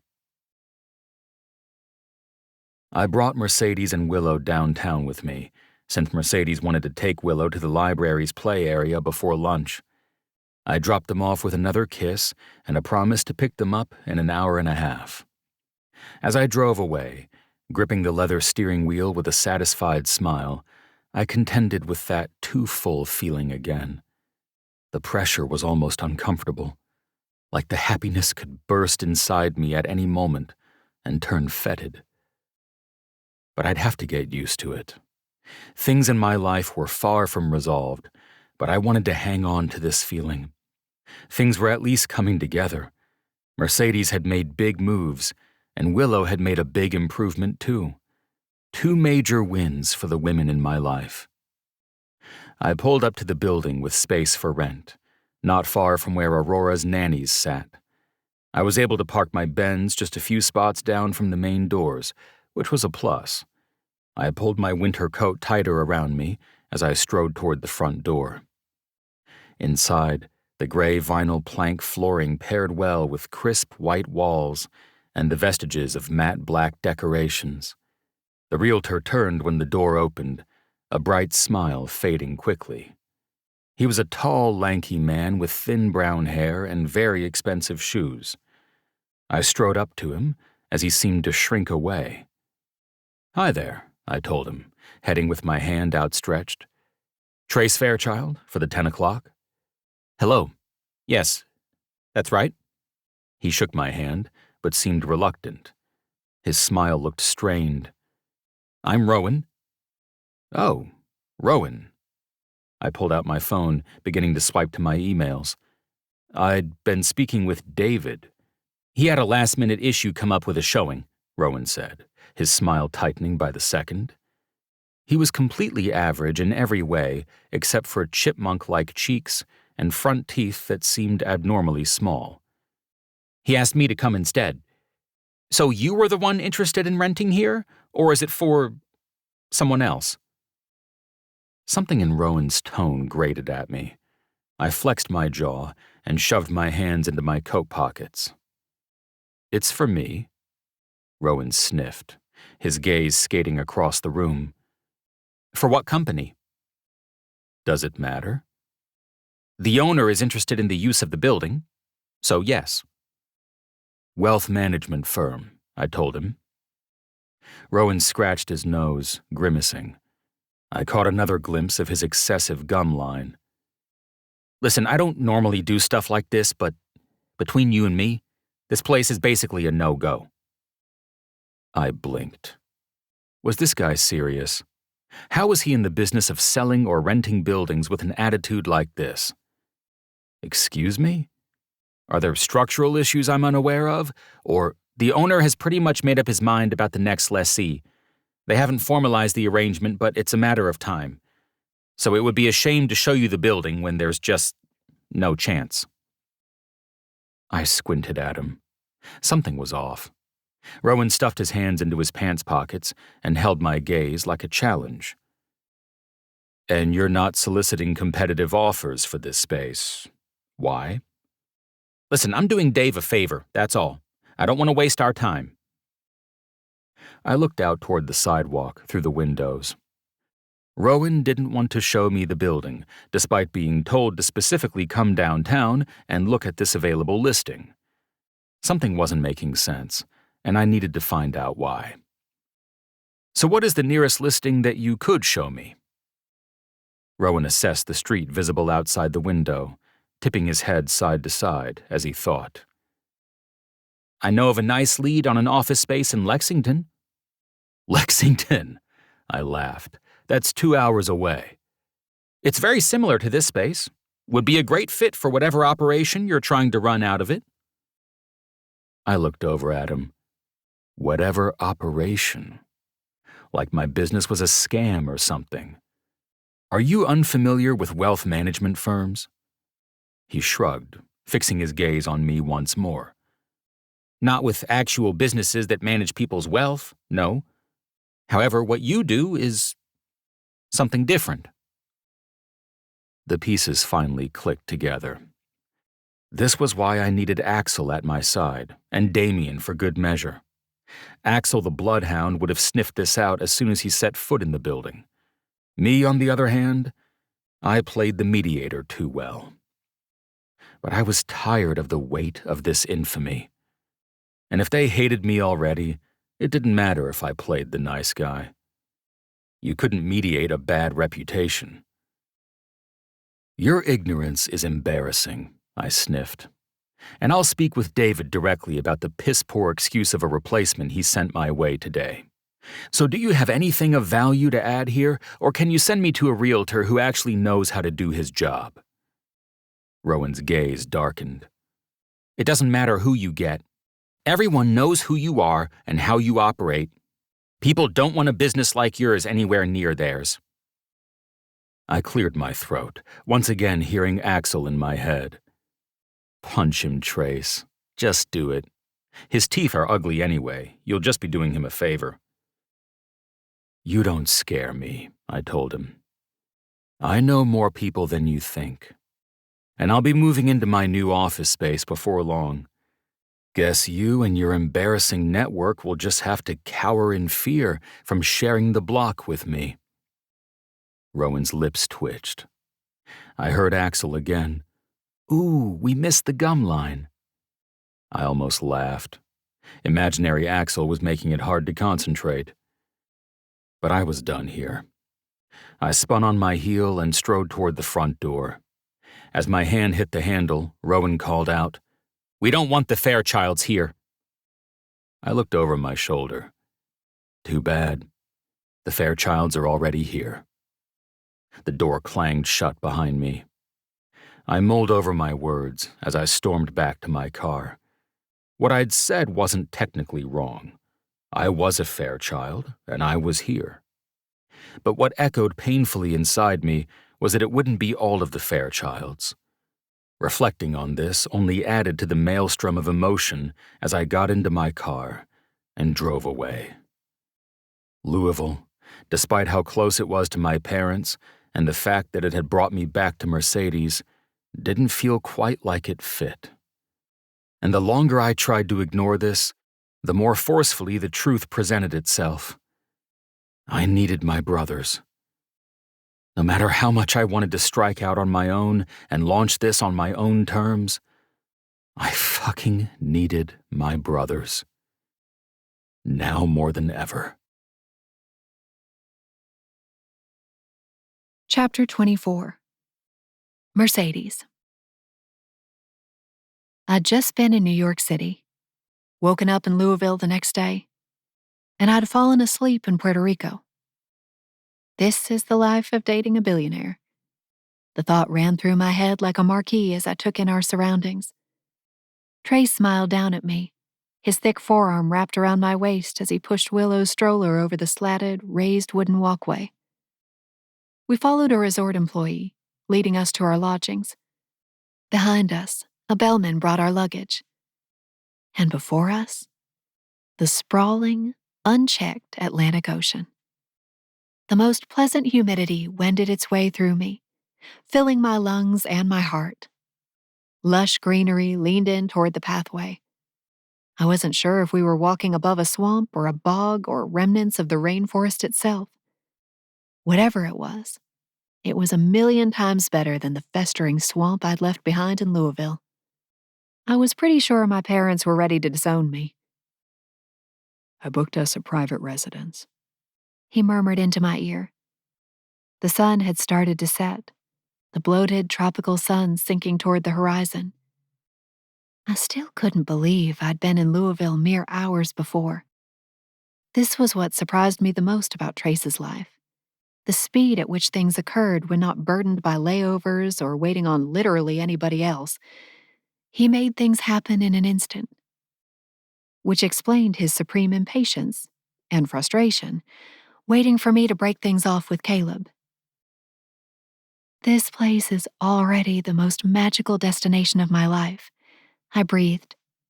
Palm trees shot up at intervals around us as we followed the pathway to an angular, modern house. It was built of pure glass and oceanfront, it seemed. An infinity pool tickled at the edge of my view. Giddiness coursed through me, swift and thrilling. Trace had wanted to keep the details a surprise. I didn't even know we were in Puerto Rico until I'd seen the shape of the island through the window of the private jet. I thought you'd like it. Trace kissed the top of my head as we came to the front patio of the residence. The resort employee showed us inside, handing over the keys while the bellman offered to put our luggage in specific rooms. Whichever room has the best view, that one will be ours. Trace told him. He seemed a little undecided at first, but eventually wandered off into the depths of the house, carting our luggage behind him. How many bedrooms does this place have? I asked, eternally twisting my neck to see more. 5, the resort guide told us. Though one could use the movie theater room as a bedroom as well. So up to 6. I laughed just as Willow began demanding angrily to be let out of her stroller, shaking the front restraint bar. Ma! Coming, sweet girl. I unbuckled her restraints and pulled her into my arms. She immediately smiled over at Trace as though saying, "Look where I made it." Once our luggage was deposited, Trace handed over hefty tips to both employees and sent them on their way. And then it was just us. This is the most spectacular place I've ever seen. I looked up at him, getting lost in his deep brown eyes. And to think we woke up in the cold in Louisville. He pushed his fingers through my hair, smiling softly at me. I think waking up here will be much nicer. Though really, it doesn't matter, as long as I'm waking up with you. I bit my bottom lip. It was no secret that the first item on our collective agenda was fuck until sunrise. But we weren't heathens. We needed to do things like take care of Willow and have dinner. I knew our moment would come. I'd been secretly imagining this for the past 6 years. You'll be waking up with me as long as I can help it, I promised him, nuzzling my face into his warm palm. He dug his fingertips into the back of my neck, sending a jolt of heat through me. I loved it when he touched me like that, with possession, like he was claiming me. Mama! Willow broke through our heated moment, pointing urgently through the floor-to-ceilings windows looking out toward the ocean. Mama! What is it, sweet girl?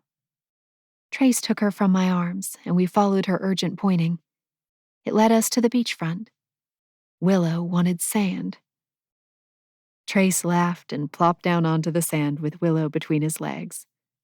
I joined them, pushing the fine white sand back and forth between our fingers, making mounds, sprinkling it over toes.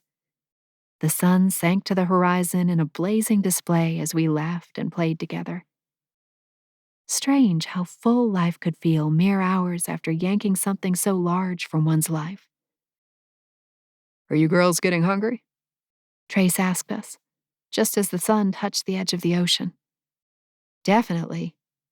Should we check out some of the resort's restaurants? Or... I paused, mischievous glee lighting me up. Should we order room service? Room service. Trace decided. Whatever makes you look that excited, we need to do. I giggled into my palm. Is there any other option but room service when we're in a private residence like this? No. Trace said, the look on his face so tender it nearly split me in two. He reached for my hand, bringing my knuckles to his lips. Because whatever Birdie wants, Birdie gets. The entire night unfolded around us, nothing short of magical. There was no other word for it, which frustrated me, given how many books I'd consumed in my life. I should know enough words to convey how special this was. But I fell short. I was simply at peace. My cheeks hurt from how hard I smiled, how much there was to explore and discover and enjoy with Trace and Willow at my side. I changed into a beautiful sundress that Trace surprised me with. mint green and jade, with tie straps and the softest, most luscious material I'd ever felt. The look of adoration on his face when I came out of the bedroom in it was one I'd never forget. We ate scallops by the ocean while torches burned gently along the elevated boardwalk, casting an ethereal glow to the night. Our infinity pool glowed the most surreal shade of lavender, which only complemented the mood lighting in our house after dusk. Shades of cerulean and baby blue and royal purple. We put Willow down late, because Puerto Rico, of course, and the moment she was asleep, Trace descended upon me like a lion on fresh meat. He had me pressed up against the wall just outside Willow's room, our lips engaged in a hungry, unending dance. His teeth knocked mine. Our tongues met sloppily in the middle. His fingertips skated up my jaw while I wrapped my arms around his waist and yanked him closer. I needed every inch of this man, immediately. Trace cupped my face in his big, warm palms. Our kiss deepened somehow, igniting a fire deep inside me. I realized that no matter how much he kissed me, I'd need more. I'd always need more from him. And that scared me. He was the only man who had ever inspired such a sensation. Trace broke the kiss, our chests heaving as we stared at each other from millimeters away. Come with me, Birdie. We need to go somewhere else. You're going to be far too loud. What? My brain function had been reduced to a murky slog. What do you mean? When I have my way with you. The evil smile licking at his lips clarified everything. Let's go. He led me through the two-story living room, out toward the patio that faced the infinity pool and the beach beyond. He paused to assess the enormous patio, and then veered toward a lounge area at the far edge. A king-size daybed was flanked by palms, and throw pillows littered its soft, sumptuous surface. Trace sat at the edge and pulled me between his legs. He tipped his head back and watched me as he trailed his hands up my legs beneath my dress. Before we get started, he said, his voice a husky rasp. These need to go.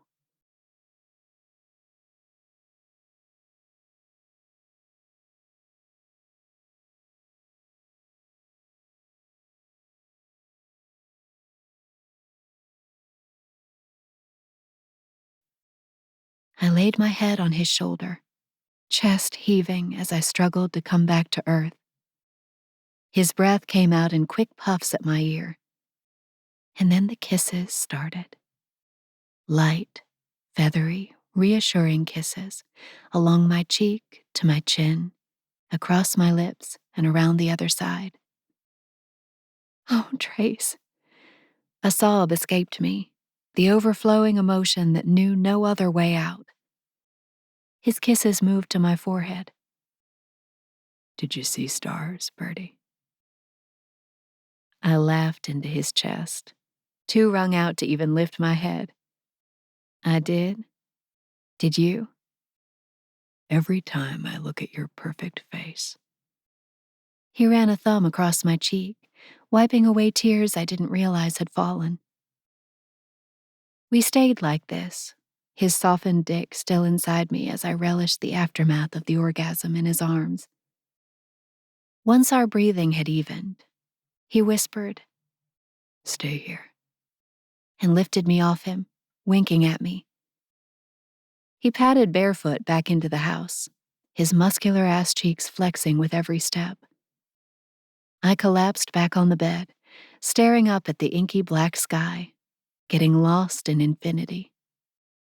This was bliss.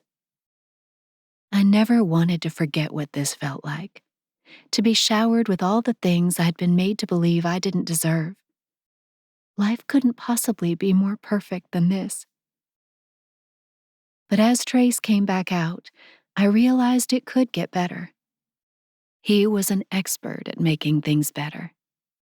His soft, sexy smile seared itself into my memory as he sauntered back carrying a bottle of wine, 2 glasses, and a book tucked beneath his arm.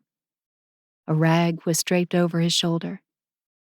He set the bottle and glasses down on the end table, set the book next to me, and then said, "Lie back." I did as I was told. He washed me gently, cleaning up the mess he'd left between my legs. I almost cried from the care he took. When that was done, he tossed the rag to the ground and lay next to me, arranging pillows beneath his head.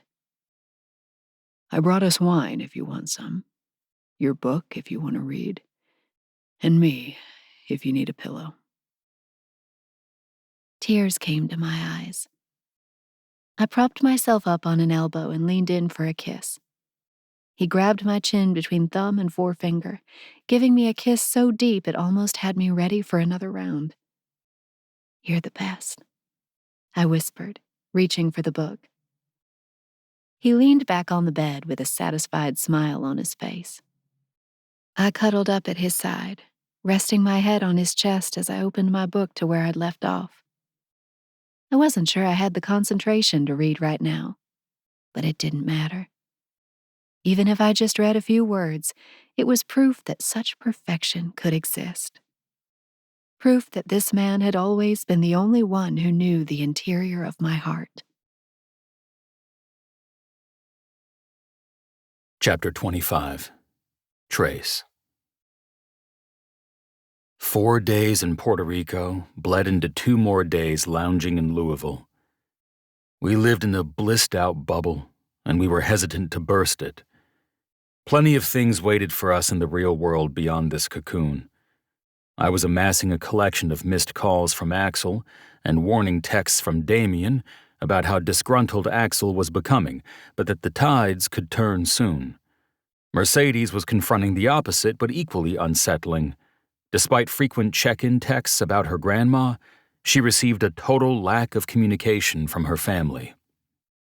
And I'd received a weird email from an unknown sender our first day back from Puerto Rico that simply said, "Get out."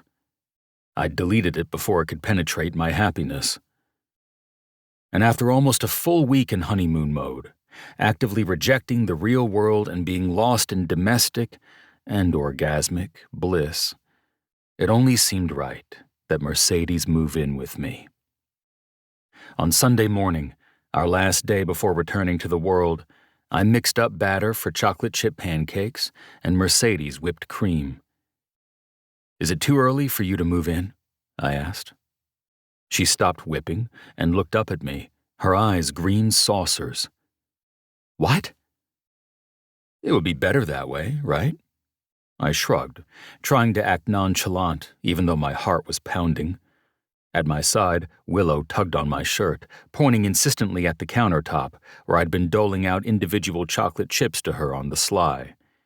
Mercedes didn't like her to eat pure chocolate, but I had a hard time saying no to Willow. "You wouldn't have to worry about how angry your parents are." She smirked at me. 1 week is a little fast, don't you think?" "It hasn't been 1 week. It's been 6 years, and then some." Mercedes smiled at me warmly. "True, but—" She sighed, shoulders slumping. "I don't want them to stay angry at me. I'm going to fix it. I just need to be around a bit more consistently. That's why I'm planning on going to Sunday dinner tonight." I winced. "Are you sure that's a good idea?" "I have to, Trace. I should spend a night or 2 there." "Okay. Just promise you'll call me so we can fall asleep together on speakerphone." She snorted. "Are we that couple already?" "Not quite yet, but with a little effort, we will be," I teased. Willow started making noise again, wanting more chocolate chips. I looked down at her. I'd already slipped her 7 or so, and sent her a look, trying to subtly inform her to not draw attention to us. But there was no hope. After a few angry grunts and 1 stomped foot, Mercedes was on to us. "What does she want?" Mercedes asked. "Oh, nothing." I held Mercedes's gaze as I reached for the chocolate chips in the bowl. Mercedes gasped. Are you giving her straight chocolate chips? She asked, sounding equal parts horrified and amused. Maybe. I slipped Willow 2 more. Trace! She likes them, and we're making chocolate chip pancakes. How can I not? That's why you're making her the plain ones, because of the sugar content, Mercedes insisted. But it was followed up with a laugh.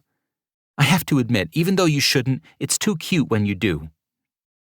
Willow grinned up at me as she chewed her contraband, melting my heart further.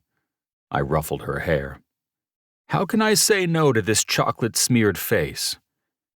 Mercedes let out a terse sigh, but I could tell she wasn't as annoyed as she tried to sound. It's hard to, that's for sure. Mercedes finished preparing the cream, then cut up strawberries, making a big display of slipping an acceptable secret snack to Willow. I loved her ribbing. It filled my heart and made me grin so hard my cheeks hurt.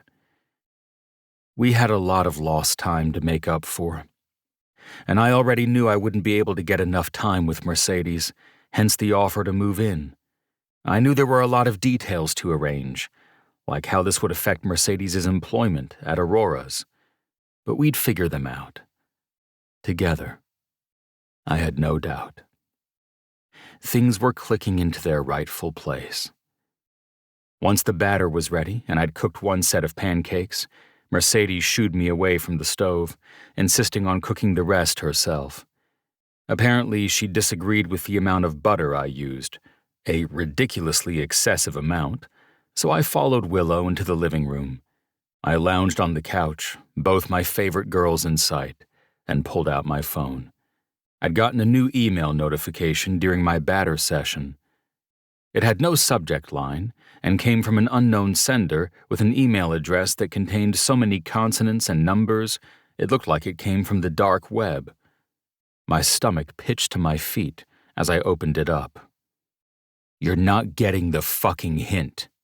Get the fuck out of our city or we'll make sure you leave ourselves. Nobody wants the Fairchilds here.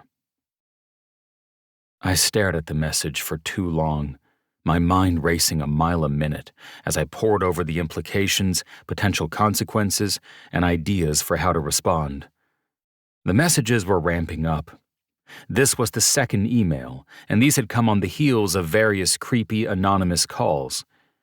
Judging by my reception in this city in general, any number of people could be behind this. Even though part of me wanted to blame Jericho and Mercedes's family as the most likely culprit, logically speaking, I knew that they still weren't aware she and I were together. When a run-of-the-mill realtor didn't want to lease me a building, it seemed like my reputation had turned into a noxious gas cloud. And really, the who didn't matter as much as the now what. I need to figure out the next steps. Today. Because something about this email told me they weren't going to stop at just calls and digital correspondence. I cleared my throat and pocketed my phone, making my way back into the kitchen. What would you say if I hired a bodyguard for us? I asked Mercedes, coming up behind her and placing a kiss on the top of her head. A bodyguard? She laughed a little, moving the last batch of pancakes from the griddle to the serving plate. What for? For protection. From what? She asked, sounding a little shocked. From anything. Who knows? I've been getting some pushback from certain people in the community since I arrived. A few strange calls and emails. I just want to be prepared. She snapped off the stove and turned to me, brows knit together in confusion. Strange calls and emails? Yeah, they're probably nothing, but I don't want to take a chance. I've got the resources, so I want to do it. She nodded. Well, it sounds like you've made up your mind. I think I have too. I took the serving plate and carried it to the dining room table. Willow ran screeching up to me, arms outstretched. That was how I felt about pancakes too, especially the chocolate chip kind. It's not a bad idea, if you think you need it. I guess it will just... Mercedes set the spatula in the sink and dried her hands off before shrugging. take some getting used to. I'll make sure I hire someone great, I promised her, lifting Willow into the high chair. She started pounding at the plastic tray, impatient as hell. There was no greater revelation from fostering my niece than the impatience of a toddler when it came to food. Hang on, Willow. It's coming, I promise. Mercedes brought over the syrup, butter, strawberries, and cream.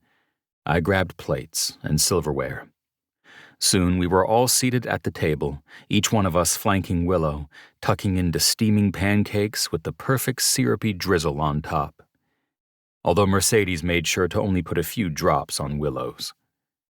Sugar just makes them so crazy, she murmured, as Willow pointed insistently at the jar of syrup. I shoveled a bite into my mouth, chewed, and then said, "Maybe I'll eat a few extra chocolate chips for brunch. Then you'll get the benefit of the sugar rush once Willow's down for a nap." Mercedes's lips curled into a sexy smile. I don't mind those sugar rushes. The pancakes didn't last long. Once the plates were cleared and the kitchen cleaned up, we switched back into lounge mode. Willow started yawning around 1, and Mercedes was quick to scoop her up and carry her off to nap time. Left on my own in the living room, my analytical brain kicked into gear again. I reread the email, compared it to the previous emails, then sent them both to Damien with a note that simply said, "Any info you can glean on these?" If anyone could do some digging, it was him. And then I began looking for a bodyguard, someone who could kick some ass and protect Willow, Mercedes, and me if need be. Someone Mercedes would be comfortable around, someone with experience. Price was no issue. Quality was my priority. I was knee-deep in the bodyguard hunt when Mercedes startled me. She appeared in front of me, pushing my knees apart as she knelt on the floor. Whatever surprise I felt was immediately replaced with, "Fuck yes." The look in her eye told me everything I needed to know. "Put that phone away," she whispered, dragging her fingernails up my legs. "And take these sweatpants off." "Yes, Miss Hendricks," I teased, popping to my feet and tearing off my sweatpants. I took off my underwear and t-shirt for good measure, too. Because why not? She looked hungry for the opposite of something soft and doughy now.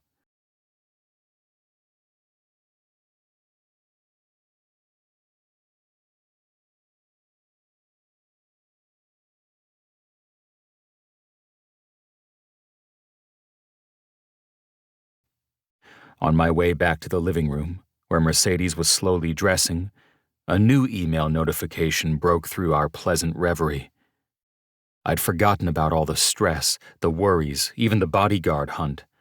I swiped my phone on without thinking, pulling up the new email. Another no-subject email with a complicated email address awaited me. "We said, get out. And that means now." Chapter 26. Mercedes. I arrived at my parents' house that night with my belly in knots. I'd sent some texts to my mother over the past few days, trying to test the waters. I knew she'd been mad, but she would ultimately respect my decision. Right? Appearing at the weekly Sunday dinner was the only way to ensure I'd run into them all and start to put the fractured pieces back together. I'd dealt them a devastating and surprising blow. And I hated that I'd hurt them, especially while Grandma Kay was recovering. I carried this guilt and tension with me across town and into the driveway of my parents' house. I entered the house cautiously, my anxiety immediately spiking. Something felt off again, like when I'd gotten back from New York. I hurried down the hallway, pausing to hang my coat on the rack. The scent of roast beef and cooked vegetables hung in the air, lending a strange sense of normalcy to what was sure to be the most abnormal dinner of all time. I followed the sound of voices into the dining room. As soon as I stepped inside, the conversation stopped. The gazes of my mother, father, brother, and Maddie all landed on me. Grace, sitting in Maddie's arms, was the only one who didn't react. "Hi, y'all," I said softly. Jericho's eyes went wide before he rolled them. My father's gaze dropped to the table and he cleared his throat, shifting in his seat. My mother watched me for another moment before looking back at my father. Maddie just looked at the ground and continued patting Grace's back. What are you doing here? My father demanded gruffly. "Just came for Sunday dinner?" It seemed so stupid now. I should have known they would all turn on me like this, that my personal decision about my future would be taken as a collective insult. I can't believe you even dared to show your face here. Jericho muttered. He crossed his arms, seated to the right of our father. After everything you've done. "I stand by what I did," I said, straightening my back. "I didn't want to marry Caleb. I'm not going to." "So what do you intend to do instead?" my mother asked, incredulity dripping from her words. Just dip in and out of our house, our lives, when it suits you? You owe them so much more than that. Jericho spat. "I don't know what I intend to do." The heat rose fast inside me, flaming my cheeks, nearly exploding out of the top of my head. This was a 4-alarm emergency already, and we'd barely started talking. "I'm figuring it out." Just finding herself, Jericho sneered, looking at my father. Finding yourself here for a dinner, then gone for a full week, then back for a dinner. My mother scoffed, crossing her arms. No accountability, no warning. Completely selfish, my father said as he closed his fist on top of the table. You've lost your way, girl. How did this happen? I haven't lost my way. My words evaporated under their intense displeasure. The irony vibrated through every cell of my being. I didn't lose my way. I found it. How could they not see it? Or at the very least back down when I said I wanted something different. I reached out. I tried to contact you. I've been checking in on Grandma Kay. I find it ridiculous that you think you can pull stunts like these under my roof. My father's gaze zeroed in on me, slicing like a knife. It's insanity. A lifetime of money, clothes, schooling, opportunities, networking. All of this tossed aside, flushed down the toilet, and for what? For a chance to struggle and fail on your own? I began to understand why nobody had been responding to me over the past week. They'd been festering, letting their distaste and anger ferment into something different. A bubbling, dangerous brew. It just makes me wonder if you've ever valued family at all, my mother said, her voice low and mournful. She still wouldn't look at me. After how you've treated yours. Their over-the-top response to me diverging from their preferred path made my head spin. But this is how they were. They wielded disappointment and judgment like a battle axe as a way to grind me into submission. "I'm sorry for bringing this to you while Grandma Kay is sick," I said, already hearing the wobble in my voice. "But I couldn't stand it a minute longer. I can't marry Caleb, but that doesn't mean I'm not still your daughter. I'm not trying to leave the family." A weird tension pulled taut over the table. Jericho laughed sarcastically, so sharp and pointed that it practically left paper cuts. You are so fucking stupid, he spat. I inhaled sharply, looking over at Grace. "How could you speak that way in front of your daughter?" Is it any better than what you do in front of your entire family? Jericho asked, something dangerous edging his words. You think we're dumb, Sadie, but we're not. We know what you've been up to. Tension prickled through me, slow and winding. "What are you talking about?" You want to live life on your own terms. As a fucking liar and cheat, apparently. Jericho's words were so fierce that Grace started whimpering. The tension of the moment had affected her, even though she was too young to understand. Can you please tone it down? You're frightening your daughter, I hissed. It's your fucking fault, Jericho said, louder and more aggressive than before. You're the one who brought this here. I rolled my lips in, staring at him fiercely in an attempt to stave off tears. Why would you say that to me? You did Caleb fucking dirty. Jericho jabbed his finger as he spoke, a fire in his eyes that I hadn't seen before. I didn't think I'd ever seen him this angry. My best friend. Your fiancé. I didn't do him dirty, I said, my voice wavering. I did him a favor. Why would he want to marry someone who doesn't want to be married to him? You are so fucking stupid. The phrase hurt worse the second time. I wiped at a tear that had spilt as Jericho pulled his phone out, swiping idly. I already showed Mom and Dad. We all know what you've been doing. I haven't told Grandma Kay yet because I don't want her to die of a broken heart, which absolutely would be your fault. You could at least have the decency to tell us you've been seeing Trace Fairchild, instead of acting like a goddamn fool about it. I clenched my teeth as his words wound their way through my body, leaving everything stony in their wake. My entire body felt frozen and heavy. My gaze darted between Jericho and my parents. I had no idea what to say, because it was true. And I really was fucking stupid. Sad that I have to hire a tail on my own sister, Jericho said, flipping his phone so I could see the screen. It was a grainy shot of the airport. Trace and I stepping off the private jet, him on the ground, me on the third step, leaning forward to plant a kiss on his lips.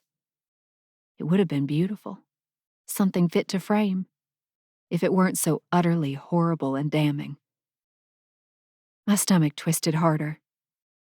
Nobody asked you to do that. Well, turns out I have to if I want to get any goddamn answers. He slid his phone back in his pocket and scowled at me. Can't trust you to be truthful about anything. My mother sat with her hand pressed to her forehead. She shook her head. That's the worst part. Zero trust. After everything we've done for you. It's goddamn humiliating is what it is. My father grumbled. I gnawed at the inside of my lip, fighting the tears with all my might. I was surprised my chin didn't wobble right off my face. I broke things off with Caleb the first chance I had. I don't know what else to say other than I'm sorry. You were supposed to marry Caleb, Jericho said, that sneer still fixed firmly on his face. That's what's best for everyone in this family. Trace disappeared from your life once already. What makes you think you won't do it a second time? His words prompted a strange sensation inside me, something metallic, tinged with fear. He won't. Jericho scoffed and paced behind my father's dining room chair. How many people know you've been seeing that man? My father demanded. Nobody. It's very new. It's not public, per se. I've been working for him. Jericho barked out an incredulous laugh. Working for him? He is the family you've been working with? He used exaggerated air quotes around the word family. His eyes nearly popped out of his head. This is fucking absurd. That guy is a predator, and you're taking care of his... what? His mutant offspring? I was so appalled I didn't even have a response for him. All I could do was gape at him. Mercedes, it isn't too late to change your mind, my mother said slowly, looking up at me with a pained expression. We can put this behind us. We can pick things up right where they left off. Time is running out. Don't you get that? That's incredibly gracious of her to offer that. I hope you realize. My father rumbled. You think you could really trust her, though? Jericho asked, sarcasm dripping from his words. Mom, My voice gave out and I could hardly say the words. Do it. Tell them. You need to tell them. I don't want to pick up where I left off. I want something else. My father laughed bitterly. Something else. Being handed every single thing you could ever want wasn't enough, was it? Jericho scoffed in solidarity. I hung my head, more than ready to end this verbal assault. I think it's best that you leave. My father went on. To be honest, I don't even want to look at you. Not until you start making better choices and you have something positive to bring to this family. Once you start pulling your weight, Jericho added. A few tears escaped, and I brushed them away quickly. I looked up just in time to see Maddie turn away, concern etched across her face. Fine, I said, my voice thick with tears. I'll go. I tore myself out of the dining room, away from the comforting scent of dinner and all the familiar surroundings that reeked of family. No house was a home when it was filled with vitriol like that. Jericho was right. I was stupid. Stupid to think I'd be able to find a happy medium right now. I tore my coat off the rack, tears streaming down my face as I shrugged it on. Each beat of my heart felt like an anguished scream. I'd never felt worse, more rejected, the biggest failure and disappointment. I couldn't have done worse if I'd tried. Mercedes, wait. Maddie's soft voice made me stop just as my hand hit the doorknob. Her soft face was wrought with concern as she clutched Grace close to her chest. Are you leaving for good? I have to. You heard all that. My voice was raw. I wiped tears off my cheeks. I guess the only consolation is I don't have much to pack, so I'll be out tonight. Maddie's mouth turned downward. She looked over her shoulder briefly, then stepped closer. Please be careful. I don't want to see you hurt or worse. From inside the dining room, Jericho bellowed, Maddie, where are you? Maddie winced, her entire being constricting at the sound of his voice. She looked like she'd been slapped. Are things okay with you and Jericho? I asked softly, touching her wrist. She swallowed hard and straightened her back. I don't know. I should go back in there. Do you need to leave him? It came out automatically, because I couldn't imagine anyone wanting to be with the beast he'd just been in there. But the pain in her eyes told me he might not only be that way with me. Because you can walk out this door with me right now if you want to. She shook her head, her mouth turned downward. She looked sadder than I'd ever seen her. I can't, Mercedes. Not like you. She backed up toward the dining room. Be safe.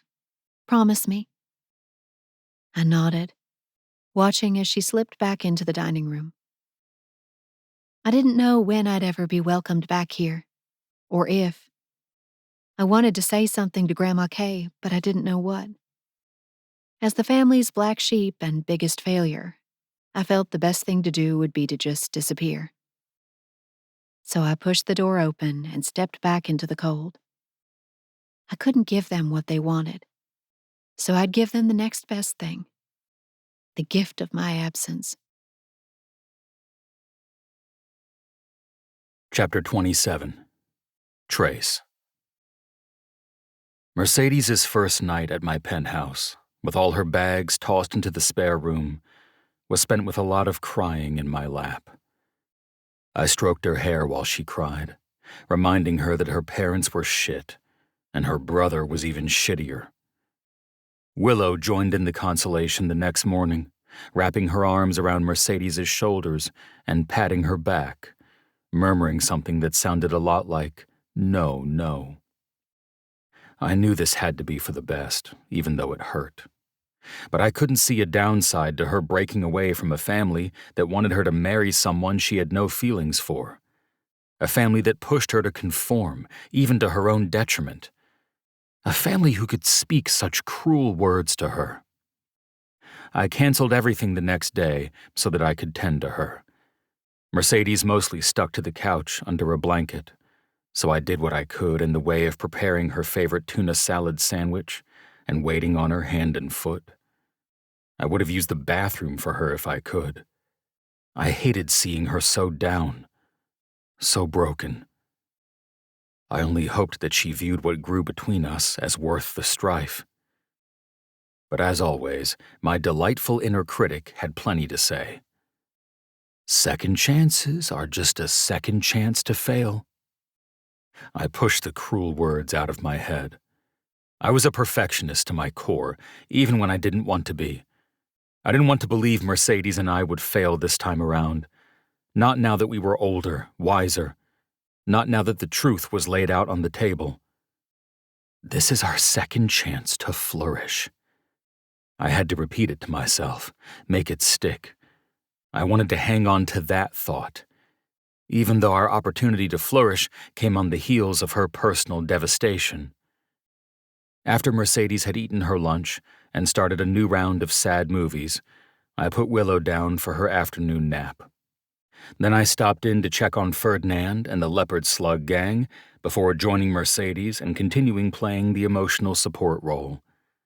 I enjoyed it a little too much. Not that she was hurting, of course. Just that I could be of service in her time of need. Willow went down. I bent to kiss the top of her head from the back of the couch. "You need anything, Birdie?" She sniffed and shook her head. Thank you for being the best human being on the face of the planet. I cracked a grin. I don't think I'd say the best. At least the top 5. I'll accept that. I sat on the far end of the couch, encouraging her to put her feet in my lap. She did so with a little smile, but it faded quickly. A moment of silence passed before she blurted, I think what hurts the most is that they can't even fathom that I want something different than what they've offered. I nodded. They must think they're doing their best, or something.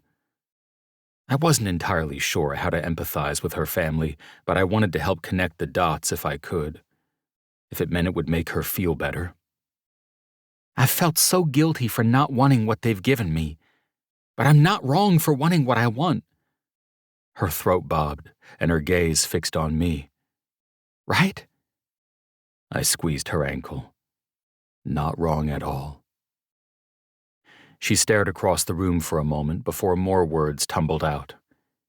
I keep asking myself why I didn't say anything sooner. Why I couldn't pinpoint that my needs and their plan were incompatible earlier. And I think I just thought that I was supposed to want all the same things they did. And that there was something wrong with me. Something I could fix if I just tried harder. I nodded, gently stroking her calf as she spoke. And now, after being with you, her voice broke, and she wiped away a tear. I realize that I've spent these last few years asleep, by choice, just waiting for it all to click into place. It was never going to click into place that way, I whispered. She shook her head, wiping away another tear as she sniffed. I think the biggest difference between my family and me is that they live for the external. They want it all to look picture perfect. They want to be able to flaunt their facade at galas and have it published in the magazines in a way that fits into everyone else's lives around them. I think that's how Caleb is, too. From the beginning, he was setting up our relationship to be the same. And that's when I went to sleep. I drew a deep breath, reaching for her small hand. I gave it a squeeze. You didn't do anything wrong, Birdie. You were doing what you thought was right. It's hard to go against the grain. It can feel like dying. But then a reincarnation is waiting for you on the other side. She laughed softly, wiping at the corner of her eye. Yeah, my family isn't a big supporter of the reincarnation theory, in more ways than one. She drew a deep breath, burrowing into her spot. I'm sorry I'm a potato bug. You're the sexiest potato bug I've ever seen. I squeezed her ankle. So I'm not complaining. She laughed at the same time a pounding sounded on the door. I twisted to look back at the door, confusion making slow steps through me. I wasn't expecting anyone, and I hadn't gotten an alert from the doorman, who always called me when anyone not on the approved list came to the building. "You expecting anyone, Bertie?" She shook her head. "Maybe it's the mail and there's a package?" I checked my watch. That could be it. I sighed, setting her feet aside. I'd been planning on digging into the bodyguard hiring process. I needed that item off my to-do list. Don't you move. I'll be back to continue the potato bug agenda. She giggled and burrowed into her soft blanket, puckering her lips at me in an air kiss. I headed for the door as another urgent knock sounded. My hand hit the door handle, but something niggled at me to check the video monitor before opening. Just in case. I pushed the button to check the front door camera. I grunted when I saw who waited for me on the other side. "Son of a bitch," I muttered. "Who is it?" Mercedes asked, sitting up a little so she could see over the back of the couch. I pressed my palm against the door and drew a deep breath. The knocking sounded again. "Trace?" Mercedes asked. I swung my head to look at her, running my tongue over my bottom teeth. "It's my brother." I cleared my throat. "Axel." I drew a deep breath, silencing the doubts and worries and shock. I didn't plan on leaving him hanging, not when he'd clearly made an urgent trip all the way from Manhattan. But I won't say I didn't have to muster some courage. The door creaked slightly as it swung open. And then there we were, two brothers, staring each other down, the weight of the world sagging between us. "Axel," I said, but I had nothing to follow up. I was too surprised. He held out his palms, his icy blue eyes lasering in on me. "Trace." I leaned against the door, gesturing at him. "What are you doing here?" "Can a guy come visit his brother?" I hefted with a laugh. "Not when we left things like we did. How did you make it past the doorman without him telling me?" Axel's shit-eating grin came out to play. "I have my ways.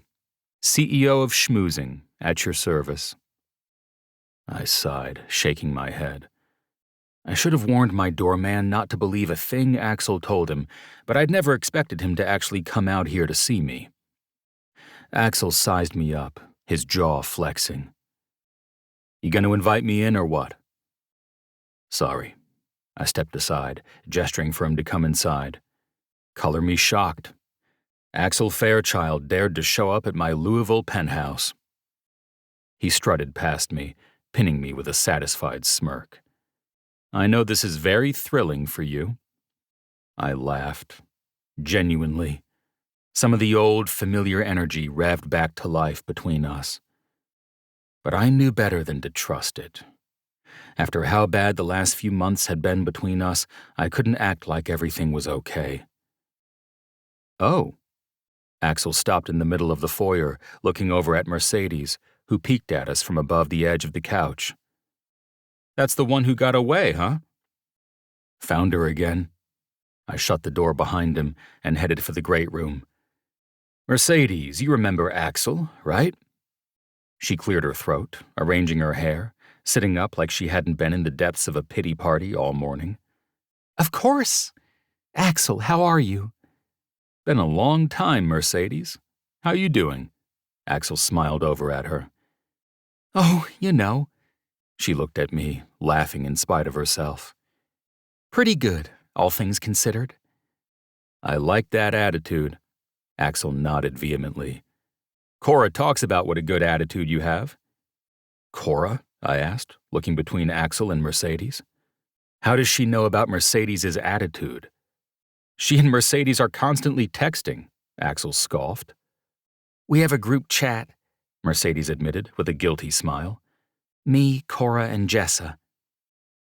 My brows lifted. This was certainly news to me. "I meant to tell you," Mercedes hurried to add, "but so much has been going on." "Let the girls talk," Axel chided me jokingly. They need an outlet, being around us all the time. I arched a brow. Okay, Mr. People Pleaser. What's up? Axel smirked. Can you please control that eyebrow? I laughed again. Axel was good at things like this, diffusing tension, wooing people, when he wanted to. I just want to know why you're here. You have no business in Louisville, and we both know it. Now spill. I just came to spite my brother. Axel shrugged, looking as nonchalant as they came. Is that a crime? Mercedes giggled behind the couch cushion. And maybe, make amends. Axel sniffed as he inspected his nails. If there's time. I hadn't seen that coming. Damien hadn't even warned me. I was speechless. I had no idea what to say, how to start, where to begin. Where's my niece? Axel demanded suddenly, looking around. And my nephew, Ferdinand. I couldn't fight the warm smile that crossed my face. Mercedes caught my eye and sent me the sweetest smile I'd ever seen. I can take you to see one of them, I told Axel, but only one. The other one is asleep, and I'll let you hazard a guess as to which one. Ferdinand, Axel said, without missing a beat. He's always been a lazy bastard. I led Axel to the hallway, heading for my office, head swirling. I pushed open my office door, the big tank front and center. There he is, I told Axel, humid and ready. Just like I like 'em. Axel strutted up to the tank, peering through the thick glass at Ferdinand's moist black body. I shut the door behind us. Why did you really come, Axel? Axel expelled a breath, straightening his back.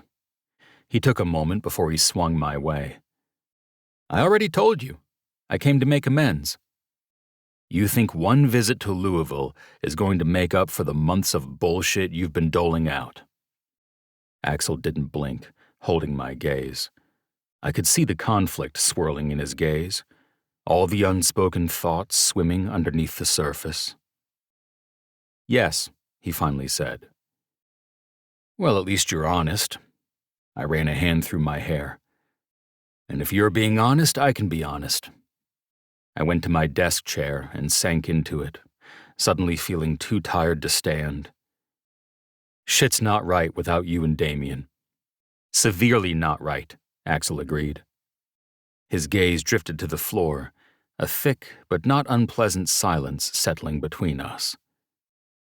Trace, I'm sorry. I let the apology linger in the air, savoring it. I honestly hadn't thought this day would come. I'd given up entirely on the idea of Axel recognizing that he'd been the engineer of this rift. Thank you for that. It's appreciated. I get caught up in my grudges sometimes, Axel went on. But I was only hurting us all with this one. I'm not gonna lie, I was fucking pissed about the whole fallout with Ian and Dad. But Cora has helped me see that you were just a teenager doing the best you could with what you had at the time. I nodded slowly. Yeah, that. And besides, I'm ready to be an uncle. Axel sent me a shit-eating grin. Cora said Willow is a cutie, and it would be wrong not to spoil my first and only niece, you know? She's both the world's luckiest and unluckiest girl, being born into the Fairchild family. We need to celebrate appropriately. I rubbed my face, my body shaking with laughter. Right. Equal parts celebration and consolation. Hey, all her uncles might go to prison. No big deal. She deserves a shopping spree. 300 princess dresses or something. Axel and I held each other's gazes, silly grins on our faces. What else could we do but make light of it? I don't think Willow will complain one bit, I told him. How long are you here for? Axel shrugged. I've got an overnight bag in the car. I'd like to stay for a few days, if you don't plan on kicking me out. Warmth spread through me. And what about Fairchild Enterprises? I never got that dissolution paperwork. Yeah, I never even hired a lawyer to draw that shit up, Axel admitted, rubbing at the back of his neck. So full of shit. Bursting with it, I'm afraid. I drew a breath. I needed to stick to business, or else I'd break down into tears of relief on the spot. Part of me didn't want to even admit how much this whole saga had affected me. But with my brothers, there were no secrets. Are you gonna cry, Trace? I laughed, rubbing at my forehead. How could you tell? Your judgmental eyebrow turned into the emotional eyebrows. I pinched the bridge of my nose. You're such a twat nugget. Takes one to know one. I swallowed a knot of emotion in my throat. You want to help me scout a new location for Fairchild Enterprises? It'll be our Louisville location, since I'll need to stay here most of the time until I get full custody of Willow. Consider it done. I need to hire a bodyguard, too. You think you can help me out there? Axel cracked his knuckles. Love this Axel do list. I'm on this shit, brother. What else is on the list? I couldn't even think of anything else. Not when I had this warm, buzzy feeling in the center of my chest, growing stronger by the second. It was surreal to be facing Axel again after so much time apart, much less to be smiling at him. But this was what brotherhood was about. It was a choice. I'd chosen Axel once, and I'd choose him again, and I chose to let the past lie so that we could create a better future together. I think the only other thing on your agenda is to sit back and learn how to be an uncle, I told him, my cheeks hurting from how hard I smiled. And honestly, I think you're gonna love it. Axel wasn't just my brother. He was a necessary support beam in my life, one that I relied on as he accompanied me to visit another building that had come on the market as a Fairchild Solutions Louisville headquarters candidate. The last time I did this, it didn't end well, I warned him, as we headed to a ground-floor office space in the downtown area. The agent all but told me we were operating a racket that should relocate to Timbuktu. Axel scoffed, pulling his long winter coat tighter around him as we braved a gust of spring wind. He's lucky I wasn't there to make a racket. You were, in spirit. We passed slightly tinted windows, heading for the matte black door of our destination. As I pulled open the door, a car on the street began honking loudly, over and over again. Jesus Christ, Axel muttered, scowling at the black SUV, which had now come to a complete stop just outside of the office building. Honk, honk. Shut the fuck up, Axel yelled over the din, but it was pointless. One of the tinted windows rolled down. A man wearing a black ski mask chucked something out of the window, which exploded on the pavement right in front of Axel's feet. No Fairchilds! His shout was gruff, and then the car sped away. What the fuck? Axel peered down at his feet. Something suspiciously brown streaked the pavement, along with what looked like egg yolk. Were we just egged? I glanced up and down the street.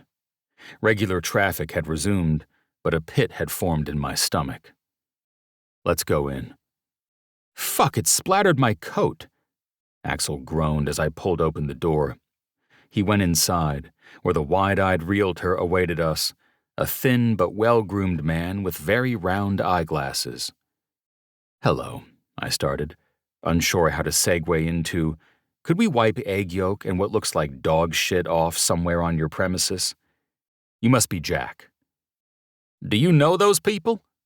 Jack looked horrified, peering down to inspect Axel's coat and shoes. No idea who they were, Axel said, but they knew who we were. They did? Jack nearly screeched as he swiveled his head between me and Axel. Not a very nice welcoming committee, huh? Axel mused. Where's your nearest restroom? Jack pursed his lips and pointed to a set of doors along the far wall. But stick to the floor. I don't want any of that getting on the carpet. Axel headed to the bathroom, and I drew a deep breath, offering a smile to Jack. Let's start over. Hello, I'm Trace Fairchild. You're 2 o'clock. I stuck out my hand. He took my hand, realization cresting over his face as he shook it firmly once. Fairchild. That's right. That's how they knew you. Excuse me? Jack cleared his throat, looking around like he'd lost something. He scurried over to his paperwork and flipped through a folder. Oh my goodness. Hang on a second. You know what? I totally forgot I have a different appointment right now. I came to the wrong address. I blinked. But you and I spoke on the phone. That was a different Jack at the firm. This is an embarrassing mix-up, and if I don't hurry, I'll miss the client across town. Jack winced, packing up his things into a messenger bag. So sorry. My bad. Someone will be reaching out soon to fix this. Before I could protest, Jack was out the door. And I was back to square one. The toilet flushed a moment later, and Axel emerged from the bathroom with a sigh. That was definitely shit. I worked my jaw back and forth, contemplating the street through the windows. Dog or human? Undecided. Hey, where's our realtor friend? I frowned over at Axel. He left. The showing is over already? Axel exclaimed. I was in there for 2 minutes. No, he bolted. Claimed there was a mix-up with the showings and went to meet his real client. That was after I told him our last name. I think he connected the dots on the dog shit attack and got scared. Axel strutted my way, brows furrowed in thought. You weren't kidding about people not wanting us to move here. I feel like we're up against the entire city. I sighed, rapping my knuckles against the bar-height reception desk. This shit is just getting worse. Literally. Do you think we should nix the idea? I mean, maybe now's not the right time. I looked out to the city street beyond the windows. I thought this would be my offshoot business since he wanted me out of the New York office. But maybe it's not worth the effort. A little dog shit doesn't scare me, Axel said. We've overcome worse, haven't we? We have, I admitted. I think this is a good expansion, Axel said. As the CEO, I approve of showing our clients and the world at large that we're not shrinking, we're growing. Besides, this just means it's time for that bodyguard. What was his name? 7. I can't tell if it's his military code name or not. Axel snorted. Or maybe it's how many people he's killed. It could be how many felonies he has, I countered. That's a good quality to have in a bodyguard. Means he's got connections and not afraid to take drastic measures when required. Anyway, sounds like 7 is going to be the antidote we're looking for. When are we meeting him? I checked my watch. At 4. He texted me the address just a little bit ago. Ah, the neutral location. Axel grinned. He's totally military. Unless we make 7 run screaming too. If we can scare off a man named 7, then I think we should add that shit to our resumes. Axel wandered over to the carpeted area and stomped across it, making a big display. And that's just for our realtor friend. He wasn't here to stop me, so that's what he gets. I pushed Axel toward the door, laughing along with him. Even though our reputation was a heavy burden to carry, with Axel here at my side and Damien promising to visit soon, I knew I could handle whatever new surprising parcel of dog shit life decided to chuck out the window at me. And if 7 proved to be a good fit, even better. Axel was right. We'd overcome worse. It wasn't the first time we had life telling us we didn't fit or weren't good enough. We'd spent our entire lives clawing our way up from the bottom. And though I hadn't expected to have to do it again in Louisville, I wasn't opposed to it. I was, after all, an expert at it. Chapter 28. Mercedes. Days bled into weeks, and a wintry March bled into an almost spring-like April. Amid the sad trudge of family estrangement, I found a blissful new normal living with Trace. We'd gone from 0 to full-fledged family, with a twist. just like it happened the first time around, though Willow hadn't been involved then. And neither had Seven, the bodyguard Trace had folded into our lives. I suppose there was no happy medium with us. It was either everything or nothing. Which was why we'd both known the arrangement for me to be Willow's nanny, and stay engaged to Caleb, had been a farce destined to unravel.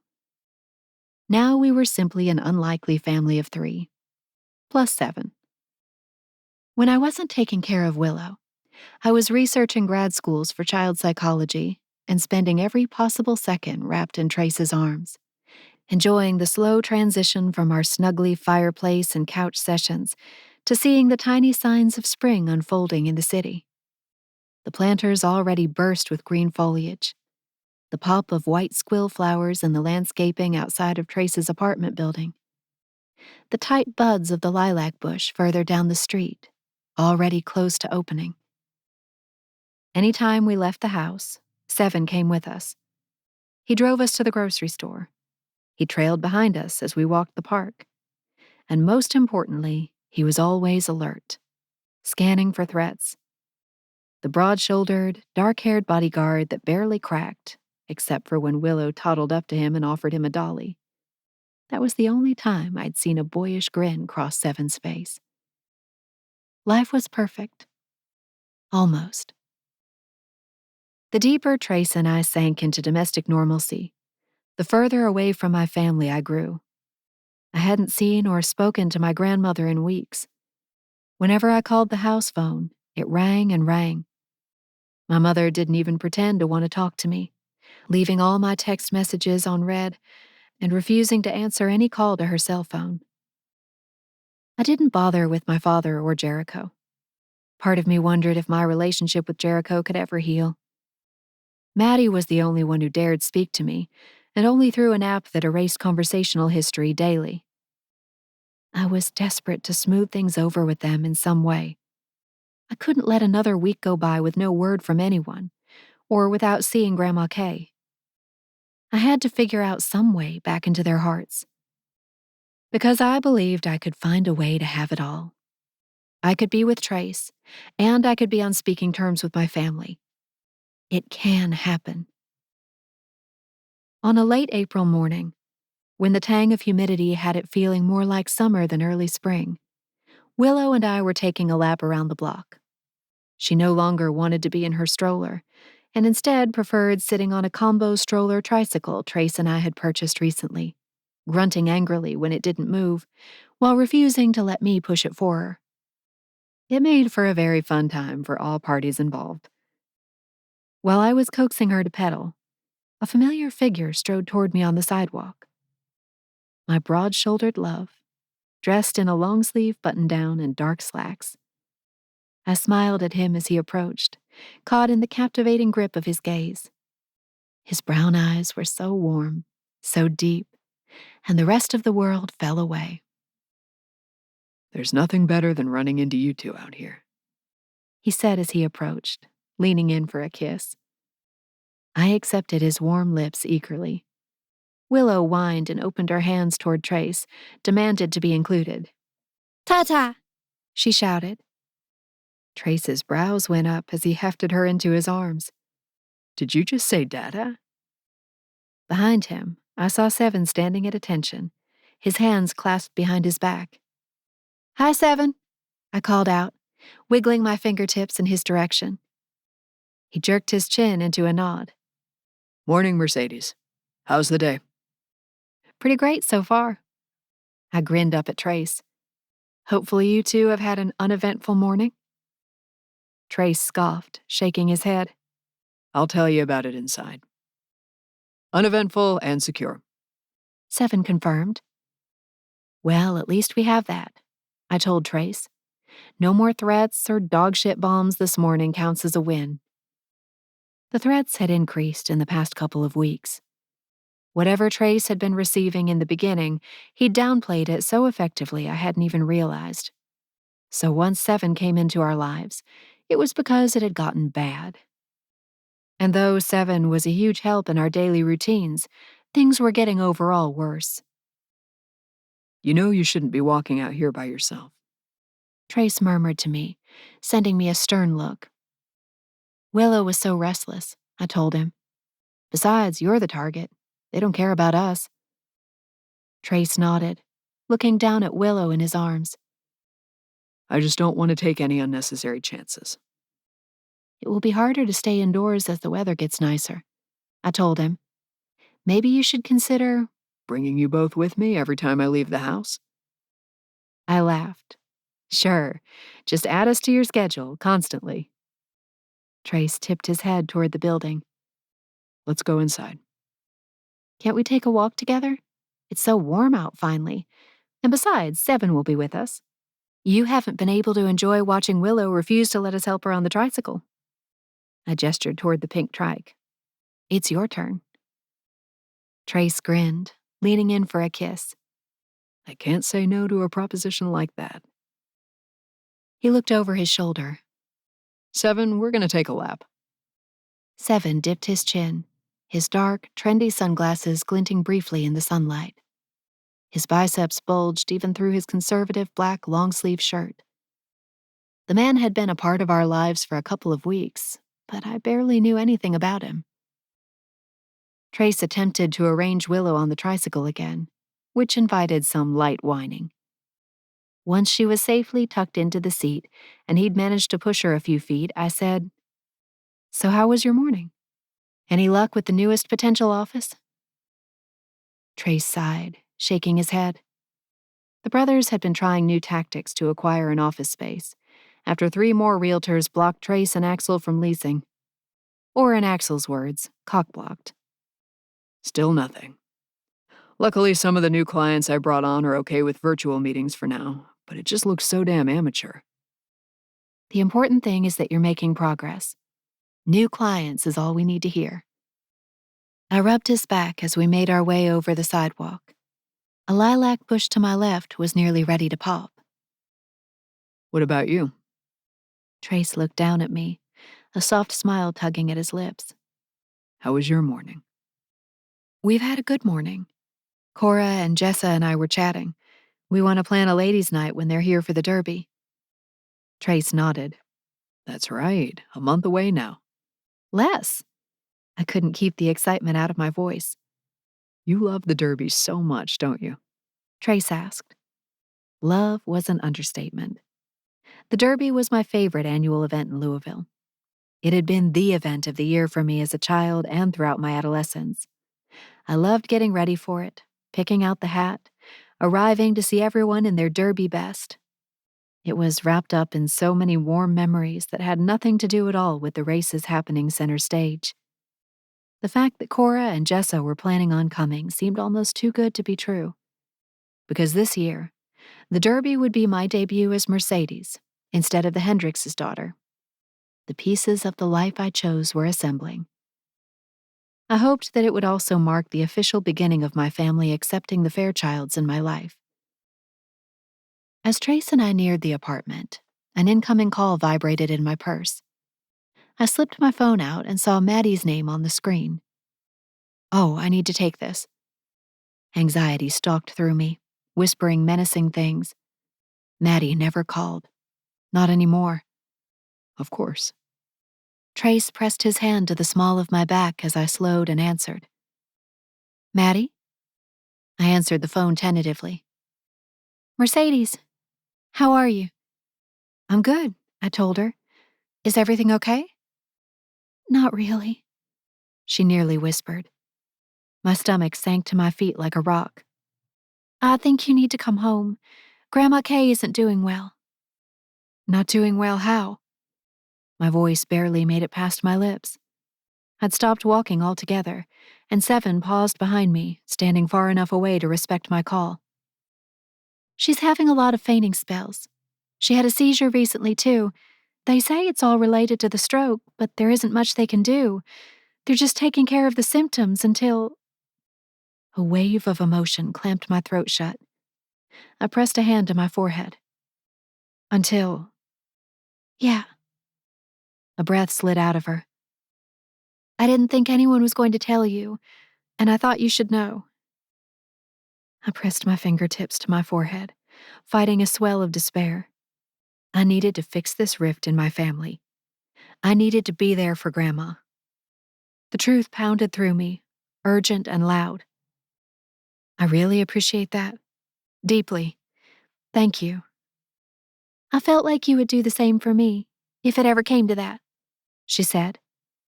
I'm thankful you even think of me. Tears rushed to my eyes. Everyone else has been very content pretending I don't exist. It's hard on all of them, Maddie said. We're still coming every Sunday for church and dinner and whatever else happens to be going on. I see how hard it is on your mother. I feel like she's softening about the whole thing, if you know what I mean. You think so? I think now would be a good time to try to come back. We all miss you, even if nobody has said it. I squeezed my eyes shut. I never wanted to bring this drama to the family, but I couldn't go through with it. I was with Caleb because I felt like I had to be. I don't blame you, Maddie said softly. In fact, I'm trying to hang on to this as inspiration because I think I need it. Her words took a moment to fully register. I blinked a few times before I was able to say, Are you thinking of leaving Jericho?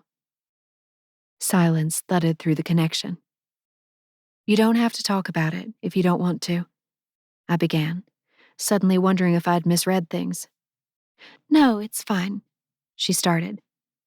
Just know that I'm always here, Maddie.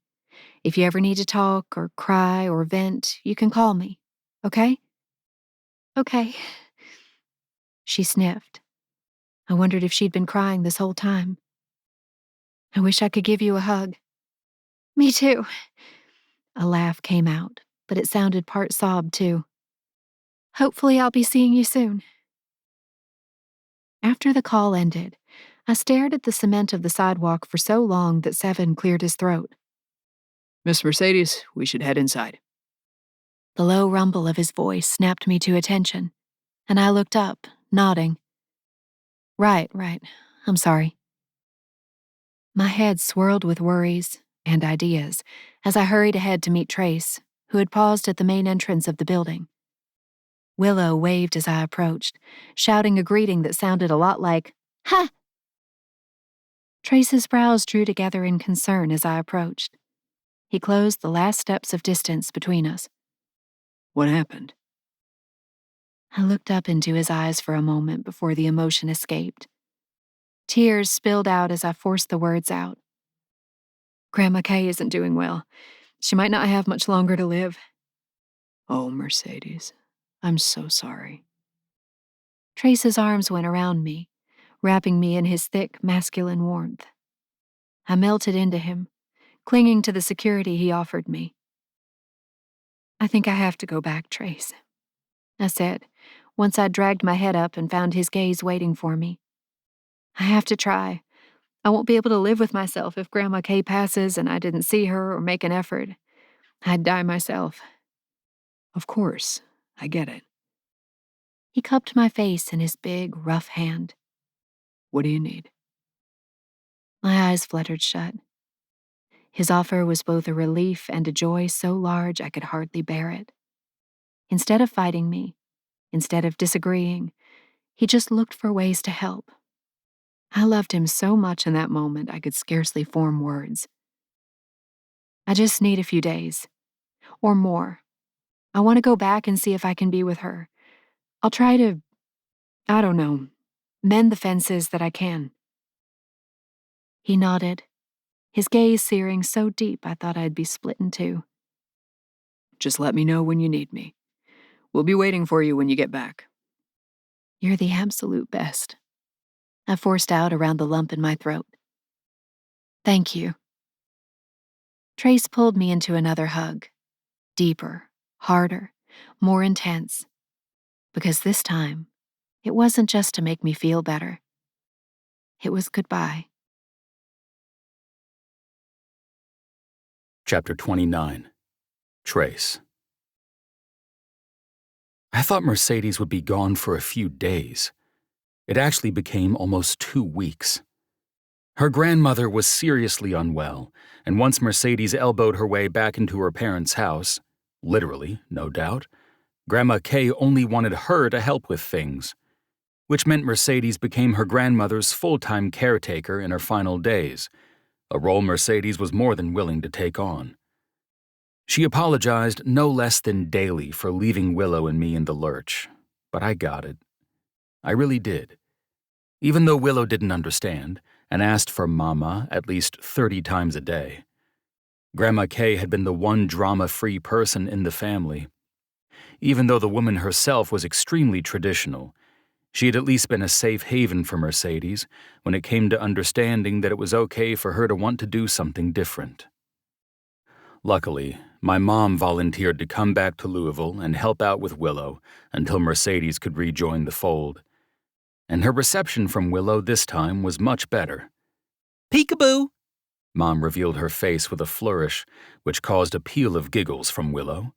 There I am. This game doesn't get old, does it? I grinned over the top of the book I read, sitting on the couch as they played on the rug. I think we've played that game 8,000 times since she came to stay with me, and each time it's as fun as the first. That's the joy of children. Mom executed another round of peekaboo, which elicited even more belly laughs from Willow. Because the sound of this laughter never gets old, does it? She tickled Willow's belly, and Willow clutched at the front of her frilly yellow dress, shrieking with delight. Maybe she'll start calling you Grandma soon, I said. Well, if she calls Mercedes Mama and you Dada, then I'm sure it's not far off. Does she have a name for Axel or Damien yet? She's only seen them each briefly. It'll take months before she has a name for them, I bet. I guess we'll find out soon, won't we? Mom dove in for another round of tickles, and Willow fell backward onto the rug with laughter. As soon as my mom stopped, Willow demanded more. Looking up at me with a grin, Mom went on, When does the crew get in, anyway? I checked my watch. My brothers and their better halves were arriving in Louisville today for an extended pseudo-cation. Since the Kentucky Derby was around the corner, we decided to use that as the focal point of a big family get-together. Axel and Cora would stay at my condo, while Damien and Jessa had rented a restored luxury loft that was in the middle of a stretch of exciting bars and trendy restaurants. Mom planned to stay with us too, because why not?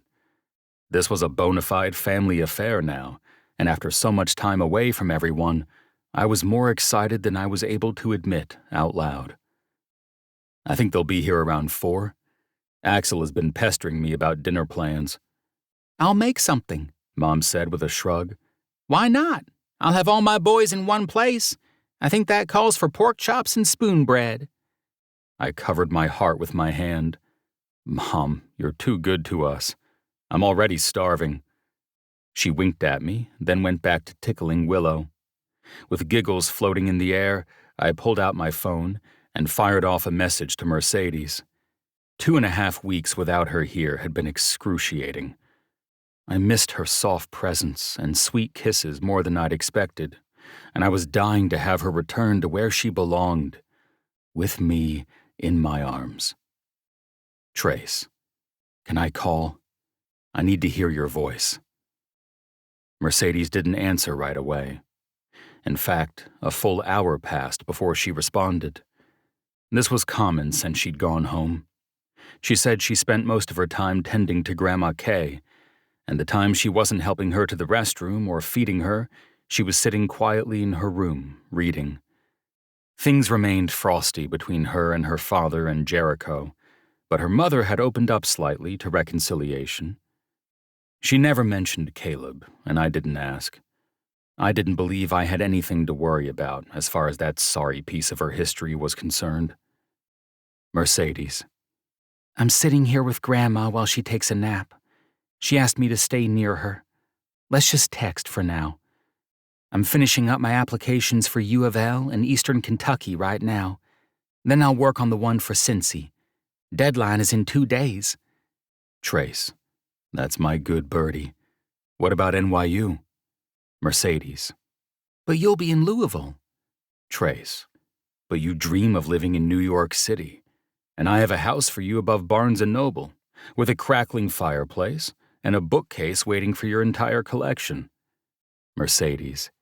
Did you literally fall from heaven? Because you are too perfect for words. Trace. Apply to NYU. Mercedes. I will. I hope at least one of them accepts me. Trace. They all will. And we'll celebrate when you're forced to make a decision. Any chance you could escape tonight? The NY crew will be here soon. Mom is planning pork chops and spoon bread. Won't be complete if you're not here. Mercedes. I'll try. I miss you so much, Bear. I feel like I haven't seen you in a year. Trace. Me too, Birdie. Things aren't right without you here. Mercedes. Jessa and Cora and I have been texting, outfit planning. You're gonna freak when you see my hat. Trace. I'm gonna freak when I see your ass, too. Mercedes. Blushing emoji. Trace. I'm going to hold you hostage in the bedroom for a full day when I see you next. You know that? Mercedes. That will be a little awkward for the visitors, but I'm okay with it. Trace. I'll set you a place at the table tonight. Hope your sweet ass fills it. I set my phone aside, only marginally sated from our text interaction. I wanted Mercedes back in my daily life more than I wanted air. But sometimes my perfectionist nature worked against me. Asking what I thought I was offering her with this restricted existence? Sure, we had plenty of money at our disposal, but for how long? If we couldn't even leave the apartment safely, or without an ex-military escort named Stephen, did that count as truly living? The threats had been steadily increasing. I received multiple emails daily, all sent through untraceable hacker accounts, according to Damien. Somebody with resources or know-how. So many threatening phone calls poured in that I had changed my number a few days ago. Seven had blocked at least a small handful of suspicious characters from approaching my apartment door. It felt like things were spiraling, and I didn't know how to stop it. And the worst part was, I wasn't sure where the threats were even coming from. It felt like everybody in the entire world was against me, and my only recourse was to forge ahead, ignore it. Try not to let the anxiety erode me entirely. Mom and I spent the afternoon preparing for Axel and Damien's arrival. I ordered the groceries she needed via delivery, and once Willow was down, we made sure the apartment was ready for guests. While she prepared the spare bedroom for Axel and Cora, the room that Mercedes had used a time or two before I swallowed her entirely into my own bed, I vacuumed and tended to Ferdinand and crew. Hours passed. Willow woke up with some tears, but calmed quickly once she was in my arms. As I put the finishing touches on the house with Willow accompanying me, Seven called. Hey, I've got visual confirmation of your brothers. I'll be escorting them straight to your place, no stops. Awesome. Thanks, buddy. I paused, realizing immediately that wasn't the right word to use. Seven was the hired muscle. He wasn't my buddy. He was a 280-pound slab of lean meat that could karate chop my head off at any time for any reason. If anything, he'd be calling me buddy. Muscle buddy is what I meant, I clarified, but sighed when I realized how wrong that sounded too. Whatever. We'll see you here. I pocketed the phone, heading to the kitchen to find Mom, where she was unwrapping a stick of butter. Flour dusted the countertop, and the wide array of mixing bowls and measuring spoons told me she was elbow-deep in the spoon bread recipe. Everyone just landed at the airport, I told her, hoisting Willow higher in my arms. They should be here in about 20, depending on traffic. Seven promised no stops. Mom smirked. And we should believe him. That man sticks to his word. That's what I hired him to do. Mom's tongue stuck out past her lips as she carefully measured a teaspoon of salt. What does that man do in his free time? Anything? Does he even have free time? Not really, but I let him manage his own schedule. What he does when he's not here isn't really my concern. She shrugged. It'd be nice to know more about him, considering he's single-handedly protecting you from these Louisville weirdos. We can invite him to join us for dinner, I offered. Then you can ask him yourself. Truthfully, I was curious. But Seven made it a point not to engage too much. He didn't want us distracting him with conversation while he was in protection mode, which I respected. Hell, that's what I wanted. But Mom had a point. That man needs some spoon bread, she said, reaching for a spoon to mix the dry ingredients. And I intend to feed it to him. Mom moved on to preparing the rest of the meal, chopping vegetables and readying sauces in advance of everyone's arrival. I did what I could to assist, but she was the expert in the kitchen, and I was the mere underling. Besides, I needed her all-business command of the kitchen to keep me from drowning in my sorrows, mourning the fact that Mercedes wasn't able to share this prep time with us. I was desperate for Mercedes and Mom to connect, and it still hadn't happened.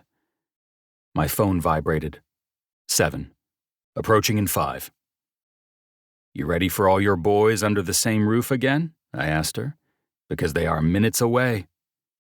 Mom sent me a warm smile, a wisp of her gray hair sticking to her cheek as she whisked the secret marinade she loved to use for her pork chops.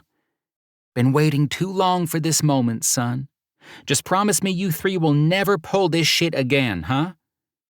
I bit my tongue before making a sarcastic comment about Axel. After all, he was probably steps away from my front door, and we'd made amends. He'd probably hear me if I talked shit about him now. Promise. I had Willow in my arms before the knock on the door sounded. Then we hurried to the door to answer it, 4 familiar, beaming faces shining back at me, plus 7, facing the length of the hallway as he continued his vigilance. About time you guys got here, I said, wrapping my free arm around Axel, then Cora. Damien and Jessa came next, everyone cooing their greetings and making bright, smiling faces at shy Willow. Trace already ate all the spoon bread, Mom announced, as the crew filed her way for hugs and kisses. Feud's back on if that's true, Axel deadpanned, sending me a pointed look. She hasn't even baked it yet, I informed him. But I'd eat it if I could. I stepped through the door, angling my head towards 7. Hey, you want to come in for dinner? He sent me a wry grin. You know the answer to that. I'd love to, but I can't. Promise me you'll eat some spoon bread at least. My mom is dying to feed you. 7 nodded, which prompted the muscles of his neck to ripple. I can do that much. I shut the front door and rejoined the family. The 6 of us moved to the great room, where Willow sat shyly in my lap, her face tucked into my chest, while we all caught up. Cora's theater program had officially started accepting applications from potential students, now that the renovations on that floor of the building were nearly done. Jessa had started designing a personal line of evening wear for a big-name client, with the possibility of her designs making it to a well-attended show at New York Fashion Week the following year. And Axel and Damien and I, well, we were finally back to being brothers again. Where's Mercedes? Cora asked, once Mom had returned to the kitchen to cook the pork chops. I thought she'd be here by now. I'm not sure she'll make it tonight. Her grandma has been getting worse. I stroked Willow's hair. But maybe she'll surprise us. Willow and I have missed her, haven't we? Willow didn't respond, and instead snuggled deeper into my arms. Jessa frowned. Too bad we can't be there for her. I'd know she'd like that, but I don't think any of us would be very welcome at the Hendricks household, I said with a bitter laugh. That's the price we pay for so much awesomeness, Axel quipped. And sexiness, Damien added. And massive, throbbing, earth-shattering intellect, I rounded out. Jessa's brows lifted. I really did not think that was the word you were going to use. Mom cackled from the kitchen as she closed the oven door. These Fairchild boys sure are confident, aren't they? Cora smiled over at Mom. You raised them right. I slipped my phone out of my pocket to see if Mercedes had texted an update. Still nothing. My heart sank. I wanted her here more than anything else. To feel the loving embrace of my family, to be accepted without question. I knew the time would come, but damn, I was impatient. As I was pining for Mercedes, a call came in from Fields Legal. My stomach sank to join my heart at the soles of my feet. Fuck. What's wrong? Damien asked. It's the lawyer, I forced out, my mouth suddenly dry. Everything inside me twisted as I swiped the phone to answer. Hello? Trace, it's Robert. I have news, he said, his tone brusque as usual. But today I sensed something else beneath his words. Or maybe it was just my own eternal foreboding when it came to the SEC investigation. Okay, hang on, I'm here with everyone and I'd like to put you on speakerphone. I stood and headed for Mom in the kitchen, handing Willow off without a word. She accepted her with a nod, like she had read the seriousness in my face. I hurried back to the great room, turning the volume up as loud as it would go so everyone could hear. We're ready. I'm not going to sugarcoat this, Robert started. After a brief pause that sent my gut shooting to the ground floor of the apartment building on a roller coaster, he said, This isn't the news I wanted to deliver. I found Axel's and Damien's worried gazes. Axel covered his mouth with a fist, while Damien looked ready to crumble. The SEC has decided to proceed with filing charges for financial fraud, Robert said. The news entered like a sonic boom. Enormous in its arrival, blinding and deafening for a few moments afterward. I blinked rapidly, trying to understand the sick, sludgy feeling pumping through my veins. Cora covered her face with her hands, while Jess's chin began to tremble. They've determined that there is reasonable suspicion the algorithm fueling the investment decisions is an indicator of fraud, Robert went on. News hasn't leaked yet, but it will over the next couple of days for sure. But if you choose, we can take it to trial, which means you won't be heading to jail anytime soon. At least we have that. Nausea crept up my throat, threatening to eject itself from my body. The sheer dismay on my brothers' faces as we processed the news was almost worse than the news itself. I'd never seen these looks on their faces. So raw, so helpless, so fucked. I cleared my throat a few times before I found my voice.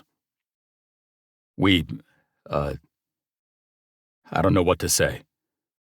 We were definitely hoping their investigation would uncover no evidence of fraud, Axel added a moment later. We all were, Robert said. But now from here, it could go one of two ways. There's a lot to think about.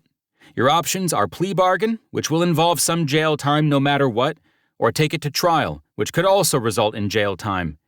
It's a matter of strategy now, Robert said.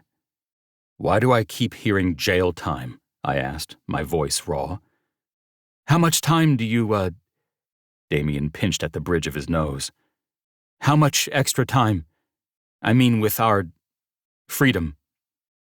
If you guys opt for the trial, it'll buy you several more months for sure. Possibly limitless freedom if they decide not to convict after the trial. That would be the best-case scenario, Robert said. But if they do decide to convict, Axel started. Listen, we're going to fight this, Robert said. Let's strategize when you're back in New York. But I wanted you to hear it from me first before it hits the news outlets. Thank you, Axel said, his voice raw.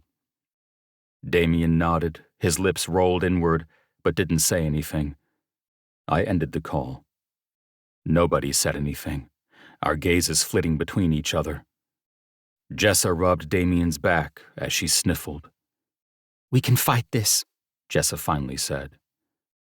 I believed her intellectually, but down to my bones, I knew the fight was over. All I'd absorbed from that call was jail time. And from the looks on my brothers' faces, they had too. Cora's body racked with a sob as she leaned into Axel, wrapping an arm around him. At that moment, I would have given anything to have Mercedes here. Mom squeezed my shoulder then, and I twisted up to find her red-eyed and frowning. I'm so sorry, baby, she whispered. But if you let it go to trial, there's a chance. Tears swam in my eyes. I couldn't form words, much less full sentences. There was too much swirling in my head. All the worst-case scenarios I'd been entertaining, all the hatred that I'd been beating back, flooded forth and consumed me, a whitewater rush of negativity. All I could think of was Mercedes. If her family had hated me before, now I'd be absolutely despicable to them. And what about these threats? Would they get worse now that the SEC wanted to prosecute? I didn't know how to tell her. I wasn't even sure I'd be able to speak for the rest of the evening, and I certainly couldn't fucking text her news like this. If I'd been uncertain before about what I could offer Mercedes, now I was certain that the answer was bleaker than I'd imagined. I could offer her a restricted existence, one scarred by threats and fear, at the side of a financial fraudster who'd be locked behind bars. You can give her nothing. Chapter 30. Mercedes. Something was wrong with Trace. I felt it in the air, like the distant rumble of a thunderstorm. I'd missed the Fairchild family dinner because Grandma Kay had fallen during her transfer from the bed to the shower that night. I'd called an ambulance and accompanied her to the hospital. Things were only getting worse with her. She didn't have much time left. But Trace needed me too, and he wouldn't tell me why. I finished up with Grandma Kay at the hospital around 1 a.m. She needed to stay overnight, and I couldn't stay with her, so instead of going back to my parents' house, I went to Trace's apartment. I let myself inside the building and hurried upstairs, knowing that I'd likely find drunken brotherly bonding at this hour. Seven wasn't at the door when I showed up. An unknown man, just as beefy and foreboding, stood at attention.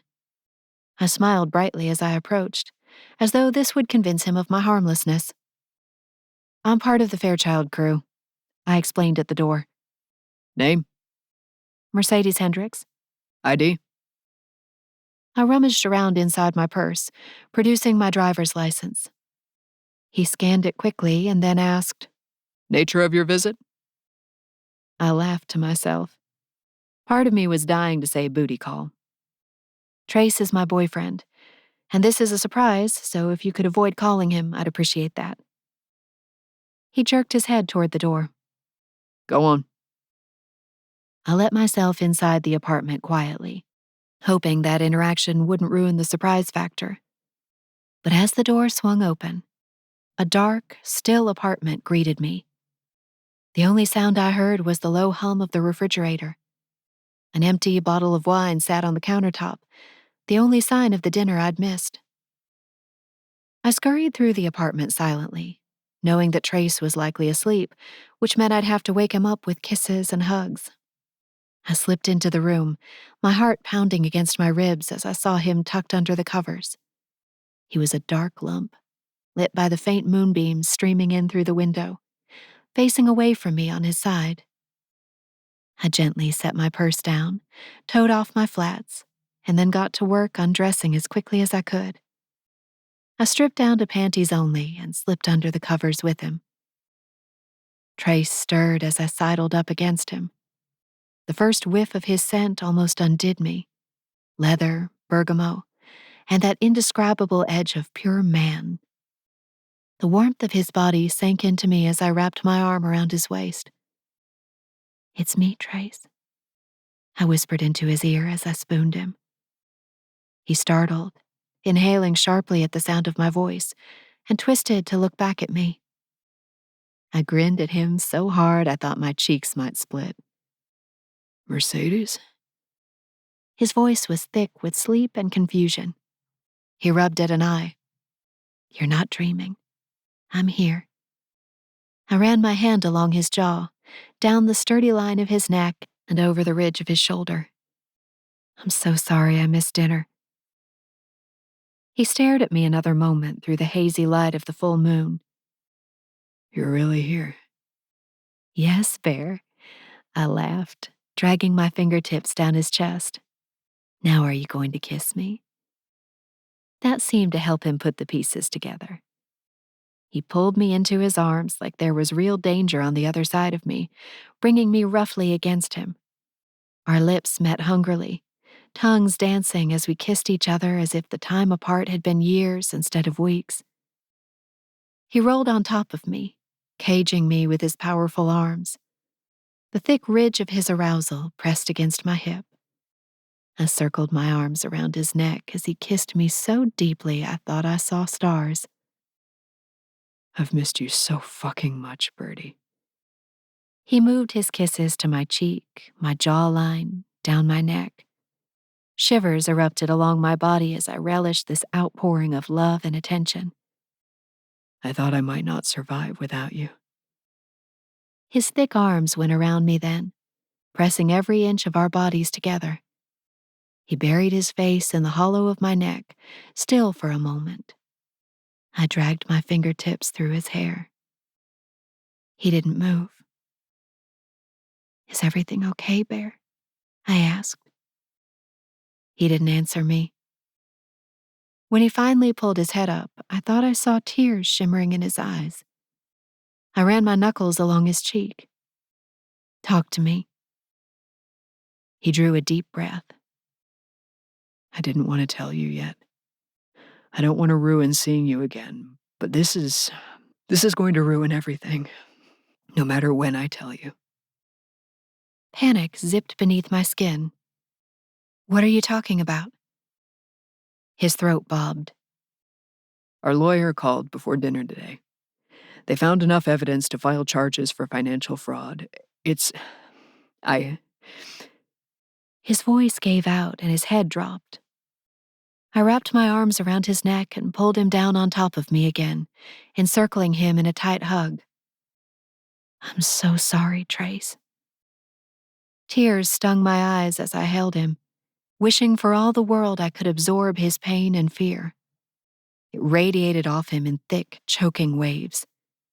I didn't know if it was the hour of the night that made me more sensitive to it, heightening our vulnerabilities, but my man needed to be held, and I planned to do that for as long as I physically could. He pressed his forehead to mine, drawing deep, even breaths.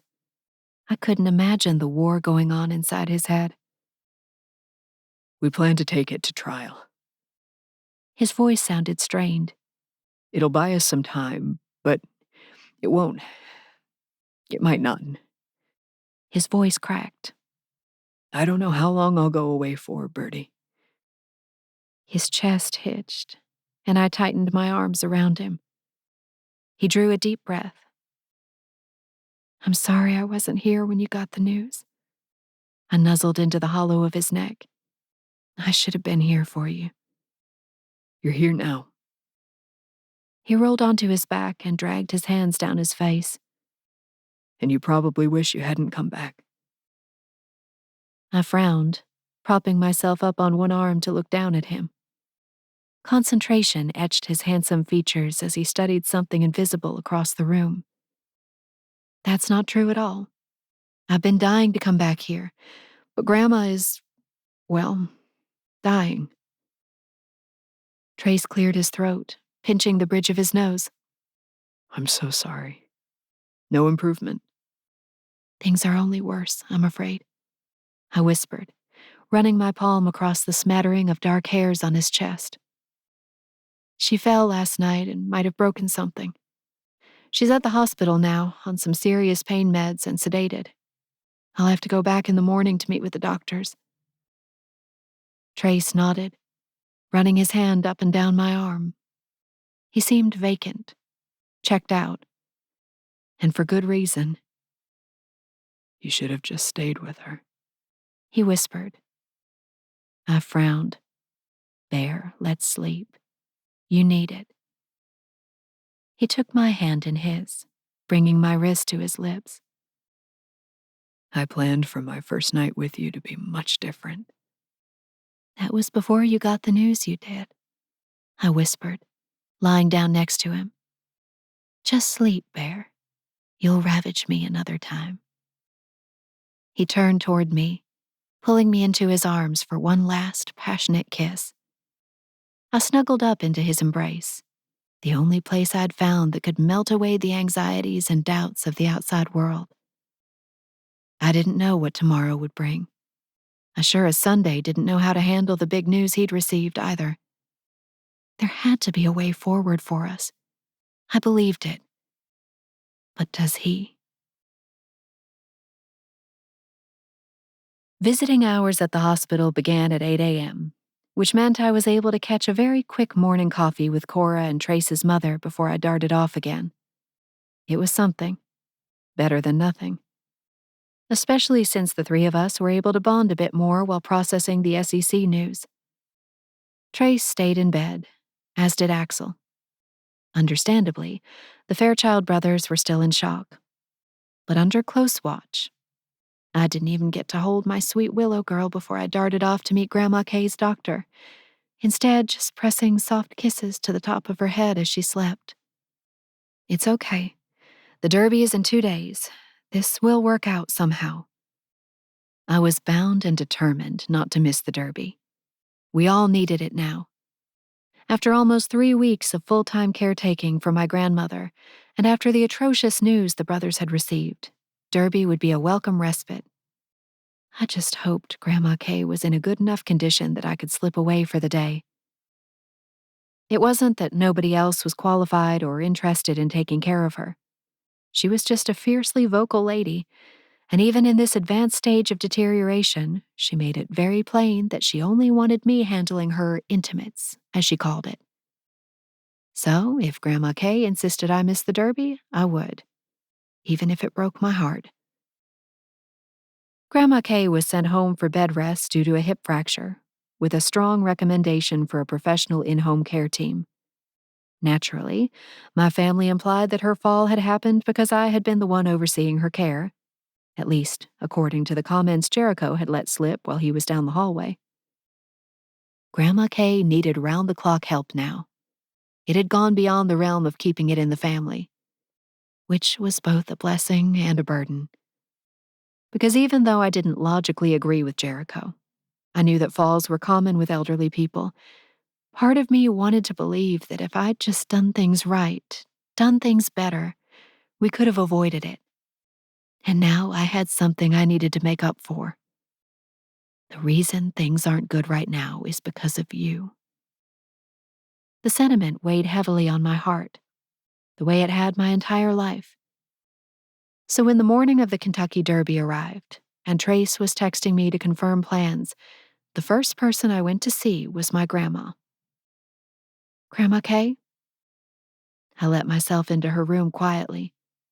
She was still asleep, so I sat at her bedside and held her hand.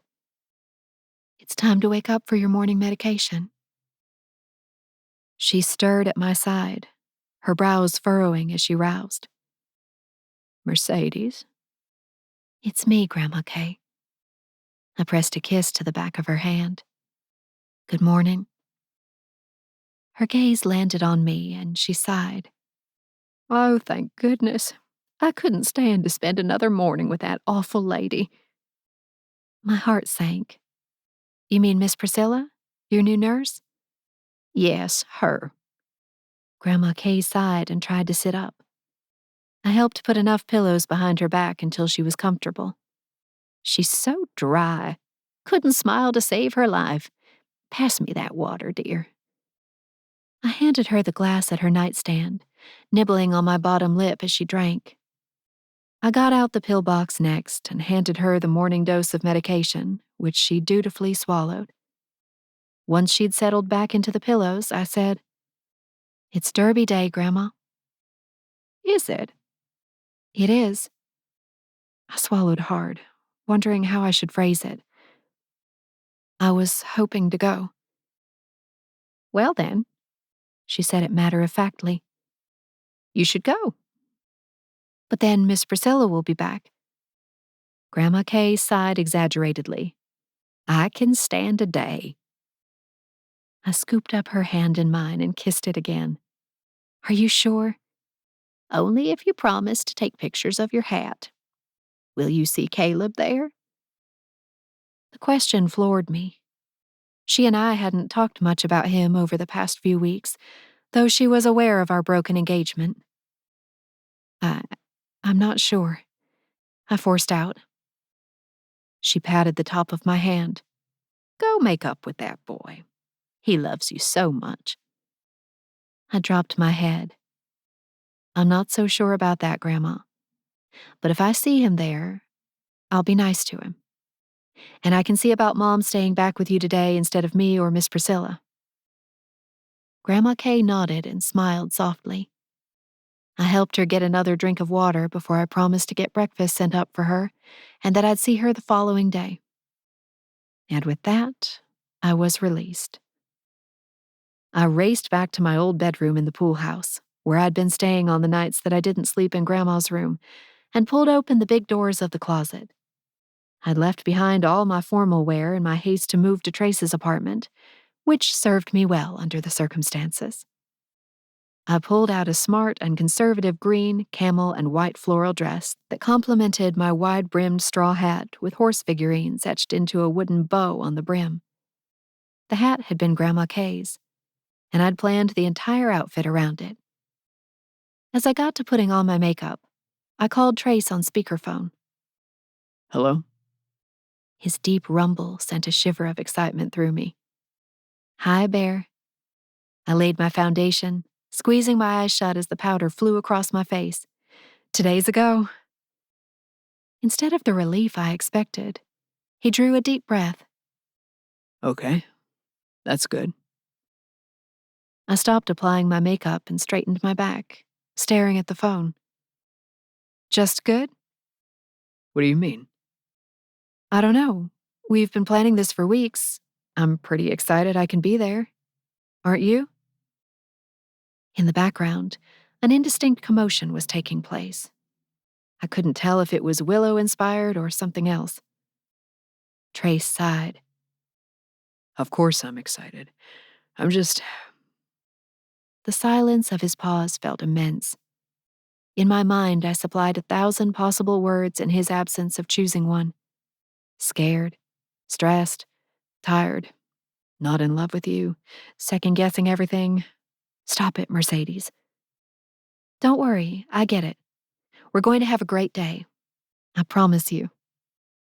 I tried to sound as bright as I wanted to feel, like I wasn't slightly hurt or doubting whether he even wanted me around. But that was just my pride speaking.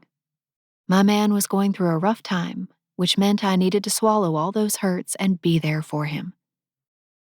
You need this, Trace. You all do. He sighed again. Yeah. Mom's gonna stay here with Willow and we'll head out in about an hour. He sounded exhausted, resigned somehow. Where should I meet you? Cell signal can be pretty spotty with the crowds. Maybe you could pick me up? He paused, as though the idea was hard to digest. Yeah. Let's do that. I frowned at my reflection. I hated that he was struggling so hard since getting the news about the SEC investigation. But what else could I do other than remind him that we had time to enjoy now? I didn't want him to wallow in misery until the day they took him to jail, if that day even came. I held out hope that the trial would go their way. I had to hold that hope, because I wasn't sure Trace could anymore. We hung up, and I made quick work of finishing my makeup and slipping into my outfit.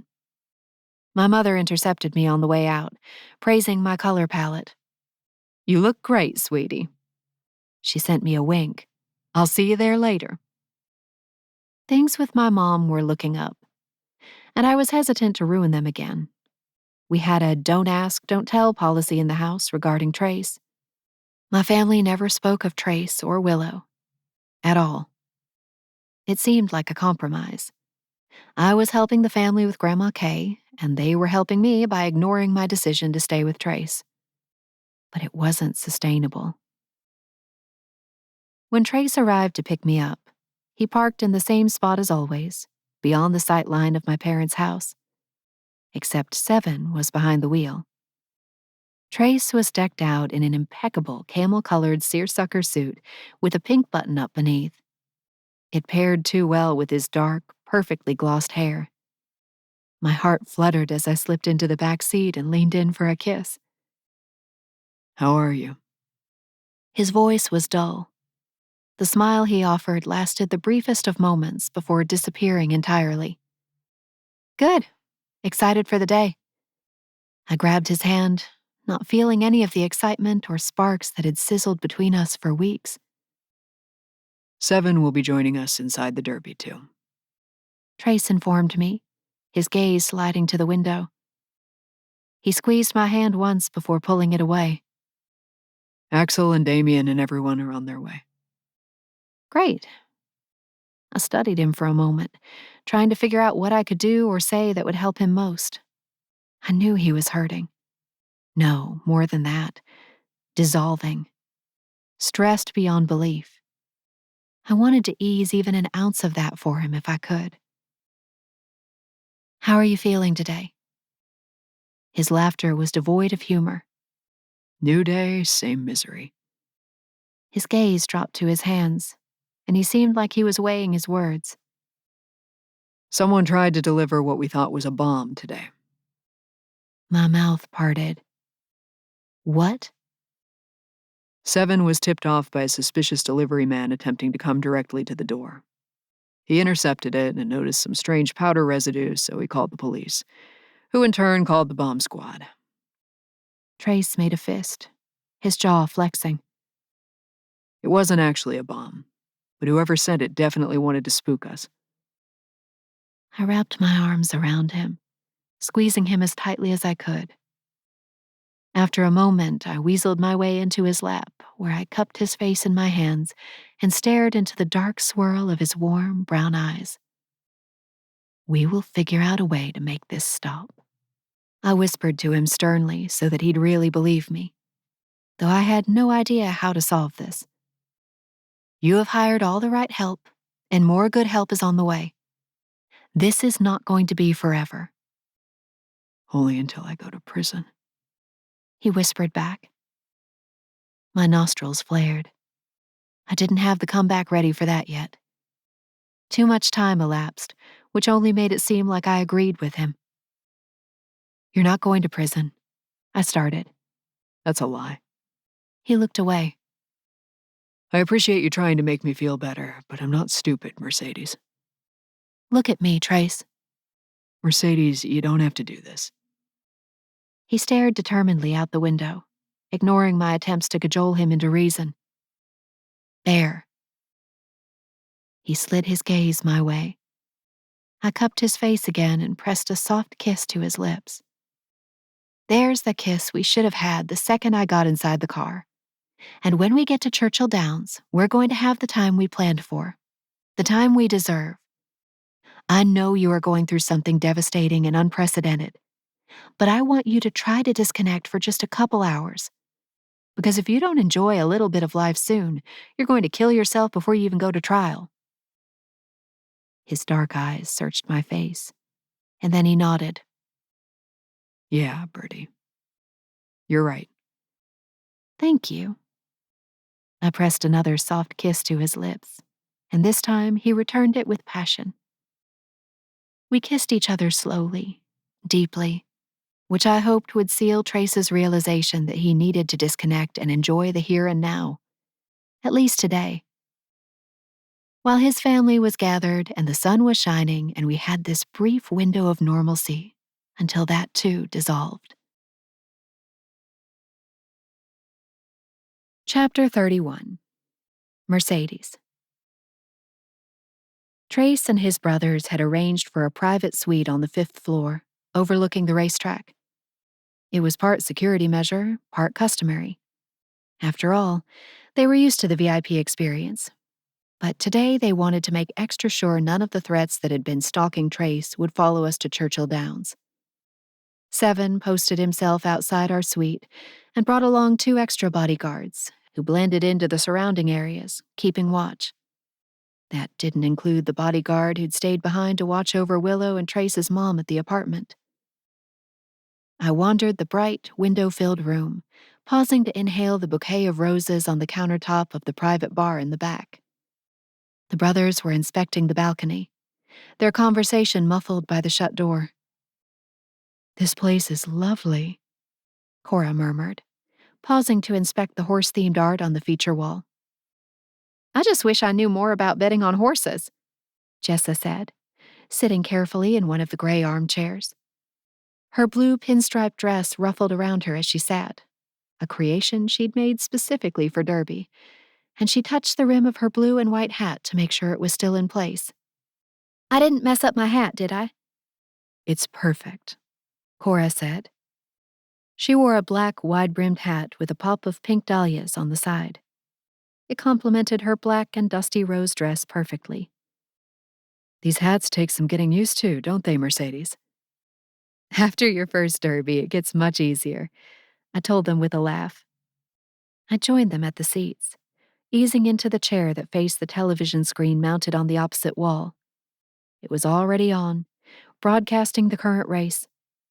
Horses and their jockeys blurred past on the screen. How long have you been coming to the Derby? Jessa asked me, still touching the rim of her hat. I just feel like this thing is going to topple off at any second. I pinned it in there extra tight, Cora said.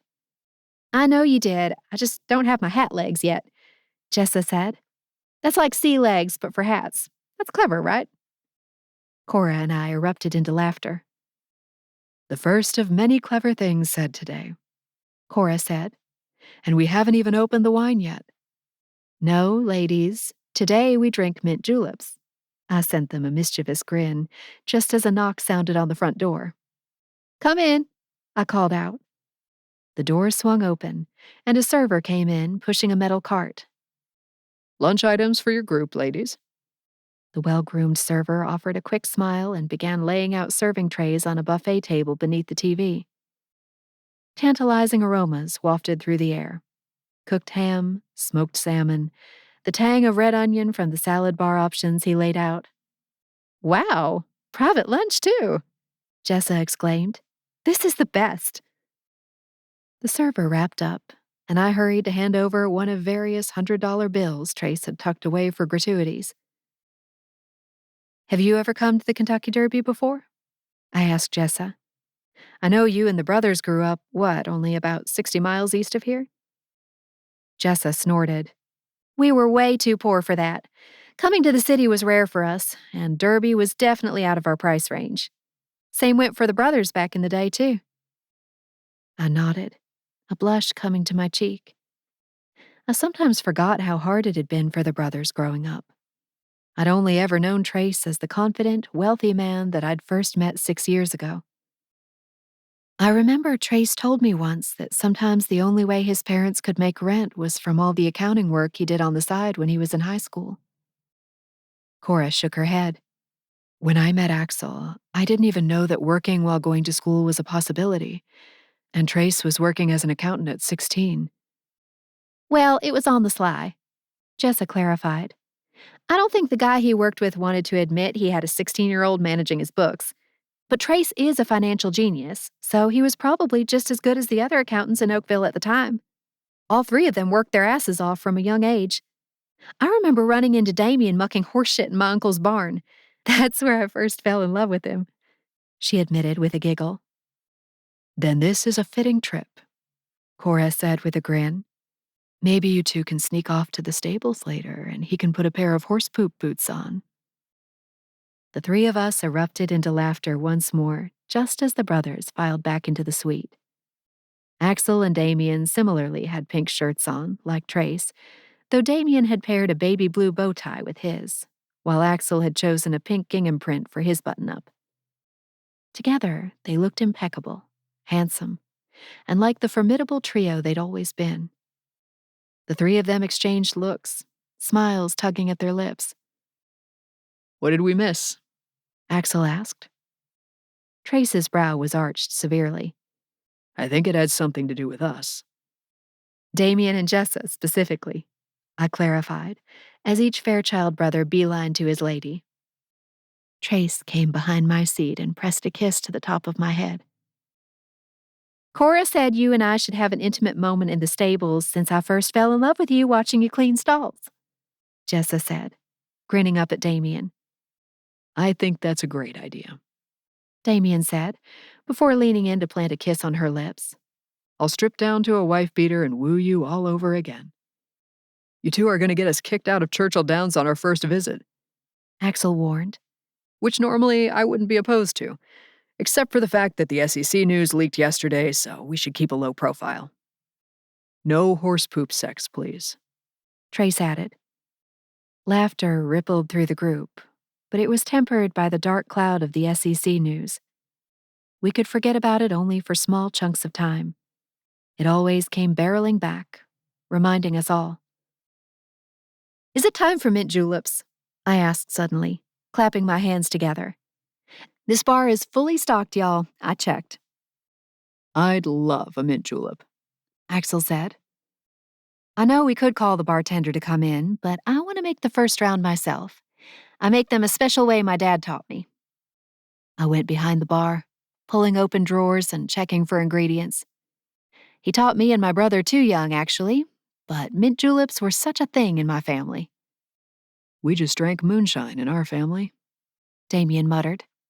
Also too young. Axel laughed. Which is one of the reasons we're the fun group of well-adjusted, successful men you've all come to know and love. Trace deadpanned. Yeah, we need those mint juleps fast, Axel said, sending a look to his brother. Coming right up.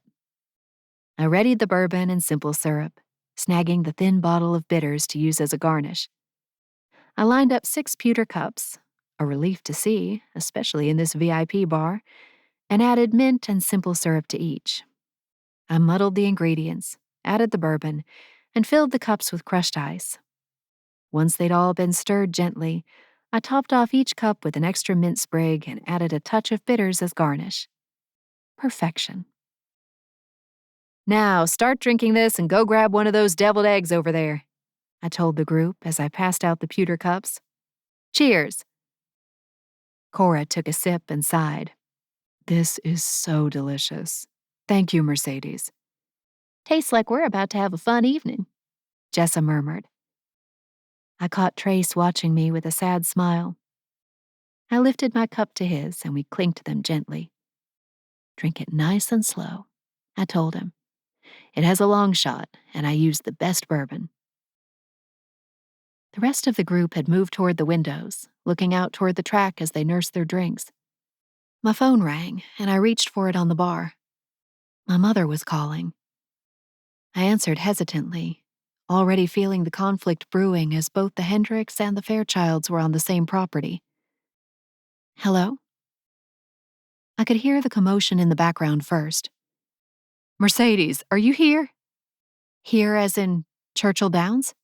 Yes, I've just arrived and there are some family friends here dying to see you. Where are you? A peal of cheers erupted from the background. I'll head your way, I told her. Just hang tight. Are you on the veranda? Our family had always gone to the veranda, a private area reserved for large groups with huge, open balconies overlooking the track. A group of local businessmen and executives, including my father, rented it every year. It was practically a Chamber of Commerce event, with everybody who was anybody rubbing elbows and getting drunk. Of course, dear. I could barely hear my mother's voice over the sudden round of shouts. See you here. I set the phone down, looking up at Trace. My mom wants me to go see some family friends. Trace held my gaze. Do you want me to come with you? I nodded without a moment's hesitation. Yes. Don't you think it'll just piss everyone off? Trace ran his thumb along my jawline. I shrugged. They need to start getting used to you. Trace nodded, but I saw doubts swirling in his face. The same doubts I'd been sensing since surprising him in his bedroom a few days ago. It grated at me more than I could express. But I didn't want to say anything because I knew he had enough to deal with. I'll have 7 tag along, he said, just in case. I pushed up onto my toes to press a kiss to his lips. I tasted the tang of bourbon and mint, and I smiled up at him. This will be fun. Yeah, he said, tilting his head as though he didn't entirely agree. Fun. Trace let his brothers know the plan, and I led them out of the VIP suite and down the long hallway. 7 radioed for backup and trailed behind us. I'm sure my dad and Jericho are here too, I told Trace as we walked hand in hand toward the grand entryway of the stakes room, which led out to the veranda. Inside, countless heads bobbed, glasses clinked, and the entire area was full of the sound of merriment. The entire far wall was glass windows overlooking the huge, covered balcony, where even more tables were set up and filled with diners, gamblers, and more. Seems like everyone is here. Trace said, keeping my hand clasped tightly in his. People swarmed around us, and I spotted plenty of familiar faces in the crowd. I waved as the mayor drifted by. I spotted Aunt Rosie across the way, which meant my mother couldn't be too far off. I think I see them, I told Trace. Are you sure you want me coming with you? Doubt filled his voice. I don't want to make this harder than it needs to be. You aren't going to make this harder, I told him. It's hard no matter what, and I want you at my side in hard times. His throat bobbed as he scanned the crowd. When he looked down at me, real conflict strained at the edges of his composure. Do you understand that adding me to your life is only going to make things inexplicably harder? His tone twisted with the dissonance I'd been feeling from him. I knew that whatever was beneath that comment was behind all the friction I'd been feeling. I needed to get to the bottom of it. What do you mean? A hand grabbed my wrist. My mother was in front of me suddenly, wearing a mint green dress with a white fascinator. One of its spiraling adornments poked me in the face as I swung toward her. Ouch. Hi, Mom. I covered my cheek with my hand. I need you over here with me, she said in a low, firm voice, yanking me by the hand. Her gaze didn't waver from me. I turned to look at Trace, tipping my head toward my mom. Come with. Trace dipped his chin, something hard sliding over his features. Mercedes. I recognized the plea behind my name, the disagreement. But I wanted him to begin bridging our worlds. It could happen. We just needed to take the plunge. Alone, my mother added, as though responding to the intensity between me and Trace. I opened my mouth to protest, but Caleb sidled up at that moment.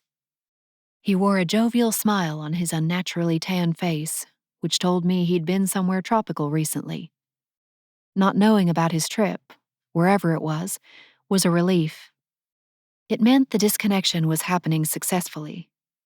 In fact, he didn't look at all like I'd dumped him and canceled our wedding over a month ago. Mercedes, good to see you. His gaze fastened on me for a brief moment before swinging to Trace. And you too, Trace.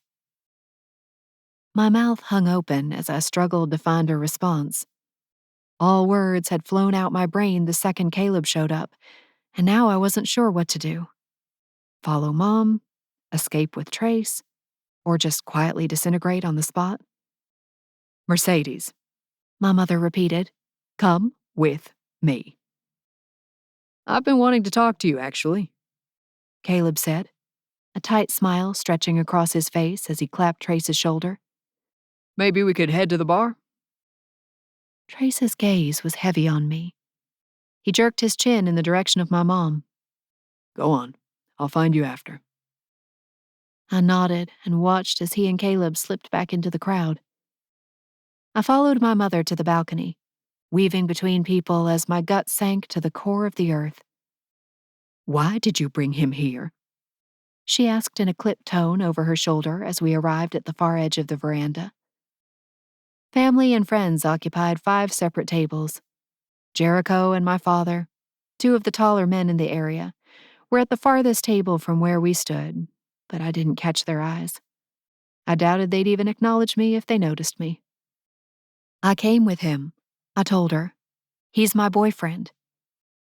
My mother whipped around to face me, our noses inches away. You will not call him that here, she hissed. This is our one chance to have a good time as a family. I beg of you, do not ruin this day for me. You know we have limited time left with your grandmother. I drew a deep breath. I didn't even know where to begin. But I didn't want to ruin this day either. I wanted to enjoy it with my people.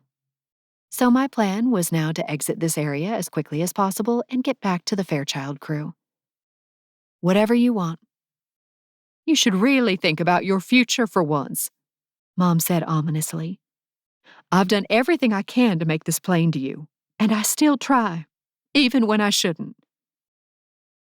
Her words left me puzzled, but it wasn't the time to unpack that now. Family friends approached us, all seersucker suits and huge, gorgeous hats. More than one person complimented me on the engagement, which I tried to diplomatically correct. But it wasn't easy, with my mother interrupting me each time, saying, "Well, there's still time for a change of heart." After the third time she'd said this, I turned to her sharply. "Why do you keep saying that?" "Caleb misses you, honey," my mother sniffed, looking past me through the crowd. Why don't you try reconciling with him? You know he'd take you back. Her words didn't mesh well with the fact that Caleb had led Trace to who knew where. Anxiety formed a rancid stew in my gut, and I cleared my throat, preparing myself to be clearer than I'd ever been before. "I don't want him to take me back," I said. There wasn't plainer language than that. "I don't want to be back with him." My mother looked at me in a way that said, "Are you serious?" He'd be willing to give things another go. He told me so himself last week at dinner. "You had dinner with him?" Of course we did. He's like a son to us. I sighed, crossing my arms. They considered him more their child than their own daughter. "Okay. Well, that's nice to hear, considering Dad and Jericho won't even speak to me." Well, they would, if you'd start taking your future more seriously, she said with a sniff. I huffed, throwing my hands out to my sides. "How am I not taking my future seriously?" "By rejecting every measure of success we've set up for you?" She said it incredulously, topped off with a brittle, sarcastic laugh. "You know that man is going to prison. For years. We read the article in the newspaper this morning. Why would you attach yourself to a sinkhole like that? Think of your future, Mercedes." I clamped my mouth shut. I'd forgotten to weigh this reality when trying to incorporate Trace into the fold. I suddenly felt very stupid, very naive, very exposed.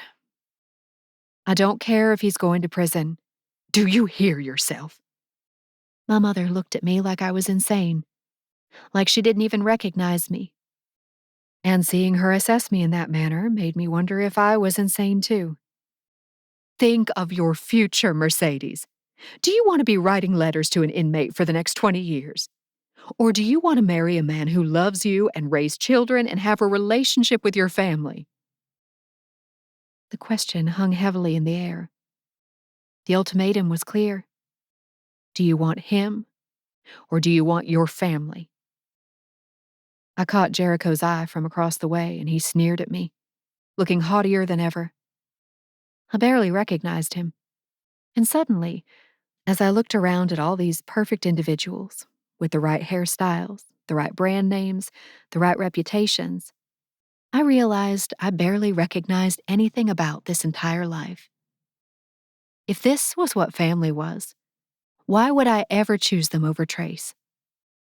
Everything about Trace made sense, and I knew it down to my bone marrow, even when everyone else thought it was wrong. He cared about me, my desires, my well-being, my needs, my preferences. He didn't make me feel like shit simply for wanting what I wanted. Trace was the only person in my life who had ever fought for Mercedes, and he'd done it since day one. "I know things are going to work out on the legal front," I finally said, forcing myself to meet my mother's gaze. "They will." Her incredulous laughter rose above the din of surrounding conversations. The sound of a bell signaled a new race on the racetrack below. You are being delusional. You know that, right? Delusional. "You sound exactly like Jericho," I muttered, emotion beginning to claw its way up my throat. Because he has common sense. Mom retorted. Please, Mercedes, I beg of you, do not ruin what we have as a family. But more importantly, do not throw your entire life away for a felon. Tears stung my eyes. I didn't want to break down in front of her, because I didn't want her to take it as evidence that she was right. But I couldn't take much more of being berated here, in broad daylight, no less. We're done here. I'm leaving now. She sighed, eyes fluttering shut as she pressed a hand to her forehead. Whatever you say, dear. My chest was like a rubber band on the brink of snapping. I weaved back through the crowd, looking for Trace. I spotted him through the doors leading into the steaks room. He was at the bar, with Caleb at his side. My heart leapt into my throat as I stilled, watching the two of them interact. Trace's face was stony as Caleb faced him, jabbing his finger vehemently as he spoke. Trace said something biting. I would have given anything to hear what it was, and then Caleb spun and stormed away, his face red. This had been no casual meet and greet. But what had I expected? I hardly knew how to react. Trace scowled as he picked up his tumbler and drained it. He flagged down a bartender, and finally I remembered how to move. I forced myself forward with heavy legs, beelining for him. He was at the far edge, away from most of the other patrons.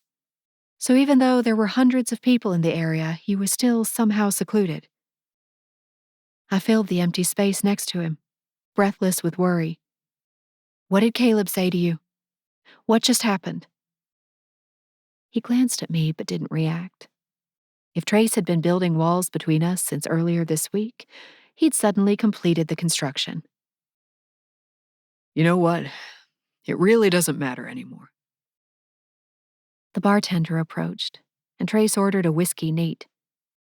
I blinked rapidly, trying to parse this response. I think it does. Trace studied his hand for a moment, then shook his head. No. I really don't want to do this right here. Do what? I felt like I was speaking in a different language, or at the very least shouting at a wall.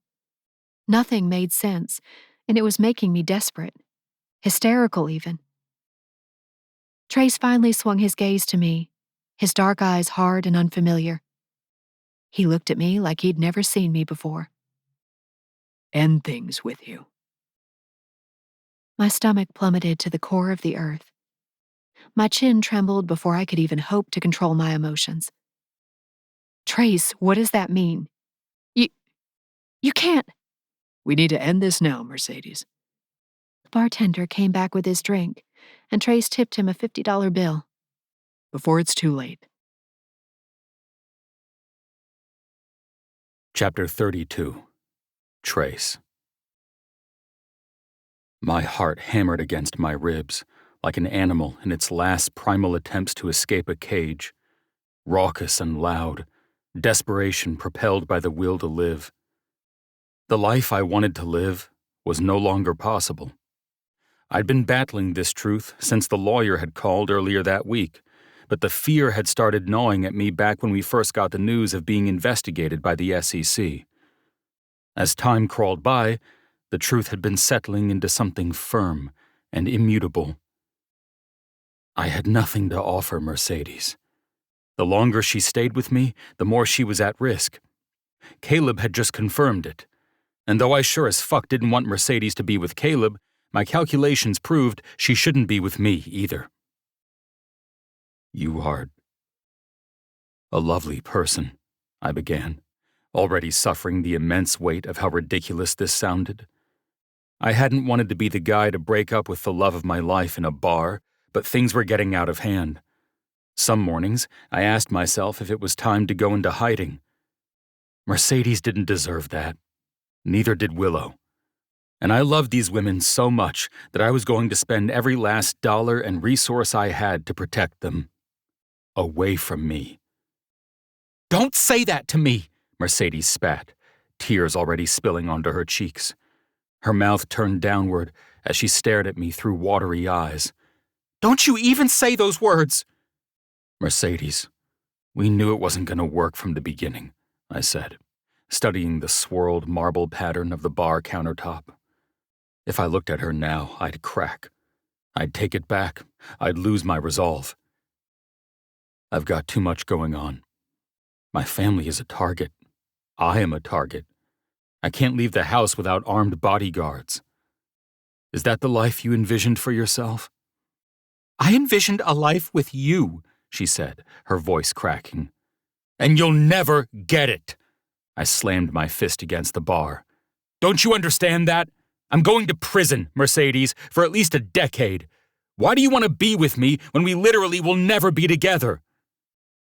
Mercedes reached for my hand, but I moved out of her reach. But you'll get out someday, and I'll be there. I can visit you when you're in there. I shook my head, dragging my hands down my face. You're being naive, and the worst part is that you don't even see it. I'm not going to let you waste your entire life on someone like me. You can go meet someone else, fall in love, have his babies. I know we wanted that, Mercedes, but I can't give it to you. But we can, she insisted, gripping the front of my coat. We can make it work. I'll wait for you. I don't care how long it takes. I've waited 6 years for you. What's another decade? She was talking so fast now, her words bloated from the tears in her throat. I'll wait because I love you, because you're the only one I want. You're not getting it, I said succinctly. I can't live with the guilt of you throwing your life away on me.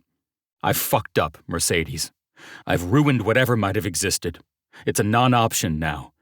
This will be a lot easier if you just accept it. I know it's a hard pill to swallow, but we're all gonna have to, sooner or later. You're just depressed, she went on, shaking her head, and feeling negative. I can help. You can help, I said, downing the rest of my whiskey. I wiped at the corners of my mouth as I stood, adjusting my coat. She looked up at me, tears streaming down her face as she clutched my lapels. You can help by not following me when I leave, by getting used to the idea of me being in prison. I've already ruined my own life. I don't want to ruin yours, too. You could never ruin my life, Bear, she said, resting her forehead against me. Please don't do this. People had started to notice now. We'd ruptured the privacy this area of the bar had afforded us now that Mercedes was openly weeping. Again, I'd caused this. I'd tried to do everything right in my life, yet somehow, still, I'd ended up here. Breaking a woman's heart because I couldn't give her what we both wanted so desperately. You are the ultimate fuck-up.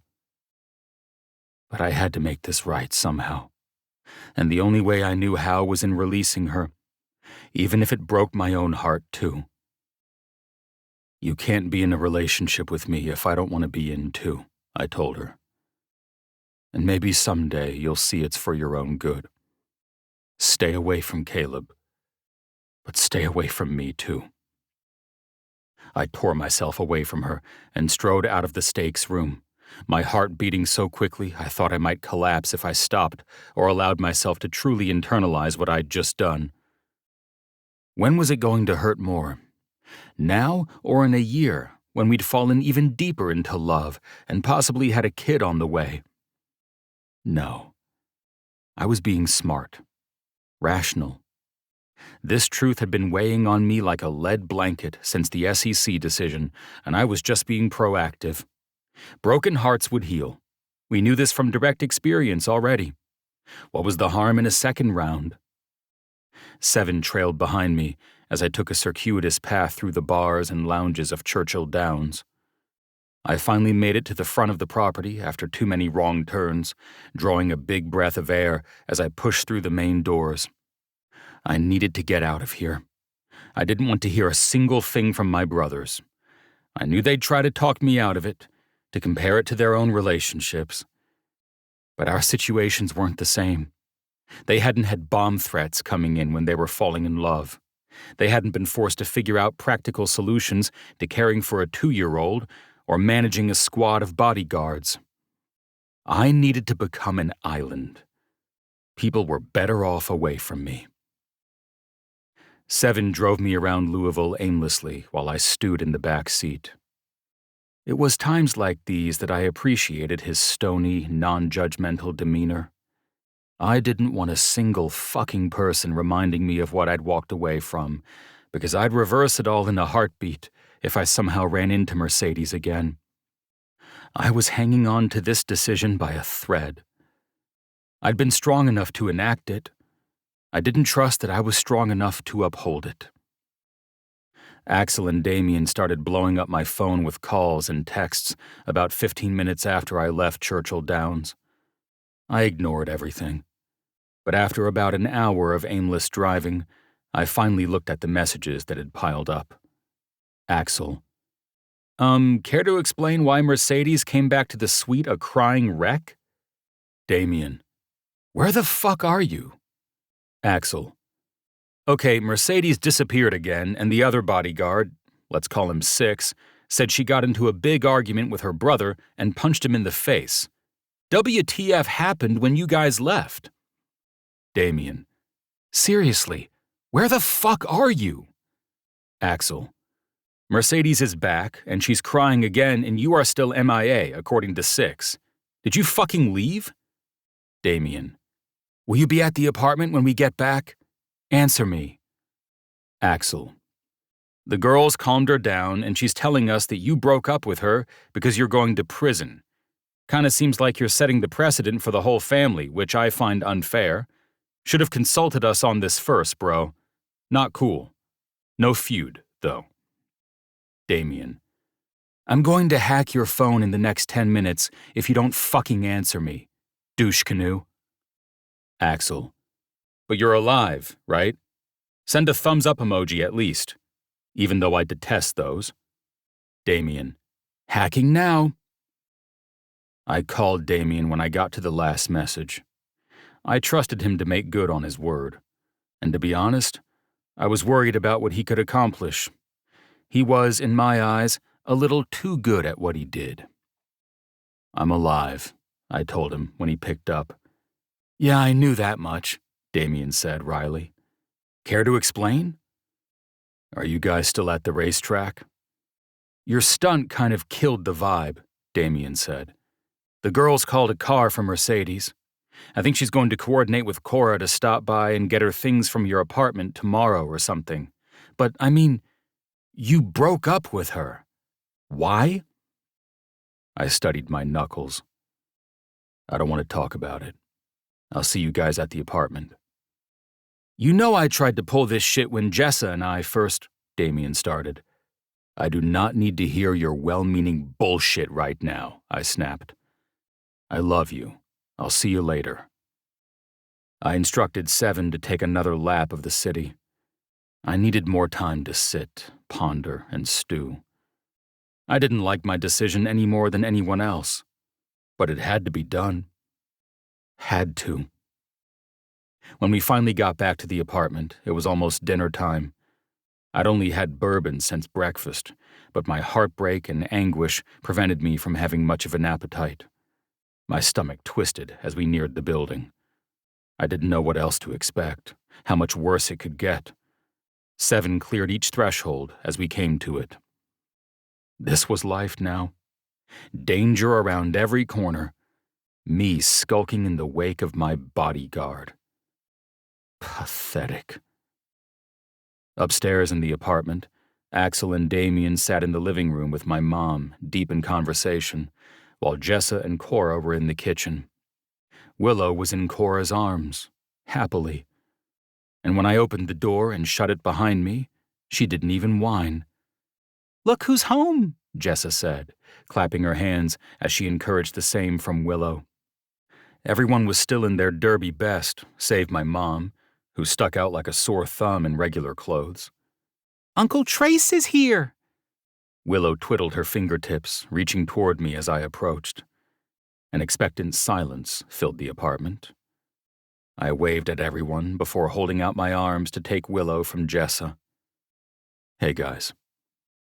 A rush of air whooshed past Axel's lips. Man, that was awkward. Only because you're awkward, I shot back. Actually, you are, he returned.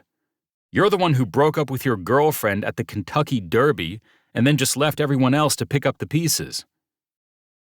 I noticed Cora and Jessa grimacing beside me. Hell, he was right. It was a shit move. I'm sorry, guys, I said with a sigh. It wasn't ideal, but it had to happen. I lost my cool, but it was the right thing to do. Axel exchanged a look with Damien. I knew some more of their well-meaning bullshit was about to come out, so I held up a palm. Before you say anything else, can we just not talk about it? I just need to know what Caleb said to you, Axel blurted. Mercedes told us you were pissed after he talked to you at the bar in the veranda. He didn't say anything I didn't already know. I hoisted Willow in my arms and headed to the great room to join my brothers and Mom. He told me I'm a piece of shit going to prison where I deserve to rot. He reminded me that this city had never accepted us before, and now, after the news, not in a million years. And he reminded me that Mercedes was his and that he'd be getting her back in short order. Axel blinked. Sounds like a fun guy. None of that shit is true, though, Damien said. Sorry, where's the lie? I sank into the armchair facing the couch where Axel and Damien and my mom sat. Willow twisted in my lap and played with the lapels of my jacket. We are going to prison.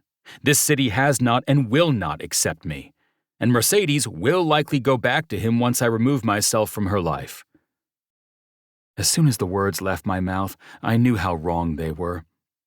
Still, my pity party knew no limit. Cora snorted, joining us in the great room.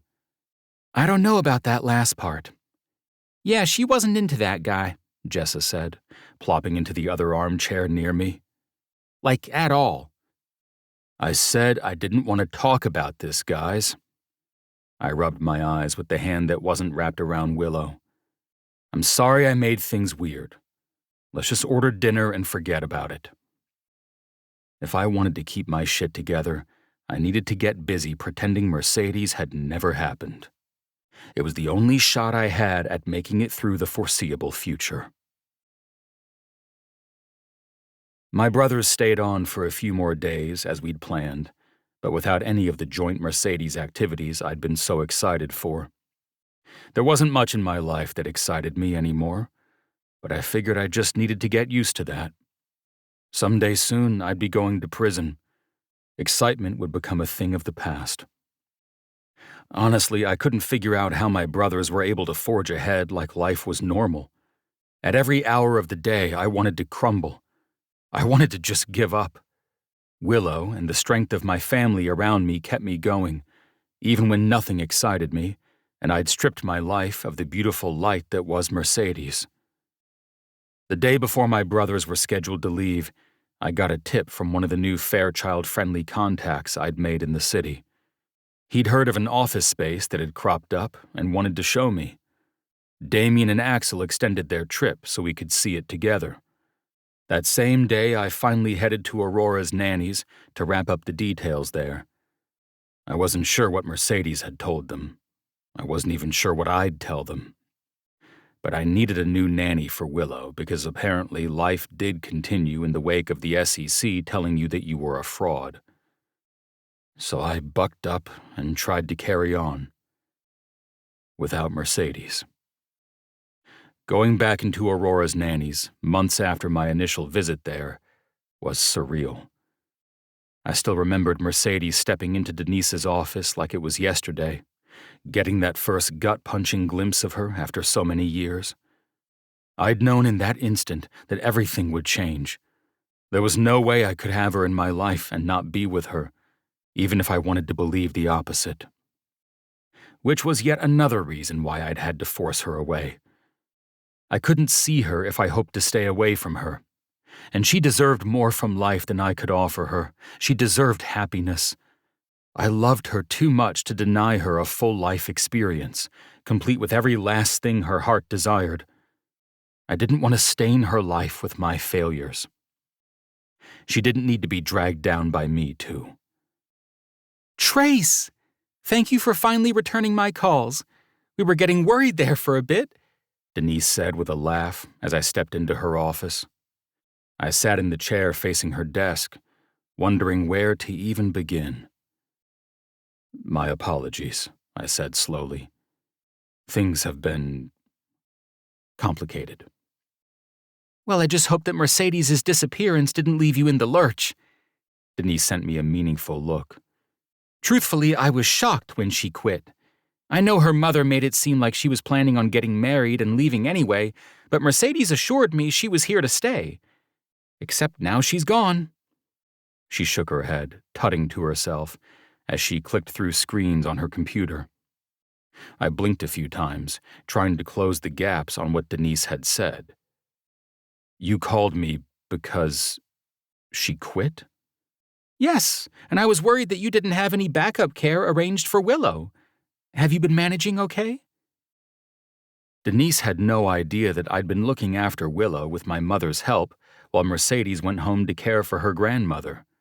I'd never alerted Aurora's nannies because it didn't bother me to keep paying her or the agency, even though Mercedes had wanted to let them know she'd taken a leave of absence. But now? I'd assumed Mercedes had applied for a change of position, not quit altogether. Do you know where she went? I asked. Unfortunately, no, Denise said, offering me a small smile. Can I ask if things ended okay? Were there any issues we were unaware of? I shook my head, though on the inside I was laughing hysterically at the ridiculousness of the question. Issues? Only about 3 million? All my fault, of course. No, she was great. Willow and I loved her. I cleared my throat, not exactly keen to out my romantic relationship with her employee. You know what I mean. Mercedes was certainly a favorite here, Denise said wistfully as she clicked her mouse. Well, I'm sorry if there were any inconveniences. That is not our intention here at Aurora's, as you perhaps know by now. I've pulled up some alternate options. Let's look through the list and see if any of our other nannies strikes your fancy. Denise and I combed through the options. None struck my fancy because none were as striking as Mercedes. Not as gorgeous, not as good a smile, not as immediately refreshing, not as fun to spend a morning with, reading quietly by a fire. But that was to be expected. We landed on a lady named Addie. She had a warm smile, a proven track record with toddlers, and experience with high-security situations. Good enough for me. Denise set the schedule for her to make the first visit to my apartment, and I was released. Exhausted, lost, and missing Mercedes so much I thought I would die. But as with all things in life, time went on. Wounds stopped throbbing. Well, that wasn't entirely true. My wounds continued to throb. I just learned how to look away from them better. Besides, once Axel and Damien and I scored the office in downtown Louisville, we had plenty to distract us. And I needed it. Our new motto became, "Just shut up and try, asshole." It was the single most frequent thing Axel said to me, which meant it was now the official Fairchild phrase and the only way my brothers could combat my bouts of negativity. We said it among ourselves at least 10 times a day as we renovated the ground floor office space from an art gallery to a wealth management firm. The high-ceilinged, exposed brick space quickly became the newest outpost of Fairchild Enterprises. Complete with high-tech security systems, around-the-clock video surveillance, and a full team of bodyguards that would karate chop anyone's eyeballs out of their head if they tried anything suspicious. In response to all the bad press about the SEC's decision about our practices, we called it TDA Solutions, Axel, Damien, and Trace, only because TAD sounded like someone's nickname and TDA sounded like a chemical one would be displeased to find in their cereal ingredients. So TDA it was. We weren't trying to be covert about it. We stated plainly on our website our affiliation with Fairchild Enterprises, that we were them. Just trying out a new business in a new city for new clients. I went into it expecting the tiniest trickle of new clients. I'd already built a small client base through my virtual-only approach, but I certainly didn't expect it to grow based on the welcome we'd received. And something wild happened.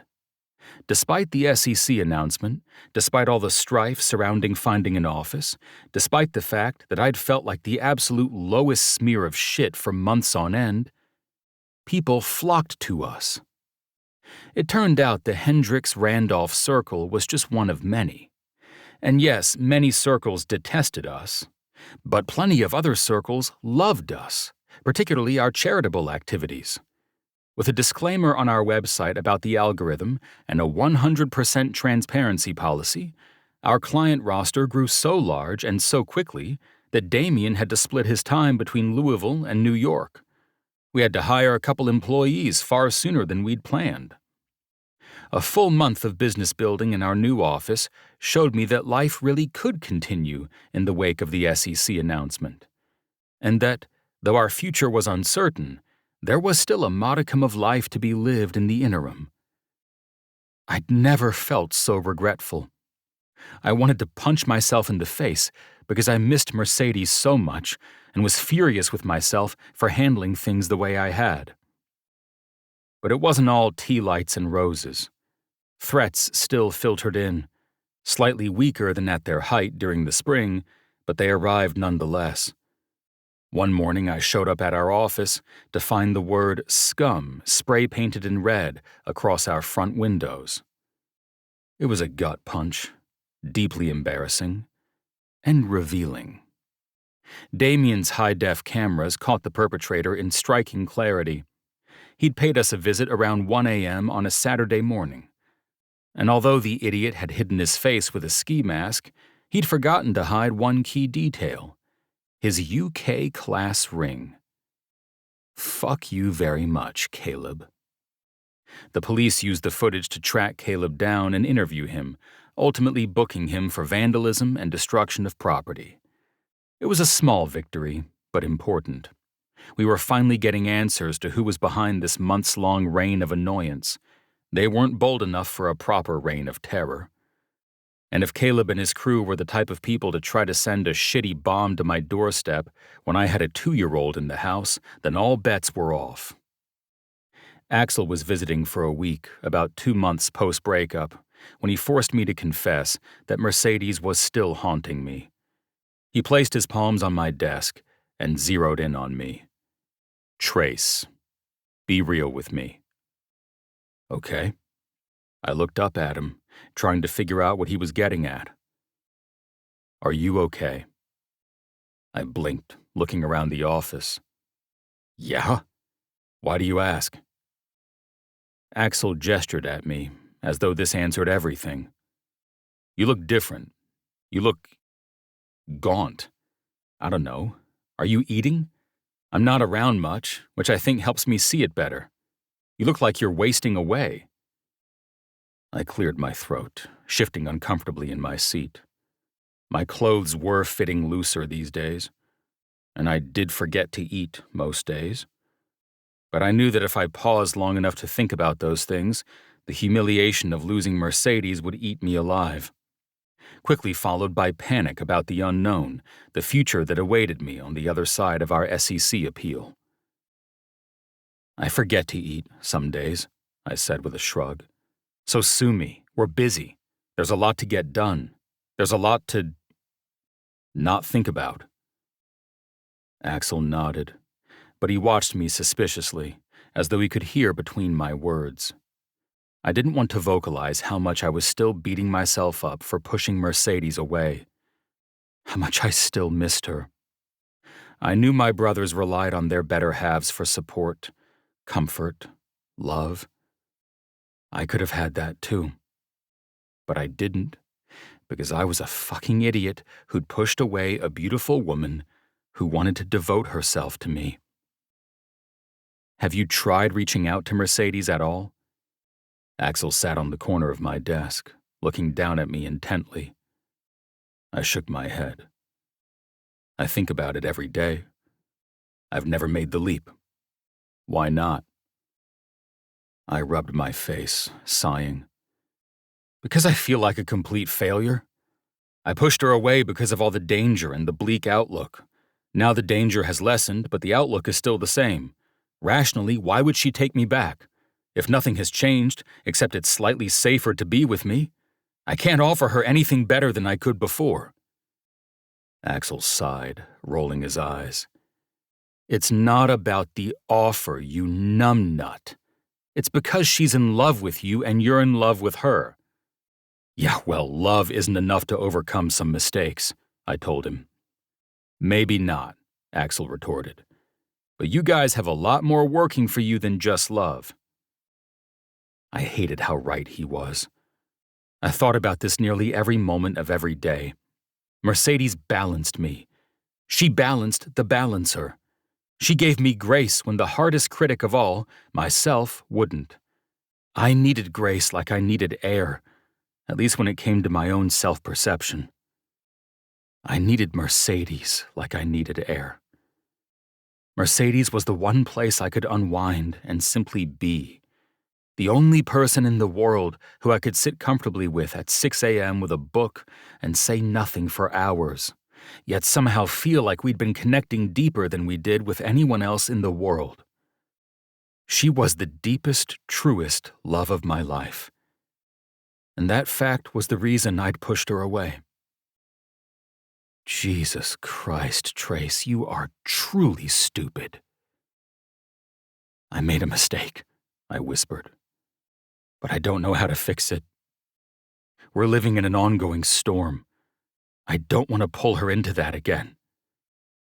But life isn't about avoiding storms, Axel insisted. It's about finding the right person to weather the storm with. She can experience lesser storms, I told him, emotion clamping my throat. They don't need to be this cataclysmic. Axel laughed.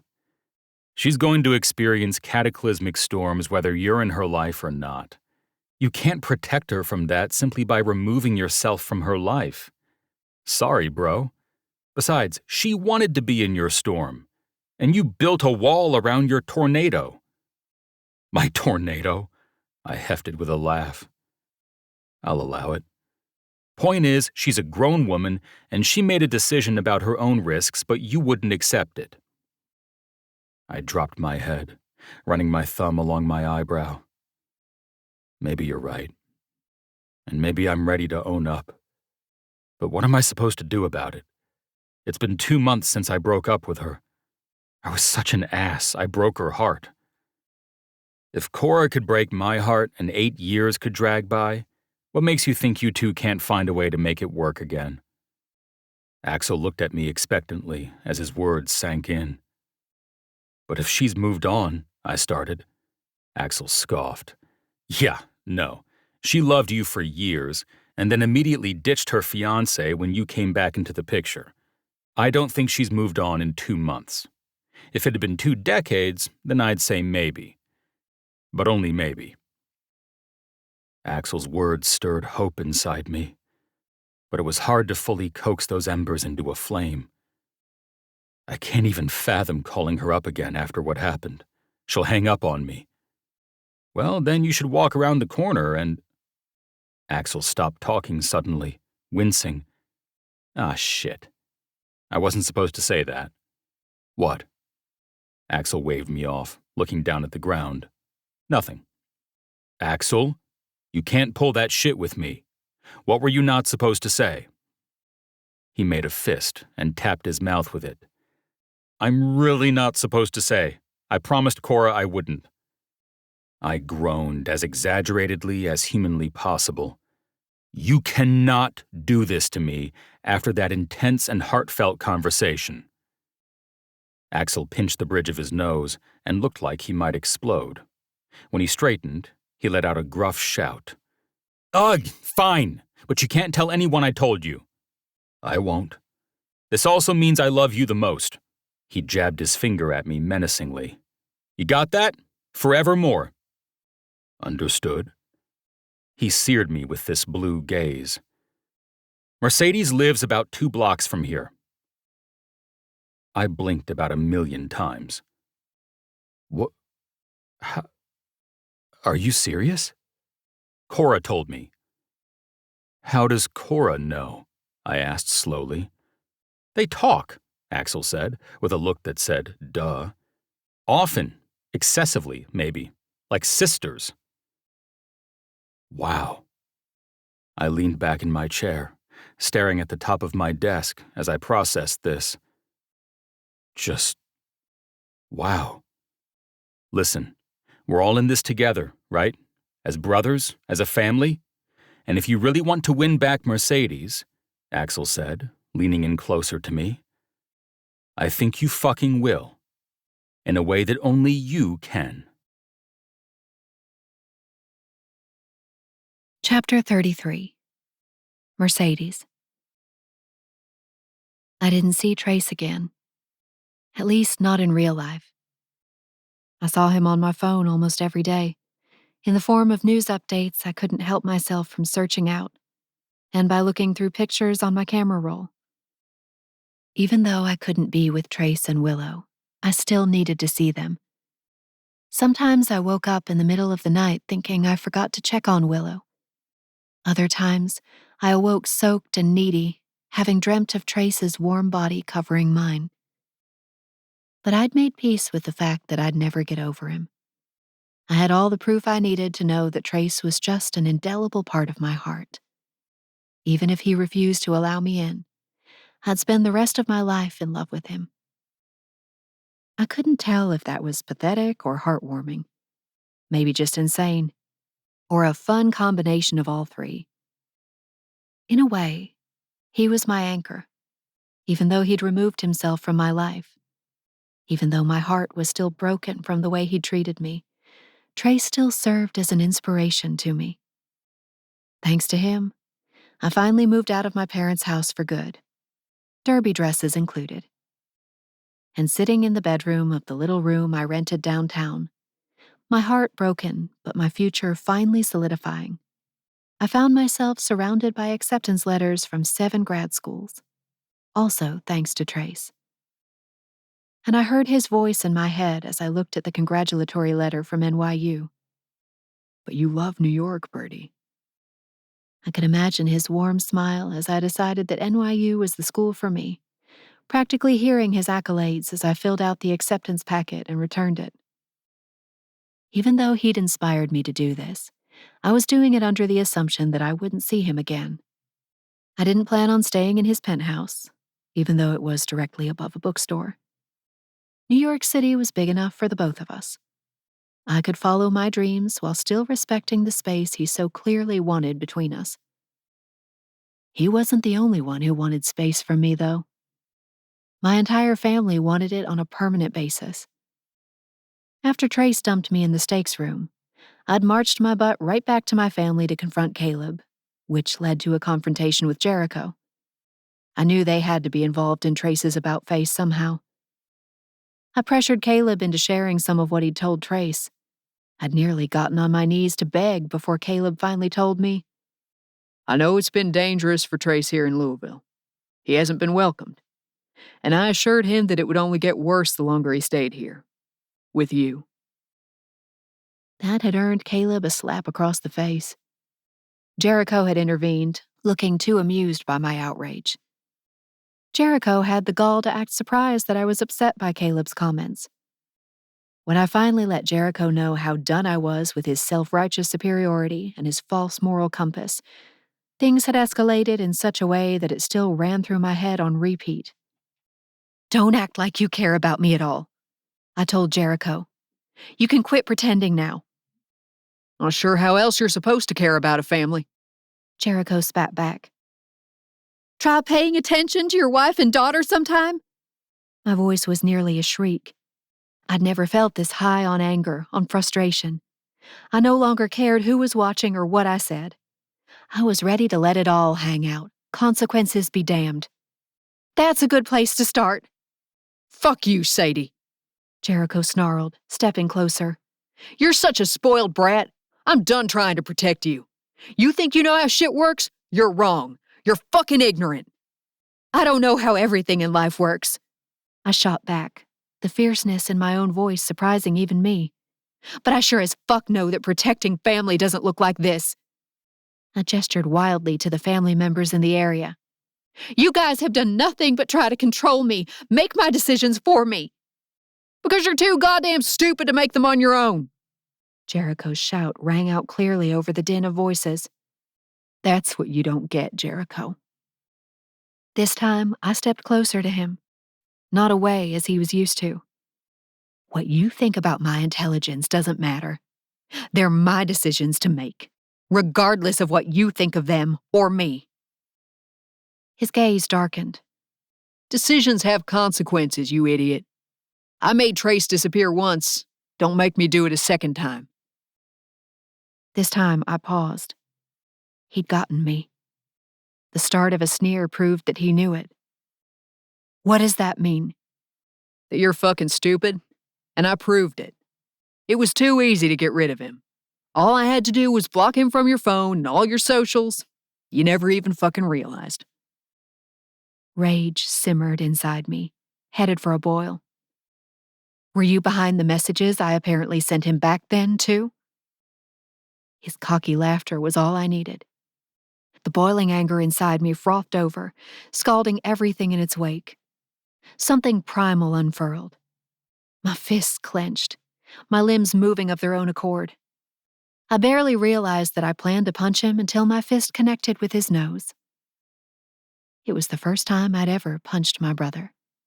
And I'd wager the last time, too. And it was in public, at the Kentucky Derby.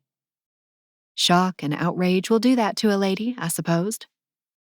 My family, of course, was scandalized. They were more concerned about Jericho's poor nose than my lifetime of being gaslit, lied to, and controlled. My father kicked me out. But I was already packing the rest of my things by the time he delivered the news. My mother didn't speak to me at all, instead just watched me coldly as I finished packing. Once my car was loaded, I elbowed my way back into the house and into Grandma Kay's room, where I hugged her and told her I loved her. She told me to finally be happy. I wasn't sure if that was the last time I'd see her, but I took it as my cue to keep doing what I'd been doing.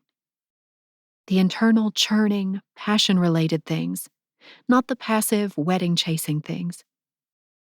But as I drove away from the house that evening after the Derby, I knew it would be the last time I'd ever set foot in that house. It hadn't taken long to find a place to land. I booked a cheap hotel for a couple nights until something cropped up. After an urgent social media post, I got a lead on a room for rent in an apartment from none other than Renee, my old college friend who I'd run into with Trace at Willow's first psychologist appointment. She lived alone downtown and was more than happy to rent out her spare room to me, which took the edge off living on my own for the first time in my life. She rented to me at a below-market price, which I appreciated since I had very limited funds. I had money to get me through the summer and to New York to begin school, since every dollar I'd earned nannying for the past year and a half had gone into my savings. I also had a couple credit cards, but that was it. But it was all I needed. I quit Aurora's nannies because I had the money and wanted to start my next chapter, even though it was also terrifying. Renee's house was spacious, bright, well-ventilated, cute. It was also located 2 blocks from Trace's new office, which felt like the biggest, cruelest ha-ha from the heavens. I spotted him once, accidentally, during my first month living with Renee. My favorite coffee shop was on his block. I watched him stride past the windows one morning, broad-shouldered and confident, while I shrank into the overstuffed armchair and prayed he didn't come inside. From then on, I began to skulk around my new neighborhood. I couldn't fathom the idea of running into him. I feared his reaction, or lack thereof. I feared finding out that he'd moved on, or that he'd found some woman in the interim. I feared seeing Willow and not being able to hold her. I feared my heart being ripped apart all over again if we were ever to come face to face. Because it had to be something about me. That was the only thing that made sense. He must have been lying to me somewhere along the way. Because life had moved on for him. He could commit to business expansion, but not to me. It stung like salt in a fresh wound. And I told all this to Cora and Jessa during our weekly video chats, which Renee eventually joined, when we all enjoyed the same wine and cheese and chocolates. Jessa selected the cheese and chocolate. Cora selected the wine and sent me a box of their selections, and I just sat back and enjoyed their curation. I loved these women who were practically my sisters now, even though the man who had brought us together was no longer part of the picture. We already were planning a Derby redo, where we'd go to the Kentucky Derby by ourselves and have the drunken, fun time we were meant to have. They also occasionally sent me pictures of Willow that Trace passed along, which were equal parts heartbreaking and beautiful. These women were also there for me when Grandma Kay finally passed. Maddie had been the one to tell me, of course, along with the date and time of the funeral. I cried for a full day when I got the news. When the day of her funeral arrived, I went to the church to pay my respects and see her laid to rest. But Jericho wouldn't let me in. He'd hired some idiots to keep me away, and I wasn't strong enough to fight past them. They all but escorted me back to my car. The fact that he'd made me miss my grandmother's funeral and burial was still so raw for me. I'd never forgive him for it. Not in a million years. And when I told Maddie about his actions, she was similarly horrified. To the point of beginning the process of filing for divorce. Jericho's actions around my grandmother's funeral were the final straw for her. Even though this chapter of my life carried a lot of heartbreak, it was so freeing. There was a lot of growth tucked behind the pain, and I didn't plan on squandering any of the lessons or opportunities that came my way. By the 2.5-month mark, I'd finally begun to hit my groove. I spent my days preparing to go back to school in the form of researching information about the NYU campus, prepping for classes, doing suggested readings, and figuring out where the heck I was going to live.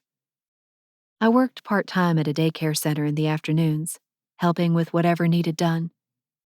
And in the evenings, I usually spent some time in the park, watching people pass and reading my book of the day or walking in Cherokee Park, trying not to think about Trace and failing. Renee and I usually shared a glass of wine over dinner, which we took turns cooking. And despite all the people no longer associating with me, despite all the love that had been unexpectedly lost, I was happy. Because this life was mine. Finally. Cora called one evening just as Renee and I were finishing up dinner. Renee had made a linguine with Alfredo sauce and steamed broccoli, which we paired with a Pinot Noir from Oregon called Chateau Livet. I didn't retain much from my college French classes, but I knew that translated to winter mansion. I took the last sip in my glass as I picked up Cora's call. "Hello there, Cora," I said as I tucked the phone between my ear and shoulder. "What's up? You got a minute?" "For you, always." I loved that this famous, powerful, and slightly contentious woman was part of my inner circle now, especially since we shared the painful details of having broken up with our families. Cora had even turned me on to her therapist, who I was now calling once a week. "I've found out a detail that I think you need to know," she said with a sigh. "Trace is now aware you live nearby." I blinked, looking at my empty wine glass.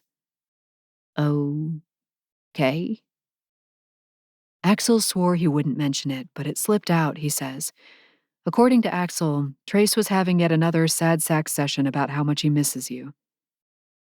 I blinked more rapidly this time. He misses me? It was a relief, since over 2 months had gone by without a single word from the man. In my darker moments, my brain tried to tell me that he'd never actually felt anything for me, that it had all been a convenient illusion. I'd say he more than misses you. According to Axel, Trace doesn't look good. I squeezed my eyes shut. That hurt my heart to hear. Thanks for telling me. I doubt I'll hear from him at this point. I'm about to leave for New York anyway. There's almost no point anymore. This was what I wanted to believe. Truthfully, I knew that no amount of time or distance mattered when it came to Trace Fairchild. I needed to accept that we were done, because clearly Trace hadn't seen in me what I'd seen in him. Yes, he could go to prison, possibly for a long time. But Axel wasn't driving away Cora over it. Damien wasn't driving away Jessa over it. Why didn't Trace see any worth in the two of us staying together despite his rocky future? My deepest fears and insecurities told me it was because he didn't actually want to be with me. I believed it so much that I was already trying to mentally prepare myself for the next few years without him while still being deeply in love with him. Just like the first time. Renee and I spent the next day, a Saturday, window shopping, and that evening as we were prepping dinner, a knock sounded on the apartment door. We exchanged a glance. "Are you expecting anyone?" she asked. "No, are you?" She shook her head, jerking her chin toward the raw chicken she was dipping in batter. "You mind getting the door?" "Of course." I left the lettuce I'd been chopping. As I headed for the door, my stomach wrenched violently. I peered through the peephole to see who was on the other side. And suddenly, everything ground to a halt inside me. My organs paused. My lungs shriveled. My heart took a deep, wrenching gasp. Trace Fairchild was on the other side of that door. I swallowed hard, turning slowly to Renee. Her eyes widened when she noticed me. "Good God, Mercedes, are you okay?" I shook my head and walked toward her on wobbly legs. "I can't open the door," I whispered. "Can you?" She was already washing her hands. "Okay. Do I even want to? Who's out there?" "Trace," I whispered. "Aw, shit." She dried her hands, rolling her lips in. "I can't see him," I told her. "But maybe you can talk to him and just see what he wants. I'm going to go hide in my room. I'm not here. Don't let him in. I can't." I bolted for my bedroom, locking the door behind me for good measure. I wanted to see him as much as I didn't want to see him. It was a confusing conflict, but maybe the undertones of his voice would satisfy me enough for now. Trace knocked again. Renee pulled open the door, and I could practically see her cocky stance as she greeted him with, "Oh, look who it is." Trace's reply was muffled by the door and the distance, but the rich baritone was enough to take my breath away. Please. I heard him say a moment later. "She's not here, she doesn't want to see you, and that's all I can say. Goodbye." The door slammed a moment later. I didn't dare unlock my door until Renee finally called out, "It's safe to come out. I sent him away." I clicked open the lock and drifted back out toward the kitchen in a daze. I looked at the door like he might knock again at any moment. "What did he say?" Renee tipped her head toward a bouquet of flowers on the table near the front door. "He left those and said he needs to talk to you. He asked where he could find you, and I told him you weren't here." "Thank you." I headed for the flowers, tears coming to my eyes as soon as I spotted what was wrapped up in the delicate paper. "Oh my God," I whispered. 6 still unfurled peonies, with a tag around the stems that read, "Command Performance." There was a note tucked into the paper. Trace's chicken scratch read, Pushing you away was the biggest mistake of my life. Please, can we talk? Tears spilled out of my eyes as I carried the flowers into the kitchen. Renee's brows drew together. "He got you unripe flowers?" I laughed softly. "Not unripe. They're my favorite flower, and as soon as I cut them and put them in water, they'll start to open." I sliced the bottoms of the stems at an angle, filled a vase with water, and set them on the far edge of the island. "Now we wait," I told Renee. "These better be good," she grumbled, stacking breaded chicken pieces on a plate. "Oh, these are better than good." I returned to my lettuce washing, my gaze drifting back to the bouquet. These are the best, and it's a show only we'll see. The flowers were the first. Next came the texts, followed by more personal flower deliveries. My plan was to continue ignoring the calls and live in a sea of peonies. I was doing well until Trace called one evening the following week. I was walking in Cherokee Park in the heat of July dusk when the call came. As I looked at my phone, it slipped from my hand and I accidentally swiped the call on. I stared at it in shock as the sky blazed orange around me. I blinked a few times, unsure whether I should hang up or try talking to him. Hello? I said it without the speakerphone on and without holding it up to my face. Why did it feel like both the first time I'd ever used a phone and the first time I'd ever talked to Trace? I finally lifted the phone to my ear and repeated myself. Hello? Mercedes. And there it was. That familiar baritone, winding its way through my veins like a drug and gliding over my skin like velvet. I squeezed my eyes shut, tears already waiting for me. Ooh, what do you want? My heart was pounding, and I wiped a tear away. I looked out at the sparkling river. A tugboat moved past, slow and steady, while some late evening runners jogged past me on the sidewalk. I just want to talk to you. A deep sigh rumbled out of him. I fucked up so bad I can't stand it. I can't believe you answered. I didn't think you would. Shit. I'm not prepared. I wiped away another tear. Hearing Trace stumble over his words was cute, but it didn't make up for the way he'd treated me. It didn't make up for him just disappearing for 2.5 months without a single call or text, for ripping Willow out of my life, for casting me away. It's okay. Answering was a mistake. I'm not ready to talk to you either. I swiped off the call before I could think better of it, shoving it back into my purse with trembling hands. I took a moment to wipe the tears off my face and straighten my back before I started walking again. Every part of me wanted Trace Fairchild back in my life, but not at the expense of my dignity.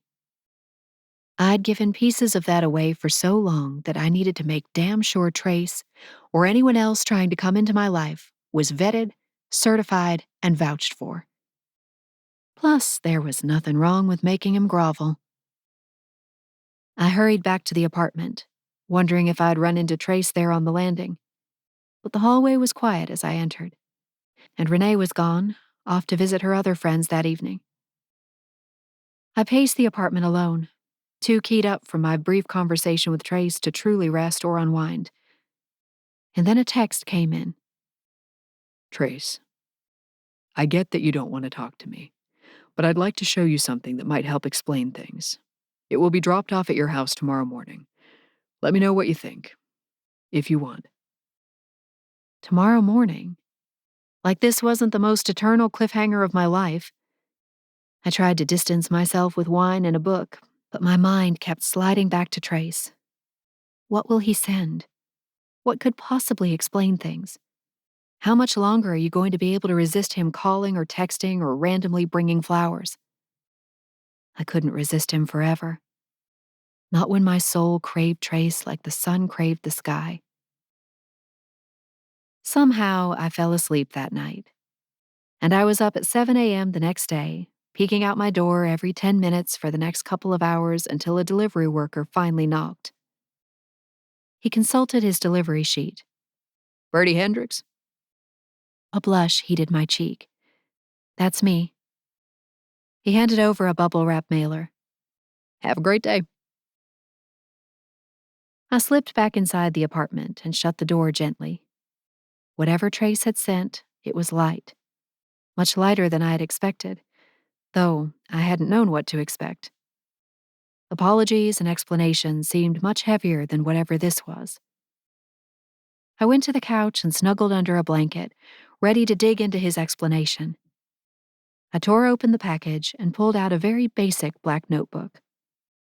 As I opened the first page, I realized Trace had sent me his journal.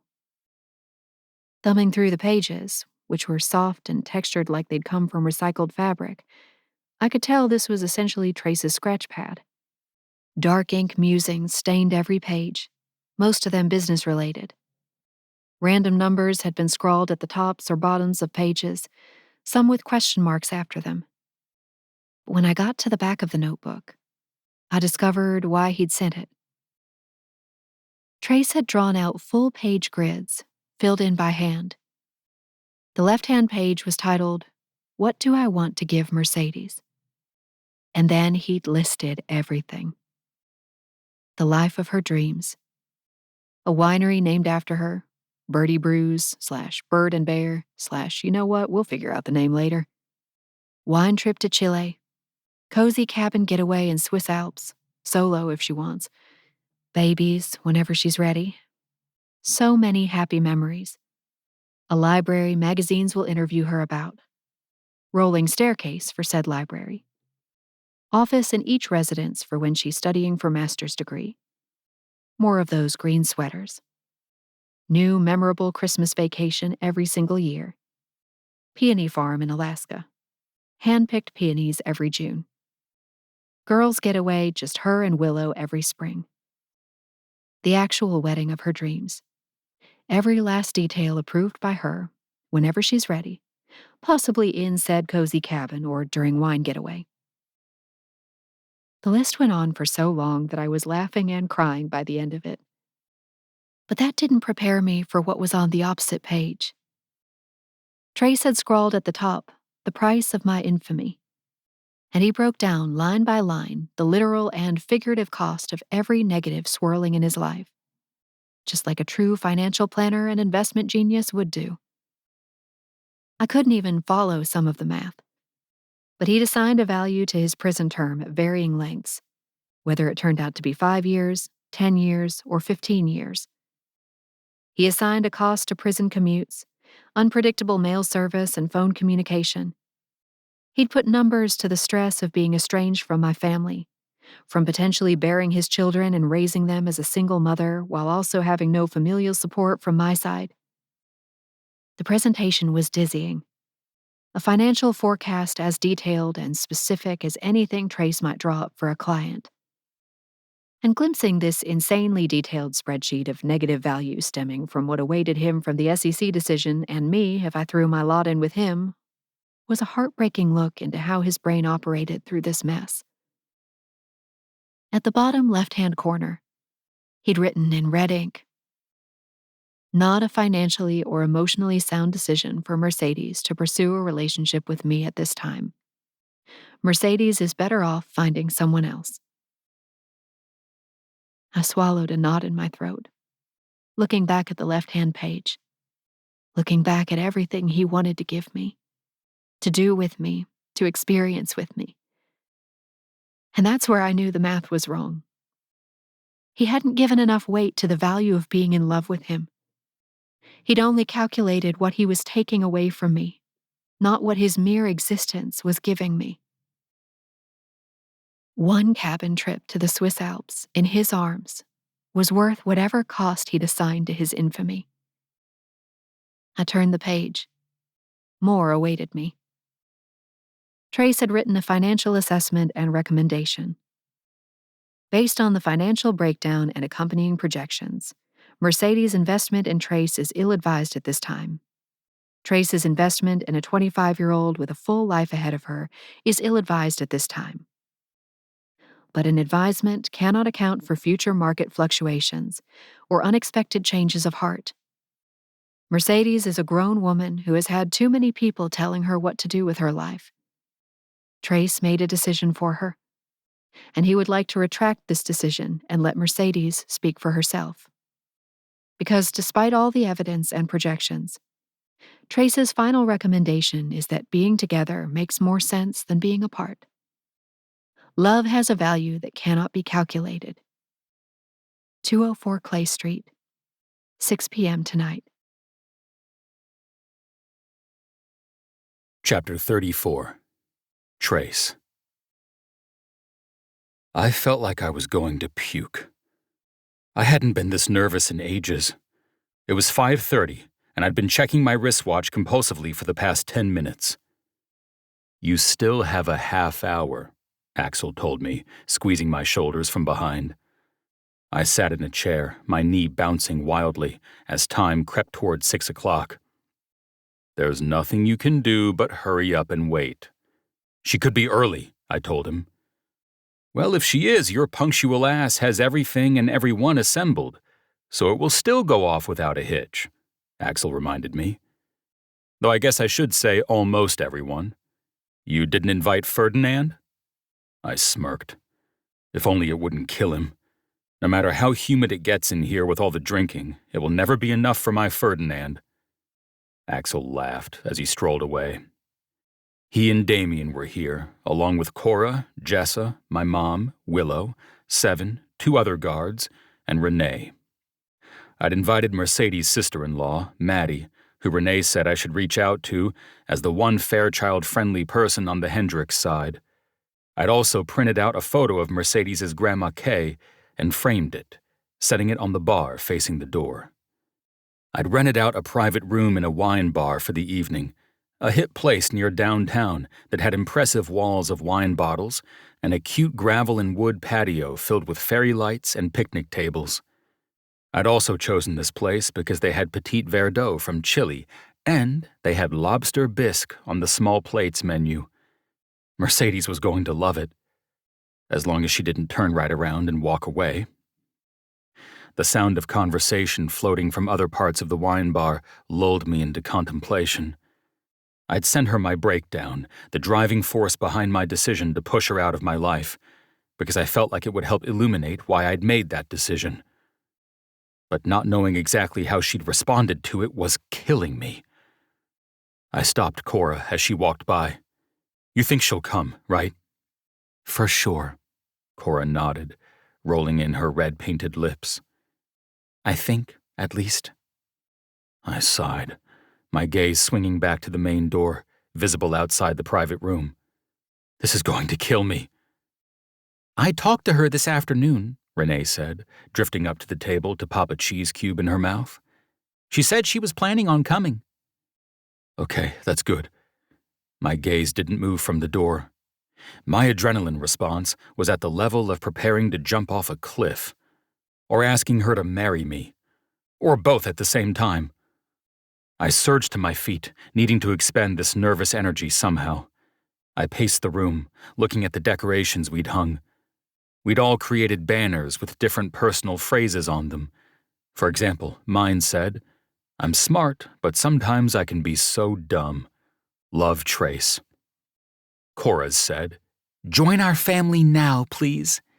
Axel said, The Fairchilds are more than fair. They're the best.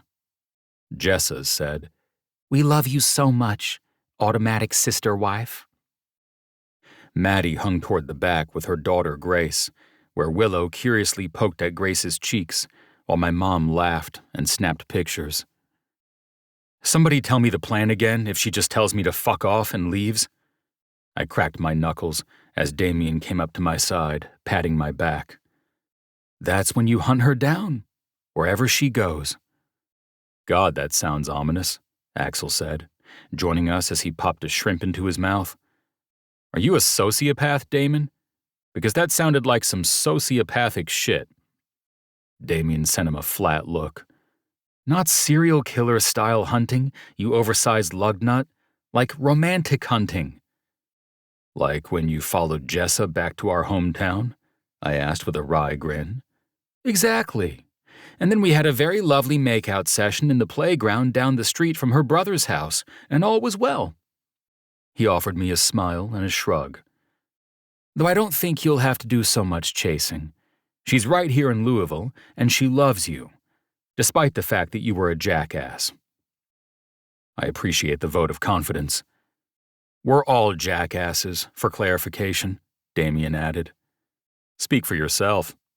Axel winked as he squeezed my shoulders, jostling me before wandering away. I kept vigil on the front door, terrified that I'd miscalculated something along the way.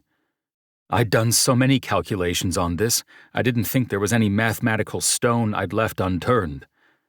Willow toddled up to me, lifting her hands so that I'd pick her up. I'd put her in a pink dress with tulle at the bottom and white buckle shoes. Mom had helped me get her hair pulled back with a little pink bow. She smiled up at me and patted my shoulder. Dada. Are you comforting me in my time of stress? I smiled down at her, suddenly overcome with tenderness. I kissed the top of her head. You are the sweetest. Thank you. Uncle Trace feels better. Seven came up to me, tipping his head toward the main doors. She's a half block away. All my anxiety came barreling back, this time with a few of its friends. I drew a deep breath. She's almost here, guys, I told the rest of our party. Jessa pumped her fists, which Willow tried to imitate, much to the delight of our guests. Jessa and Willow did that a few times together until I noticed the front door opening.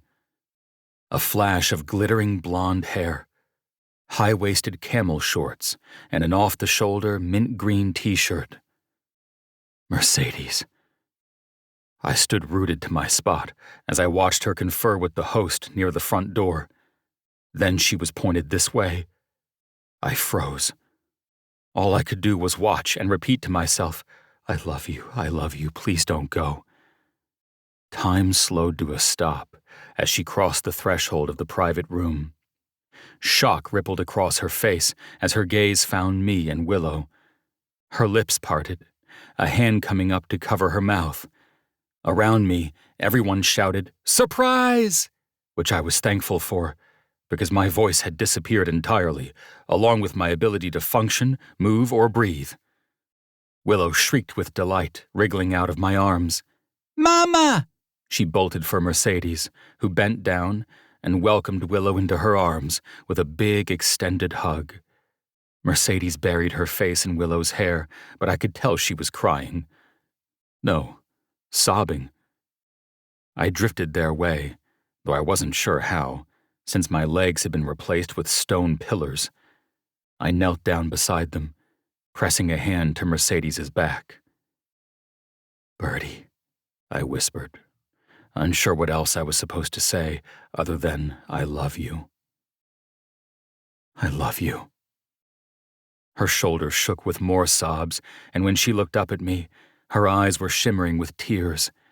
Shock and delight mingled on her beautiful face, and it was all I could do not to kiss her and bring her into my arms. What is going on here? She asked, sniffing. She looked past me and waved with her free hand, not clutching Willow. Hi, guys. Everyone cheered. We're here because I love you. Because we all love you. Because I'm sorry. Because I fucked up and I desperately need to make it right. And, well, because you're part of our family.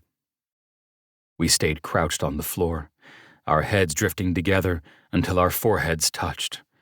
I was lost in her green gaze, and I couldn't pull myself out. Didn't want to pull myself out. Did you read my analysis? She nodded gently, the seal of our foreheads unbroken. Yeah, I did. It was a fun journey through your brain. I smiled. Well, now you're aware of all the risks. You saw the way I tried to make the best decision for both of us. But sometimes the best decisions on paper aren't the best decisions in real life. I was letting fear rule me. Fear speaks my language, logic and reason, and it spoke a lot louder than love. Mercedes's chin wobbled as she watched me. I grabbed her chin between my thumb and forefinger, searching her shimmering green gaze. I don't work right without you, Birdie. I lost you the first time, but I pushed you away the second time. I thought losing you a third time, if I go to prison, would be the end of me. But you won't ever lose me, she whispered, her voice thick through tears. Because even when you push me away, I'm still yours. There's no other man for me but you, Bear. Please take him back, Mercedes, Axel called out. He's insufferable when he's moping. Also, we really, really, really want you to be our sister in spirit, Jessa added with a hopeful smile. I laughed and ran my thumb along her cheek, wiping away a few spilt tears. You heard it from them. Now let me formally make my request. I shifted so that I was down on one knee in front of her. She watched me, her shoulders shaking with laughter, face beaming with joy. This bear needs his bird. You are the fuel for my rocket. Mercedes Hendricks, will you give me a third chance? Third time's the charm, she said, and then she pressed her lips to mine in a long, tender kiss. When our kiss broke, I stood and helped Mercedes up with Willow in her arms. All right, guys, I've got one more chance. She said yes. Not gonna fuck this one up. Everyone around us cheered again. Mercedes laughed and dabbed at her eyes as our friends and family filtered toward us to hug us both in turn. It was a blur of happy tears and sweet words. Willow didn't leave Mercedes's arms, and I didn't leave Mercedes's side. Someone uncorked champagne, and then suddenly we were all lifting glasses toward the ceiling. To the next chapter, Axel said. To turning the page and creating an even better story, Cora added. To third chances and finding your true family, I finished up. Because the trials and tribulations of life can only be endured with less logic and more love. It was the truest thing I'd ever said, and it was the one thing I couldn't have properly accounted for in any of my analyses. There was no value that encompassed this woman, the way she loved me, all the ways we were meant for each other. Mercedes looked up at me with a wobbly chin. We all clinked glasses. Before I drank, I swooped down and captured her lips in a kiss. I love you, Birdie, I whispered against her pretty pout. I have since you were 19, and I'll love you till you're 1,009. Which would make you 1,015, she added with a laugh. Quite the distinguished older man. She pushed up onto her tiptoes and pressed a kiss to my lips. I love you, Bear. I loved you when it didn't make sense, and I'll love you until I forget who you are. Willow clapped her hands as she watched us, her eyes wide. Mama and Dada! Our sweet girl, I said, pulling them both into a hug, pressing kisses to the tops of both their heads. It was moments like these when the doubts tried to creep in and tell me how much I'd be missing if I went to prison. How hard it would be not to be able to hold these two each day, to wake up to their smiling faces. But I wouldn't cut the joy of today short just because of the unknowns of tomorrow. Let's eat some lobster bisque with our family, I told her. She gasped, excitement shining in her face. There's bisque here? Of course. It was the first requirement. Well, that and the petit verre d'eau, which is coming later. And the ability to use a private room in order to beg my woman for forgiveness. And of course, free rein to hang these custom banners. I gestured toward them behind us. She twisted to read them, a big smile pulling at her pretty lips. When she faced me, joy poured from her, and so much tenderness filled her eyes that I thought I might choke on my own happiness. I know we've been reconciled for approximately 10 minutes, but just know, I am now unhinged. If you aren't careful, I'll ask you to marry me by the end of the evening, I told her. Laughter poured out of her. My smile was so big my cheeks hurt. Well, you are my rocket, after all, she said with a wink. Also what you'll come like later, I murmured into her ear. She laughed and swatted at my chest just as Axel came up to us. Okay, listen. I love that you two are being all lovey-dovey over here, but we need to chat up this wonderful woman you so rudely pushed away from us, okay? Fine, fine. I held my palms up in submission. She's yours. Mercedes sent me a toothy grin as she danced away with Willow in her arms, following Axel into the group conversation happening with the rest of our guests. Mercedes and Maddie hugged, followed by my mom, while I stood off to the side and took it all in like the teary-eyed sap that I was.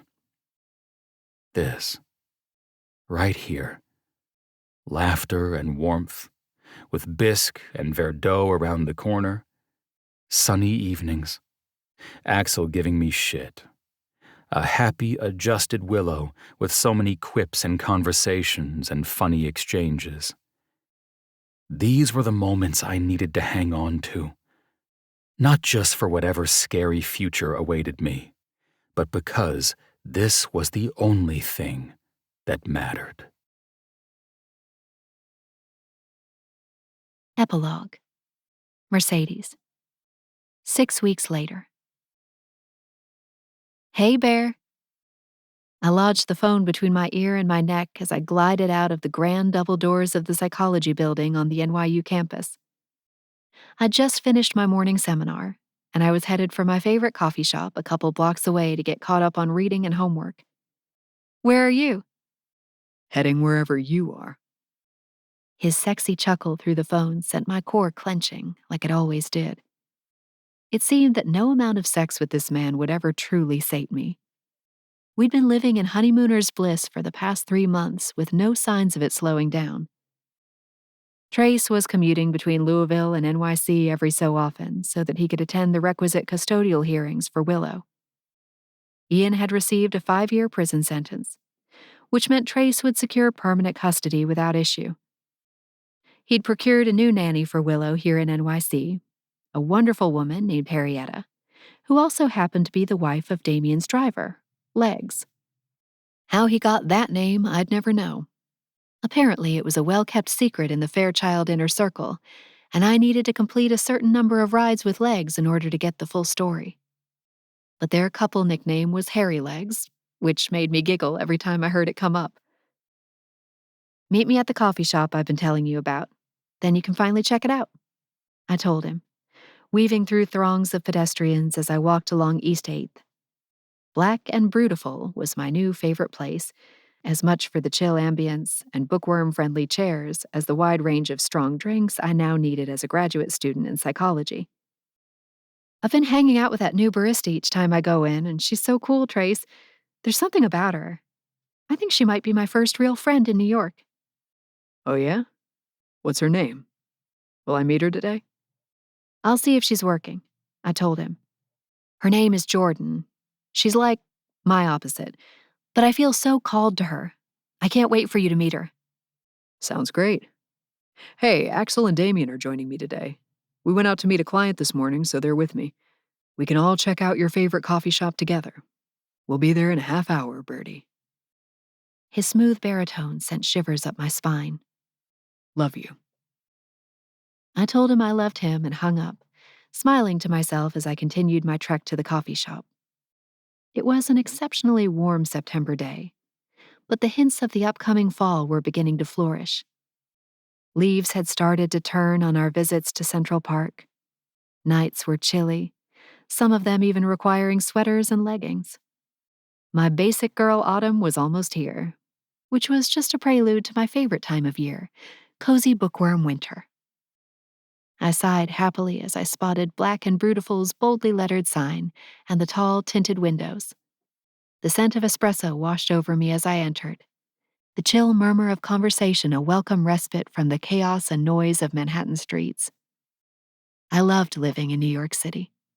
The fascinating characters on every street corner, the isolated togetherness, the towering buildings that seemed to cradle you as much as they challenged you. But as a bookworm introvert, I loved the quiet spaces tucked away where I least expected. The garden nooks on the roofs of skyscrapers, the calm corners deep inside architectural behemoths, where you could still hear a pin drop and the freeway seemed like it was on another planet. The way the view from Trace's penthouse, where I lived now, because it was only a few blocks from NYU, and I loved the man so much it made my heart ache, made it seem like the rest of New York was caught inside the snow globe, and we were the observers causing the storm. Mercedes, there you are. Jordan's voice was the first to reach me as I approached the glossy black coffee bar. She was a punk rock angel. At least that's how I saw her. She was everything edgy my conservative Southern upbringing had lacked. She had striking blue eyes that seemed to pierce my soul. Her dark blonde hair was swept back into a low bun, the most conservative thing about her. Her bare arms showcased tattoos I would have stared at if we'd been anywhere else. Shiny jewelry dotted her face. Her septum was pierced, along with her nose, and a whole array of earrings lined the cartilage in her ear.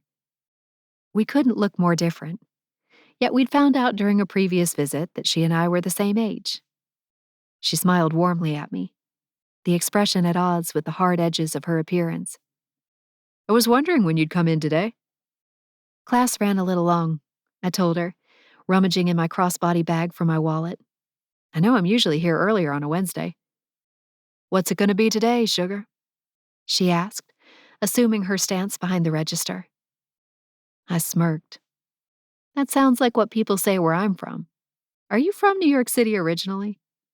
She scoffed. Definitely not. I'm from Kentucky. No way! I slapped the countertop. Me too! What part? The tiniest town you've probably never heard of, she assured me. My boyfriend is from Kentucky too, I told her. He'll be stopping by later with his brothers, who are also from Kentucky. What a small world. We should start a Kentucky group here. Maybe a Kentucky recovery group, she said with a smirk. Yeah, I could use one of those. I laughed, pulling my credit card out. The Fairchild credit card, with my name on it and everything. I'll take my usual. An oat milk latte made better by your prowess and attention behind the espresso machine. Her grin was ear to ear. See, this is why you're my favorite customer. That, and now we know it's also because we're both secretly from Kentucky. I inserted my card in the reader as she started my drink. Nobody was behind me in line, so I lingered near the espresso machine. How long have you lived here? I just moved here about a month ago and I'm still not used to it. It takes most people about a year to get used to it, she said, if they stick it out that long. This city can really chew you up and spit you out. You have to be a certain type of masochist to really enjoy it. I've been here going on 4 years now. Came here after getting my undergraduate and never left. I nodded, thinking about her words. I never really considered myself a masochist, but I guess there's a first time for everything. Everyone's a masochist in New York. Jordan nodded as she pulled the shot of espresso for my latte. Just give it time. She finished off my drink and handed it to me in an oversized clay mug at the end of the coffee bar. I'm not sure if that's a threat or a promise, I murmured, taking the big cup into my hands. Jordan's laugh was sharp and genuine. Maybe a little of both? I took my drink and wandered to the nearest comfortable seat, which was right near the coffee bar and Jordan. I settled into the oversized armchair, set my latte down, and rummaged through my backpack for my class materials. Trace showed up less than 10 minutes later. He and his brothers walked in, the formidable trio they'd always been, commanding the attention of everyone inside the coffee shop. Dressed in their typical designer duds, business casual to the extreme, they didn't necessarily look any different than anyone else on Wall Street or working in finance in Manhattan. It was just that special je ne sais quoi. The air of men who'd started from nothing, built their empire from scratch, only to have it threatened. As Trace would say, his garden of fucks was barren. And that was the Fairchild special sauce. There you are, Bertie. Trace took his sunglasses off as he headed my way. I popped up from my seat to wrap my arms around his neck. The familiar scent of him, spice and leather, wrapped around me, soothing any stress I'd accumulated so far today. A low, happy hum rumbled out of him. God, I've missed you in these 3.5 hours we've been apart, he murmured. I miss you even when I'm next to you, I returned. He pressed a kiss to my lips through the laughter. That one wins. Damien and Axel stood behind Trace, waiting for their chance to say hello. Hi, boys, I said with a little giggle. Damien saluted. Axel just smiled and shook his head. How was the meeting today? Boring. Axel said. I'm ready to overcaffeinate myself. I can help with that. Let me get it. I've been wanting you guys to meet Jordan. I led the brothers to the coffee bar, where someone was currently placing an order. I just found out today she's from Kentucky, too.